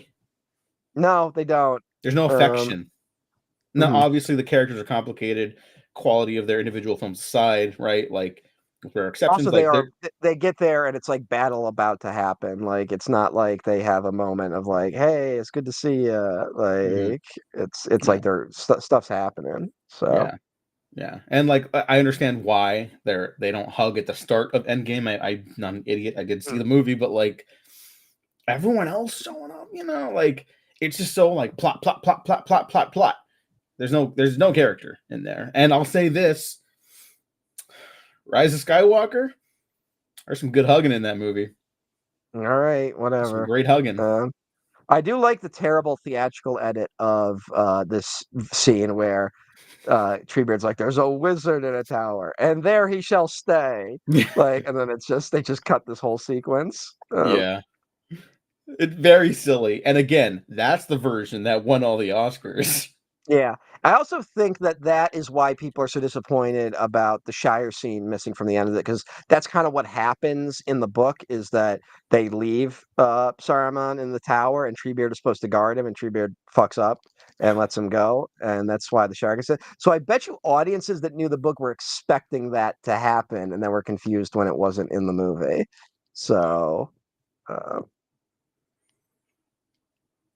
Sorry, I'm just sharing the episode again, yeah. just to be safe. If there are any stragglers, that'd be cool. But I think Yeah, I I'm posted sure most are here already, but still. Yeah, I think we've hit our limit, but also if anyone wants to join in, we're entering territory where we will need people to help us finish this Oh yeah, goddamn yeah, of thing. course. So, uh, but This is Rods of the also Five a Wizards. this is also a scene that is famously internet famous, internet memed, not internet famous. With the whole fucking trollololol. Do you remember that with Um, Saruman? no, I don't remember this one. I have to look this up and send it to you. Then hang on, let me Okay. keep sharing. But I'm shocked you have not heard of this one or seen this one. I agree. No, there's a good like that they when they get back to the Shire, it's interesting that like how much they feel like they can't connect to their home anymore. All right, my food is here, so Okay. I'm gonna go grab that. This now would be a good time to send me that thing, Yeah, so I yeah, can watch it. I can check it out. And I will be back. I'll try to be as quickly as possible. yeah, yeah. Go ahead. All right. I gotta fucking look up this shit for Matt. How's everyone doing? Are all doing good? I had to find this fucking Saruman Trollolol thing. Um, yeah, I also, for the record, remember being very disappointed by the lack of culmination with the Saruman thing. Um, but the movie was so good it didn't even matter. He just kind of kept plowing ahead. And again, like a lot of the better extended edition stuff, which is like 90% of the stuff, frankly. Uh, I can't imagine the movie without it. Like, to be petty, like I just kind of refuse to watch the non-extended editions. I've heard arguments for why the theatrical stuff is like better paced on the first viewing. Clearly, that some aspect of that is true because we all saw these movies theatrically first, or at least most of us did. But there's just no comparison. Like even this stuff isn't like perfect, maybe, but who cares? It's fucking great. All right. Noah likes this movie because he's a big Aowen and Mary shipper. I didn't know that about you, but I see it and I get it. Ethan, what's winning Best Picture on Sunday?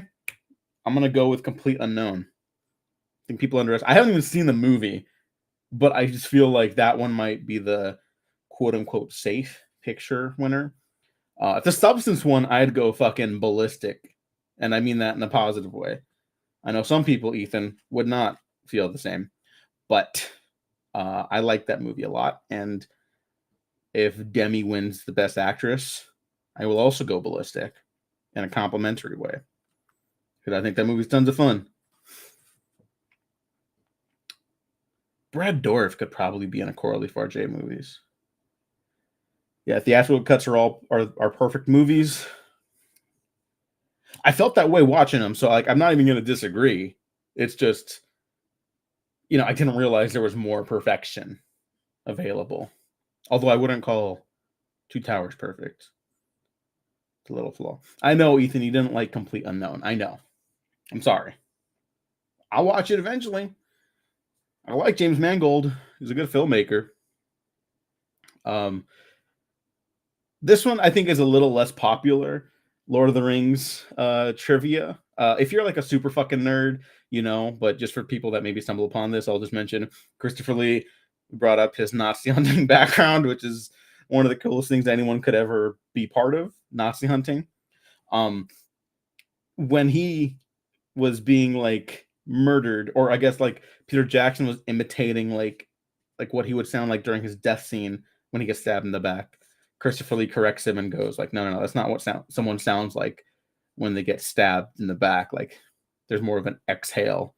And it's like, oh, so he's definitely killed people. Good to know. Christopher Lee, one of the greatest to ever do it. His death is incredibly funny. And I mean that in a positive way. Just and then he just gets crushed by the wheels of war. Get it? It's a metaphor. I sound like I'm being snarky, but this is actually genuinely very like exciting, moving stuff to me. Hang on, I'm gonna send Matt the video finally. For everyone else here, has everyone else seen the trollololol thing I'm talking about? Masked and anonymous. We should do masked and anonymous on failed award contenders.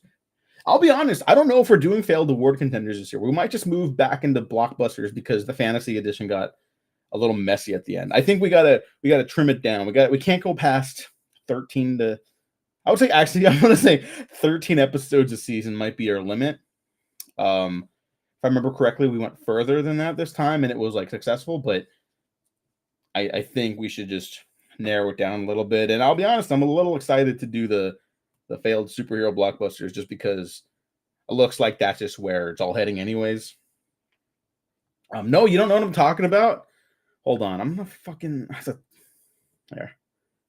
Let me make sure that's the right link. Yeah. Okay, here. Put it in the chat so everyone can see it.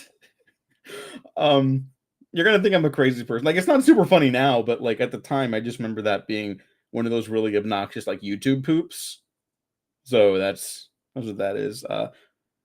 It's not like game changing. It's no peanut butter jelly time by any means. I found out that people have mixed feelings about the drinking sequence in this movie. Does it need it? On a plot level, probably not. But I think it's important for these characters to like celebrate their victory together and be like unified in their success, Let them get a little comfortable before like having to lock back in and be like, oh right, we're fighting a great evil that's overtaking the land. We actually don't really get a break. We actually gotta go do shit. Yeah, Ethan definitely saw this, the Trollololol Saruman video, alongside the Taking the Hobbits to Isengard song, which is maybe the peak of the original Lord of the Rings memes, in my opinion. We should do like a Lord of the Rings memes ranked, because potatoes also gets very high up there. I also am partial to, this is an image, not a video, but of Boromir on top of the not the Gondor, but what's the Osgiliath, when he's on top of that, right? He's holding the flag, right? Someone like photoshopped a heavy metal guitar on there. It's like punk rock, and it looks cool. Someone's probably made videos with that. Yeah, no, you do know that one. The Taking the Hobbits to Isengard. I mean, I'm assuming. You feel bad for Eowyn, but Miranda Otto gives a terrific performance as one of the two women in all of Middle Earth.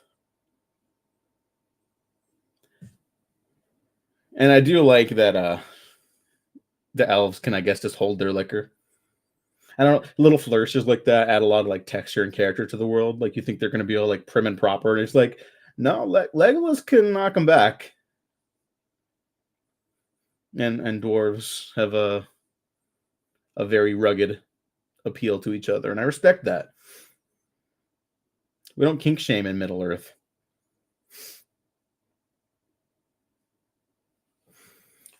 But I will say, I guess in terms of like the comedy, this is probably the closest it gets to being like a bit much. That being said, I also do still like it. So, you know. And then Legolas drinking him under the table, like pretending to, to not be able to handle his shit is fun. Yeah, Aowen does need more credit. Miranda Otto, we talked about her already, but like kind of wish she was in more stuff. Again, very good in Talk to Me. Put her in like more central roles. She's not even the lead of that movie, but like she's very clearly supporting. But give her a lead role. She can handle it. She's very good. The Merry and Pippin song and dance is great. The one thing I would change from the theatrical or from this to the theatrical is I wouldn't have Pippin stop singing to look at Gandalf for a second. I think it's fine if Gandalf just looks at them, because the whole movie is going to be about, well, their part of the movie is going to be about their relationship with each other. I think you get enough of that. We don't need to set that up yet. I think it should come as a surprise to first time viewers to this, right? Because a lot of people watch the extended editions for the first time, like now that they don't play in theaters, right? Like this movie's already out, so that's just one thing. We'll see if other stuff pops up that I remember wanting to change.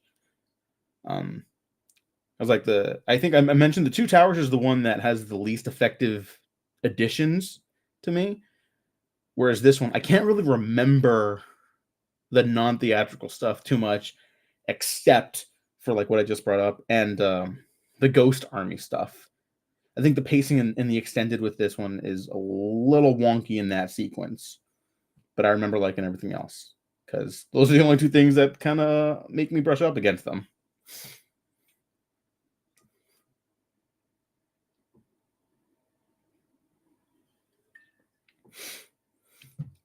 And Andy Serkis is both sad, a little creepy, and also very funny. So yeah, as Gollum, like it's very effective little comedy stuff because it reminds you like, oh, you want to like this guy, like you do want to change, just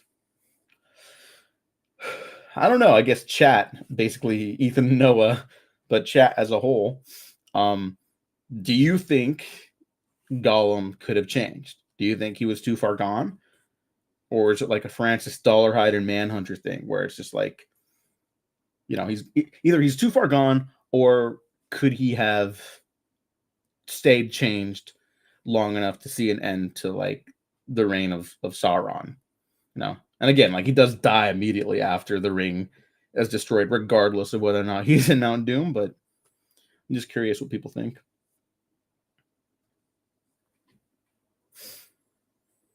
And yeah, at this point, I'm also thinking on my first viewing that, we're still headed to see Cate Blanchett. Again, no idea why I thought that. No idea why that was my thinking about how this movie was going to play out. But it was. I'm back, motherfuckers. All I got right. pizza.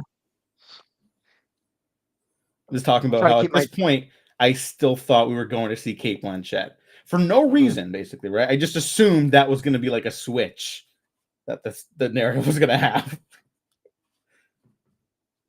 That's not the worst idea ever, like in terms of like Colin thinks that he's leading him somewhere dangerous, but it's actually going to be somewhere helpful, Mm-hmm. Could have been a nice twist, but Yeah. Like, I don't know how the rest yeah. of the movie plays out after that, but that's just where my brain went.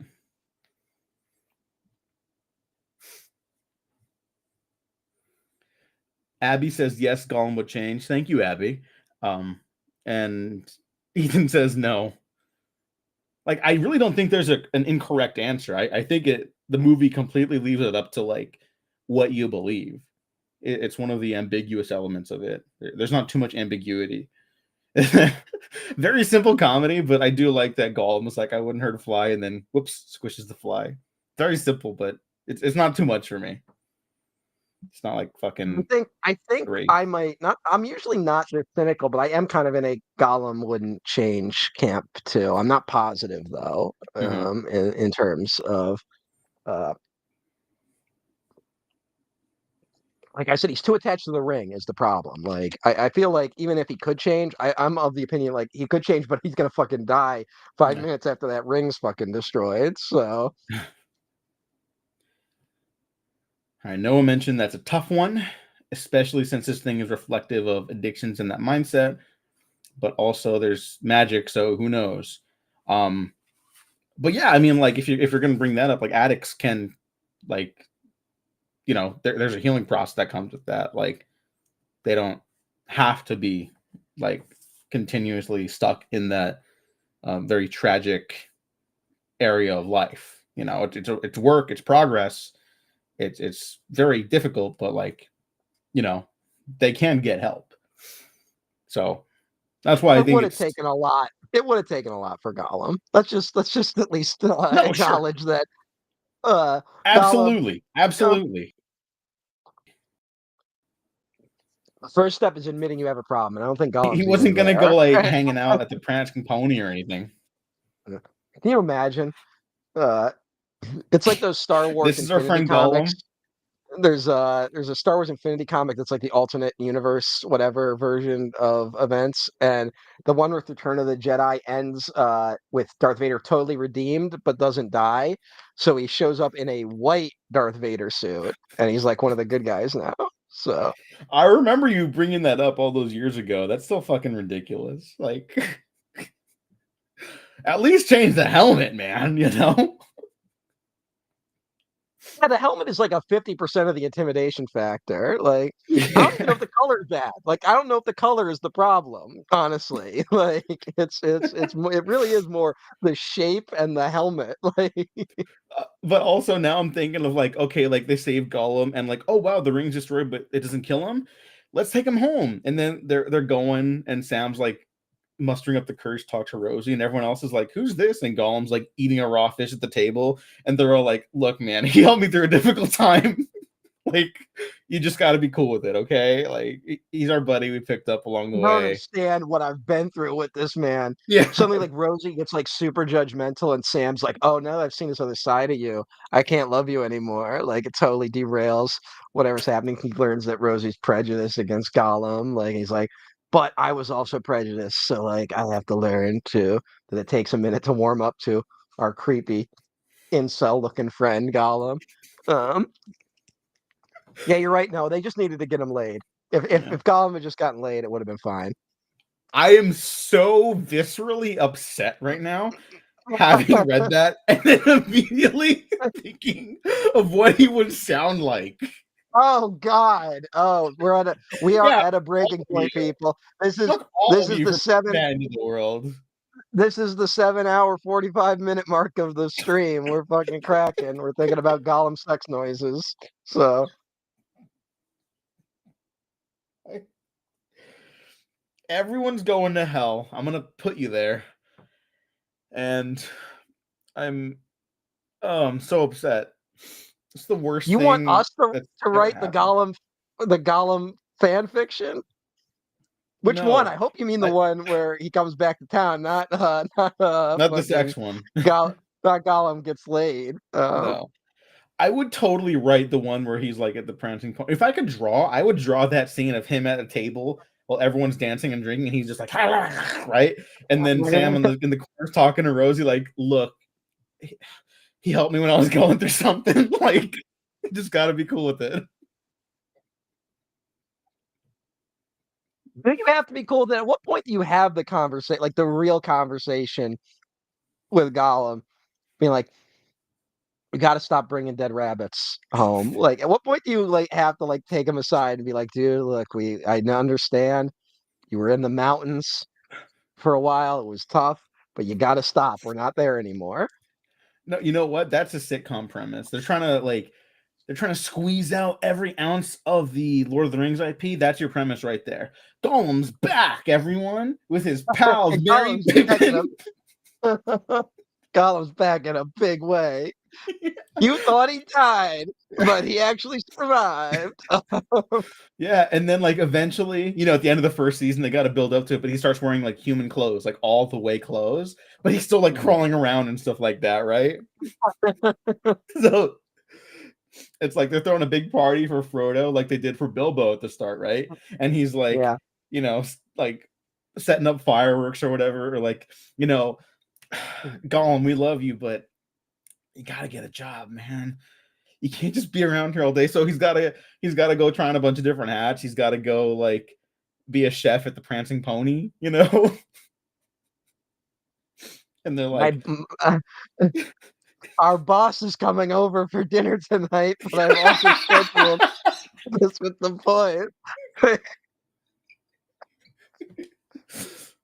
Split personality gets a separate job, and he's gotta like he can't balance the workload. Like it's like too much.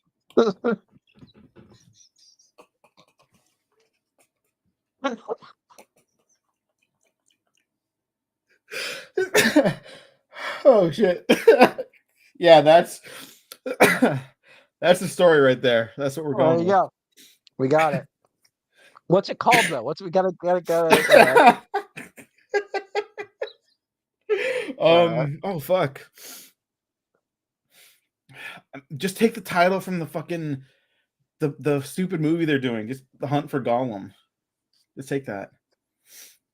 the search for Smeagol. Like search for Spock. It's like he comes back, it's Smeagol again. Oh shit. Okay, yeah.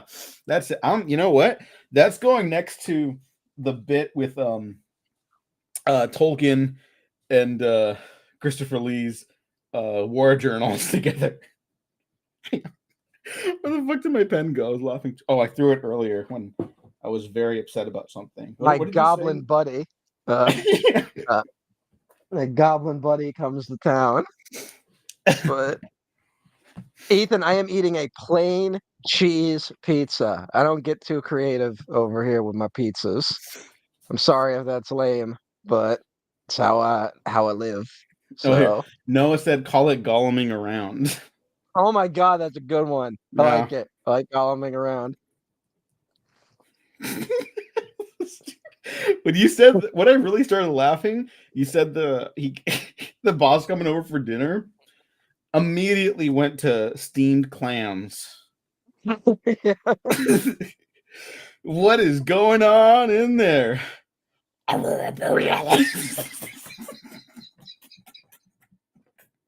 He tries being a chef though, but like he's like a waiter at the restaurant, but like his personality is splitting like in the moment, so he's getting all the orders mixed up. Like so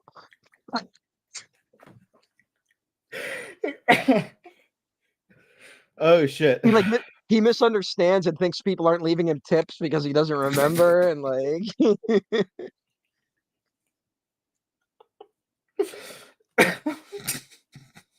oh We gotta yeah. call Peter Jackson. We're calling Peter Jackson, we're calling up Zaslav. Zaslav, we got gold. There's gold in them there hills.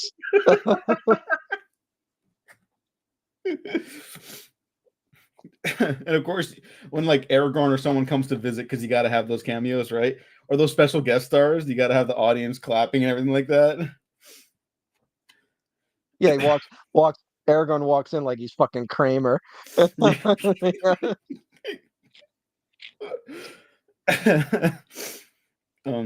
Oh no, because this is all canonical, right? So you got to bring back Radagast the Brown, and he's like he's got to be like someone's crazy uncle or something like that. Yeah. You Oh, know? you bring in Bilbo, but he's like still got a grudge against Gollum from that riddle contest all those years ago.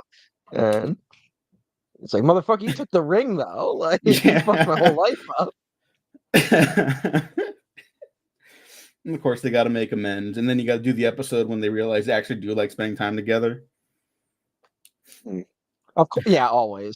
No. Oh The fuck. Saxford Bagginsons can be the fucking Newman of the series. Hello, Saxford Bagginsons. Saxford Bagginson doesn't roll off the tongue as well, No, it but doesn't. the Proud Feet. How about that? That Okay, guy. hello, Proud Feet. That's Yeah, that's better. that smug asshole. Yeah. But it's a pretty good shot with the like just some trick photography of having him run up being short and then Aragon running up behind him at regular Mm, height. So uh, yeah. And I mean, there when they're looking out at Gandalf and Pippin leaving, like this is like the most simple sort of like height blocking that they do. It's like, yeah, literally. yeah, he's probably just down on his knees. Yeah, how many times do you think these guys were just like, all right, just get on your knees for this and fuck it. Like Yeah, it's nothing. Like and you gotta trust that Peter Jackson knows what he's doing. So yeah. just like The eye line matching is really what sells it. That cut yeah. between their faces Mm, that's like perfect. That's yeah. crazy. The fucking planning to do that on film, especially that's mind blowing What to they me. I gotta say, because maybe it's just because he played like hardened badasses, like after like I like my mind immediately goes to a history of violence or Eastern Promises, like shit like that.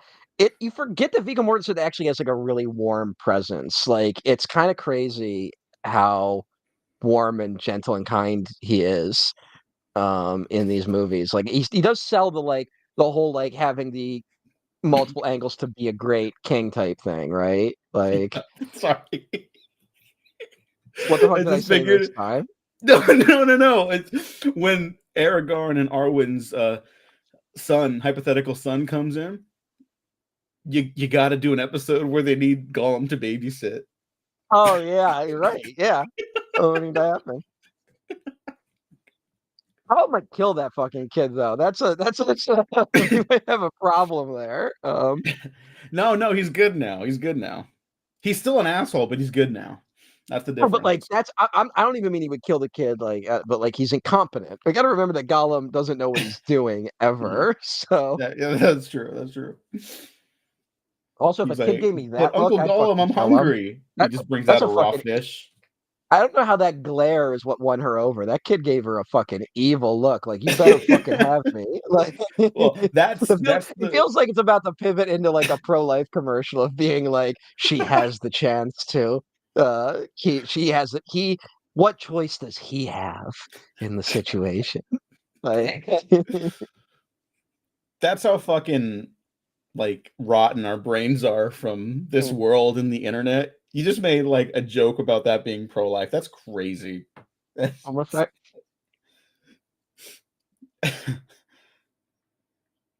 That kid played by the young Sheldon actor. He's too old oh now. god. You got to have Uh, a younger one. it, young Sheldon is no longer young. Yeah, now he's regular adult Sheldon. He's just regular Sheldon. You can do old man Sheldon, What was and young then Sheldon on that long? Like, I know that's a conversation everyone has, but like, what is going on? Like, what is it lasted happening like out there? 7 seasons. Did you ever have a relative come up to you and be like, "You must love The Big Bang Theory," and then you were like, Yeah. I am driving to a bridge and throwing myself off. Like, it is, I Mhm. cannot live in the world knowing that that's how people look at me. Like, subconsciously, I always knew that people looked at me that way, but having it confirmed would be too much. Yeah. Yeah. It's pretty offensive when people suggest that to me. It hasn't been suggested in a while though, which I'm very thankful for. Well, is Big Bang Theory even relevant anymore? Like, I know Young Sheldon, yes, but like, is anyone even like? It feels like Two and a Half Men, where Two and a Half Men was the biggest show on television. Like, no one gives a shit anymore. So, Yeah. Well, you know what it is? It's that CBS is the like middle America channel. And I don't that's neither positive or negative. It's just that mhm, that channel, whatever they're doing with it, marketing or production wise, they have completely captured the zeitgeist of middle America. mm, it's All their shows crazy. do really well. It's weird that that was Letterman's channel for so long when you think about it in that respect, because Yeah. Letterman wasn't Middle America. and Colbert certainly isn't at this point. But No. or maybe I'm judging Middle America too harshly. Well, again, I don't mean as a negative or positive about it. It's just like that's what I find, you know. Um, there's a Young Sheldon spinoff starring the brother, which is back in the sitcom format, I believe. Unlike Young Sheldon, which was a multi-cam drama or a single cam drama Was it actually a drama or was it just a or single? single Yeah, cam. Excuse me. Yeah, yeah, I'm used to them being separate. That's on me. right. Yeah. Now What are you gonna? the Sheldon 2.0, or I don't know. I don't know the characters' names. Yeah, that's back to the multi-cam format. Was Sheldon's brother ever on the? I don't know anything about Big Bang Theory. Like I don't know any of the lore of Big Bang Theory, and if Young Sheldon is consistent with it. But uh, I believe other, he was, but don't hold me to that.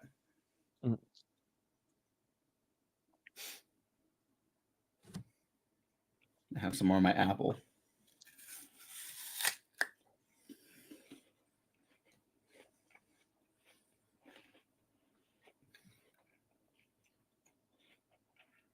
Noah said it's a I know we're crazy pivot from Young I know we're Sheldon to the judging spinoff.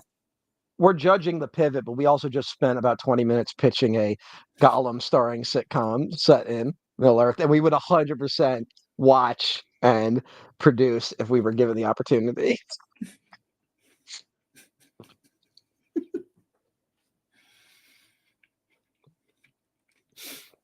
Yeah, I'm trying to think of what other sitcoms to model it after.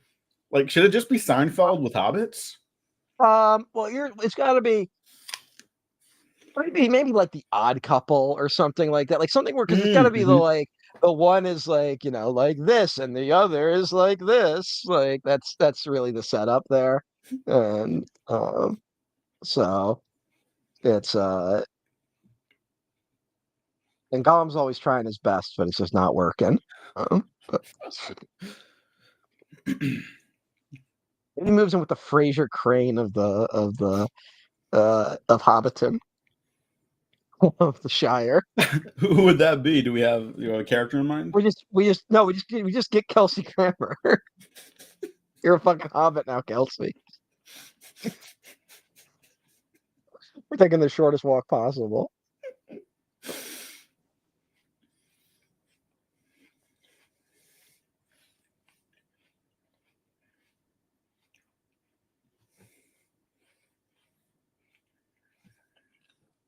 Noah asked, "What about the nanny?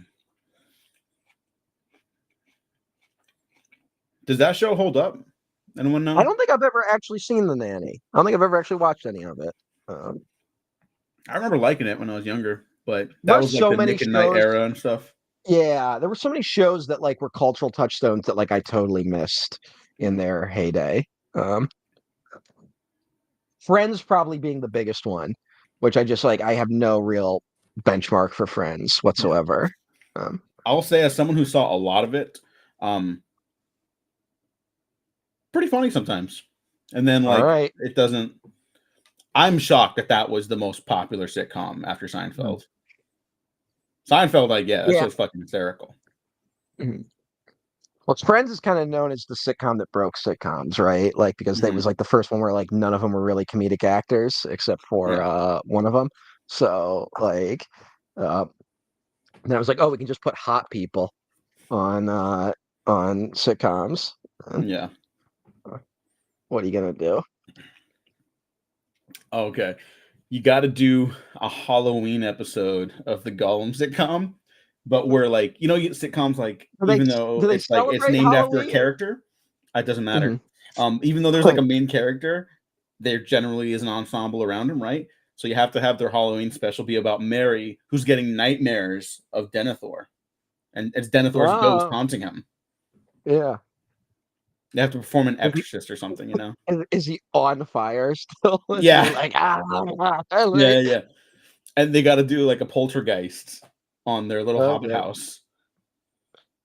Gollum somehow knows this. Like this is like one thing he's picked up living in the mountains. Like he knows Yeah. how to perform an exorcism, so he's got to like this house is clean.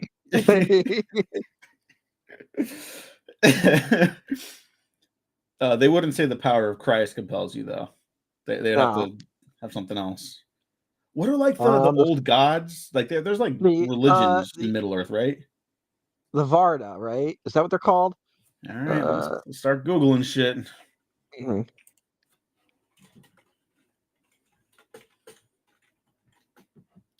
The Valar. Valar. Varda is one of them. Yeah. But I always get that shit mixed up. Mhm. And the one god is Eru Iluvatar. That's all I know. And that's not an AI result. I always make sure to All do some right. checking. But the full list of the Valar are Manwë, Ulmo, Alwë, Orome, Mandos, Varda, Yavanna, and Nienna. But Melkor is the most powerful of all the Anor. Well, guess which one of them turns evil? Uh, s- Hmm. Spoilers, it was Melkor. Yeah, kept wanting to add his own fucking notes to the song. He's like the drummer. Like, the drummer's probably got like the most like physical presence of anyone in a band. And he's like, Mhm. I think the drum solo should be like 10 minutes. Like, he's like, I think we just need like another 10-minute drum solo. It's like, I don't know if that's conducive with the rest of the band. And then he's like, fuck you. I'm fucking taking those elves and I'm corrupting them. You fucking piece of shit. Uh, See how you do without a drummer, huh? Think you can do it without me? Um, Oh, see, and then you have to do a very special episode where Gollum finds religion, you know, and he starts yeah, but that's worshiping the Valar no, again. the no, the special episode can't be about that because like that's like a little too like That's your religious, yeah, Cody. yeah. You got what do you do? That's too Little I'm House on trying the to think of Prairie. I'm trying to think of what the special episode would be. It's got to be like them teaching a dumbass lesson, like being like, kids, this is why you got to listen to the fucking smoke detectors in your home, like something stupid like that. You should do an episode about gun control.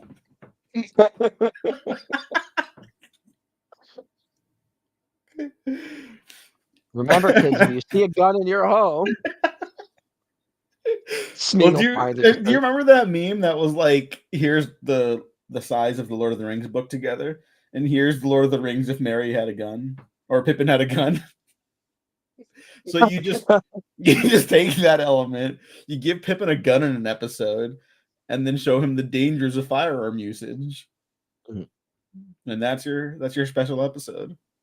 Ethan, I'm gonna be embarrass myself and just say I am not confident enough to name a favorite drummer. I am not a smart. I don't have a good enough ear for music to be like here's the best drummer. But uh, what Yeah, should about we you, get like Diego? I'm in the What same about exact boat. all right? Should we get like really into different mediums for retrospectives, like failed bands, failed people, and then that way we expand our horizons. Oh God, Yeah. Failed presidents, and failed then presidents. we Uh, just break God, that down. let's give that a couple more years so we can hopefully add a guy to it. But Hmm. hey, Hey, he's already on the list, but I see what yeah, you mean. yeah, but like we got, you never know. Maybe there could be. Look, maybe he gets visited by three ghosts in the immediate future, and then suddenly he turns around and changes his whole way of being. You never know what could happen. Yeah, Um, I completely agree. we're sitting here talking about Gollum can change. What did Rocky say at the end of Rocky 4? If you could change, then I could change. Then anybody can change. That ended the Cold War. It's fucked up that that's true.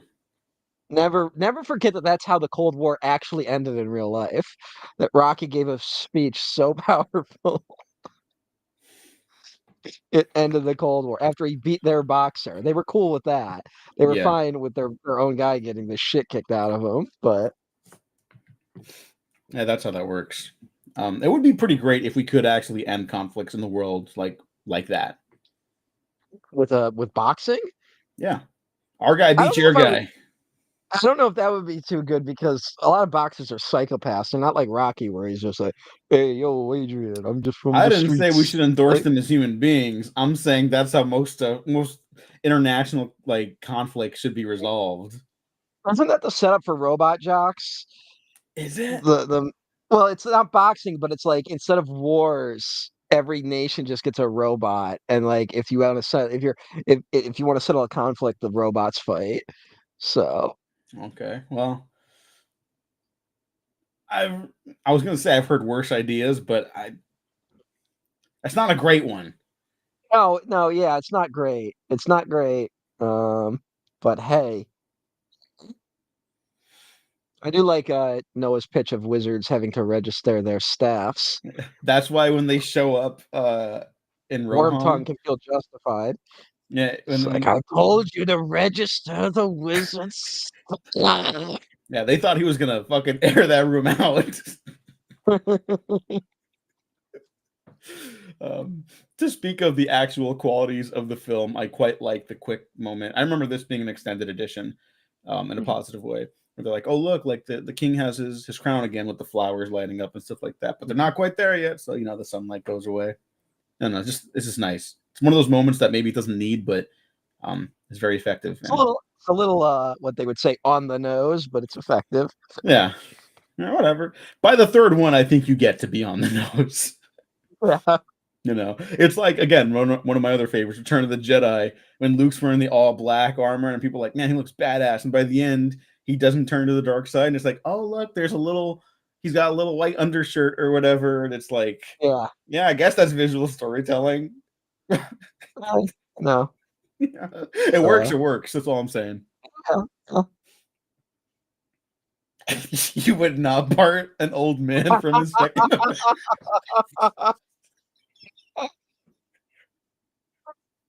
Yeah. What a terrible world we live in. We do live in hell. Another kid got a hold of a wizard's staff. Another one of them. Another one of those lonely fucking kids. Um, he's always talking about. He was always talking about what he would do if he had a wizard's staff, and no one took him seriously. Um, Oh my god, that's what's his awful. name? Oh, by the way, I figured out who the Kramer would actually be in the show. Oh, hmm. It should be both Legolas and Gimli. So Oh yeah, I guess you're right. every time they pop up, they're just like, "Hey, we were traveling the world, and like here we just came with this concept, Well, infinite hobbit ties." they're the gay friends that come over, and they're always off doing something crazy because they're living it up. Mhm. Uh, Oh, I thought in you were whatever. gonna say because they're gay. What was that? I thought you were gonna say, yeah, they're always coming up with something crazy because they're gay. You know how it is. Yeah, yeah. You know how it is. Yeah, that's just how it goes. I've been to West Yeah. Hollywood. Oh, Um, that's how you gotta be. It's how if you're gonna survive in this world and be gay, you gotta come up with crazy schemes all the time. That's why. oh, there's Peter Jackson again. I called it this time. All right, but yeah, it actually pops up twice though I because he gets know, shot with I the arrow know. I, later. So um, you they don't still get to kept go. the evil foreign coded characters. They didn't change that one too Yeah, much. like what are they called? Easterlings, right? Yeah. Yeah, that's not great. I gotta be honest. um, they try to have their cake and eat it too with the Shadow of War stuff. So there's like a there's like a regimen of Gondorian soldiers that you help out for like the first act of the game, right? And it sets up all these compelling plot threads, and you don't realize till later it's actually to set up DLC spinoffs, um, which is a bummer. It's super great. The first act of that game is incredible. The rest of it is very good and fun. And the DLC is not even bad. That's the thing. But one of the Does it Gondorian fix soldiers, it with the when like if like let's say I bought like a game of the year edition that came with all the DLC, would that like fix all that shit? Like would it suddenly be a yeah, great game? um, Like yeah. pretty close to great all the way through. Yeah, you just got to get through that first like 30 to Yeah. 60 minutes because of the sexy Sheila bits, which we will come back to. But the point I was making is that like the main Gondorian soldier who ends up leading like one of the DLC campaigns, he's a normal guy, right? So that's kind of a fun like spin Mhm. on the formula because you're like a basically superhero in that world, right? As the main character. But he's black. And so it's like, okay, see, like we're progressive, and there's a woman I'm Gondorian sure who's like people. there. I'm sure people online were really cool and chill about it. I'm sure everyone Uh-huh. took that really normally. I'm sure Yeah. everyone handled that well. Yeah. Uh, I mean, that's part of the reason why like I'm open for these things to have their cake and try to eat it too, because his mm, campaign specifically leads you into like Easterling territory. So it's like, mm, you know, you tried, you you were dealt the hand you were dealt with the mm. narrative and the Lord of the Rings shit. I get it, but it's still a little wonky. It's Um, like the weird, the Game of Thrones books kind of get away with this, where there's a lot of like foreign nations that are written about, but because it's from the perspective of Westeros, it kind of like whatever they're writing isn't accurate, so they kind of get to do the like, oh yeah, there's like a Chinese nation, like they're like the Yeti or something, and they're like way off in like this other part of the world, and people just like so it's like, and there's rumors like, oh, they live in all gold palaces and are really tall, like all this crazy stuff, mhm. and but now they're like talking about doing a spin-off show about the Yeti, which is like why? Like literally we have like maybe 3 paragraphs about them. Like it's it's so dumb. Yeah. Yeah. uh, Look, nothing's perfect. I appreciate people trying to either make amends or put a better foot forward. mm, That's all. yeah. Uh, And now fucking Monolith Games is gone, so a lot of good that did yeah. them. Yeah, they played the game real well. Congratulations, you played yourself. Um, Okay, but but in all fairness, it's not like it was their fault this time. oh no, 100%. I'm just making jokes. They like that. Mhm. That is so shitty. It's like unbelievable. Like I can't even really. It's one of those things where like every day you read a news story that is like so like not even like awful, just like this is so shitty and dumb and makes me hate people. And I'm just gonna have to go like, all right, like what are you gonna do? Like it's not like I can go over to Zaslav and be like, hey, open monolith up again. Like it's Yeah. uh, Sorry. Getting back to well, more texting. yeah, sorry for bringing up monolith games. We're all bummed about it. Uh, No. but Look, I hope they all land on their feet and then kick David yeah, Zaslav in the ass. yeah, I think we're going through a weird shift. I think that's all. Like everything's weird. Um, but hey, as long as we got BioWare, everything's fine. I'm sure Mass Effect 4 is going to be great. Didn't they When already did do they Mass announce Effect that? 4? Oh, didn't they already do Mass Effect 4? Technically, yes. Legally, I no. I don't know how you do a Mass Effect 4, if I'm being perfectly honest. Like, I don't know what you I'm with do. you on that. I have no idea Uh, what to even do. Um, sorry, I went to the Wikipedia page for um BioWare, and it's like a list of games, right? And like mhm, what's coming out. And it's got Dragon Age, the new one that's coming out. It'll be out, or it's already out, I guess. I wasn't paying attention. And then it just says new Mass Effect to be determined, announced in 2020. mhm. So, um do you think like not to like I know that like people the narrative is now like we let the culture went wrong when we let the nerds win and rewrite the ending of Mass Effect 3.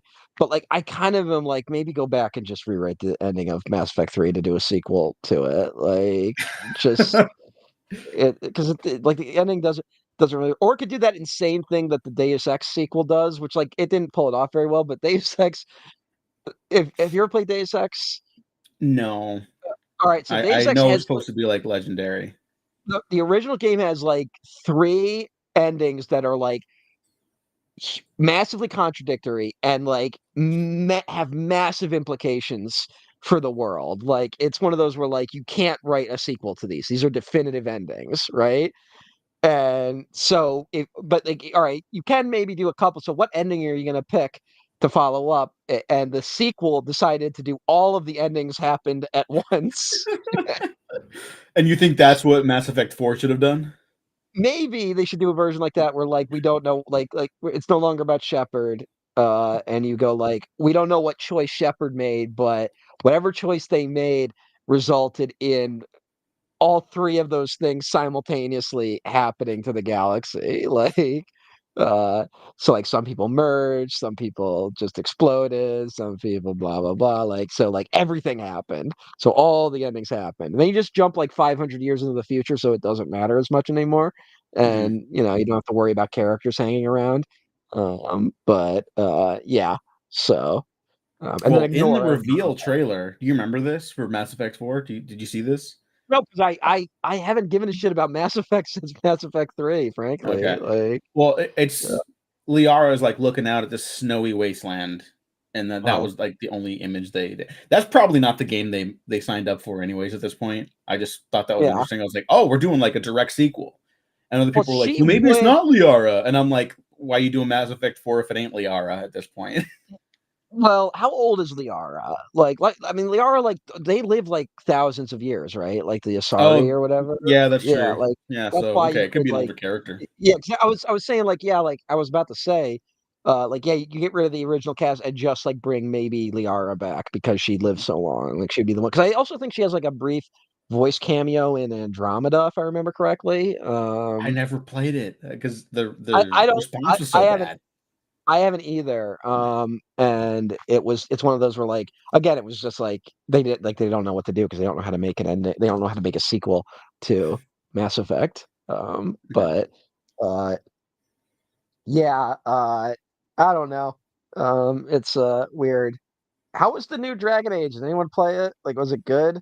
I have Uh, not, no, I but um what was I saying? I I like the new cartoony art style it kind of went with. I think that maybe upset some fans. I am reading though that uh it missed EA's expectations by nearly 50%. So that's not good. nope. Um Yeah, they're done with that then, unfortunately. But also their I guess expectations are fucked like all the time. well it looks like I guess looking at it, if I remember correctly, this Dragon Age game was meant to be a live service game, and Oh, then fucking course. when all of those started tanking, they retrofitted it to a single player game. So it was like clearly like EA trying to save what they had already spent on the game, you know. Mhm. Uh and it might ultimately have been the right pivot, but who knows? Yeah. Uh, I want to get back to Noah's comment. He said, us Wonder Woman fans are dying. Sorry to make so much of this about superhero bullshit. This is why the next season of the retrospective is most likely superhero bullshit. But maybe I'll yeah, just call it that too. Um, but yeah, how do you fuck up the Wonder Woman stuff continuously? People showed up for the first movie. They would have showed up for the second movie too, frankly, had the pandemic not happened. Um, mm, I don't I just don't know what's going on. She's never had an animated series to herself. She got 1.5 movies basically. I'm not even discounting the movie 84 because of the quality of it. I mean, like it just didn't get a real release. They dumped it on mm. Christmas, and like just how hard is that? Well, Like like like what here's the are thing you about doing? in terms of the movies, it's just like DC is such a like the goofus to MCU's gallant. Like just in terms of how their shared universe worked. Like the shared universe is bad in general. Like it was bad for Marvel Hmm. ultimately, but uh it was like cinder block shoes for the DC EU. Like it was like the worst thing they could have done was have a shared universe. And Yeah. I think that really hurt Wonder Woman in terms of like developing that franchise. I mean, Because like in a ultimately, I better world, agree. Wonder Woman would have gotten 3 movies that were like really independent and just like they didn't have to deal with they didn't have to worry about the implications they had for other movies. Like, but when you have that, it's you're gonna be constrained as to what you can actually explore with Wonder Woman. Mhm. Um, but Yeah. Yeah. No, totally. Totally. And all that fucking sucks. I guess I'm just also curious, like, how do you not restart your franchise with a Wonder Woman movie? You got your Batman, you got your Superman, you don't have your Wonder Woman? Like, hey, I'll give them this for the Snyderverse stuff. Wonder Woman was third up on that roster, you know? Um, yeah, well, that was for like the better and one leg. worse. That was the one leg they kind of had up on Marvel at the time, where it was like Marvel hadn't done a female-led superhero movie, and Mhm. they were like, "Well, we got Wonder Woman like coming immediately," Yeah. and you know, it's kind of a miracle Wonder Woman works considering how rushed it was. But Yeah. uh, you know, I still Yeah. like that first one enough. I do too. But it does have some problems. It totally does, but I've never felt they were super detrimental to that movie. I think it's just a well-made movie altogether. Yeah.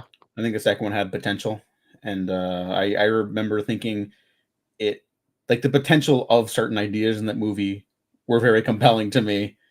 Mm. And I was like, yeah, I'll still turn up for that third one, which Please, for the love of obviously they God, didn't have. go back to Wonder Woman's original origin, please, as opposed to that she's the daughter of Zeus or whatever the fuck. Like that was so bad when they did that. That's But a who started that? Whose edition is that? That's Jeff Johns, that right?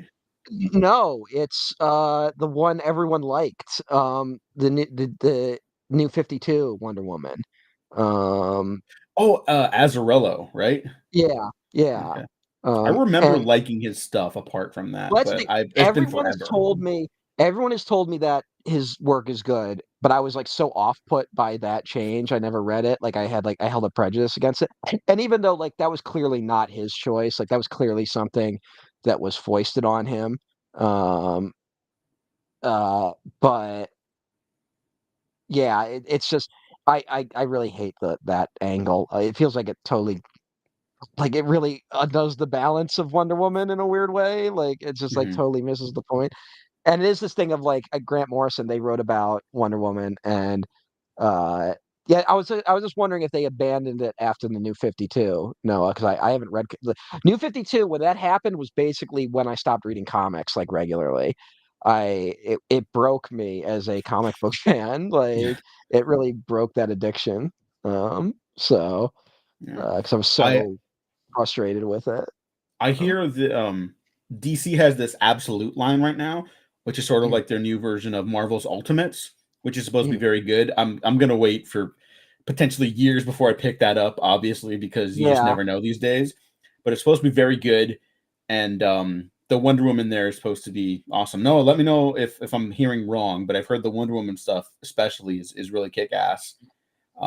And to go I mean, back, I was a oh, regular Wonder Woman reader. Like I read a shit ton of the Wonder Woman stuff, like post Crisis on Infinite Earths. Like I read a huge chunk of that, and it's actually pretty solid. But oh, thank God!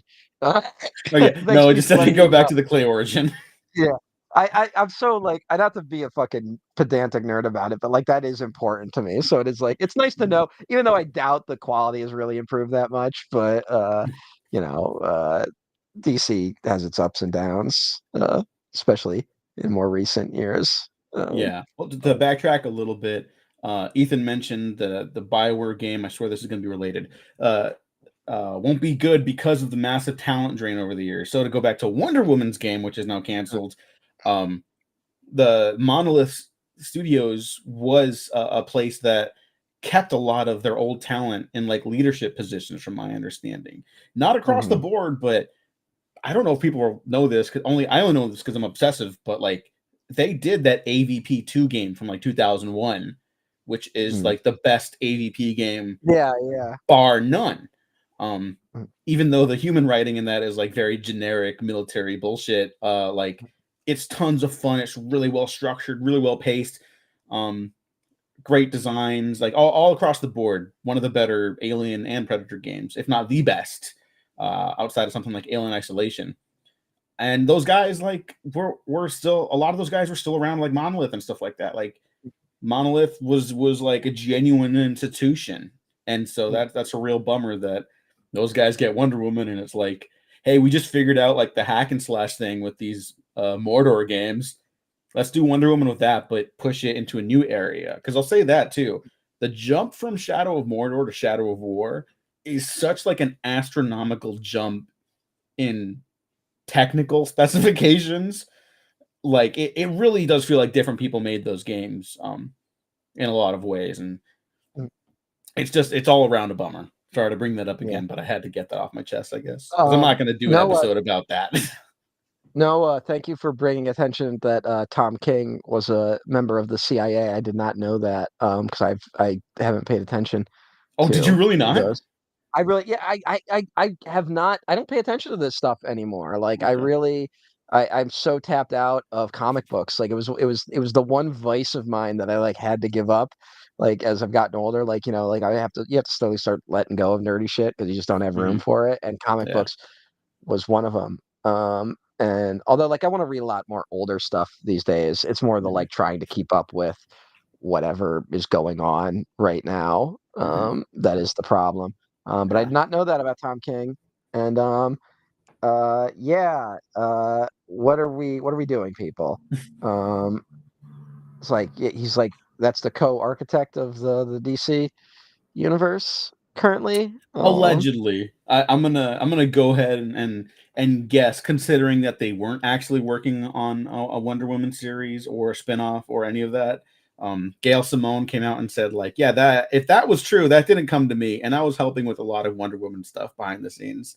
Mhm. I'm willing to guess that maybe Tom King is involved, but not super involved. But who knows? I'm not trying to All defend right, anyone. I'm all just right. assuming Well, this stuff is well, half I will truths. be I will be paying attention to how the military is portrayed in the upcoming Superman movie and other subsequent Marvel things.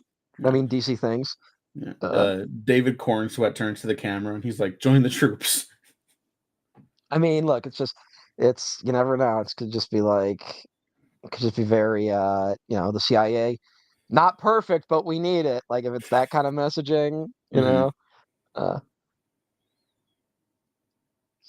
but I would have a problem with that. Uh, I would as well, for the record. so, but I was unaware of his CIA affiliation. I'm so tapped out of like nerd news these days. Like, uh, especially just because a lot of people don't talk about Blue Sky. It's no, not a lot of people talk about it as much, and when they do, it's mostly just to share like cool fan art or old art, which I like, at least from the people I follow. Uh, and then I have everything muted on Twitter. Like I have every superhero name muted. I have every franchise name muted. Like I just got so sick of every day there was a new discourse about the various franchises that I was like, I can get rid. I don't need these in my life right now. Um, but That's valid. I don't know anything that's happening in their Wonder Woman stuff. I just knew Tom King stuff mm, because when people caught wind of that, that was everywhere. That was plastered on the walls and shit. mm, yeah. Well, yeah. I don't know, it's so weird. It's so weird how big I was in the comics for a while, and now I just don't. Like I couldn't tell you what the big event is right now, or was, or did Doomsday Clock ever end? Like, I have no idea. That one I genuinely have no idea. I think the last thing I know, like about a mainline DC comics, mm, um, when was it? Oh, Darkseid like died and came back as a baby because Darkseid is like he can't be killed, right? It's like sure. he's whatever, right? Comic bullshit. Um, and so he was a baby for a bit, and like let me see if this might have been fan art, but I remember vividly an image of Batman holding baby Darkseid and being like, "Stand back, or else." which is a very funny image.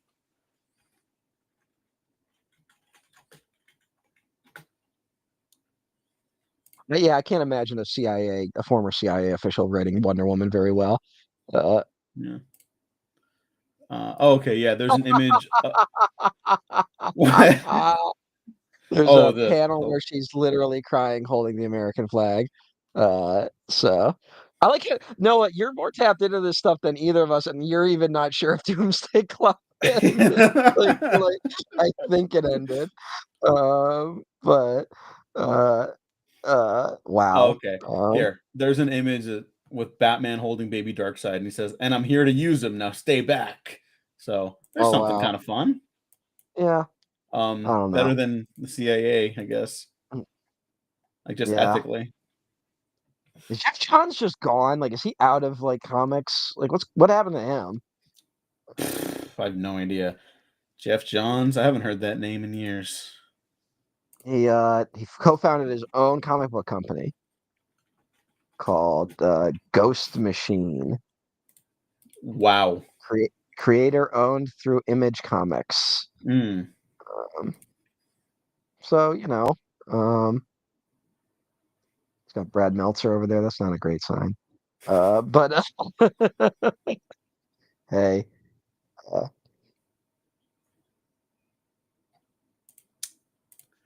Look, you win some, you lose some. this is a pretty like brutal conflict to put into a fantasy film of like a father being Um, like, "Yeah, I want you to die." Like that yeah, is pretty wild. yeah, yeah. You know what? This movie's pretty heavy. Until I got older, I didn't register it as heavier than Two Towers. For whatever reason, Two Towers felt heavier for me, and I think that's part of the reason. Actually, I figured out why it feels a little slower. A lot of the sequence of the movie, it's kind of just a handful of locations, right? Like it feels huge because it's done so well, but like the traveling feels much more monotonous there. Like when they're in Rohan, they're just in those planes for a while, and then they're Yeah, just at Helm's Deep. Whereas this movie, there's like 7 acts in this thing. You know what I mean? Like yeah. each act And is it's, like, and it's all got a momentum forward. Whereas no matter what they do with Rohan, which is all good stuff, but it is a we were on a completely different journey and now we're in Rohan. Like it's mhm, a weird that's a movie full of interrupted journeys, which is just hard to make narratively compelling. Like considering what it is, it's amazing that it works in any capacity. yeah, Like again, this is and one of those things like when I have these discussions with you where I'm like, could you get away with this if it wasn't based on like these totemic books that like everyone knows? Um, mhm, but because like there's a lot of writing stuff here where it's like you wouldn't do that in any other story. Uh, but yeah. hey, I mean, maybe Shrek 5 will have this sort of pacing, you know? It's like a bring it. huge epic culmination of I'm sorry, I just Why are saw we? a tweet about that, and so Or did they announce Shrek 5? Is that why everyone's been talking about Shrek yeah. 5? Yeah, Like, yeah, there's a okay. video and everything. Okay. All right. Well, okay. Zendaya joins Shrek 5 as Ogre's daughter. All Mhm, right, right on. Uh, I guess that's something to do.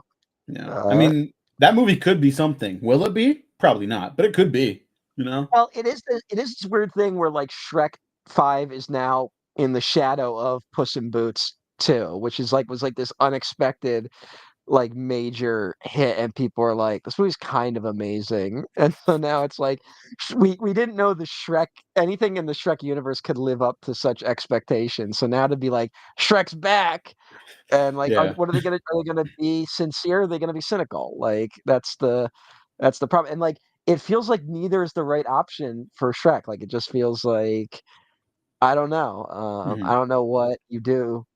I always said if I was gonna do another Shrek, the joke would be you would set it in like modern Hollywood, like not in far, far away modern Hollywood, and all the Shrek films had been real movies. starring Shrek. They were the first ogre-led franchise to ever be produced in Hollywood. And then Shrek tried to pivot to be a serious actor afterwards, and it didn't work out. And now the studio's like, we really want to do Shrek 5.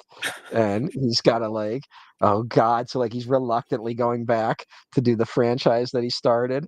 And um, he's like resentful of the very films that made him popular. So you would Because do that's Shrek Birdman. yeah, kinda. I think Not a it would bad work idea. it would work better with Shrek than it did with Michael Keaton, frankly. Uh, so Well, your approach still sounds like there's potential for sincerity in that narrative. yeah, well, that's the thing is that like uh, Shrek, the first two are a good mix of cynical and sincere. Like it's rare for those two things to work. I used to really kind of hate Shrek because I blamed it for ruining all of culture because there was like 17 Shrek movies that came like Shrek imitators that came after it that were all terrible, but that's not Shrek's fault. Mhm. And when I look back, it's like, no, it's got like this really good because it was made from entirely out of spite against Jeffrey Katzenberg's vendetta against Disney, and history makes it look a little bit better because we all hate Disney again, and we're back to where we were at the end of the '90s, beginning of the 2000s, where we hate Disney again. But Shrek ultimately still like the thing that pulls Shrek together is the end message of like Fiona doesn't turn into a beautiful princess at the end. Shrek doesn't get the beautiful woman. Like she remains an ogre, and he's like, "No, you're beautiful. Like I love you. Like I loved you that way." That's what pulls that whole movie together, right? Mhm. And that's totally sincere. And frankly, as a kid, it was kind of a message like I needed because it wasn't present in any other fairy tale stories, for that matter, at the time. So because I remember as a kid like being kind of like, oh, I don't know why they ended it that way, and like, but it really stuck with me. And so you need that mix of it. Whereas like when Shrek started going wrong, in my opinion, it's just when it's just mostly pure cynicism, and they don't really have an angle. Like they don't know what they're rebelling against. They're just kind of being cruel and mean for the sake of it. And uh, it just they kind of fumbled it with the latter two, Shrek, especially Shrek 3. Yeah. But I remember thinking Shrek 4 was like fine. I remember everyone was like, "Oh fuck, Shrek 3 like sucks." Like this yeah, this movie's like bad. yeah. It was close to a franchise killer, like as bad Mhm. that's how bad Shrek 3 was. Like where I think at the time they were planning on doing like they already had like Shrek 4, 5, and 6 planned. And then the reception for 3 was so bad they were like, we might as well wrap it up with 4. Yeah. Like they're just like, let's not bother. Well, Um, it's a Shrek, it's a Wonderful Life. It's a Wonderful Shrek. Yeah, I mean, and that's like it's just very standard, Mhm. story. But it's simple and it makes sense. Whereas like the third one only has that one incredible joke. There's one incredible joke in the third one, which is them getting woke. They get woken up in the middle of the night, and Shrek is like, "God damn it, someone better be dying!" And they cut to Fiona's father, and he's like, "I'm dying." Like that's the one I joke forgot in that about that. movie. Yeah, it's the one joke that works. So. Uh, Wow.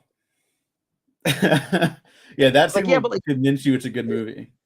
yeah, for like 1 second, it's unfortunately like within the first 5 minutes.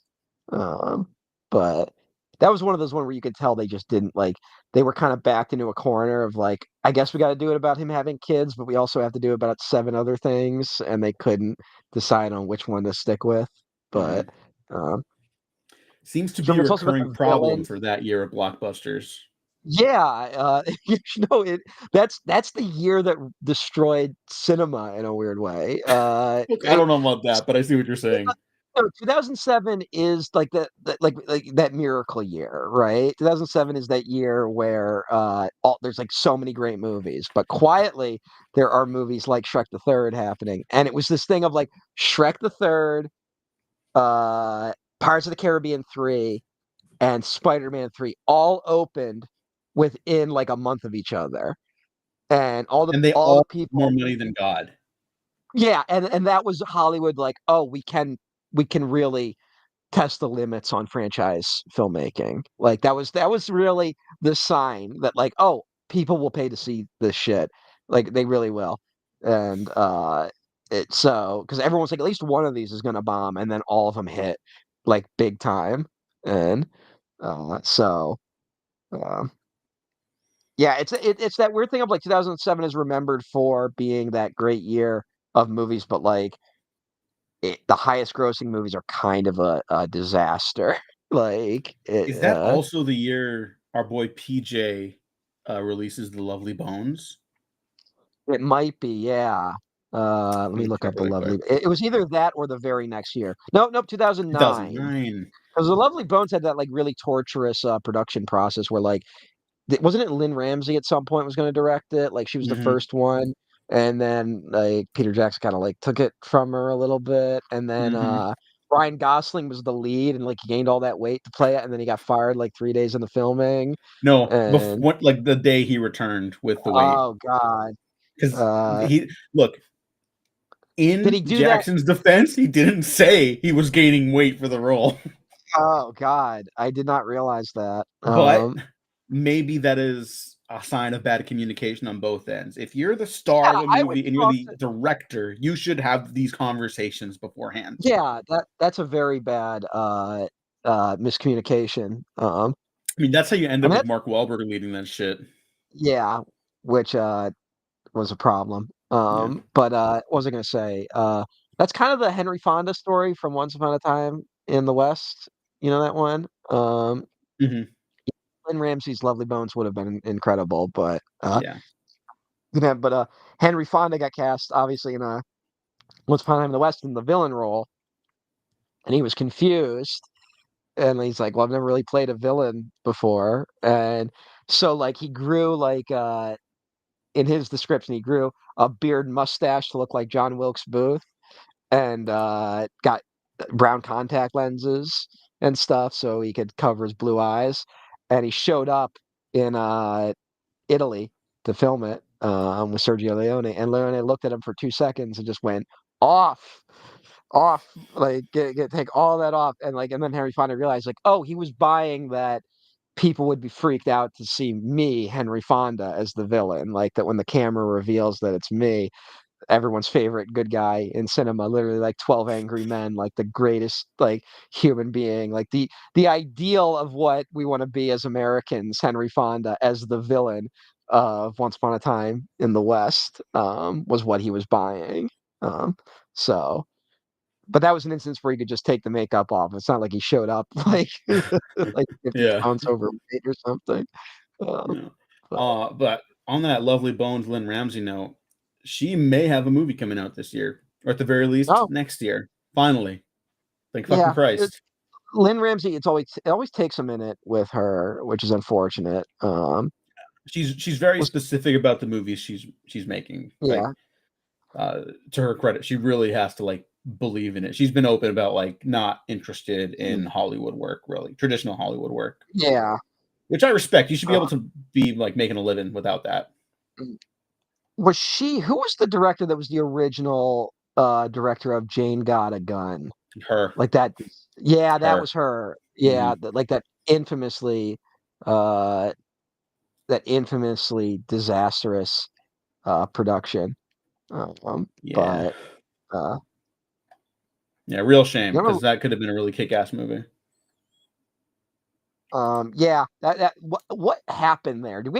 Does anyone know the full story, like of what really happened on that movie? Um, I don't. I know bits and pieces. Um, mm, I know the writer disowned that script. mm, I would be shocked at anybody who was like, yes, that should have my name on it.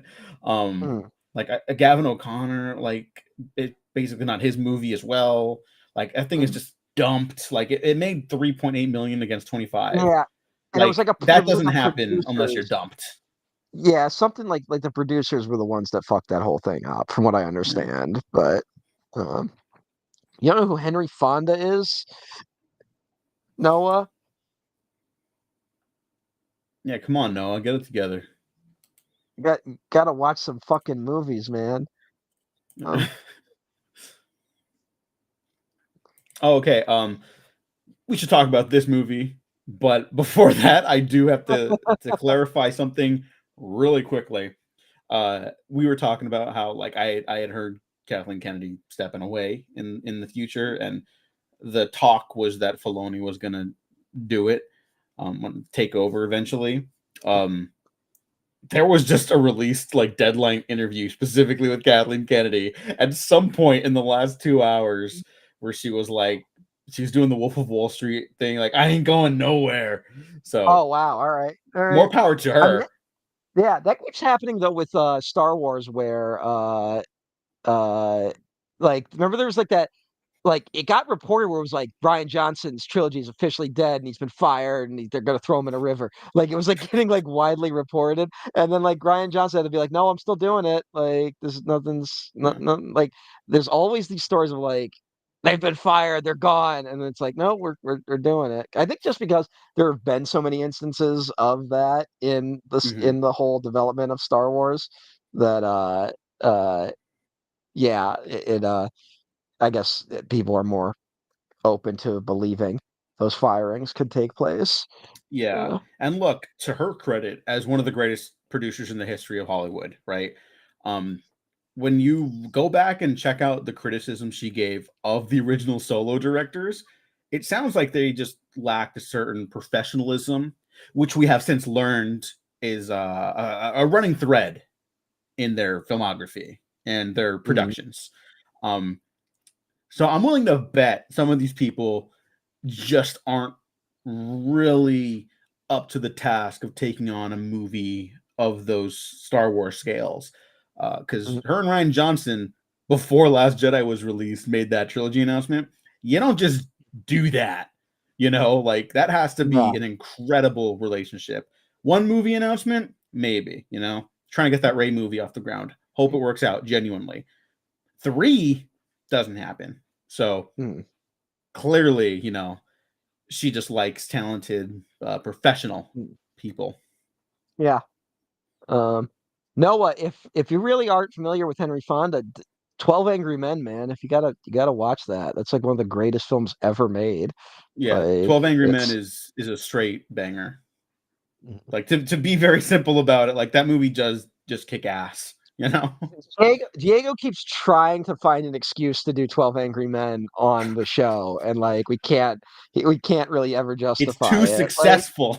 it's too successful, but like keep being like that. But here's how we can do it. And it's like Ethan Diego. That has nothing to do with superheroes. It's like, but he's kind of a superhero when you think of it. It's like, no, it's Aren't nothing the like real superheroes. heroes the average men in this country who stand up for what is morally right? Yeah, uh, but we're Um, laughing and joking over one of the darker scenes in the yeah. movie.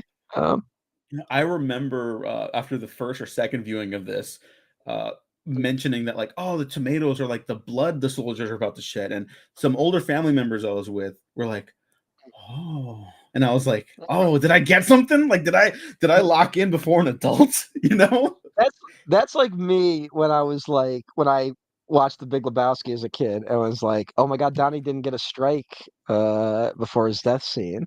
Like I clocked that. I was like, he gets a strike every other time he bowls, but that one time, like that was the first time I had ever like put a piece like that together.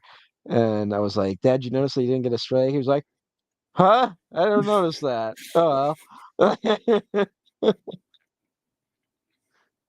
That's pretty funny.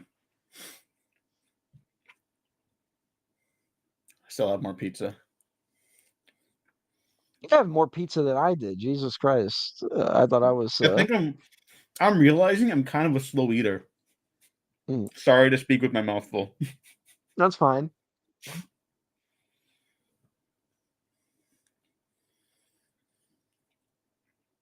But yeah, because I finished eating my. Because here's the thing, dude, pizza, you gotta eat pizza quick. Because at some point your body is like, wait a minute, this is pizza. You fucking tricked me into eating pizza again, and you're like, I'm on my third slice. Aw, like you gotta get as much of it down you as possible before your body is like, no more pizza.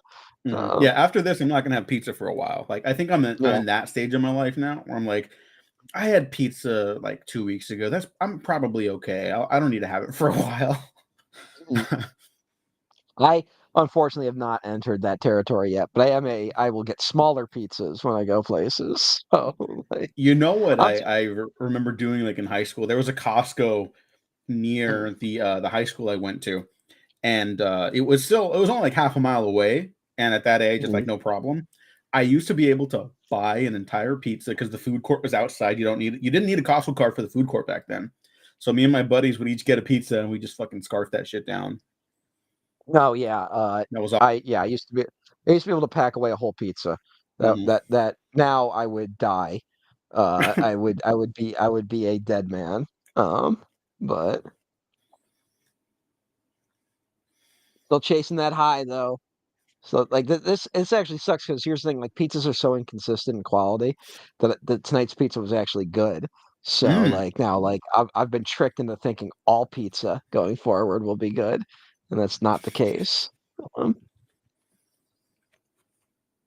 Speaking of, Jack, fuck, I thought a segue would come to me. I just started and I was like, what do I got? What do I got? And nothing. Nothing. they betrayed their oath. They ate too much fucking pizza the night Yeah. before, and they're like, we're not showing up." Mhm. Like that's what happened. They like fucking ate. They all woke up with a pizza hangover, and we're like, fuck it, we're not gonna fucking show up. Like, uh, you know, Not worth that's it. exactly that's exactly what would happen. All right.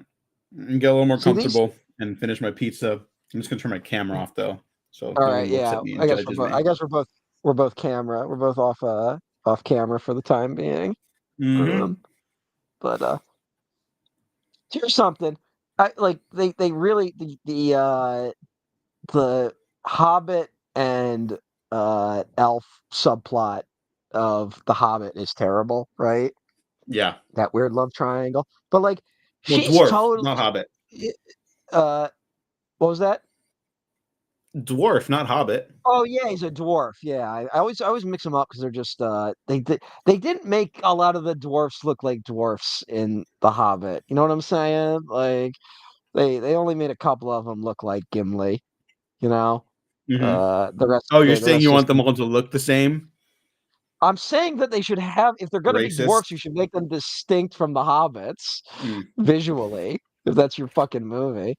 I Uh, guess so. Having but them next to Bilbo only kind of like makes that hard. mm, eh. So anyway, well they did that subplot, but like she's totally into fucking, you know, uh the Hobbit here. Like she's Mm-hmm. like loving him and getting them all dressed up in armor and they ride in the battle together. Why couldn't they have fallen in love? Huh? Huh? Well, Noah did mention he ships them. I know a lot of people do. But it's weird when the love triangle is basically over by this point that was very loosely there in Two Towers. Um between her, Aragorn, and uh fucking Liv Tyler. I'm No, I'm no, no. It's I'm about to wrap up right now in like 5 minutes. I'm getting too tired to remember people's names. Things are going great over here. Um I got tons of energy. I don't know what you're talking about. ah, uh I'm chugging a Diet Coke, so hopefully this caffeine will keep me going. But uh, Ethan uh, said the people need our eye candy back. All right, give me a second.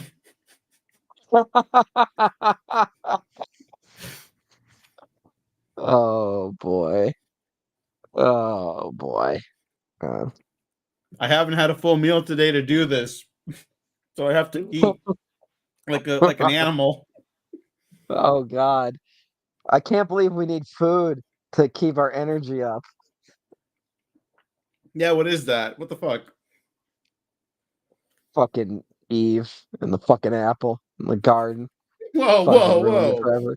Fucking ruined it for everyone. Now I gotta eat all the time.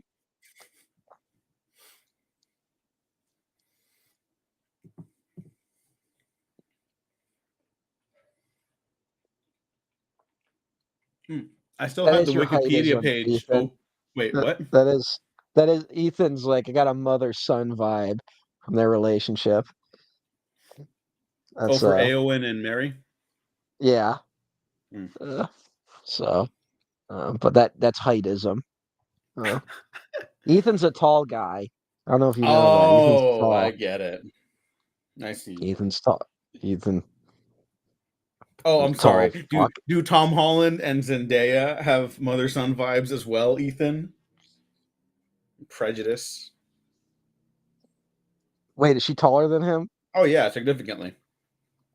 I don't know that. Yeah. No, no, no. I because people are like they're sharing more of like their relationship and like videos and photos and stuff, and I realized something, and I told Noah this. I've been focusing on all the negative criticisms I have for the bad Spider-Man stuff that lets them both down, when I really should have just been engaging in like a parasocial relationship with their relationship because it looks Yeah, very fun. All yeah. the memes in support of them, it's tons of fun. I've been interneting wrong in regards to them. Okay. Yeah. Uh, like their relationship might be why those movies. Um, yeah. Well, that's what I thought too, Ethan. I thought Zendaya was short too, but I guess she's not. Uh, Diego, chime in Hmm. on this. Is Zendaya She's not. Let me see. taller than they make her look in things? Because they make her look short. Then, She's 5'10". all right. Then how short is Tom Holland? Uh, He is. I'm glad this is where the discussion for this movie is going. Yeah, I know. Um, It's one of the best movies ever, and we're doing this, but we got to do this. Fuck, hang on. I'm getting Okay, 5 foot there's got to be something seven. to this. Her height popped up immediately. Tom Holland's Mm, didn't, so now I have to type in yeah. height. He's 5'8". Okay, so she's not that much Okay. taller than him, but she wears heels. Mm. Yeah. Well, also it's I should say there's contradictory information about his height because I found 8, 7, and 6.5. All right, Um, my short king. yeah. So, well, good for him. Hmm. Um, they're both short. She's lucky Yeah. that she's in an era where like all the leading men are short too. Hmm. I got the Tom Cruise syndrome going. Yeah. The Tom Cruise syndrome because he's short. Yeah, I know. Hmm. I know what you were getting at. That's why Don't we think I accept don't know Robert that Downey he's Jr. short. as Iron Man, who is also Is he short. short? I guess yeah, he is short. Um, Yeah, they give him the apple box treatment. although all of those guys are like, I feel like all of those guys are shorter than we think they are, but they're not like short, short. You know what I'm saying? Hmm. Like they just make them look like they just make everyone look like 6'2" in movies.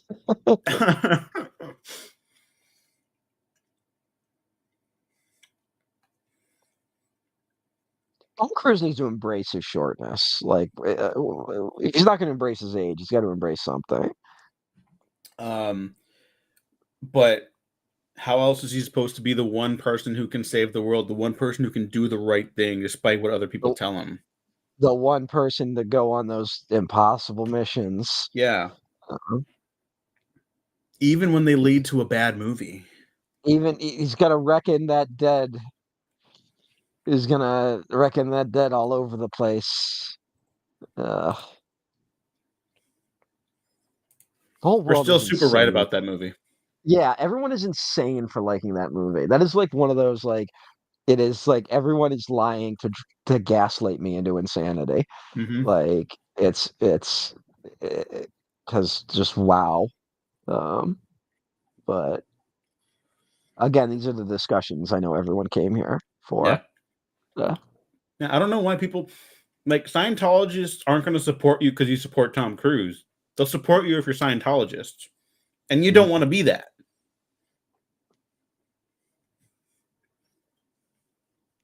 Are you sure?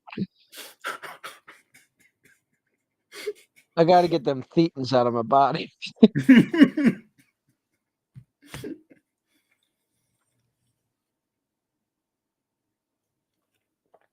Okay, honestly, no, I'm not sure.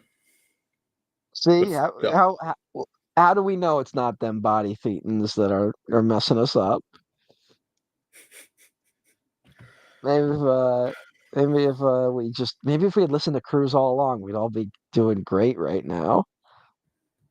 You ever stop don't and think about that? don't ever say that again. That was You horrible. ever, you ever stop and think about that? Look at him. He was jumping on the couch. He clearly must have been excited and happy.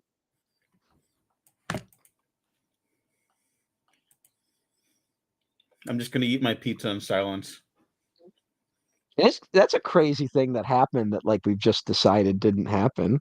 Mm-hmm. Well, there's a reason he doesn't do a lot of interviews now, especially long form ones. Yeah. It's the Um, red carpet or like nothing. he did a long form interview with Chris Hardwick back when people liked him. Well, the company Genuinely one you of the keep. g- genuinely one of the eeriest interviews I've ever heard with someone. Really? Uh, well, because like it's one of those things where like Cruz has just got his guard up so much, right? Mm-hmm. And say what you will about Hardwick, but like a lot of it was about trying to have like a casual conversation, and it's just like Tom Cruise does not have that gear, Mm-hmm. right? Like he does not, and at one point, like they start talking about movies, and Tom Cruise is like, "Yeah, I watch movies all the time. I try to watch like 2 movies a day." Like he says something like insane like Mm-hmm. that, and Chris Hardwick just asks the natural follow-up questions like, "What movies do you like?" And he's like, "I like them all, man."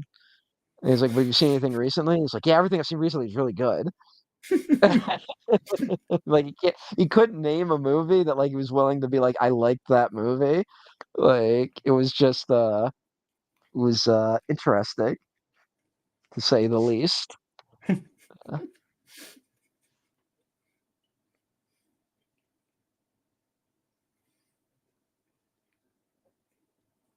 All right, hang on. I'm almost gonna put my what? camera back on. Oh, okay. Mm-hmm. I think my camera might stay off for a little while longer because I'm like dozing a little bit, so Mm-hmm. like I look a little goofy. Uh, it's nearing midnight here as we head into the final stretch. Uh, We could watch it on 2 times speed. that sounds like a perfect idea. Uh,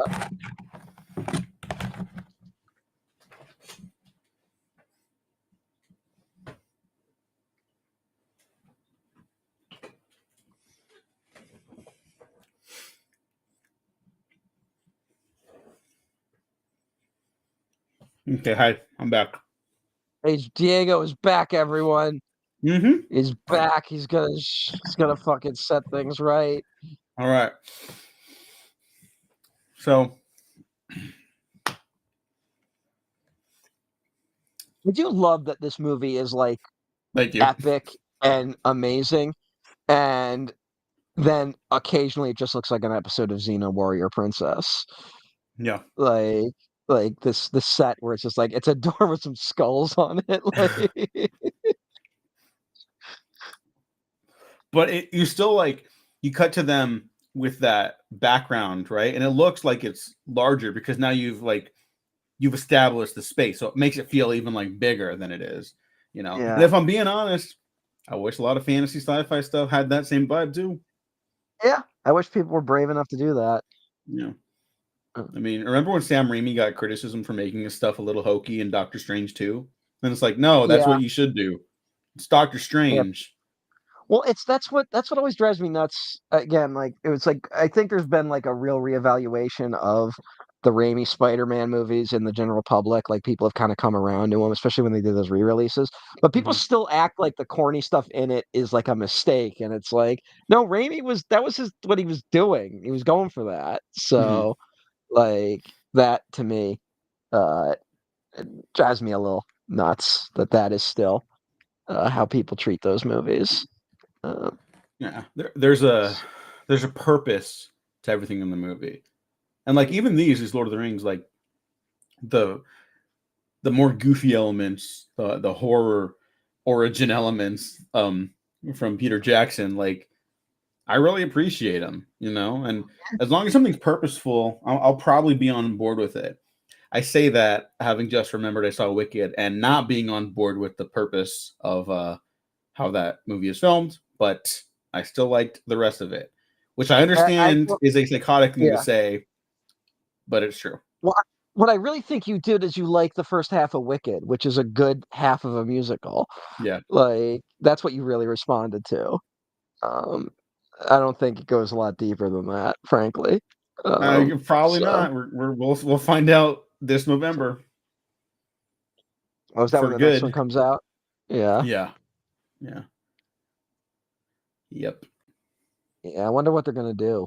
'Cause like it'd be weird if it's just the second half of Wicked. yeah. Um, Uh, they've no, they seem to think they have cooked. I still can't get over how much they fumbled Defying Gravity in the Wicked movie. Like that was like the worst shot song of the movie, and that's kind of insane. Mm, well, they focus too much on like her going all like Superman, Man of Steel shit, um, which I kills it. And like the fucking stupid. I We like complained about it before with the balloon and everything. yeah, the balloon chase. That's what the movie really needed. But I like the billowing cloak thing. That's like not like it's like impractical and like not realistic. But I really like that when she's like floating in the air. Hmm. But I don't like the she makes contact with her inner child as she's falling. Like that feels like such a studio note of like it has to be optimistic still. Like we Hmm. have to end it on a positive note, a positive affirmation about humanity. So, uh, Well, I'm sure you and everyone else here has like heard the John Chu stories about like, yeah, I wanted to bring like a more modern sensibility to some of the music, and then Ariana Grande was like, "Don't do that. just make popular what it is. You don't have to do a more modern take on like it just works. Don't touch yeah, that." it's one of the most popular music. It's still going on Broadway. Like it's not like it's one of those like it's not like fucking Brigadoon, like where you're like we got to do some serious changes to this thing. Hmm. Um, Wicked is already shot. Part two is already shot, correct? Already Yeah. shot, definitely coming out. Um, I do think part of the reason why it's lost its awards momentum is that it is a part one, and people Mhm. are like, "Well, we'll award the second part." Maybe not like Yeah. maybe not in the front of their minds, but definitely in the back of their minds, like Return of the King. That ain't gonna happen this time. So they No. fucked it. Um, Unless is that the one though where they like are they gonna do like new songs for that one? Like did they're they doing already like two announce new that? songs. Yeah. Yeah, so like I could see that being the stronger awards push because it's like they could at least get some song wins for best original song. Unless we get rid of that category by next year because this year it was so trash. Like Yeah. the original song category has just become the like like I'm not one for getting rid of categories in the Oscars, but I'm kind of like maybe we don't do the original one every year. Like maybe there's got to be X number of original musicals every year for us to justify the original song category. And see, Uh, this is but actually related to the context of the film because the ghosts are green, much like Elphaba. yeah. Well, also, There's your isn't this one connection. of those? This is also one of those movies where like it was a last minute song that was like added to this movie like over the end credits, and that's what pushes them over the line to be tied with most Oscar wins ever. Like that song, like that was like a last minute kind of similar to Titanic, where it was like a Hmm. last minute addition. I can see that. So I wasn't sure of that, but that makes sense to me. no, I did not see Ben Shapiro's rant on Wicked because I am not going to watch anything with that gremlin's little face in it. Like it's just I am not I'm not doing that. Yeah. I'm ashamed that our opinions line up, but look, it's it's what it is. It was a bad scene. I think Diego even agrees with me and Ben Shapiro apparently that that falling bit was dumb. But Falling bit's dumb. When she pops up, incredible. She kills it. Ben She Shapiro. makes it incredible. Ben Shapiro's gonna hate just because it's like such a like allegory for attacking marginalized people in the public school system. Like that had to have been his big take, like like the woke agenda of Wicked, a musical from 20 years ago. Like it's not like it's not like it was trying to be about what's going on right now. It's like maybe someone's drumming up some shit currently, and that's why it feels relevant. But uh, Well, yeah, hey, Wicked. I think people underestimate how popular it was even before the movie came out. The mm, first season of New Girl has like a bit where one of the characters is driving to Mexico, singing the entire Wicked album from yeah. Broadway. That was in There's 2011. there's Diego's attempt to get me to watch New Girl again. Yep, Another shot. Trying absolutely. to, but yeah, no. Well, here's the thing. Like I said, it's still on Broadway. That doesn't happen. Broadway shows don't last as long as Wicked unless you're insanely popular. Like it's so like it's so dumb it took this long to get the movie out there. Like oh,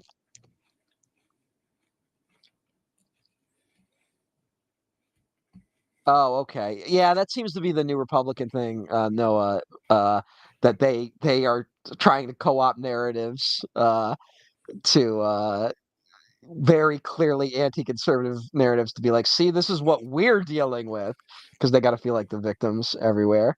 Uh, Hmm. yeah, yeah, Ben Shapiro. Ben Shapiro, I mean, a lot of those grifter conservative types are like the worst version of ourselves, right? Like where like if Hmm. we just had no standards or morality, like it would be very easy to pander to a very stupid audience and we'd probably make a decent living. Like we could probably do it, but is it worth it? No. The Matt Gringo So, experience. yeah, basically. I Mm. don't know. Joe Rogan seems like a sincere believer, though. Like that's the problem with Joe Rogan is that like he's so crazy that I think he does sincerely believe a lot of the stuff he pushes. I don't think. I think he's. I think he like now he's becoming an agenda guy because he is so in the pocket for Trump. Like now, now he has to be like, yeah, Trump wanting to invade Canada is a great idea. Like Hmm. it's like now he's got to line up with every dumb idea that idiot has. So whereas before he was just kind of like reactionary, just general crazy. But Hmm. Oh, and now oh. he's rich, so he's got to Well, defend that wealth okay. Two somehow. things. I want to talk about this scene because this is a Mm. re-edition to the extended cut, and Mm. two, the Shapiros are actually like this giant media empire. Did people know this? Oh yeah, yeah, Like the yeah. There's family a is lot. like they're like a Mhm. conglomerate more than a family, basically. Yeah. Um, Uh-huh. but on a lighter note, I think this is the worst sequence of the film. I think it totally stops the momentum of the movie, and I think the theatrical cut ending with like Aragorn going, "What say you?" and then cutting back to the battle, and you don't see them again until they're jumping off the boat, is a Mm. significantly better payoff. I know we lose the Peter Jackson cameo, but that That's moment not bad. fucking Yeah, is so awesome when they come back. yeah.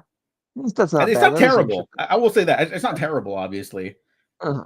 just like the impact of like the editing of that as a cinematic sequence of events is um, something I remember Here's very fondly popping for in the theater. here's an insane pet peeve of mine. I don't think it hasn't happened yet, right? Like it's about to happen. But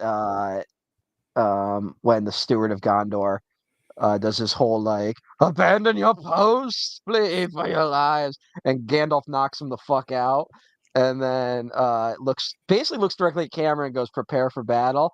Hmm. That's where the cut should be for the intermission. Like right there, you cut on him saying, "Prepare for battle."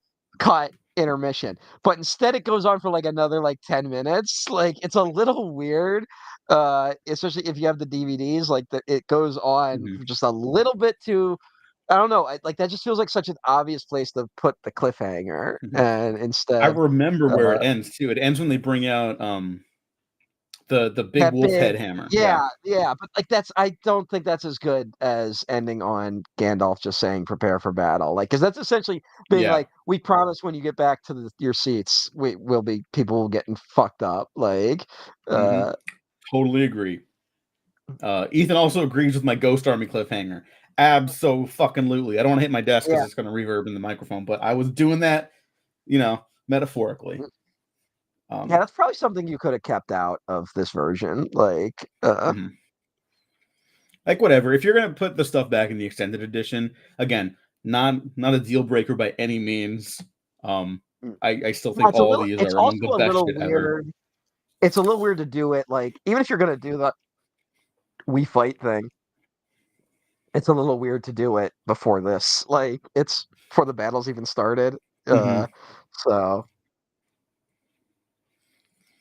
Yeah, because then they're going to come back, but then you're also just kind of waiting for them to come back. It yeah. kind of derails that momentum too much for me. Mm. Whereas It's this, not you're like like, oh this shit. battle I'll say, like, this battle is a lot more uneven than the Helm's Deep battle, like, this is a bigger one, Hmm. but it's a lot more uneven. I think part of that, I think the Ghost Army does contribute to that a little bit, just the lack of tension there, as a Hmm. result of moving that. But it's like you got some great moments in this, like especially when Rohan shows up and they do the whole charge. It's like one of the best moments in the movie. But then like there's just a couple like weird like, is this a comedy action scene? Is this a serious action scene? Like there's a couple moments like that. Yeah. Also, like this is probably the one place where the budget of the movie, like where you actually realize like it shows a little bit in terms of it being smaller. Because Gondor does not look like a lived-in city. Like they keep cutting the citizens, but it does feel like a much smaller city than it's maybe meant to feel like or be, in my opinion. Maybe it's because I just watched this religiously as a child, but I never felt that, and I think it's because when they first like get to Gondor in this movie, that's when it feels more lived in with the citizens. Like there's more of them in Yeah, like citizen areas. When they get to this part, the cuts mm, between the soldiers and like right there, there's like one person leaving. There's some yeah. people This huddling in a corner, but like when you get to this part, the citizens are kind of gone by they're kind of gone, but the also time we you get get into the no battle. I think even when the city's more populated, you get no sense of how the city operates when it's just a city, right? Like Mm-hmm. it doesn't feel like, well, here's the theater district or here's like not like there's like subtle ways to like telegraph that kind of stuff to be like here's the more lived in areas and Mm-hmm. like every street is just like a little too small, a little too narrow to feel like any kind of lived in place, right? Mm-hmm. But that's just my opinion on the matter. If you want to talk about like weird stuff, like okay, there we see like a bunch of citizens heading up there. So then it's like it does raise Yeah. questions like okay, then where were they later? But whatever. I Mhm. personally I don't care. But the Yes, escalation in this these are versus very minor criticisms. So, yeah, yeah, uh, it's top five best picture winners as far as I'm concerned. If I'm being honest, yeah, but you could like probably make that argument. yeah, but like in terms of like the escalation, okay, you have the armies, and then you see like what they're dealing with there, and it's like okay, that's a lot. I think part of the issue is that it is just kind of Gandalf and Mary and Denethor are your only three real characters in this sequence. Faramir, yes, but he's unconscious until the end of it, and he still doesn't do Mhm, anything because he's injured too much. mhm. Understandable. That's less the audience has invested in it, even though it's a Yeah. larger sequence with much more going on than Helm's Deep, like It's a physically. I mean, little weird. You're getting previews of like the problems we're going to start seeing with the Hobbit films of just like it being too big, Peter having too many big like action ideas that like aren't really character driven. It's just like a bunch of sequences that are fun, yes, but they can be contradictory with what the films are going for themselves and can feel a little tedious at times. mhm, But yeah. again, like But these are these none of this is detrimental or destructive to the film as a whole. no, no. And like in terms of what does work in the sense of escalation, it's all so big it can be overwhelming. The fact that it's the last movie though, Yeah, like it's not just giving it a this pass. is I the do one. think it just works significantly better because it's like this is it. This is we're throwing everything in the kitchen sink at this, you know. Yeah, yeah. It is a like it's just let it. It's the last one, so like you can kind of Yeah. give it like let's just go crazy with it. Mm. And again, it's still a better fucking battle than the fucking end game. Like not to keep dragging them, but it's more coherent and it works better than that. So, Mm-hmm. um, all right, I'm gonna take a quick bathroom break. Okay. Keep these people entertained while I'm gone. So, All right. Noah, we talked about specifically not watching The Rings of Power. No interest. I will say that I saw the trailer for season 2 at Comic Con last year, and it kind of made me like, get goosebumps and almost a little emotional. I was like, I don't know what's happening in this show, but that was a good trailer. And I think that's just where I'm at right now.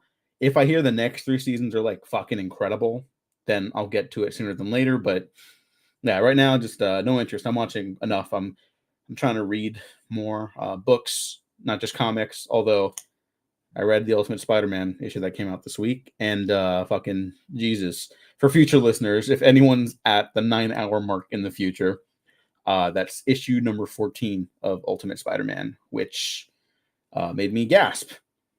A comic hasn't done that in a while. Didn't know they could still do that, so that was very exciting to hear. Um, but to go back to terms of like escalation for this big sequence, like yeah, they're like stacking bodies of extras on top of each other and like made up corpses from like a costuming department. Like it's great. It's fantastic. And it's like it is almost like comical levels of escalation if you didn't buy into the tone of this already. Like it's not enough that there's just armies with like these giant roving towers, not enough that it's just dragons or Nazgul, excuse me. It's like, oh, okay, now they have a giant battering ram led by giant rhino elephant type things. Um, and again, like Helm's Deep sort of has like, there's very little geography you have to know there. So it's a lot easier to like escalate that visually and through the characters. And like I mentioned, like there's many bosses of the Urukai that show up with the masks and stuff like that. Like, oh, these are even stronger or whatever. It could be silly. I totally love shit like that.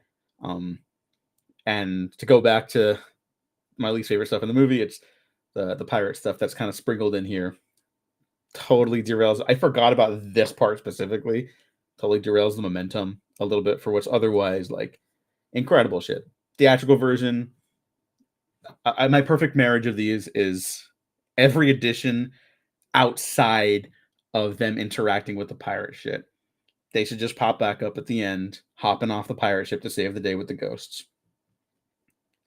But hey, I'm not Peter Jackson. I've never made a movie that made this much money. I'm certainly not rich. But if anyone wants to make me rich, that would be cool too. I was back just in time to see Peter Jackson die. That's So, amazing. That is genuinely uh, amazing. I was just uh, saying how, yeah, that's the last of like my least favorite stuff in the movie. so it is. I wonder how exhausting it is for Peter Jackson to be like, okay, now time to do my cameo. We got to stop the momentum because he's got to have his cameo in it. Yeah.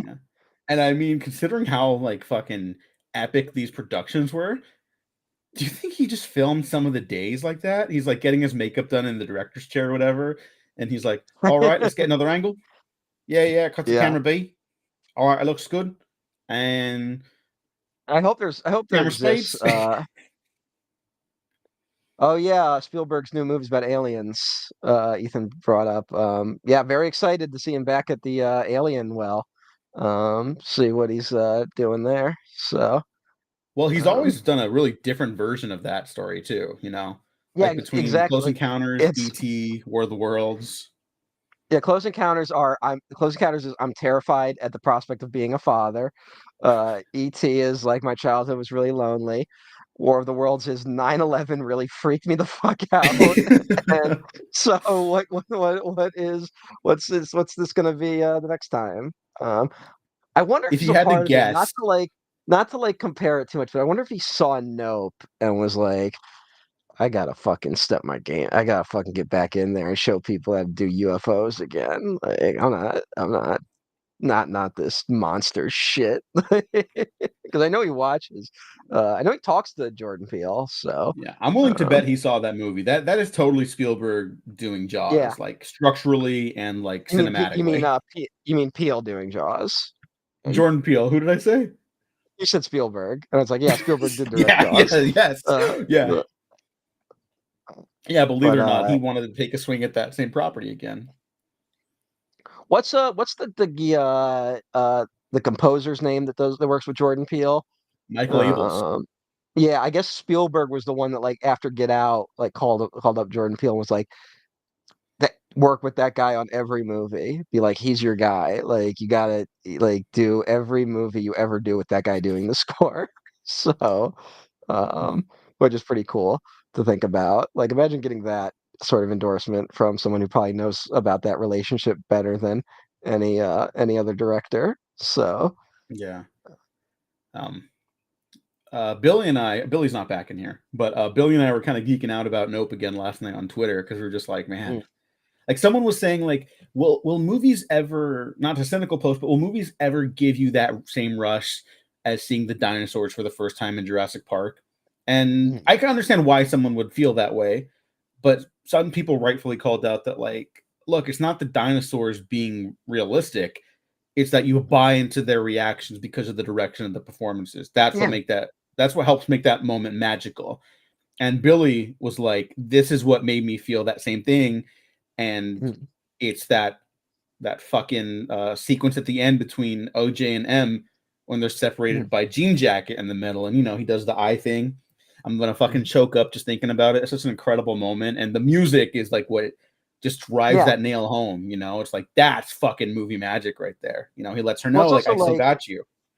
the reason why the Jurassic Park thing though still works. Like here's the thing, like to be like, oh, are we ever going to be wowed again by Jurassic Park? But it's like Jurassic Park still wows us, even though that CGI is very dated. And part of it is the build up and the technique and the direction. Like if you could do that movie now. I'm sorry they didn't even fucking try to do it in Jurassic World. So like of course you're not gonna find it there. But yeah, it's I don't know. But yeah, like I don't know. Yeah, we definitely still get those moments. They're few and far between, but we definitely still get movie moments like that. At least I feel like we do. I do too. Um, Like I just brought up Nope. That movie's only going to be 3 years old in July. That's not a long time. I know it can feel like a long time, but that's not. it certainly has. Yeah. But, Oh, here's another fun, not even a criticism, just a fun thing. So the extended of Fellowship is the one where you see Galadriel give them all gifts, including this little light bulb, right? yeah. Not in the theatrical. So when some people saw this and didn't see the extended version of Fellowship, they were like, "Where did that come from?" All right, he's got it. Why Yeah. not? Um, but Yeah. Master Jedi Duck said, "Nope is so good. I feel like it's slept on by a lot of people. Hopefully that changes when the next Peel movie comes out." Yeah, and I think a couple reasons why that is there was a lot of like attempts at doing like Get Out again from other people, not Jordan Peele. He's too yeah, smart to do that. we were at Uh, a weird breaking point where the Get Out imitators had kind of risen up and they were doing very poorly, yeah. frankly. And yeah, I've always said Jordan Peele's strength is that he knows everyone is showing up for Get Out too, and he doesn't make Get Out too. But we Mhm. all do mentally, we do the work in our head.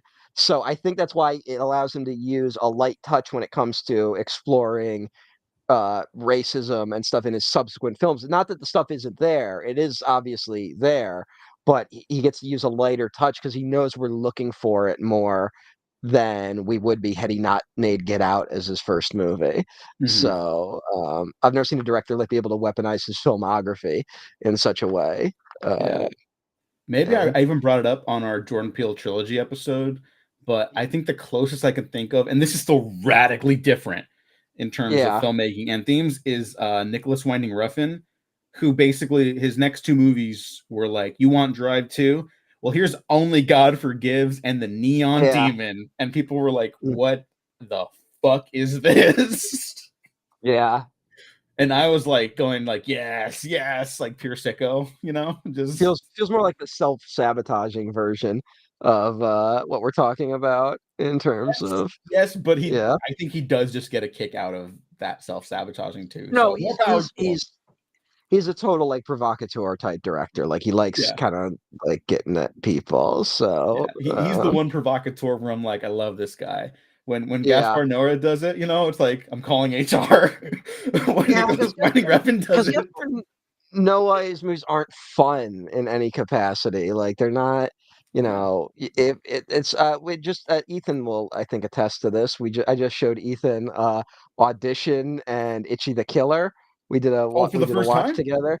Yeah, he had not seen either of Oh, those. that's fantastic. What a And good friend.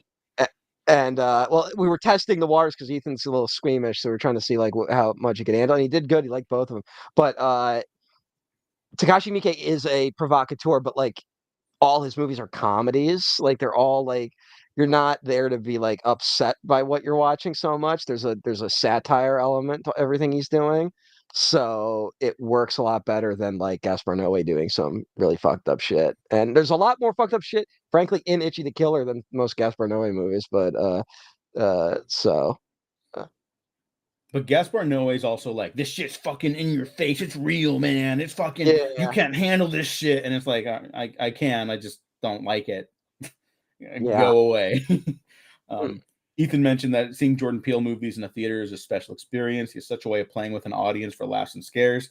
Yeah, every one of those movies, I have specific memories correlated to the audience reactions around me. Same. You know, Same. And my own, like, because I'm along for that ride too. Like that Us was one where like I really went out of my way to see it with a packed audience again, just Mhm. because I had such a good time and it was fun being the one guy in the theater who knows what's gonna happen and getting to watch the people around me react. But yeah, it's he's so good. It's crazy that we're lucky that Get Out was such a hit. Like it's been a such a net positive for cinema. And I'm also really glad that like I think so much from that era has like aged kind of not as well. We're like not awfully, but like it's not as strong as it initially was. And his stuff is Mhm. still it's like it feels almost more relevant the further we get away from Get Yeah. Out. It's like he captured the moment a lot better than a lot of other people did. So I uh, remember vividly, even people like I agree with politically. Um, I feel like they were almost undercutting what the movie was really going for, Get Out, when it first came out. Because I remember some people being like, "Yeah, man, it's really sticking it to those Trumpies," and it's like it's sticking it to racists. And I think it understands it's more mm, complicated than that. In yeah. that the villains are basically, neoliberals. Yeah, yeah. He would have voted for Obama a third time. Like that Mm, line's in there for a fucking reason. It's not just a mm, joke. Like he's not undercover. You know, yeah. like it understands that these issues in society are deeper than just that side. That side, the red states and the red ideology is Mm. very much like an absolute evil at this point. It's just it's those ideologies have seeped into other elements of culture. I And want to say to talk about Ethan's comment about watching those movies with an audience. Get Out is a really special one to me, not just for theater audiences, but anyone I've ever shown the movie to, because just as a this is going to be a very white person type comment, but showing it to other white people I think is very important. Because when you get to that end scene when you think the cop car is pulling up, every single person I've ever shown that movie knows what is being implied there and has that like oh no moment, right? Of oh god, mhm, this is what's going to happen. And then when it's revealed that it's and even if they don't go like oh no out loud, that they felt that way when they audibly react with relief when it's revealed to be the airport car and it's his buddy. um mhm. and that's a very good sign that white people understand racism a lot better than they pretend to, that they know exactly what's going on in this country and they just try to act like it's not. So, um, but hey. Yeah, something to think about there, you know. Um, and I think worth noting, obviously, still nothing to do with Return of the King, but still very important since we're on Jordan Peele movies. Like Us and Nope aren't intrinsically like movies about racism the same way Get Out is, but they're still like very like there's very direct I elements don't know. about that. Like It's one of the first lines in Nope is like when that actress is like, "Your name is OJ," yeah. No, and there's always an he's a element. black I'm man. in no denial that like there's any like there's always I'm just saying that like he knows that he doesn't need to front load it as much post Get Out, like that like he can use a light. I always Yeah, he uses a yeah, lighter touch with it, and then God, look at that bridge he's walking across to go burn Faramir. He's gonna have to run across that bridge in order to run off that cliff in like 10 minutes while on fire. yeah. One of the more ridiculous Yeah, I scenes. remember even that element Mm, of like day one coming back from opening weekend. mm, My classmates were like, "That was so ridiculous." He ran across the thing. Like they used other words I don't mm. remember, but like they were like, "There's no way he ran across all that on fire and fell. That's so dumb." And I was just like so into the movie. I was like, "Oh, I don't know. What are you talking It about?" is one of those where like Like, it's maybe like the dumbest, like least logical thing that happens in these movies, which is saying something, and it's still kind of like, yeah, but it is kind of fucking awesome. He just runs off a cliff on fire. Uh, but it's awesome, and to talk up the editing of these things again, seamless transition back into the Battle of Pelennor yeah, Fields. it seems like it seems like that's what he was more they were more concerned with from a filmmaking perspective was the seamless transition back into the actual fight that's going on. Um, Yeah. Yeah, especially because, again, this one sense of escalation is wonkier. this is a weird bit. All right, Oh, you think yeah, so? I always liked it.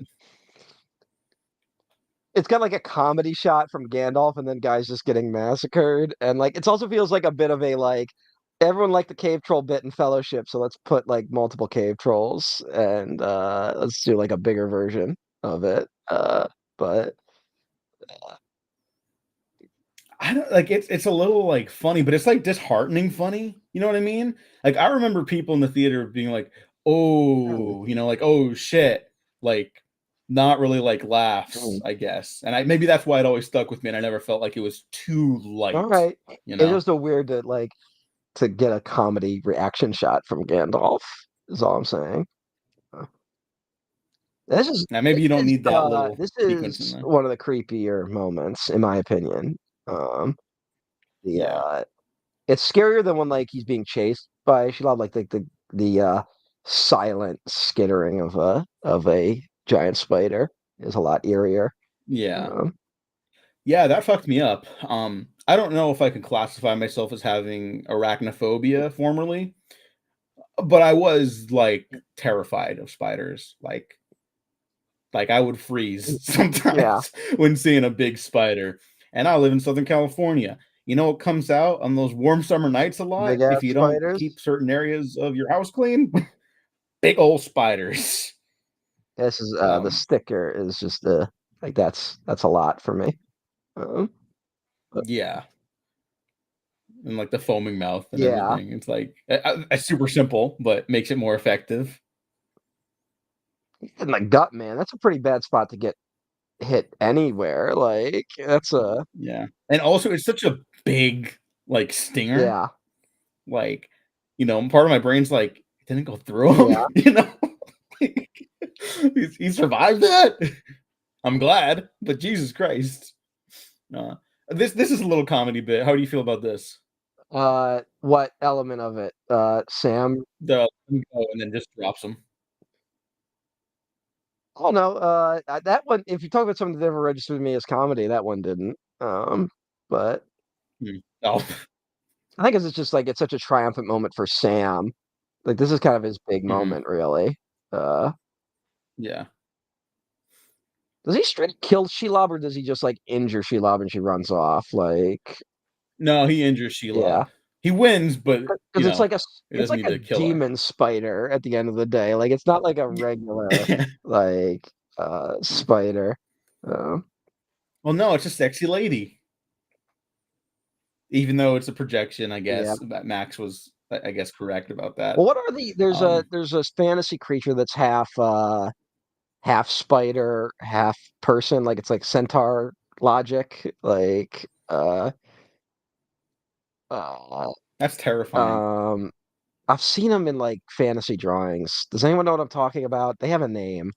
Uh I don't know the name, but there's two things I've seen that specific element pop up in. One is a very fun episode of Gravity Falls. yeah, and Two, uh I took Japanese in high school, and part of like the teacher's curriculum, Mr. Romero, hope you're doing well, mm, a good guy, good teacher.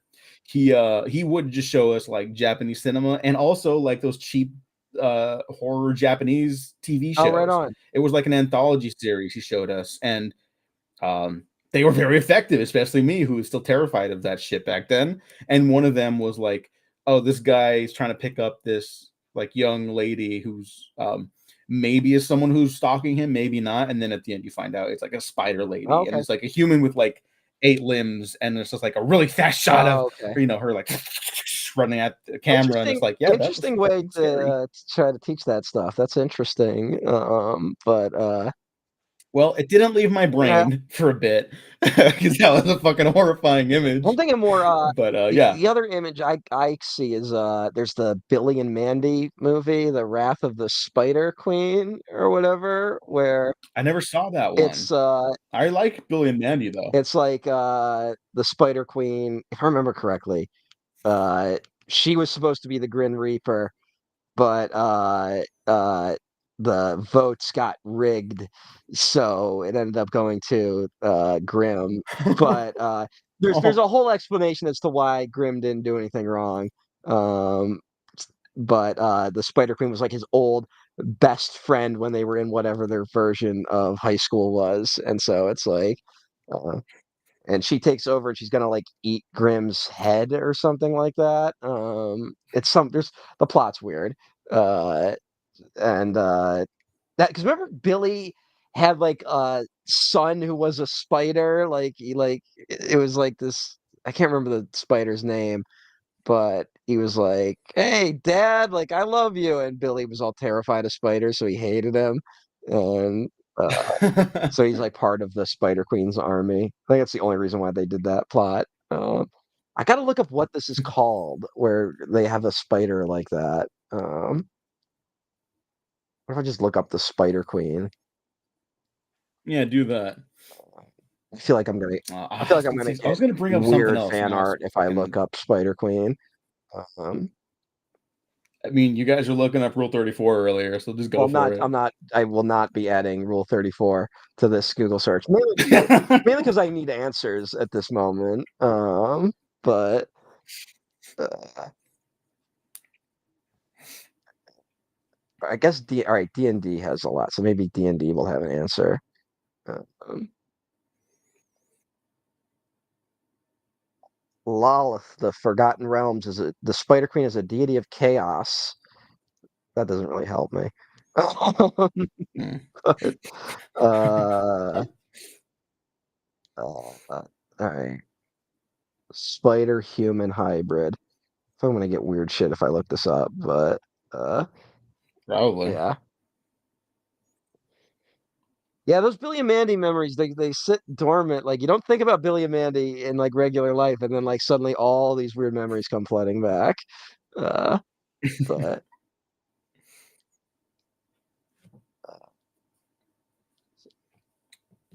Yeah, I'm trying to think. Was I gonna say something of Billy and Mandy?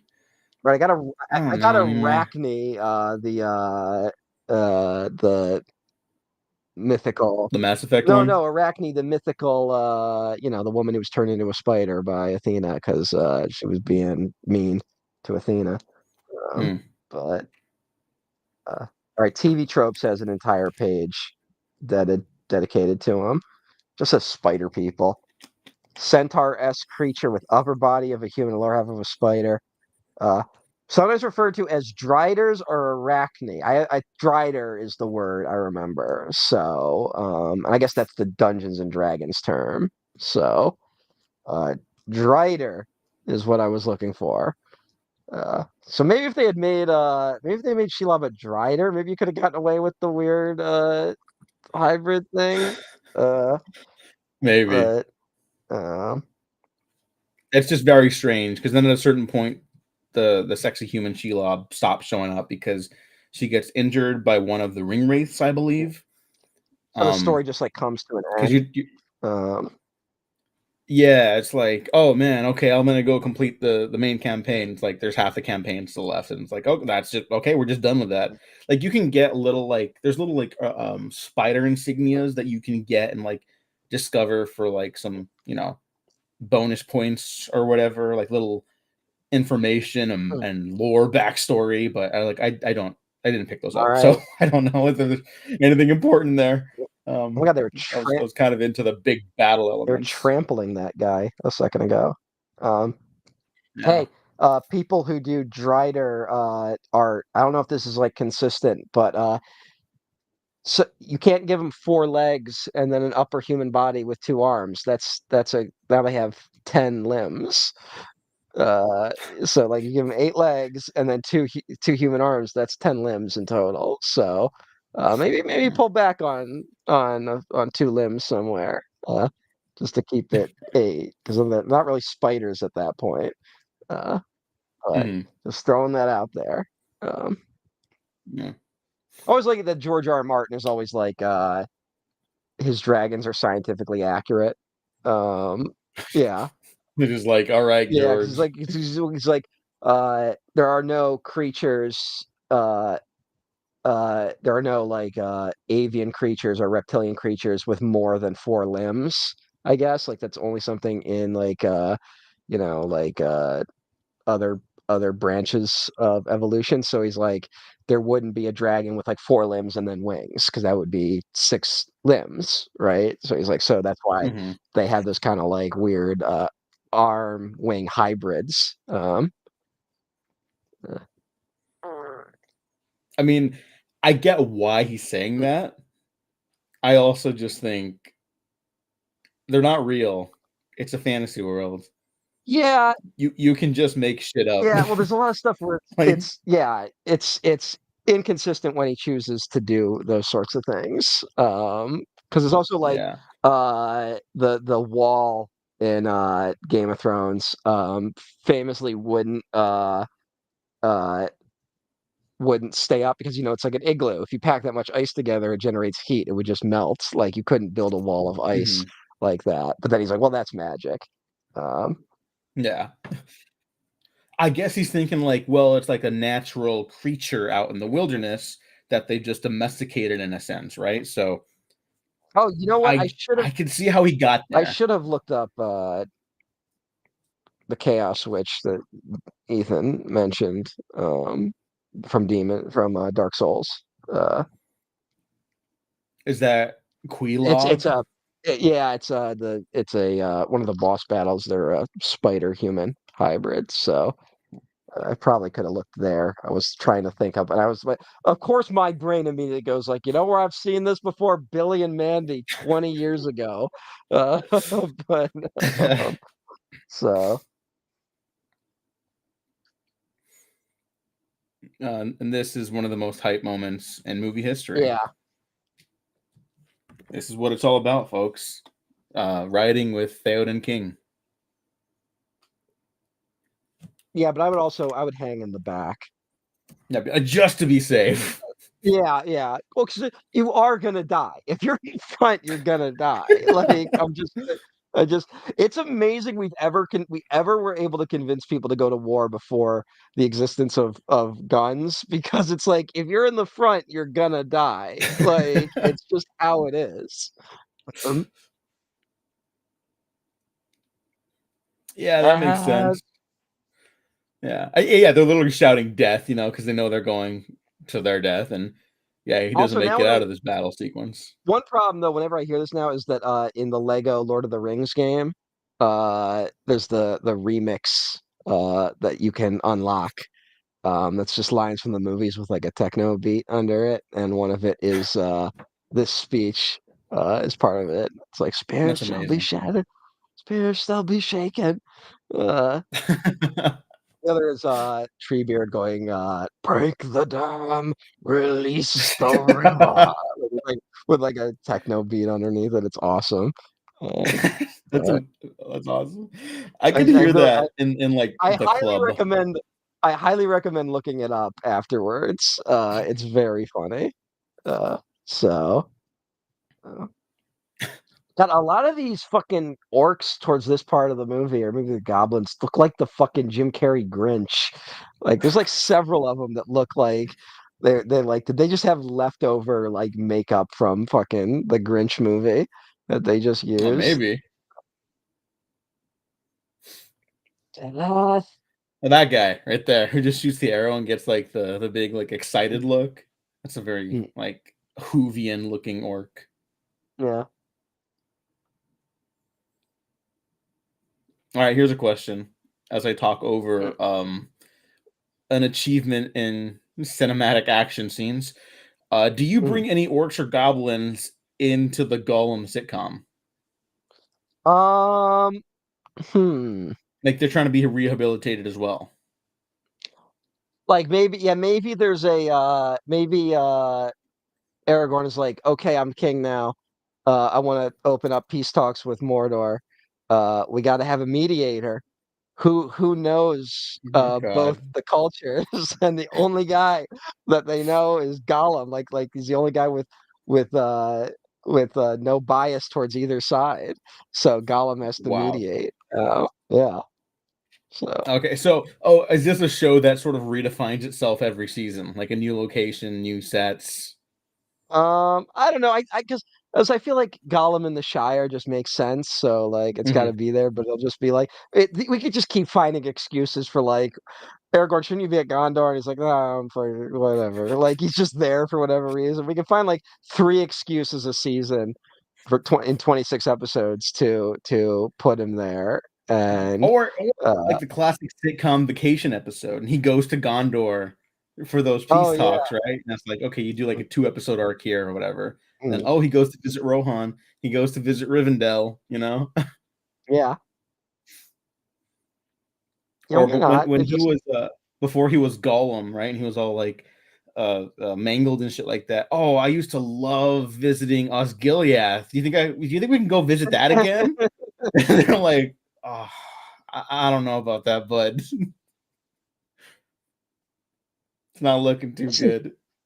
It is insane he almost like burned his son alive. That is Yeah. wild.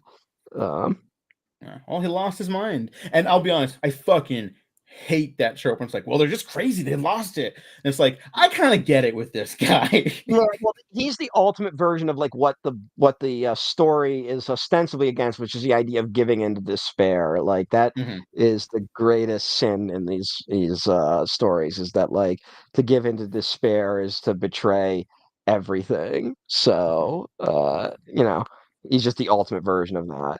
And Yeah. And um, it is maybe a little cruel that he sees how wrong he was, but I also think in a sort of roundabout way, it is nice that he sees like, oh, that like not yeah, only was I wrong for trying to kill him, I was wrong for giving up. And then he has the most obligatory yeah. cinematic death of all time. Yeah, But it's a little over the top cruel because it's also like, yeah, you were a bad king, motherfucker. We're getting the good king in there. Like you were just a steward, you piece of shit. And it's just like, you know, who knows? He might not have been, not every steward had to have been bad. And yeah. it's like we don't have to pay attention to the bloodline and the all that shit. Like that's just fantasy gets weird in terms of like the rightful kings and Mhm. bloodlines and who's related to who. Again, it was one of those things where like when the Last Jedi was like, no, your parents weren't anyone special. It was like, yeah, this is what we should be doing. Like that's really important to start putting into these type of stories. And instead it was like, now what if you pivoted back and changed all that? But Yeah. um, Uh, you I Disney motherfuckers. yeah, Um, I remember this moment being really hyped when they ride on to Pelennor Fields, and then I vividly remember seeing my mother's face next to me fade into despair when the Oh, giant when the elephant just showed up. Like she reflected Theoden's face, where he's like, "Oh, what the fuck?" Like, can "Oh, elephants all right, everyone, get ready. Hang on, I'm not scared." can Bad elephants death be on again. the Yeah. can elephants be on the good guys' side next time? Like they're always bad. Like I guess that's Hmm. just the an extension of Hannibal crossing the Alps with elephants to fucking invade Rome. Like that Oh yeah. Yeah. we just assume that. Um, Hey, while I'm just here and we're talking about tropes that need to be fixed, fuck the Roman Empire. Not to take a radical like I know there was like that meme a little while back where people are like, men think about the Roman Empire like once every day or something like that, which isn't untrue, but also like the Roman Empire sucked and they destroyed so much shit. We don't know anything about Carthage because when they took over Carthage, they basically burned all their libraries and then only took the stuff that had to do with like agriculture and economics. Like they only kept Yeah. that shit. So, uh, I mean, part of the Gondorian thing is like a sort of return to, that there was a great empire and now it's gone. And a lot of medieval set literature is using, it's the Roman Empire is what we're referring to. And Hmm. the Roman Empire sucked shit. And like, yeah, they built a lot of really cool stuff. That's really fascinating, but also they were like ostensibly evil. So, uh, Yeah. Like, what about all the cultures they eradicated? yeah, yeah. I mean, yeah, they did a lot of that. And so, um, this feels like a slight homage to the ATs in Empire Strikes Back in terms of like getting them to like crash into each other or like hitting them with ropes and stuff. Yeah. Or even how they Uh, fall. It's a little yeah, similar. The designs of like the front coming down first or whatever. And like, look, if you're gonna mix and match, like, okay, you're yeah. not doing sci-fi. You can't do giant walking robots. Yeah. What's the next best thing? What's the flesh What if version of that? what if Giant elephants. Wedge Antilles just came flying in and was like opening fire on motherfuckers? The Virgin Wedge Antilles. Yeah. Hey, Yeah. don't be shit No, talking, no, Wedge. no. I'm over Uh, Wedge. I'm over Wedge. It was all about uh, my boy Greg Grunberg. They kill him off uh, so Wedge can come yeah. in because you got to have the No, old guys in they there. they didn't kill. It wasn't Greg Wimmer. It was Snap Wexley. Snap Wasn't that his Wexley. character's name? Yeah. Yeah. I always learn the pilot's name. I don't know why that's always been a thing for me ever since I was a kid. Like I know most of the pilots' names. But like it just goes back to me being a Rogue Squadron kid growing up. Um, but- oh yeah, the Romans did kill Jesus. Oh yeah, yeah, which was bad for the Yeah, record. yeah, I that was disagree not. with them. I disagreed with that when it happened. Wish it hadn't happened, but mistakes were made. No, It's not a mistake. it's If you it, murder, it it's a that's hint that it's a crime. we could do a little better with the judiciary process. The system isn't broken. It could just needs a few tweaks. We'll crucify the right people next time. Um, um, I like but how, again, like we had to rewrite so much of Christian history to not blame the Romans when the Roman Empire started to uh, embrace Christianity, and then we started to blame other groups of people. Uh, did you ever do like Easter like Stations of the Cross type shit when you were in church? Uh, I think I did. Yeah, like did you do like Give Us Barabbas? Uh, that which is sounds familiar. Give Us Barabbas. It might because it might be in like Last Temptation of Christ. It's definitely in Passion of the Christ where it's really played up anti-Semitic wise.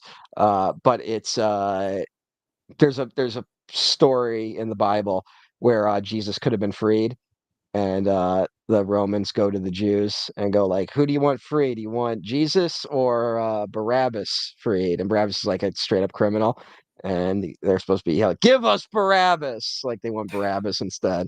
So that's a little anti-Semitism they subtly teach you as a child if you're a Catholic. Yeah, it's not But ideal. Got to be honest. no, no, no, it's not. I just remember like it used to like have like us kids like be like, "Give us Barabbas," like you're supposed to reenact it. It was so fucked up. Uh,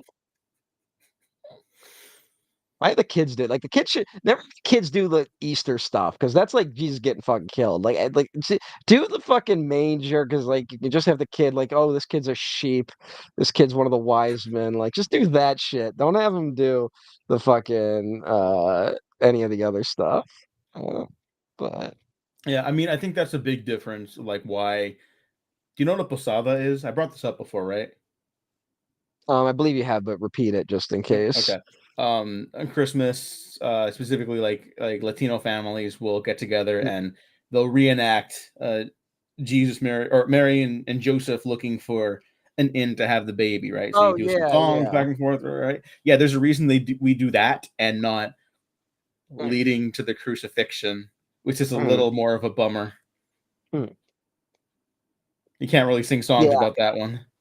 no, you can't. I mean, like, there's a lot of songs about it. A lot of evangelicals put a lot of stock into Jesus's death over basically anything else he did or any other part of the story, which we can talk about.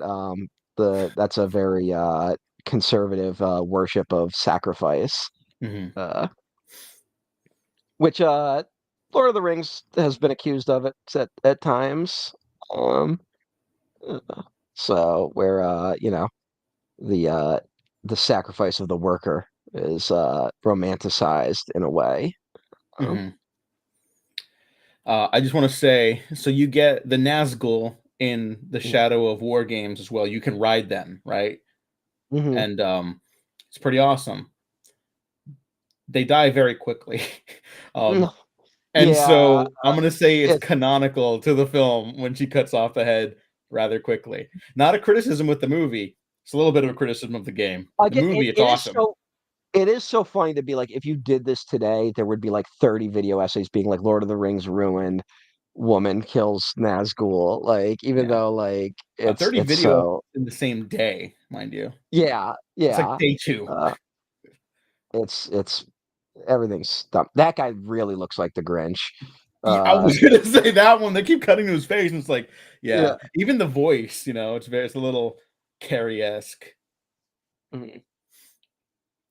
Yeah, this is the part when they come back in the theatrical cut, and Mhm. it hits a lot harder because of that. Yeah, you're right on that one.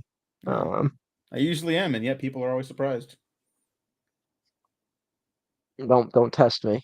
There you go. We've been doing good so far tonight. Yeah. Um, um, and I keep saying this, but this is yet another moment of one of the most hype things ever, like to come no, into yeah, movies. and it's cool that like these are actual lines in the book. Like this isn't stuff that they just did for the movie either. So Mhm.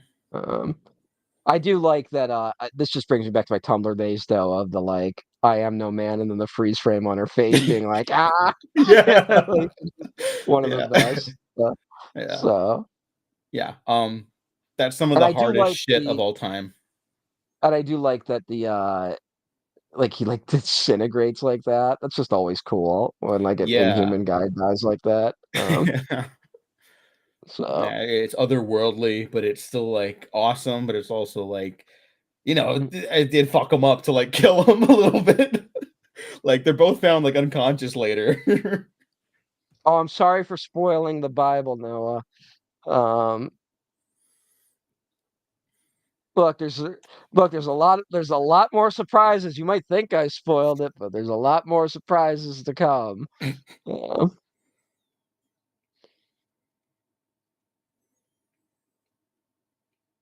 the woke mind virus ruined Lord of the Rings. Uh, Yeah, but that's okay. There's only look, two women in the look, movie, so look, here's something.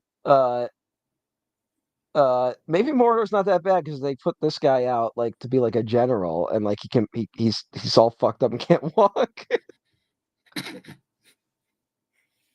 Like they're clearly they're a handy capable focused empire. Like they're I can make that joke because I'm all fucked up. I'm fucking deformed. So like I can make that joke. Uh, None of you ableds can, but I can. So uh, Mordor DEI. yeah. Oh no. They're trying to Uh, cancel the DEI programs in Mordor. That's why they're Oh going to war yeah, with them. yeah. It was Aragorn's first act. We need to stop the woke Sauron. Yeah. I I mean, mean, that look. I they're just gotta they're say killing a that bunch is of Middle a Eastern coded people. yeah. They're killing a bunch of Middle Eastern coded people. The orcs are all like handicapped people. Like it is a like we My gotta stop God. the horde. Like it's a very unfortunate but we do this coding all the time in cinema, unfortunately. But Yeah, they didn't that need is to all give the guy tragic. a limp though. They gave him a goofy arm. They didn't need to give him a limp too. That was a little excessive. I Uh, mean, I'll go even further. He had the voice down already. Like that's enough. yeah, yeah. He had like a pig face. Like they didn't need to Yeah. give him like elephantitis of his already orcish pig face. Like, Yeah. Well, the pig face is Blue Lives Matter coded. oh right. Yeah. Um, the goblins are all originally veterans too. Uh, oh boy. uh, Anyways, this scene makes me cry when I watch it at normal volume. And when we're Like not the making entire third jokes. act of this movie, I'm usually just like kind of in Yeah. tears. I don't usually cry at movies. I don't cry too many times during these though. But I did mention Sam and Frodo Mount Doom does get to me. But Yeah. As I get older, they have affected me more that way. Wasn't the way it went the first time I saw them all. I was just like, yeah, this was awesome. Now I'm like, oh man, oh boy, this is pretty heavy stuff. again, it's just so sweeping and sincere. Like, Hmm. I go to my father's in whose mighty company I shall not now feel ashamed. See, death is cool, actually. I'm gonna go out on a limb and say that's not the purpose of that scene. Yeah, I don't know.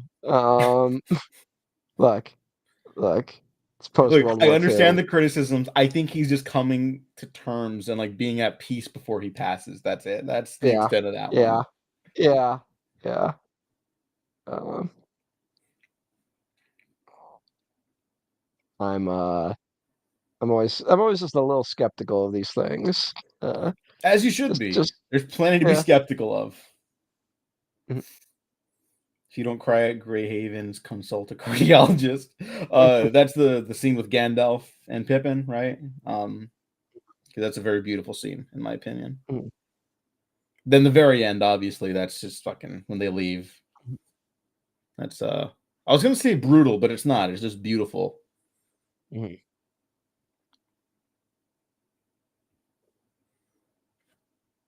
Then look, I know they had to let them go. Part of me was always like, look, we will let you go, but we just need one more favor. We just Mordor is right around the corner. I Yeah, do need you to just a little bit more. I wonder if Aragorn was like, "Fuck!" Like he's like, I should have just said, we should have just gone straight to Mordor. Like, And like, what about Gondor? It's like they got Gandalf's there. They got this. They got yeah, this. I mean, but yeah, but like they would literally win if they went and destroyed Mordor. Like if suddenly like they're in the middle of the battle and they see the Eye of Sauron has collapsed, like then it's like, oh, okay, the battle's over. Like, what are you fighting for? So, oh, I think this movie also I wisely. mean, I mean, part the narrative understands this, but yeah. what were you gonna say? Sorry. I was gonna say part of it, like the part of the like you have to forgive us now is that like no one believes they can actually win this war, like even if they win this battle. So it's like you have to release us now because if you die, which we all think, which everyone's convinced you're gonna die, then we're never gonna get released, right? So that's part of him being an honorable king and shit like Mhm. that. Yeah. Uh, It's the last step before he wears the armor, the Gondorian armor into the Black Gate and yeah, shit. Like, yeah, it all tracks. It all tracks. I'm just making it funny. before he Um, accepts uh, what yeah. he's supposed to do. But I want to Shut up and be credit, like, king, you usually idiot. usually a bigger movie, like the battle's the end.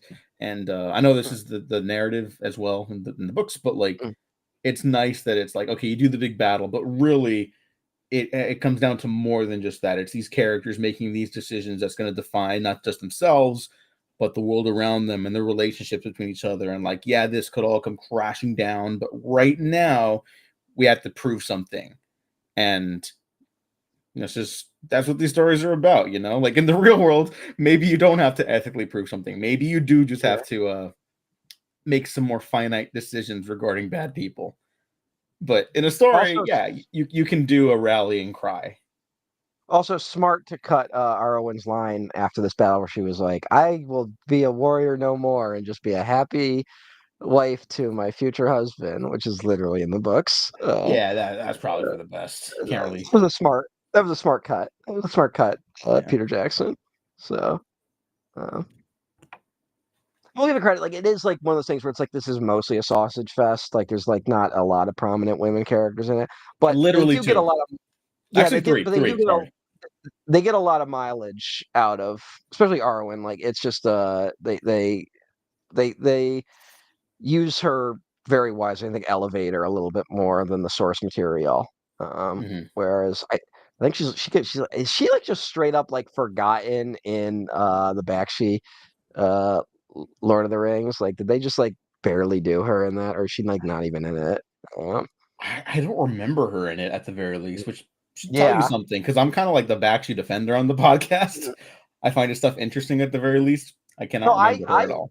I like that movie too, like as a sort of interesting thing, like as a like, oh, this is like it's um a unique object. Uh it's 2 hours and 12 minutes, by the way, which is kind of hysterical thinking we have been here for almost 3 hours for this one film. Um Yeah. but Really quick note about that scene when Mary finds or Pippin finds Mary in Pelennor Fields. That's one of the few changes I think in the director's cut and the theatrical cut where they're timed completely differently color wise. In the theatrical cut, it's daytime still.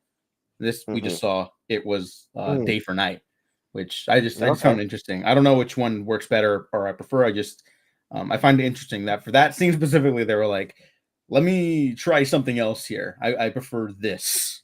Um, It just something to looks think like about. Arwen is not in the backseat Lord of the Rings, or at least isn't credited, so Hmm. is not a prominent enough character in that one. Uh, the fun thing about that is someone thought Sauron and Saruman sounded too similar, so they changed Saruman's name to Aruman. Uh, And but then one of the producers caught it. Another producer caught it and was like, "But his name's Saruman," and changed it back. So, but they just left in the already recorded lines of him being called Aruman. So he's alternately called Saruman and Aruman in the backsheet Lord of the Rings. They call them both names. Uh, what a wild little movie. Yeah, Uh, this is a pretty wild scene too. I remember playing this on Return of the King, and you mm. fight your way through the orcs fighting each other, and it's the only level where the orcs fight each other. And I just remember being like, "Oh, that's cool." They went like the extra mile to like Yeah, it replicate was that from always the movie. cool when like a game did something like that where it got a little like creative in that way, you know? Yeah. And I'm gonna run to the restroom really quick. It'll just be a minute, Okay. but I'm not gonna hold it for the last hour and a half. So we'll be right All back. right. That makes perfect sense. Um, how's everyone else doing? We all having fun tonight? We all y'all enjoying us sitting here for 10 fucking hours so far? Jesus Christ. Uh Max is back. Uh welcome. Diego literally just stepped out for a second, so good timing. Um Yeah, see, we told you might come back. Uh, uh, fucking, what time is it there, man? It's like 12:20 here on the East Coast. Um, so we haven't lost our minds completely. Like we started a little bit, like, but I think we got a second win in us towards the end of Turn of the King. Just um, hell yeah, get that gym action in.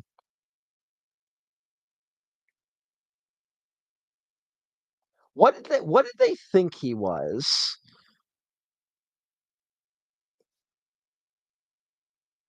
Like what did they like he like goes like but 6:30 a.m. Yeah, that's not bad. Um,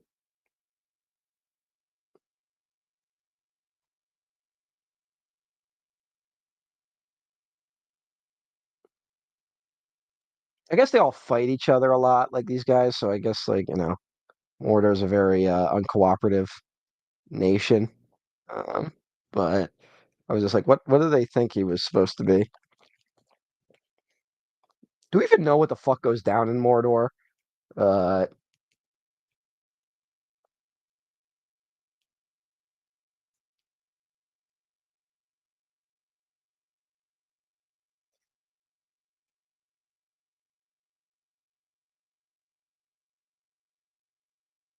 one of these fucking guys be normal? I guess the answer is no.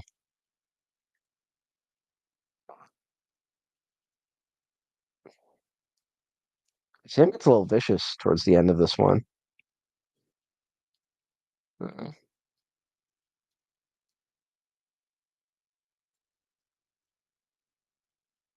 I get that. I just like to me it's just what sort of monster do they think he was supposed to be?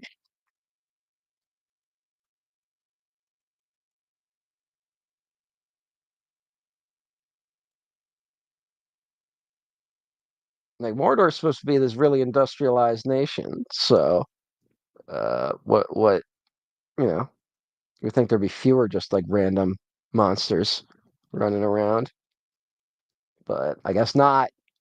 Guess not. Uh,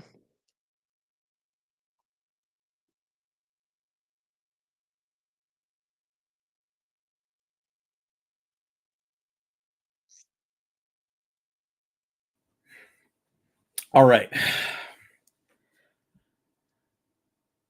Does Sean Astin give the best performance in these movies?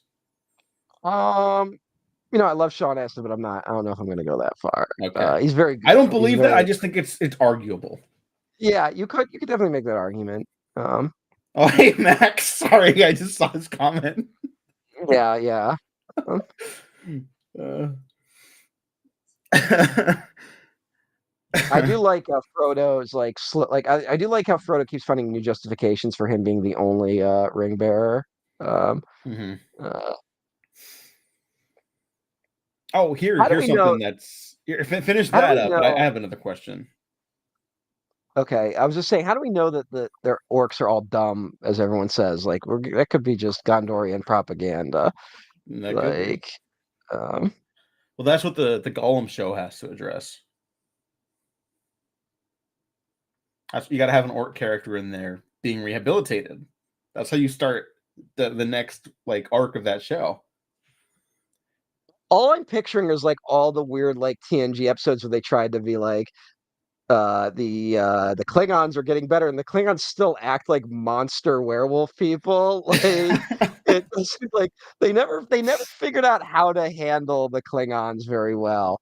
Hmm. Post they're like they clearly it was like, oh, it'd be a fun idea to like make the Klingons like like, oh, it's post Cold War in the real world, so maybe the Klingons are their friends now and allies. And then like they couldn't really think of anything to do after that. So Yeah. I uh, think part of that is, to get into the problem with like nerd IP bullshit now, a lot of guys just really came up loving like the Klingons as like antagonists, and they yeah, never fully divorced those concepts from where the yeah, next generation headed and Deep Space mm, Nine and stuff like that. yeah. But my question for you was, Do you think people are too harsh on Frodo as a character? Because I remember even back in the day, like when The Hobbit was coming out, people were like, "No, man, it's all about Bilbo. Frodo was just a whiny bitch or whatever." You know? Well, Do you also like remember that? I do kind of because there's the running gag of like how many times does Frodo fucking fall down in these goddamn movies, and it is like a lot. Like I'll give people that. But also Frodo's kind of like meant to be a deconstruction of Bilbo. Like Bilbo is like a like fun adventuring type, and Frodo tries to do that, and like it like he explicitly says like my adventure turned out very different. Like when he sees Bilbo, Mm-hmm. he's a very put upon character. Um, and a very tragic character, which is partly why the counterculture of the 60s like latched onto these books so well because they kind of viewed Frodo as like the taking advantage of youth, especially in like the shadow of Vietnam and shit like Mm-hmm. that, of just the yeah, like I said, that's why like Frodo Lives became like an early meme before internet was even like a concept. So uh it's so funny though that like the hippies like really like that's what kept these things alive, these books alive for so long, was like the hippie movement getting really into it, and like fucking Tolkien was like just like a stiff upper lip Oxford fucking professor. Like he was like the most straight edge like Catholic, I think. Like he was Roman Catholic, right? Like I think so. and um I think he even like at one point he had to write like he wrote something that like justified the existence of the Christian God like above his fictional world just because he was like so worried people were gonna start turning to his made up world over Roman Catholicism. Good So God, man. yeah. Max Yeah, brought up that. Well, here you go ahead. oh, I was saying at least he never got into Christian apologetics the way like C.S. Lewis did and shit like Mm-hmm. that. So Yeah. uh, But to go back to like the orcs and Klingon stuff, like Max brought up that there's a complaint that Rings of Power tried to make orcs nice by giving them families. I remember hearing something about that. Um, I gotta be honest, I don't know if Lord of the Rings is the material, like the very same Lord of the Rings material that you use to like continue the IP, you use to deconstruct it. And that's not even me being purist. I just think like you know where it ends up, so you kind of can't do it with the yeah, prequel stuff. you're stuck to on rails with it. Yeah. It's Like honestly one of those things where like I really wish, in a weird way, I wish that the fucking Amazon show was just their own take on the this trilogy. Like as much as that like would like annoy me still, it would be like, well, then just redo the trilogy and do something original with that. Like, mhm. but I don't even know what the rights are in that instance. Like, I don't know what the right situation is with Lord of the Rings at this point. Yeah. Yes, Ethan, Led Zeppelin has like three songs that heavily Lord of the Rings are. There is a stretch of that where like you start seeing those sort of fantasy stuff. I was bringing up Michael Moorcock earlier, and a lot of his a lot of like Blue Oyster Cult like have songs that explicitly reference a lot of his fiction, and then he like yeah, at some point he started like working with the bands to like help them write songs. I mean, I think I do think you can draw a line from Lord of the Rings to someone like David Bowie. Like I think that like in terms of the culture being more accepting of this sort of fantasy stuff in a way that Tolkien likely never intended because Tolkien was just a big language nerd and um, just wrote this really insane, overly poetic novel,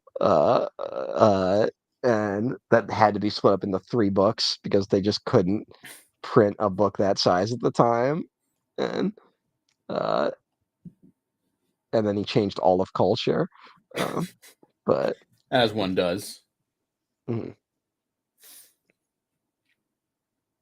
Oh, I think this is another extended edition scene. Yeah, this is where there's a whip, there's a way. This is the yeah, the like one banger song from the Return of the King animated film. Yeah. Uh, I always in my brain mix that up with those some of those songs from The Thief and the Cobbler oh or Arabian yeah, Nights when it becomes Arabian yeah. Nights and they add the music, Well, that's a weird which is one a where like I think disaster. it's a it's so weird that there's like I think it was released as Arabian Night in America, but when I was Mhm. introduced to it, it was Thief and the Cobbler. Like by the time it hit VHS, they changed it back to Thief Yeah, and the yeah, yeah. Cobbler. Right? It's so weird. Um, Yeah, I remember the VHS commercials because they do like a riff on like a 40 Thieves song or something like that with yeah, there's a whole song because they meet those guys out in the desert in the mhm. story, and they sing a song about how they can't read. It's a very bad song, but it's yeah, Yeah, the it's rhythm of that song specifically as in my when brain, they're yeah, mm. there's a whip, there's a way. It leads together for some reason. If I remember correctly, the lyrics are something along the lines of like "Bing bong booly booly boolity boo. This is what happens when you don't finish school." Like it's so That bad. sounds right. Yeah. Um, What a picture. yeah. I mean, I do. The attempts to fix that movie are very admirable. To restore the original version. Because there are some like stunning pieces of animation in that movie that it's such a shame that uh it got cobbled up by the by the Weinsteins essentially. Yeah. Uh, Um, and they got those army of guys led by One Eye or whatever. Speaking of One Eyes, there we go. That orc mm, that is only in this scene that's in the extended edition, right? That is like a mini boss in the Return of the King game. So I guess uh, this sequence was like in the movie until pretty late in the game because yeah. they didn't pull other stuff from like the cut sequences in those games really. Well, this is very this sequence specifically is like a very famous sequence in the books. Like this Yeah. is, I think they really they wanted to include a lot more of this stuff in the theatrical cut because it is a the big question is like that's what like is so interesting about the story. It's like okay, like getting to Mordor is a fucking challenge in and of itself. Like now you got to actually you're in that Mordor, now you got to get to fucking Mount Doom. Like so, Mhm. I think I do think they wanted more of that, and then yeah, it was just the fucking movie was too long. Like you had to make some sacrifices for the theatrical cut. Yeah. Uh, Yeah, because it's still like 3.5 hours theatrically, which is mm, crazy that I saw that multiple times, sometimes with the same family members, which tells you how yeah, big this movie is in my family still. Um, but yeah, this is wild. This version's like, what is it, like fucking 4.5 hours or something? I believe so. Yeah, Fucking, we almost did it. We're almost there. yeah, we're Um, good. I mean, we feel like Sam and Frodo right now a trying to little. fucking make it up. Again, though, again, like where we talk, I was talking about like how every now and then the movie feels like an episode of Xena Warrior Princess. Like that was a very Xena shot earlier of just like they keep the camera low and aimed up high, like so, like you can hide that how small the actual location is. Like, Mhm. there's been a couple moments like that. Yeah. Or like even this sequence looks much smaller on this small screen. And Mm, again, it's like it's gotten very pixely right now, or at least yeah, like more pixely than I'm used to, and it makes the background noticeably worse. Whereas, sure, maybe they weren't exactly realistic before, but they never like took me out of the movie. I mean, I think there's multiple times I've been mm, like, Jesus Christ, like throughout all three movies, and that's not a thing I felt before. And I watch these like once a year, so it's very clear like a bad presentation will fuck up any movie a little bit. mm.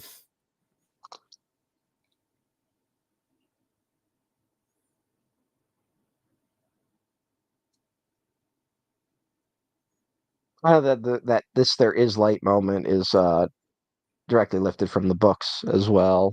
Um, Maybe that like it's stuff that maybe gets a little repetitive when you read the books of just the amount of like, oh, see the light does shine on through the darkness. Like there's a lot of that. It's But not very hey, often in this third act though, so like that still works here for me. yeah. But it's like the imagery of like, I mean, specifically like Gandalf versus the Balrog is very specifically meant to be a light against the darkness type Hmm. thing. Um, but hey, Yeah, and this scene Is this when? gets me a Is little this bit when? too. Is this when Sam is like, I don't think there's gonna be a trip back? Yeah, Like, yeah, that is yeah, that. that This is gets like me a kind little of bit. the low point of like Sam, who's been the one optimist the whole time. Hmm. Um, and it's something that it is like they've just been in Mordor for like 3 days, and like that's been enough to like break their spirits. So, Yeah, uh, but he's still like he's still got enough to be like, but we can do it. We're gonna yeah. do it. It's just this is the last thing we'll probably do. Mhm. All right, what's your take on the This- mouth of Sauron? Well, it's weird. It's what's his name playing him. It's the gyro pilot from Road Warrior. What's that actor's name? Bruce Spence, I think his name is. Let me see. I think you're right. Mm. Yeah, because what else do I know him from? I know him from something else. It ain't Children of the Corn. Wikipedia. um, he's been in a few things. Hmm. He's in Dark City Matrix. What was that? and Matrix Revolutions. Yeah, he's the train Yeah, man. yeah, That's the big yeah. one for me. Mhm. He's yeah, but they just kind of redid his voice, Frodo fell again. They redid his voice in a weird way, so it kind of like defeats the whole purpose of having Bruce Spence play him. That's one where a behind the scenes moment, where it is a brief window into like this is the bad direction Peter Jackson might be heading in as a creative. That Hmm. like they tried so many weird things with the Mouth of Sauron. Like they're like, we got Bruce Spence, like because everyone loves Bruce Spence, and then it's like well, yeah, yeah, Ethan. I know it's crazy. It's like, and but like they dub him, so like it like totally defeats the thing. And then they tried doing his mouth like sideways at some point, like they because they were like the mouth of Sauron should be something kind of striking and fucked up, and it's just them way overthinking. And the final decision they end up going with is just to make his mouth like slightly bigger, like they make it like a weird kind of creepy big. But um, yeah. I don't know. It's weird that it's Bruce Spence and then like it basically doesn't matter. Um, Yeah. Max is right. Bruce Spence is also in episode 3, Revenge of the Sith. He's oh the yeah, as he's the that guy at the yeah, Utapau at the yeah. landing strip who greets Obi-Wan. He's like, "We're One of being those held weird hostage." like one of those weird moments where you'd be like, George, if you made the entire trilogy look like this instead of being on constant green screens, this stuff might be interesting because this makeup fucking rules right now. And then it's like he just shows up for like 2 seconds and it's like, oh, there's no problem here, Obi-Wan. And he like leans in and he's like, actually, there's a big problem here. Like it's so dumb. Um, I do like that the mouth of Sauron is cartoonishly large and also doesn't have lips, really. It's like they're kind yeah. of there, but they're basically not. It's kind of just a hole.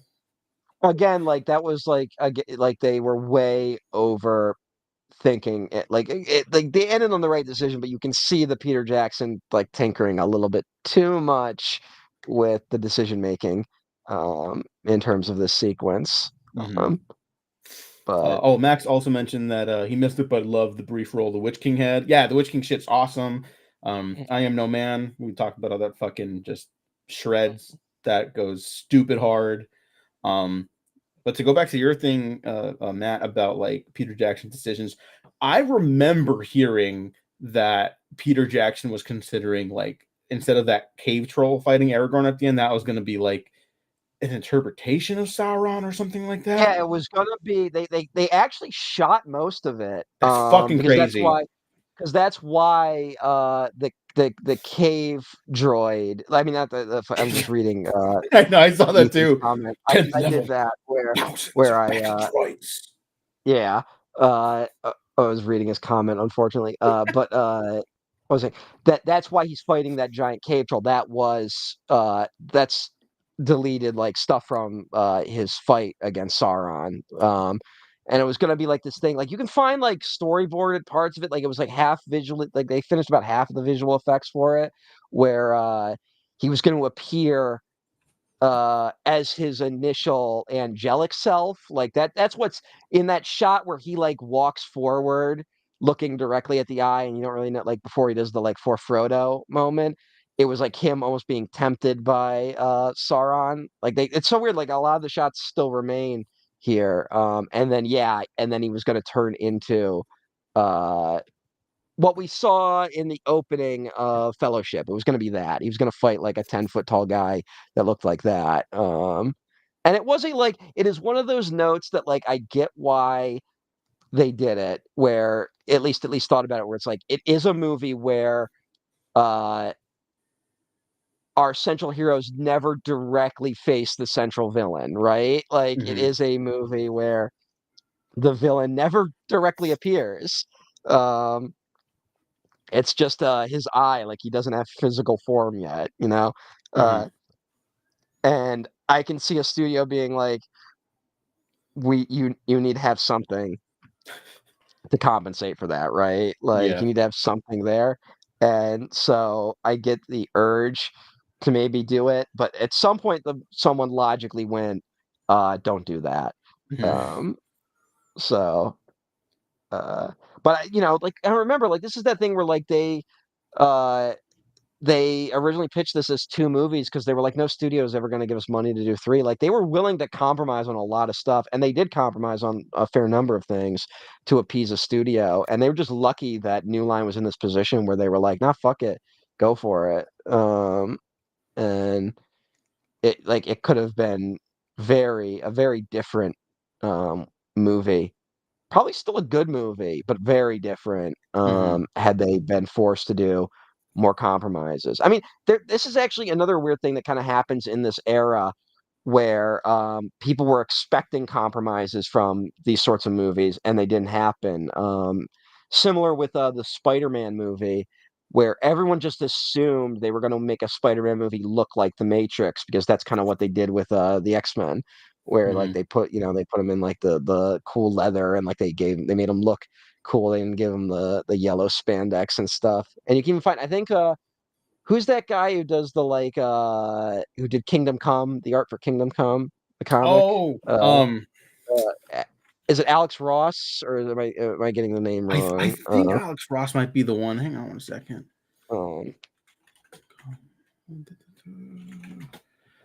yeah, Alex Ross. Um Yeah. There. Yeah. and Yeah. Yeah. you can look I up was thinking art. Mark Wade, but no, he's not an artist. So. Yeah, yeah. You can look up art he did basically independently to be like, look, I know you guys are going to want a slicker Spider-Man costume for the movies. I would like to propose this as what Spider-Man should look like in the movie because I want to be able to retain as much of the character as possible. And you can find like his like weird like slicked down version of like Spider-Man where it's like a kind of black suit, but like the upper part's red. Hmm. It's interesting. And then it was crazy that when Sam Raimi takes over, he's like, no, we're doing Spider-Man. Like we're gonna make Spider-Man look like Spider-Man, which I don't think people were expecting. And I think that was similar with Lord of the Rings, where people were expecting like, well, we'll probably get the Hollywood version of Lord of the Rings, which this is arguably still is, but that meant a lot of different things towards the end of the 90s, beginning of the 2000s. Hmm. And instead it retained a lot of the spirit of the books. I mean, you could argue the same thing happened with Harry Potter too, where a lot of people were expecting. I mean, remember, like Spielberg wanted to do Harry Potter, but wanted to Americanize it, and then like combine the first three books into one movie. Hmm. That was like his pitch, and you know, uh, it, in terms of making a franchise, it was the wrong decision. Um, but It would be very interesting. I would love to see that movie, mm. like in Wait, an alternate universe. I don't think Spielberg has Spielberg ever done straight fantasy. Like, there's the BFG, but like, I don't know if the BFG really counts. No, But he hasn't. mm, No, don't you know what he said about turning down Return of the Jedi? He's like, um, fantasy is not really my genre, which is like just mm, a lie. It is, but he just does it differently. He does yeah. like fables, you know. Yeah, well, yeah, it's crazy for him to be like fantasy's not really my genre, and like meanwhile, like his earliest work is like full of references to like early Disney and like fairy tales and stuff like that. I mean, the dude did a fucking Peter Pan movie, Yeah, like, arguably his weakest work, but like not anymore. he still did what does that mean? I don't like Ready Player One still. Okay, that's a tough one for me actually. Which one's worse? But then again, like I think like Uh, he's actually I do think he has worse movies than Hook. Um, like Amistad's pretty bad, and The Terminal. Those are like on the lower scale, and it's almost like he's a fable man. Ah, Ethan, you got aha! me. Um, but like 1941 is a worse movie than Hook. Like as much as like there was stuff in 1941 that I appreciate, it's still a worse movie just by the fact that it's longer than Hook. Uh, I don't but know. I don't know, man. mm, He's cooking with some shit in 1941 once in a while. It's got that no, Jim Belushi intro. Everything with Jim it, Belushi in that movie is some of the funniest John shit he's ever done. John John Belushi. Belushi, John you Belushi. fuck. Jim Apologies. Belushi, what the fuck? According to Jim, you fucker. But I don't know, Ethan. There's enough good stuff in the Lost World that I can't really talk. But like, Lost World is such a lopsided movie where it's so close to being something really good, and it's he misses the point I guess I don't think he wanted. I think post Schindler's List he just didn't want to be doing those type of movies at least for a little bit, you know. Mhm. But And he tries to uh, like have his cake and eat it too, where it's like it is a serious narrative. It's about like animal rights and shit like that, but also like well, some that's of the the mistake. dumbest characters Yeah. ever. And it's like when Spielberg's behind the wheel, I can kind of handle some dumbness, but I got my limits, you know? Well, I think the animal rights part is the mistake of that movie. Like that's what it boils down to. And it's like, no, it's an ecological disaster if these things get to the mainland. Like this is Hmm. it should be like an almost apocalyptic type story. It really needs to be a lot scarier and darker in terms of like what the outcome could be. Yeah. Um, Like he yeah, kind of has the pieces there, like when the T Rex gets to the mm, mainland, but it's still very lopsided and uneven and tonally yeah, just all over the fucking place, you know? yeah. Well, it's also like it is very clearly similar to Temple of Doom in that it's clearly full of ideas that he had for Jurassic Park that he couldn't fit into Jurassic Park, so he just put it in the second one, Yeah. and then they built the narrative around that stuff. And hey, Temple of Doom, very obnoxious movie a lot of the time. He still directs the fucking shit out of those action scenes. I And he can't directs the really shit. say the same for Lost World, even though they're not I I bad. just I disagree. I think he's got I think there's some really good action in Lost World. Save the gymnastic girl kicking the Velociraptor out the window. That's maybe one of the worst things he's ever done. But You know what? I really I kind of like it. I I really like the truck going over the cliff sequence. I think that's one of Yeah, the yeah, better that's things good. he's done. And that's more of a like suspensor action sequence. Like it's not although like it's really cruel what happens to their one buddy. It's one of the crueler Spielberg kills in any of his movies. I Uh love when me and Spielberg just it sneaks is out when you least expect yeah, them. yeah. Yeah, like the guy who dies because a snake got in his jacket. Yeah, Like that's a pretty fucked up scene. becomes the waterfall of blood for like 5 seconds, and you're like, "Oh my Yeah. god, what the fuck, dude?" Peter Peter Stormare's death is just cruel. Like there's really no reason for that scene to be in the movie. It's just Yeah. an insanely long, extended, cruel death sequence. But yeah, I also like the chase when they're trying to capture the dinosaurs in it, like where the camera's weaving in and out of their legs and That's my stuff. Like that's favorite really part of that movie. and I do like the T-Rex back in the city. Like that's just fun. Like it's just like that's Spielberg getting like to let out some of his like Godzilla love in a sequence. Mhm. And there's a lot of good stuff in it. The stuff doesn't make any sense. I still don't understand exactly what happened on the boat. Like it's one like where like everyone's just dead. And then like the guy's hand is still on the button, and Which is like like it's very, we're talking about like, okay, maybe it doesn't make logistical plot sense, but like, oh man, that's movie magic with Lord of the Rings. That mm, is like fucking stretching it in Lost World. I'm like, okay, yeah, this is a great horror sequence. yeah. I got too many questions to let it And go.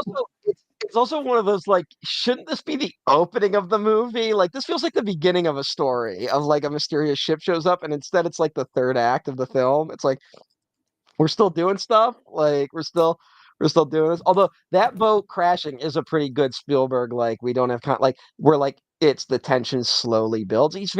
It's very good Spielberg horror. It's what I wonder. I don't know what his new UFO movie is. I hope it's somewhat horror adjacent because I want Spielberg to do one more horror movie I do before he too. stops.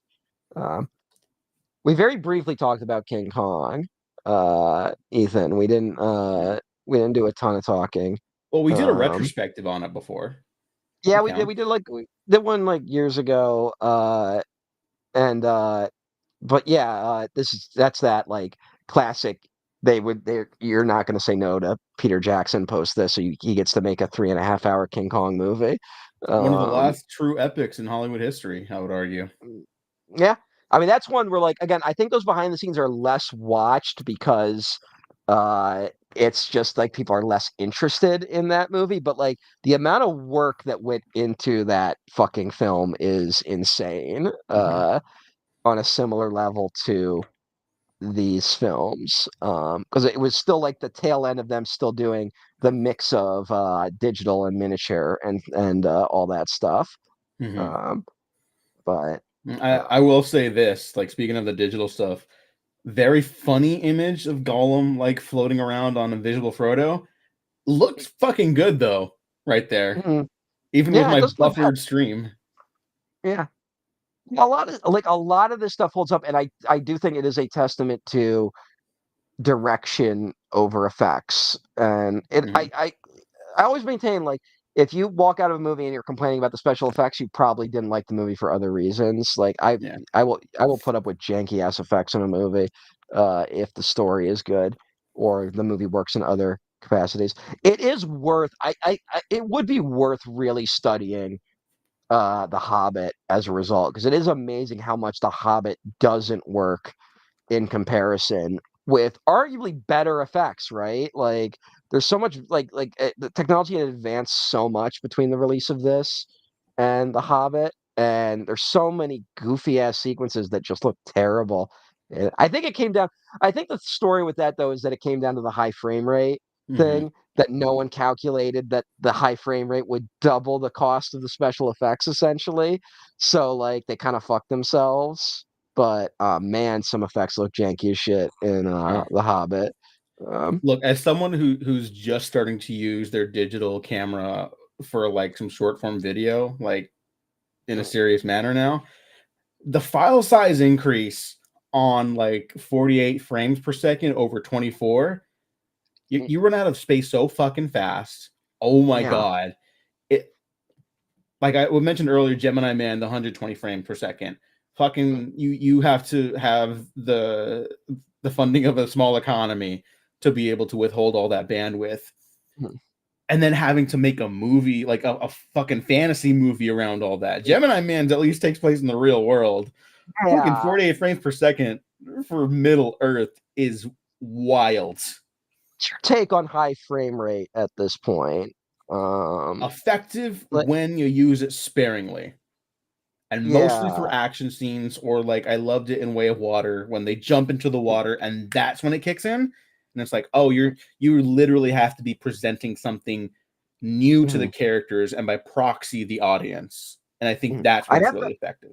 I'd have to rewatch Way of Water to like really notice it, but I do remember Way of Water being like so realistic. I think I've told you this that my brain was telling me I had to get out of the way of the water that was dripping on my head because that's Hmm. how real it felt in that 3D IMAX environment. But I do think there is a sort of folly to the people who keep trying to push high frame rate to the degree that like Peter Jackson was trying to push or Ang Lee has tried or like isn't it it's Douglas Trumbull who was like the guy who like really started pushing it, like all the way back in the day, and he Mhm. never succeeded with it. And I think there's just this certain um limit to what the human eye can really take, and That's all part of it, yeah. yeah. Um, but like, yeah, I guess sparingly would be correct. 'Cause I will say there was no part in Way of Water where I felt like physically unwell looking at the screen, which uh, whereas I do remember The Hobbit having sequences, the first one anyway, where like I was like, oh God, what's going on here? Um, and Here, like, for example, like, Sauron's eye falling on itself, mhm. I'll just say something maybe very cinema brain pill, but, like, in high frame rate, that would have looked incredible, you know? Well, it looks incredible right now. It does. No, totally, totally. There's nothing wrong with it. I'm just saying, like, if we're keeping that conversation going, like, that would make much more of an impact because then it's like, oh, it's like the darkness is now defeated. You know, it's like that would give the audience I a guess here's different the feeling. I guess here's the other question, which is it worth it? Like, is the difference worth it? Like, is the uh like the what you're getting out of the high frame rate, is it worth all that extra effort and space that you need to accomplish it? Uh If you film a whole movie in that capacity, you better be a fucking genius. yeah. Because otherwise, I really just think like, yeah, use it specifically. Use But it even like very I'm just specific saying like, elements. and I know you're a bigger Way of Water defender than I am, but as someone who like I can't really say I noticed a difference when they go underwater and shit like that, is is the difference like noticeable enough that it's worth like in that even in that context, like, or would like is the whatever you're getting out of it not worth the effort and time? I guess is what I'm asking. I Uh think it is. I really do. okay. Yeah. Mm. Oh, I don't want to sidebar that immediately, but Max mentioned that or asked if the Berg, as in Spielberg, ever came close to Godzilla, and I don't think he did, right? Like ever making a Godzilla movie? Yeah. I don't think so. Yeah. Um He's a fan because though. like yeah, there's a lot of guys who were fans of it, but I think they were also like, I don't want to make one. And then there was that weird run in the when Sony got the rights to do a Godzilla movie and whiffed it about as hard as you could. And it's one of those ones where like the three guys before Roland Emmerich would have been like perfect to direct it. I know one of them was Romero and one of them was Carpenter. Like Hmm. they were all guys that were like at one point circling the 90s Godzilla film. And then it was like, what if we just get the Independence Day guys to do it? So another reason to hate Independence Day. Uh, We're not unpacking all that. It's a fun movie. I what the movie is that movie is 2.5 hours long, and it feels longer than this film. There is nothing in What it Independence Day that is. justifies that length. There's nothing in that movie that there's we talk about you talk about wanting to cut the fucking that little bit with the ghosts because of the tension and all that shit. There is so much you could cut from fucking Independence Day that would make it a 90-minute movie. It was 90 minutes, I'd maybe think you have an argument that it's an okay movie, but it's 2.5 hours long. Look, some things. Look, history has vindicated me. Oh, People it still love hasn't. Independence Day. No, it has not vindicated you. People watch it out of a sense of obligation because it was such a big blockbuster of its time, Yeah, but and people still like it. no one actually really likes it because no one showed the fuck up for Independence Day 2. Well, If it's that not the movie had movie that hit, needs a sequel. if that movie had hit, I would believe you, but that movie didn't even come close to hitting. So, No, it didn't. Oh, here's the thing. Again, not a criticism. This is just something I remember. I remember thinking this scene with Frodo and Sam, and Frodo's like, "Thank you for being here at the end of all things with me." Like fade to was black. I was gay. like, no, I was like, oh, it's over. Wow, that's a sad ending. What That a would be bummer. pretty ballsy to fucking end it right there. Yeah. Wow. Yeah. Just to think about it. Yeah, That's I that's was like, the "Oh, no." that's the John Carpenter version of Lord of the Rings. That's where the movie would end. Like Yeah. the John Carpenter movies always end like immediately after the conclusion of the actual plot. Ethan, you don't need to see Independence Day. There's nothing in it of value other than watching some buildings blow up. Uh, and One building in I particular. um no yeah yeah but Anyways, the the multiple endings of this movie are still not a problem. Even for right now, I'm feeling pretty good considering we've been here for almost 11 hours and we will wrap up at 11 and a half hours. How are yeah you yeah feeling, Matt? I'm actually feeling pretty good. I'm a little out of it. I think I was smart.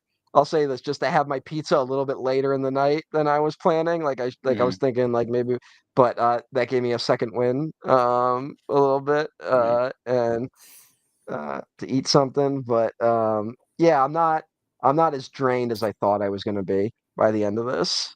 Yeah, I'm okay also. Eating small portions throughout instead of just like once or twice also I think helped me. Having plenty of water, some very strong Yeah, coffee. I also had a lot of water, so that helped too. And Um, an apple a day doesn't keep the doctor away, but it's very good, and on some days better than a cup of coffee, in my opinion. I feel very rejuvenated when I have an apple with breakfast. I had my vegetables before we started, so that helps Fantastic. too. Uh, Yeah. but um, The big reunion, very sweet. it, People definitely it made does, fun of it at the time. yeah, it does say a lot where like the culture has shifted, but almost shifted back. Like I feel like this is this weird thing where people go like, "We want Lord of the Rings movies again. We want shit like this again. Why don't we make movies like this?" And then like if you did do this, people would be making fun of it just like they did in the early 2000s. Mhm. Like it's you know. Um, And then uh, Legolas, who said one yeah, line to Frodo the whole time. yeah, well, that's the joke is that people are like Frodo doesn't actually remember Legolas's name. He's So like, "Oh, thank God, Aragorn, who was that?" No, but it's great. You you know know what that relationship that would is be between Legolas and Frodo? That's mhm, the guy who's hanging around your friend group and everyone likes okay, but yeah. like no one's super tight with, but it's like, oh, it's really nice to see you again once or Yeah. twice a year. No, Nothing it's like against them, it just kind of happens. if you go through some shit, it's just nice to see familiar faces, even if you don't know his name. But it would be funny if there was a shot of Frodo calling Aragorn over and being like, "What's his name again?" Like Hmm. just before, Yeah. like just feel like when you do that sometimes, being like, "Dude, don't blow it," but like I don't remember his name. What was it? Like I know I've met him like 3 times before, but like I keep forgetting his name. So, um, Goddamn, man. Peter Jackson was just such in the fucking pocket of directing, like mm, having everyone like jump around Frodo basically and like hug and like tussle his hair, and then him and Sam just acknowledge each other, and that's the most impactful greeting of that entire scene. That's mhm. like he was cooking. He knew what he was doing. He Well, had good instincts. I it's would yeah, argue he still maybe does. I just haven't seen them. yeah, it is something where like I think Hobbit just broke him to a degree that he has yet to prove he recovered from, right? Like uh That's why he it's hasn't done the Tintin sequel. well, that's also no one Tintin didn't make any fucking money, so we're not getting a Tintin sequel. I guess Um so. Did it not make anything? Let me see. I think it bombed. Like I think it like maybe broke even, but I don't think Tintin was a major For success. 2011, it made 374 million against 135 million. So a moderate success for that Yeah. time period. Captain America did about the same, you know. Yeah, but, like, also Captain America was kinda like a loss, like, they like, the studio, like, registered it as a loss.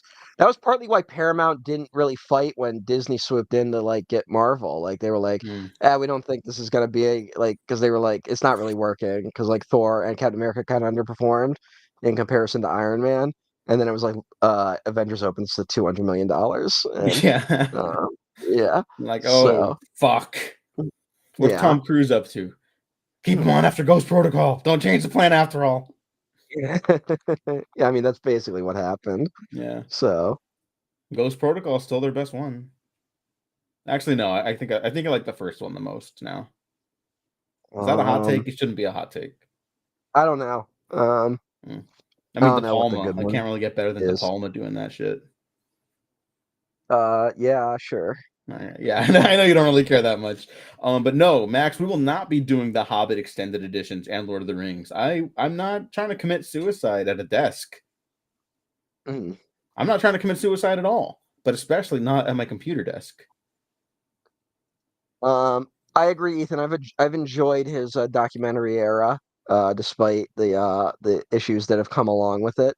But I think from what I understand, uh, Peter Jackson doesn't know how to make a movie not at the scale of this anymore. From what I've read, uh, he only knows how to make big budget movies now, and it's gotten in the. I mean, that's why like again, like The Lovely Bones was supposed to be like three times less in budget, and he like blew it up, and that's why it's like got like such a weirdly like over the top fantasy element to its heaven, right? Which is not present in the books really. Like it's uh it's a very strange film, and I think it says a lot like what he was developing and then didn't end up doing, something like Mortal Engines, a movie that I think we both like, Yeah, but that's a is failed very blockbuster for sure. yeah, is very like uneven, and is full of like weird technical stuff that like has no right to be there. There's like a fully CGI guy for like no reason towards The the latter zombie half of the robot movie. assassin, if I remember correctly. No, there's just a dude. There's just like a dude in I the don't remember that. crowd. There's the scene where they're getting auctioned off. It's such a weird scene because that movie's weird. And there's a guy who's like bidding on them, and he's like a fully CGI dude. And I have no idea why that was the choice made there. But uh, Yeah, I got to rewatch that, I guess. uh, but yeah, like it's something where I think you can only work on a certain scale anymore, and then that scale is simultaneously the only real level he knows to work at, and is completely fucking miserable. Uh, just based on like how broken he looked during the production of The Hobbit. Like he looks in rough shape. Hmm. Uh, I mean, and also you can see it in King Kong, like the behind the scenes of King Kong. It looked like was having a lot of difficulties as well. Uh, to one point where I this isn't really talked about a ton, but at one point, Bryan Singer was flown out to New Zealand to like shoot for a little bit on King Kong because Peter Jackson like was exhausted. Like he like basically was like, I need to like take a break for a few days from exhaustion, but the production is too big to actually stop, so we need to fly someone in. And I think Bryan Singer was just available because he was developing Superman in around the same time. Jesus. So yeah. So like he just came in, like basically just oversaw like some second unit stuff, but it was like they couldn't stop filming, and Hmm. uh, so he just might be he just might not have it in him to do the type of scale that maybe would be more appropriate for the story he's telling. Yeah. Um, I mean, and you remember they made those Doctor Who announcements? Like he was going to direct at least an episode. Peter Capaldi showed up in like a video he recorded like on his phone with his daughters, and it was like the announcement that like, yeah, Peter Jackson's doing Doctor Who finally, and it was like that was it. It's gone. It didn't happen. That was three doctors ago. yeah, again, I think it was something like he just can't like that like realistically he can't work with a TV budget like that now. Like it sounded fun on paper, and then it's like, oh, we can't do that. I've heard similar things about Sam Raimi post Spider-Man. That's partly why he has struggled to get certain projects off the ground. Um, it's Yeah, they weird because just he won't got give it him right. budgets, but They won't give him budgets, but also like he wants to work at a certain level that maybe isn't super appropriate for every film you want to work on. Like I from what I heard, the pilot he did for Ash versus Evil Dead went like like three times over schedule and like twice over budget. Like he like way overdid it because like that's just how he is now as a filmmaker. it's a And good pilot though. yeah, it's a good pilot. But the show itself is very good. It's just Yeah. something. It's just an example of one, like we have a industry that is getting more conservative in the type of budgets it's giving out, and then you have directors who are like Peter Jackson, like Sam Raimi, who want to keep getting bigger and bigger to not necessarily more positive effect, right? But in Um, Sam Raimi's defense, at least, he does Drag Me to Hell right after Spider-Man 3, and that only cost $30 yeah. million. Well, that's the crazy thing is that like that's the outlier is that he does do Drag Me to Hell in between it, but like for what I understand, he's uh I think he wants like way bigger budgets than they're normally giving for those type of movies. Like even 30 million seems kind of crazy for Drag Me to Hell now, right? Like for that kind of movie. Like that's a movie that like Blumhouse would do for like 6 million right now or something Mhm. ridiculous like that. Um, but Yeah. I mean, I think I'm looking forward to seeing how he pulls together the production for Send Help, Sam Raimi's next movie. yeah. It sounds like a very small scale movie, but who knows? We'll see about that. It's hard to tell like where these things will go. You always want them to be like you always want these guys to bring it bring it like together. I don't know what the word would be like. But I also think it's partly why George Lucas hasn't done anything um post the Star Wars prequels. Like he's also a guy who like only knows how to work on a certain scale now and doesn't again it's not necessarily conducive with the type of stories he is attracted to. Um and Mhm.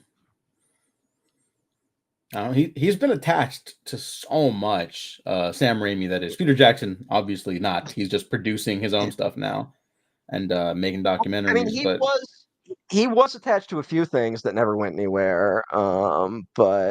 But also like look, the Halo one was a producer capacity thing, though, right? Like he was just going to I think produce he that. was going to direct at one point. Like it was Mhm. brief, but then yeah, he Yeah, produces it and then realizes, hey, this mm, is your first movie, Neil Blomkamp. mm, Try this instead, and then they yeah. do District 9 together, But and he's like, great. that was also like someone ran the calculations that was like everyone who played like the video game would have to buy like 5 tickets for that movie to break even or something like that. Like at the time, Mhm. I think post Halo 2. Like it was like Halo was still like the biggest thing in video games, but it like whoever ran the calculations was like for the budget we're giving, it's not justified at this point. And then leads to years and years later we get the shitty Halo TV series that no one watches. Um, Which is now canceled. So good oh job, boy, everyone. yeah, uh, uh, Takes them fucking 20 yes, years to make an there adaptation. there will be an audio version of this commentary, Max. Yes, I'm splitting it up into 3 chapters, so there'll be very poor but commentaries for each of the films.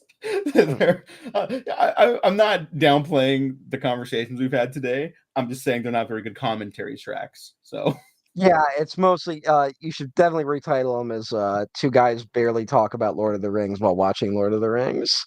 that's Uh exactly what I will retitle them. 100%. I'm gonna write that down right now. But yeah, so audio versions will be broken up into 3 parts. This will remain on YouTube.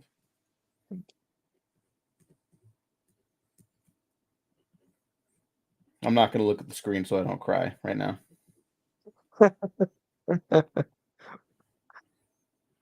They're happy tears, but yeah. they're still tears. I'm put together pretty well. Like normally I do get more emotional. um, watching this movie, but I think us being a little goofier talking about it It has lessened helps. the impact on this watch. Yeah, Uh, yeah. I'm pro sincerity. I'm also a little tired to cry on camera, so we're just gonna yeah, that's plow another on thing is ahead. I'm so exhausted that I don't think I can show emotion right now.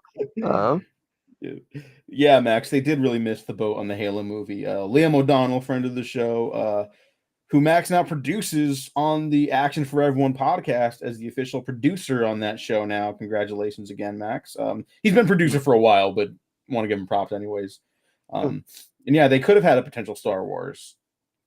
It was a Star Wars. It was a blockbuster. Everyone knew Halo 3 was coming out. Everyone knew there was a Halo 2 coming out when those things dropped.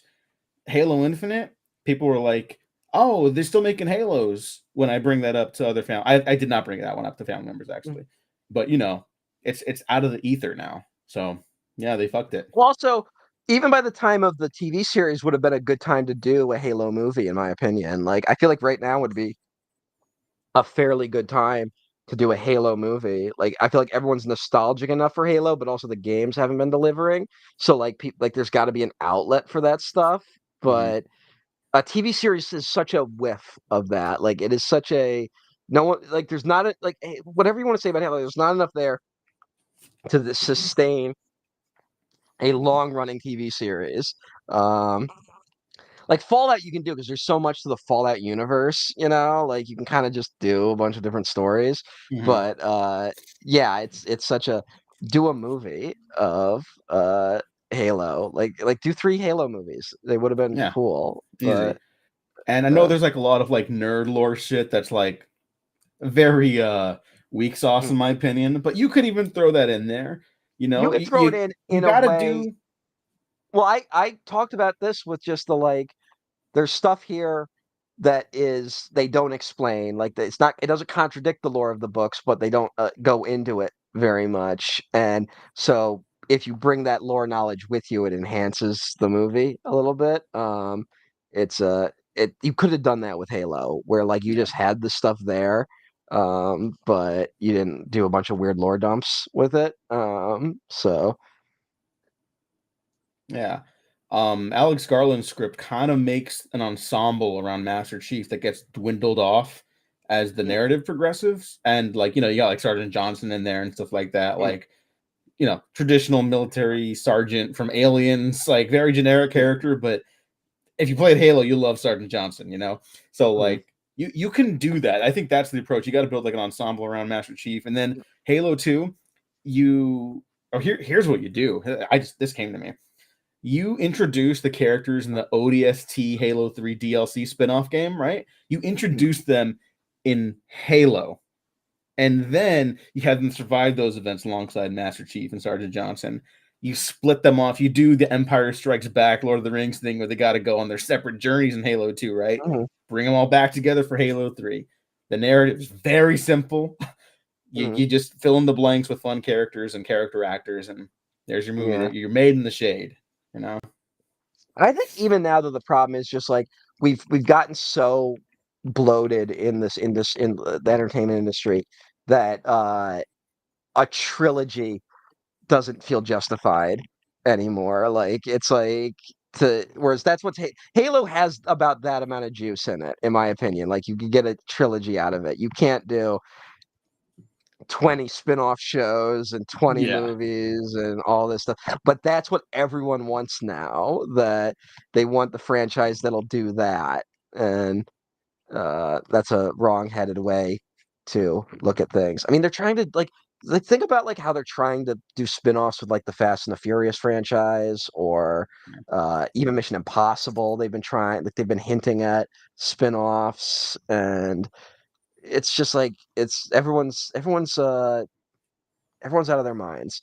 Whereas like even like a trilogy of Halo might be pushing it, frankly, but like that's probably the amount you could do that would be sustainable and that would make money. And then Hollywood's like, yeah, but is that worth it? Like, what are we supposed to do after the trilogy? Like, can't we? What about the spin-offs? What about this? What about Mm-hmm. that? Like, and Stuff it's that just like, fundamentally has not proven to be profitable, by the way. Yeah, like yeah. streaming spin-offs. Streaming Mhm. is a money pit. Now they should give me money to make stuff in the money pit, Yeah, but John Wick it is a spin-offs, money which pit. Ethan mentioned, like that even John Wick is getting spin-offs, which feel deeply Yeah, unnecessary. Like, which I like that apparently is in collectively. such rough Oh, shape. mhm. I do like that. Like we've all just collectively decided to ignore. Uh, like no one watched the Continental, as far as I know. And from the world of John Wick Ballerina or whatever the fucking clunky ass title is just I don't know. It's almost already dead, and it's not even out yet. Yeah. But I mean, that was in apparently such rough shape that, you know, Chad Stahelski had to come in and like reshoot stuff and make it into a good movie. So mm, I've heard it's like good now, which is cool to hear, but we'll see. well, I'm sure Um, I'm sure it'll be watchable with him at the helm. But yeah, like he didn't reshoot the whole movie. That's the thing. So, mm.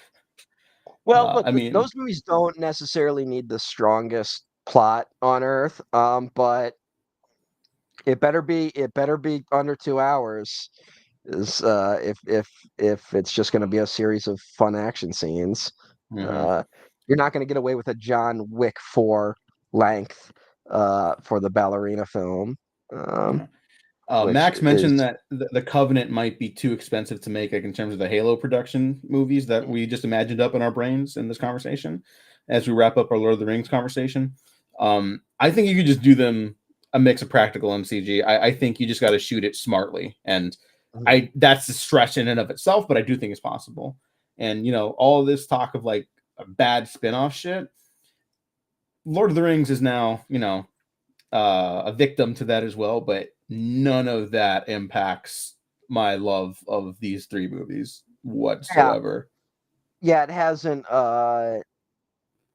How do I say it? Like it hasn't retroactively tainted anything, and that's been true so far with like as we see the continued uh box office bloat or blockbuster bloat that we see basically everywhere with franchises that I don't feel they have tainted anything original, that might have come before it. Uh, I don't know if you Yeah. feel differently, but I'm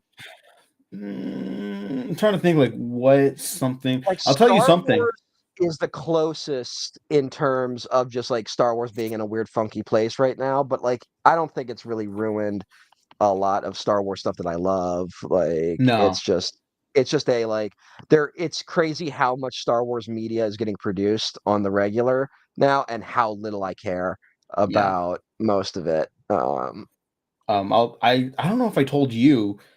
I forget who I told, but one of the times I was babysitting and hanging with my grandma, just they were both down for naps, right? And I'm like, all right, well, I got nothing to do. I'm gonna throw on see. I guess I could do Disney Plus. Yeah, Last Jedi popped up right there. I'll watch Last Jedi again, just in the background. I'll do some writing. Mm. I didn't do any writing. That movie All just right. comes in. Talk about great blockbuster editing. That movie comes in, zips, zaps, zoops. 2.5 Mhm. hours go by. I'm in tears. Carrie Fisher's given the performance of her lifetime. So is Mark Hamill, and I'm blown away all over again. Mm. So yeah, the bad hasn't tainted the good. What Yeah. has been tainted a little bit is stuff like my beloved Guardians of the Galaxy trilogy. No problems there. It's just like I'm less inclined to revisit it because I'm like, oh, there's all this stuff around it. But Lord Yeah. of the Rings, even Star Wars, with one officially terrible movie now, it doesn't matter to me. I still like the ones I like. I guess Marvel is the one example where like as the bad movies stack up, the less forgiving I am of the older ones. Like I definitely find Mhm. myself getting harsher and harsher towards movies I would have given a pass to in the past. Just Yeah. like and so but that's also maybe just that like they haven't lived with me as long. And I also there's been no break too, which I think is Mhm. another issue, is that like you have to have breaks from these things for a little bit. Like I can't be a Star Wars fan every year of my life for the rest of my life, right? Like Mhm. I Star Wars is something I love, but it's also something I need to take a break from occasionally. So Yeah. yeah. Or I Um, mean, another fantasy thing we talked about it earlier is that first Wonder Woman movie. think most people Mm. would still argue it's a good movie. Don't really hear much about it anymore. And maybe that's just because Yeah. most people who saw it are normal. But I think part of Mm. it is like I don't see it in like the top 10 superhero lists from people Yeah. who are very Whereas online when it anymore. came out, it was like in serious discussion for like a Best Picture nomination. Like people really Yeah. rallied around that first movie. Yeah. And again, But that's not even that movie's fault. This is around the movie, even. yeah, yeah, yeah. uh But I Well, think we could start winding down. Yeah. Anything else you want to yeah, mention about Lord of the we Rings did. or I was gonna life? read. I was gonna read the Michael Moorcock essay, but I never got around to it. So you people can look it up. It's called Epic Poo.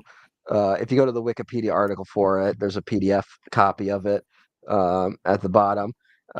You can take away how you feel about it. It does. I will say, Epic Poo, and then Harlan Ellison's Luke Skywalker is a nerd and Darth Vader sucks runny eggs. Both read if I think a lot of us will be very familiar with the tone of both works if we've been on Letterboxd ever. They do feel like letterbox type criticisms. Uh, so I don't know if I mean that Moorcock derogatorily or is the guy really. who wrote Epic Pooh, right? Yeah, yeah. Just And making sure. he's the author of the Elric novels and stuff, which I've talked up a lot. Yes, And which I essentially, the want to check out guy. now. Um, let me look at this real quick. Uh, yeah, if you ever read it, it's a lot of stuff like both works. One thing I will say, is this the best picture winner? Ethan, well, there is Godfather 2. Uh, and Godfather 2 is one of the weirdest examples of like a great film to win Best Picture because it's also the same year as Chinatown. So like which was also nominated for Best Picture. So it's kind of crazy that like you could make the argument that Chinatown deserved to win and Godfather Part 2 is the best to ever win Best Picture. Like you could make both arguments. Um, but it's Yeah, certainly up that's there. It's certainly yeah, one of the higher ranking Best Picture winners. Uh yeah. Of the 2000s, it's top two at least. Like Yeah, like what rivals it? Like the Moonlight, Moonlight, Parasite. No Country, Parasite. Those are the ones that immediately jumped out and Yeah. might be the only ones that compare. Like those are on the Hmm. same playing field in terms of quality. Yeah. Mhm. But yeah, I So think that's it. it's Matt, it's we certainly did one it. of the best ones. So yes, we did. We did it. Yeah. Links Y'all to said Blue we could. Sky. Y'all said we could. Y'all doubted us. All you fuckers.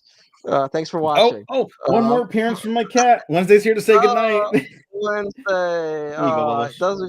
Doesn't she know it's Friday by now on the East Coast? Ha ha ha So, ha. I have thought about making a calendar with her and calling it every mhm. day is Wednesday, with just her in little Aw, outfits. that's So we'll cute. see. Maybe we'll So do that this year, huh, Bubba? All right. But gotta Matt, gotta gotta make money links to somehow. yeah, yeah, Yeah. seriously, please hire me. Thanks again for joining me on this adventure. Yeah, no, This was thank not you. I as I threw this out to you like randomly. I'm just being like, "Do you want to do this?" And Diego idiotically was like, "Yes." So we did it. And I hope anyone who watched a decent chunk of it enjoyed it. thanks people And coming in and out and the occasional yeah, people who kept watching and didn't comment. I appreciate you too. yeah, the weirdos were like, "What the fuck is this? Oh, fuck these idiots." Yeah. But yeah, thanks everyone. Yeah. Um, so We have been professionally unprofessional. I'm just gonna keep it simple and sweet. Have a good yeah, night. Tip your we're waiters. rambling. Yeah. We're all very tired. Have a good night, everyone. Goodbye, Jonathan Demme. Goodbye.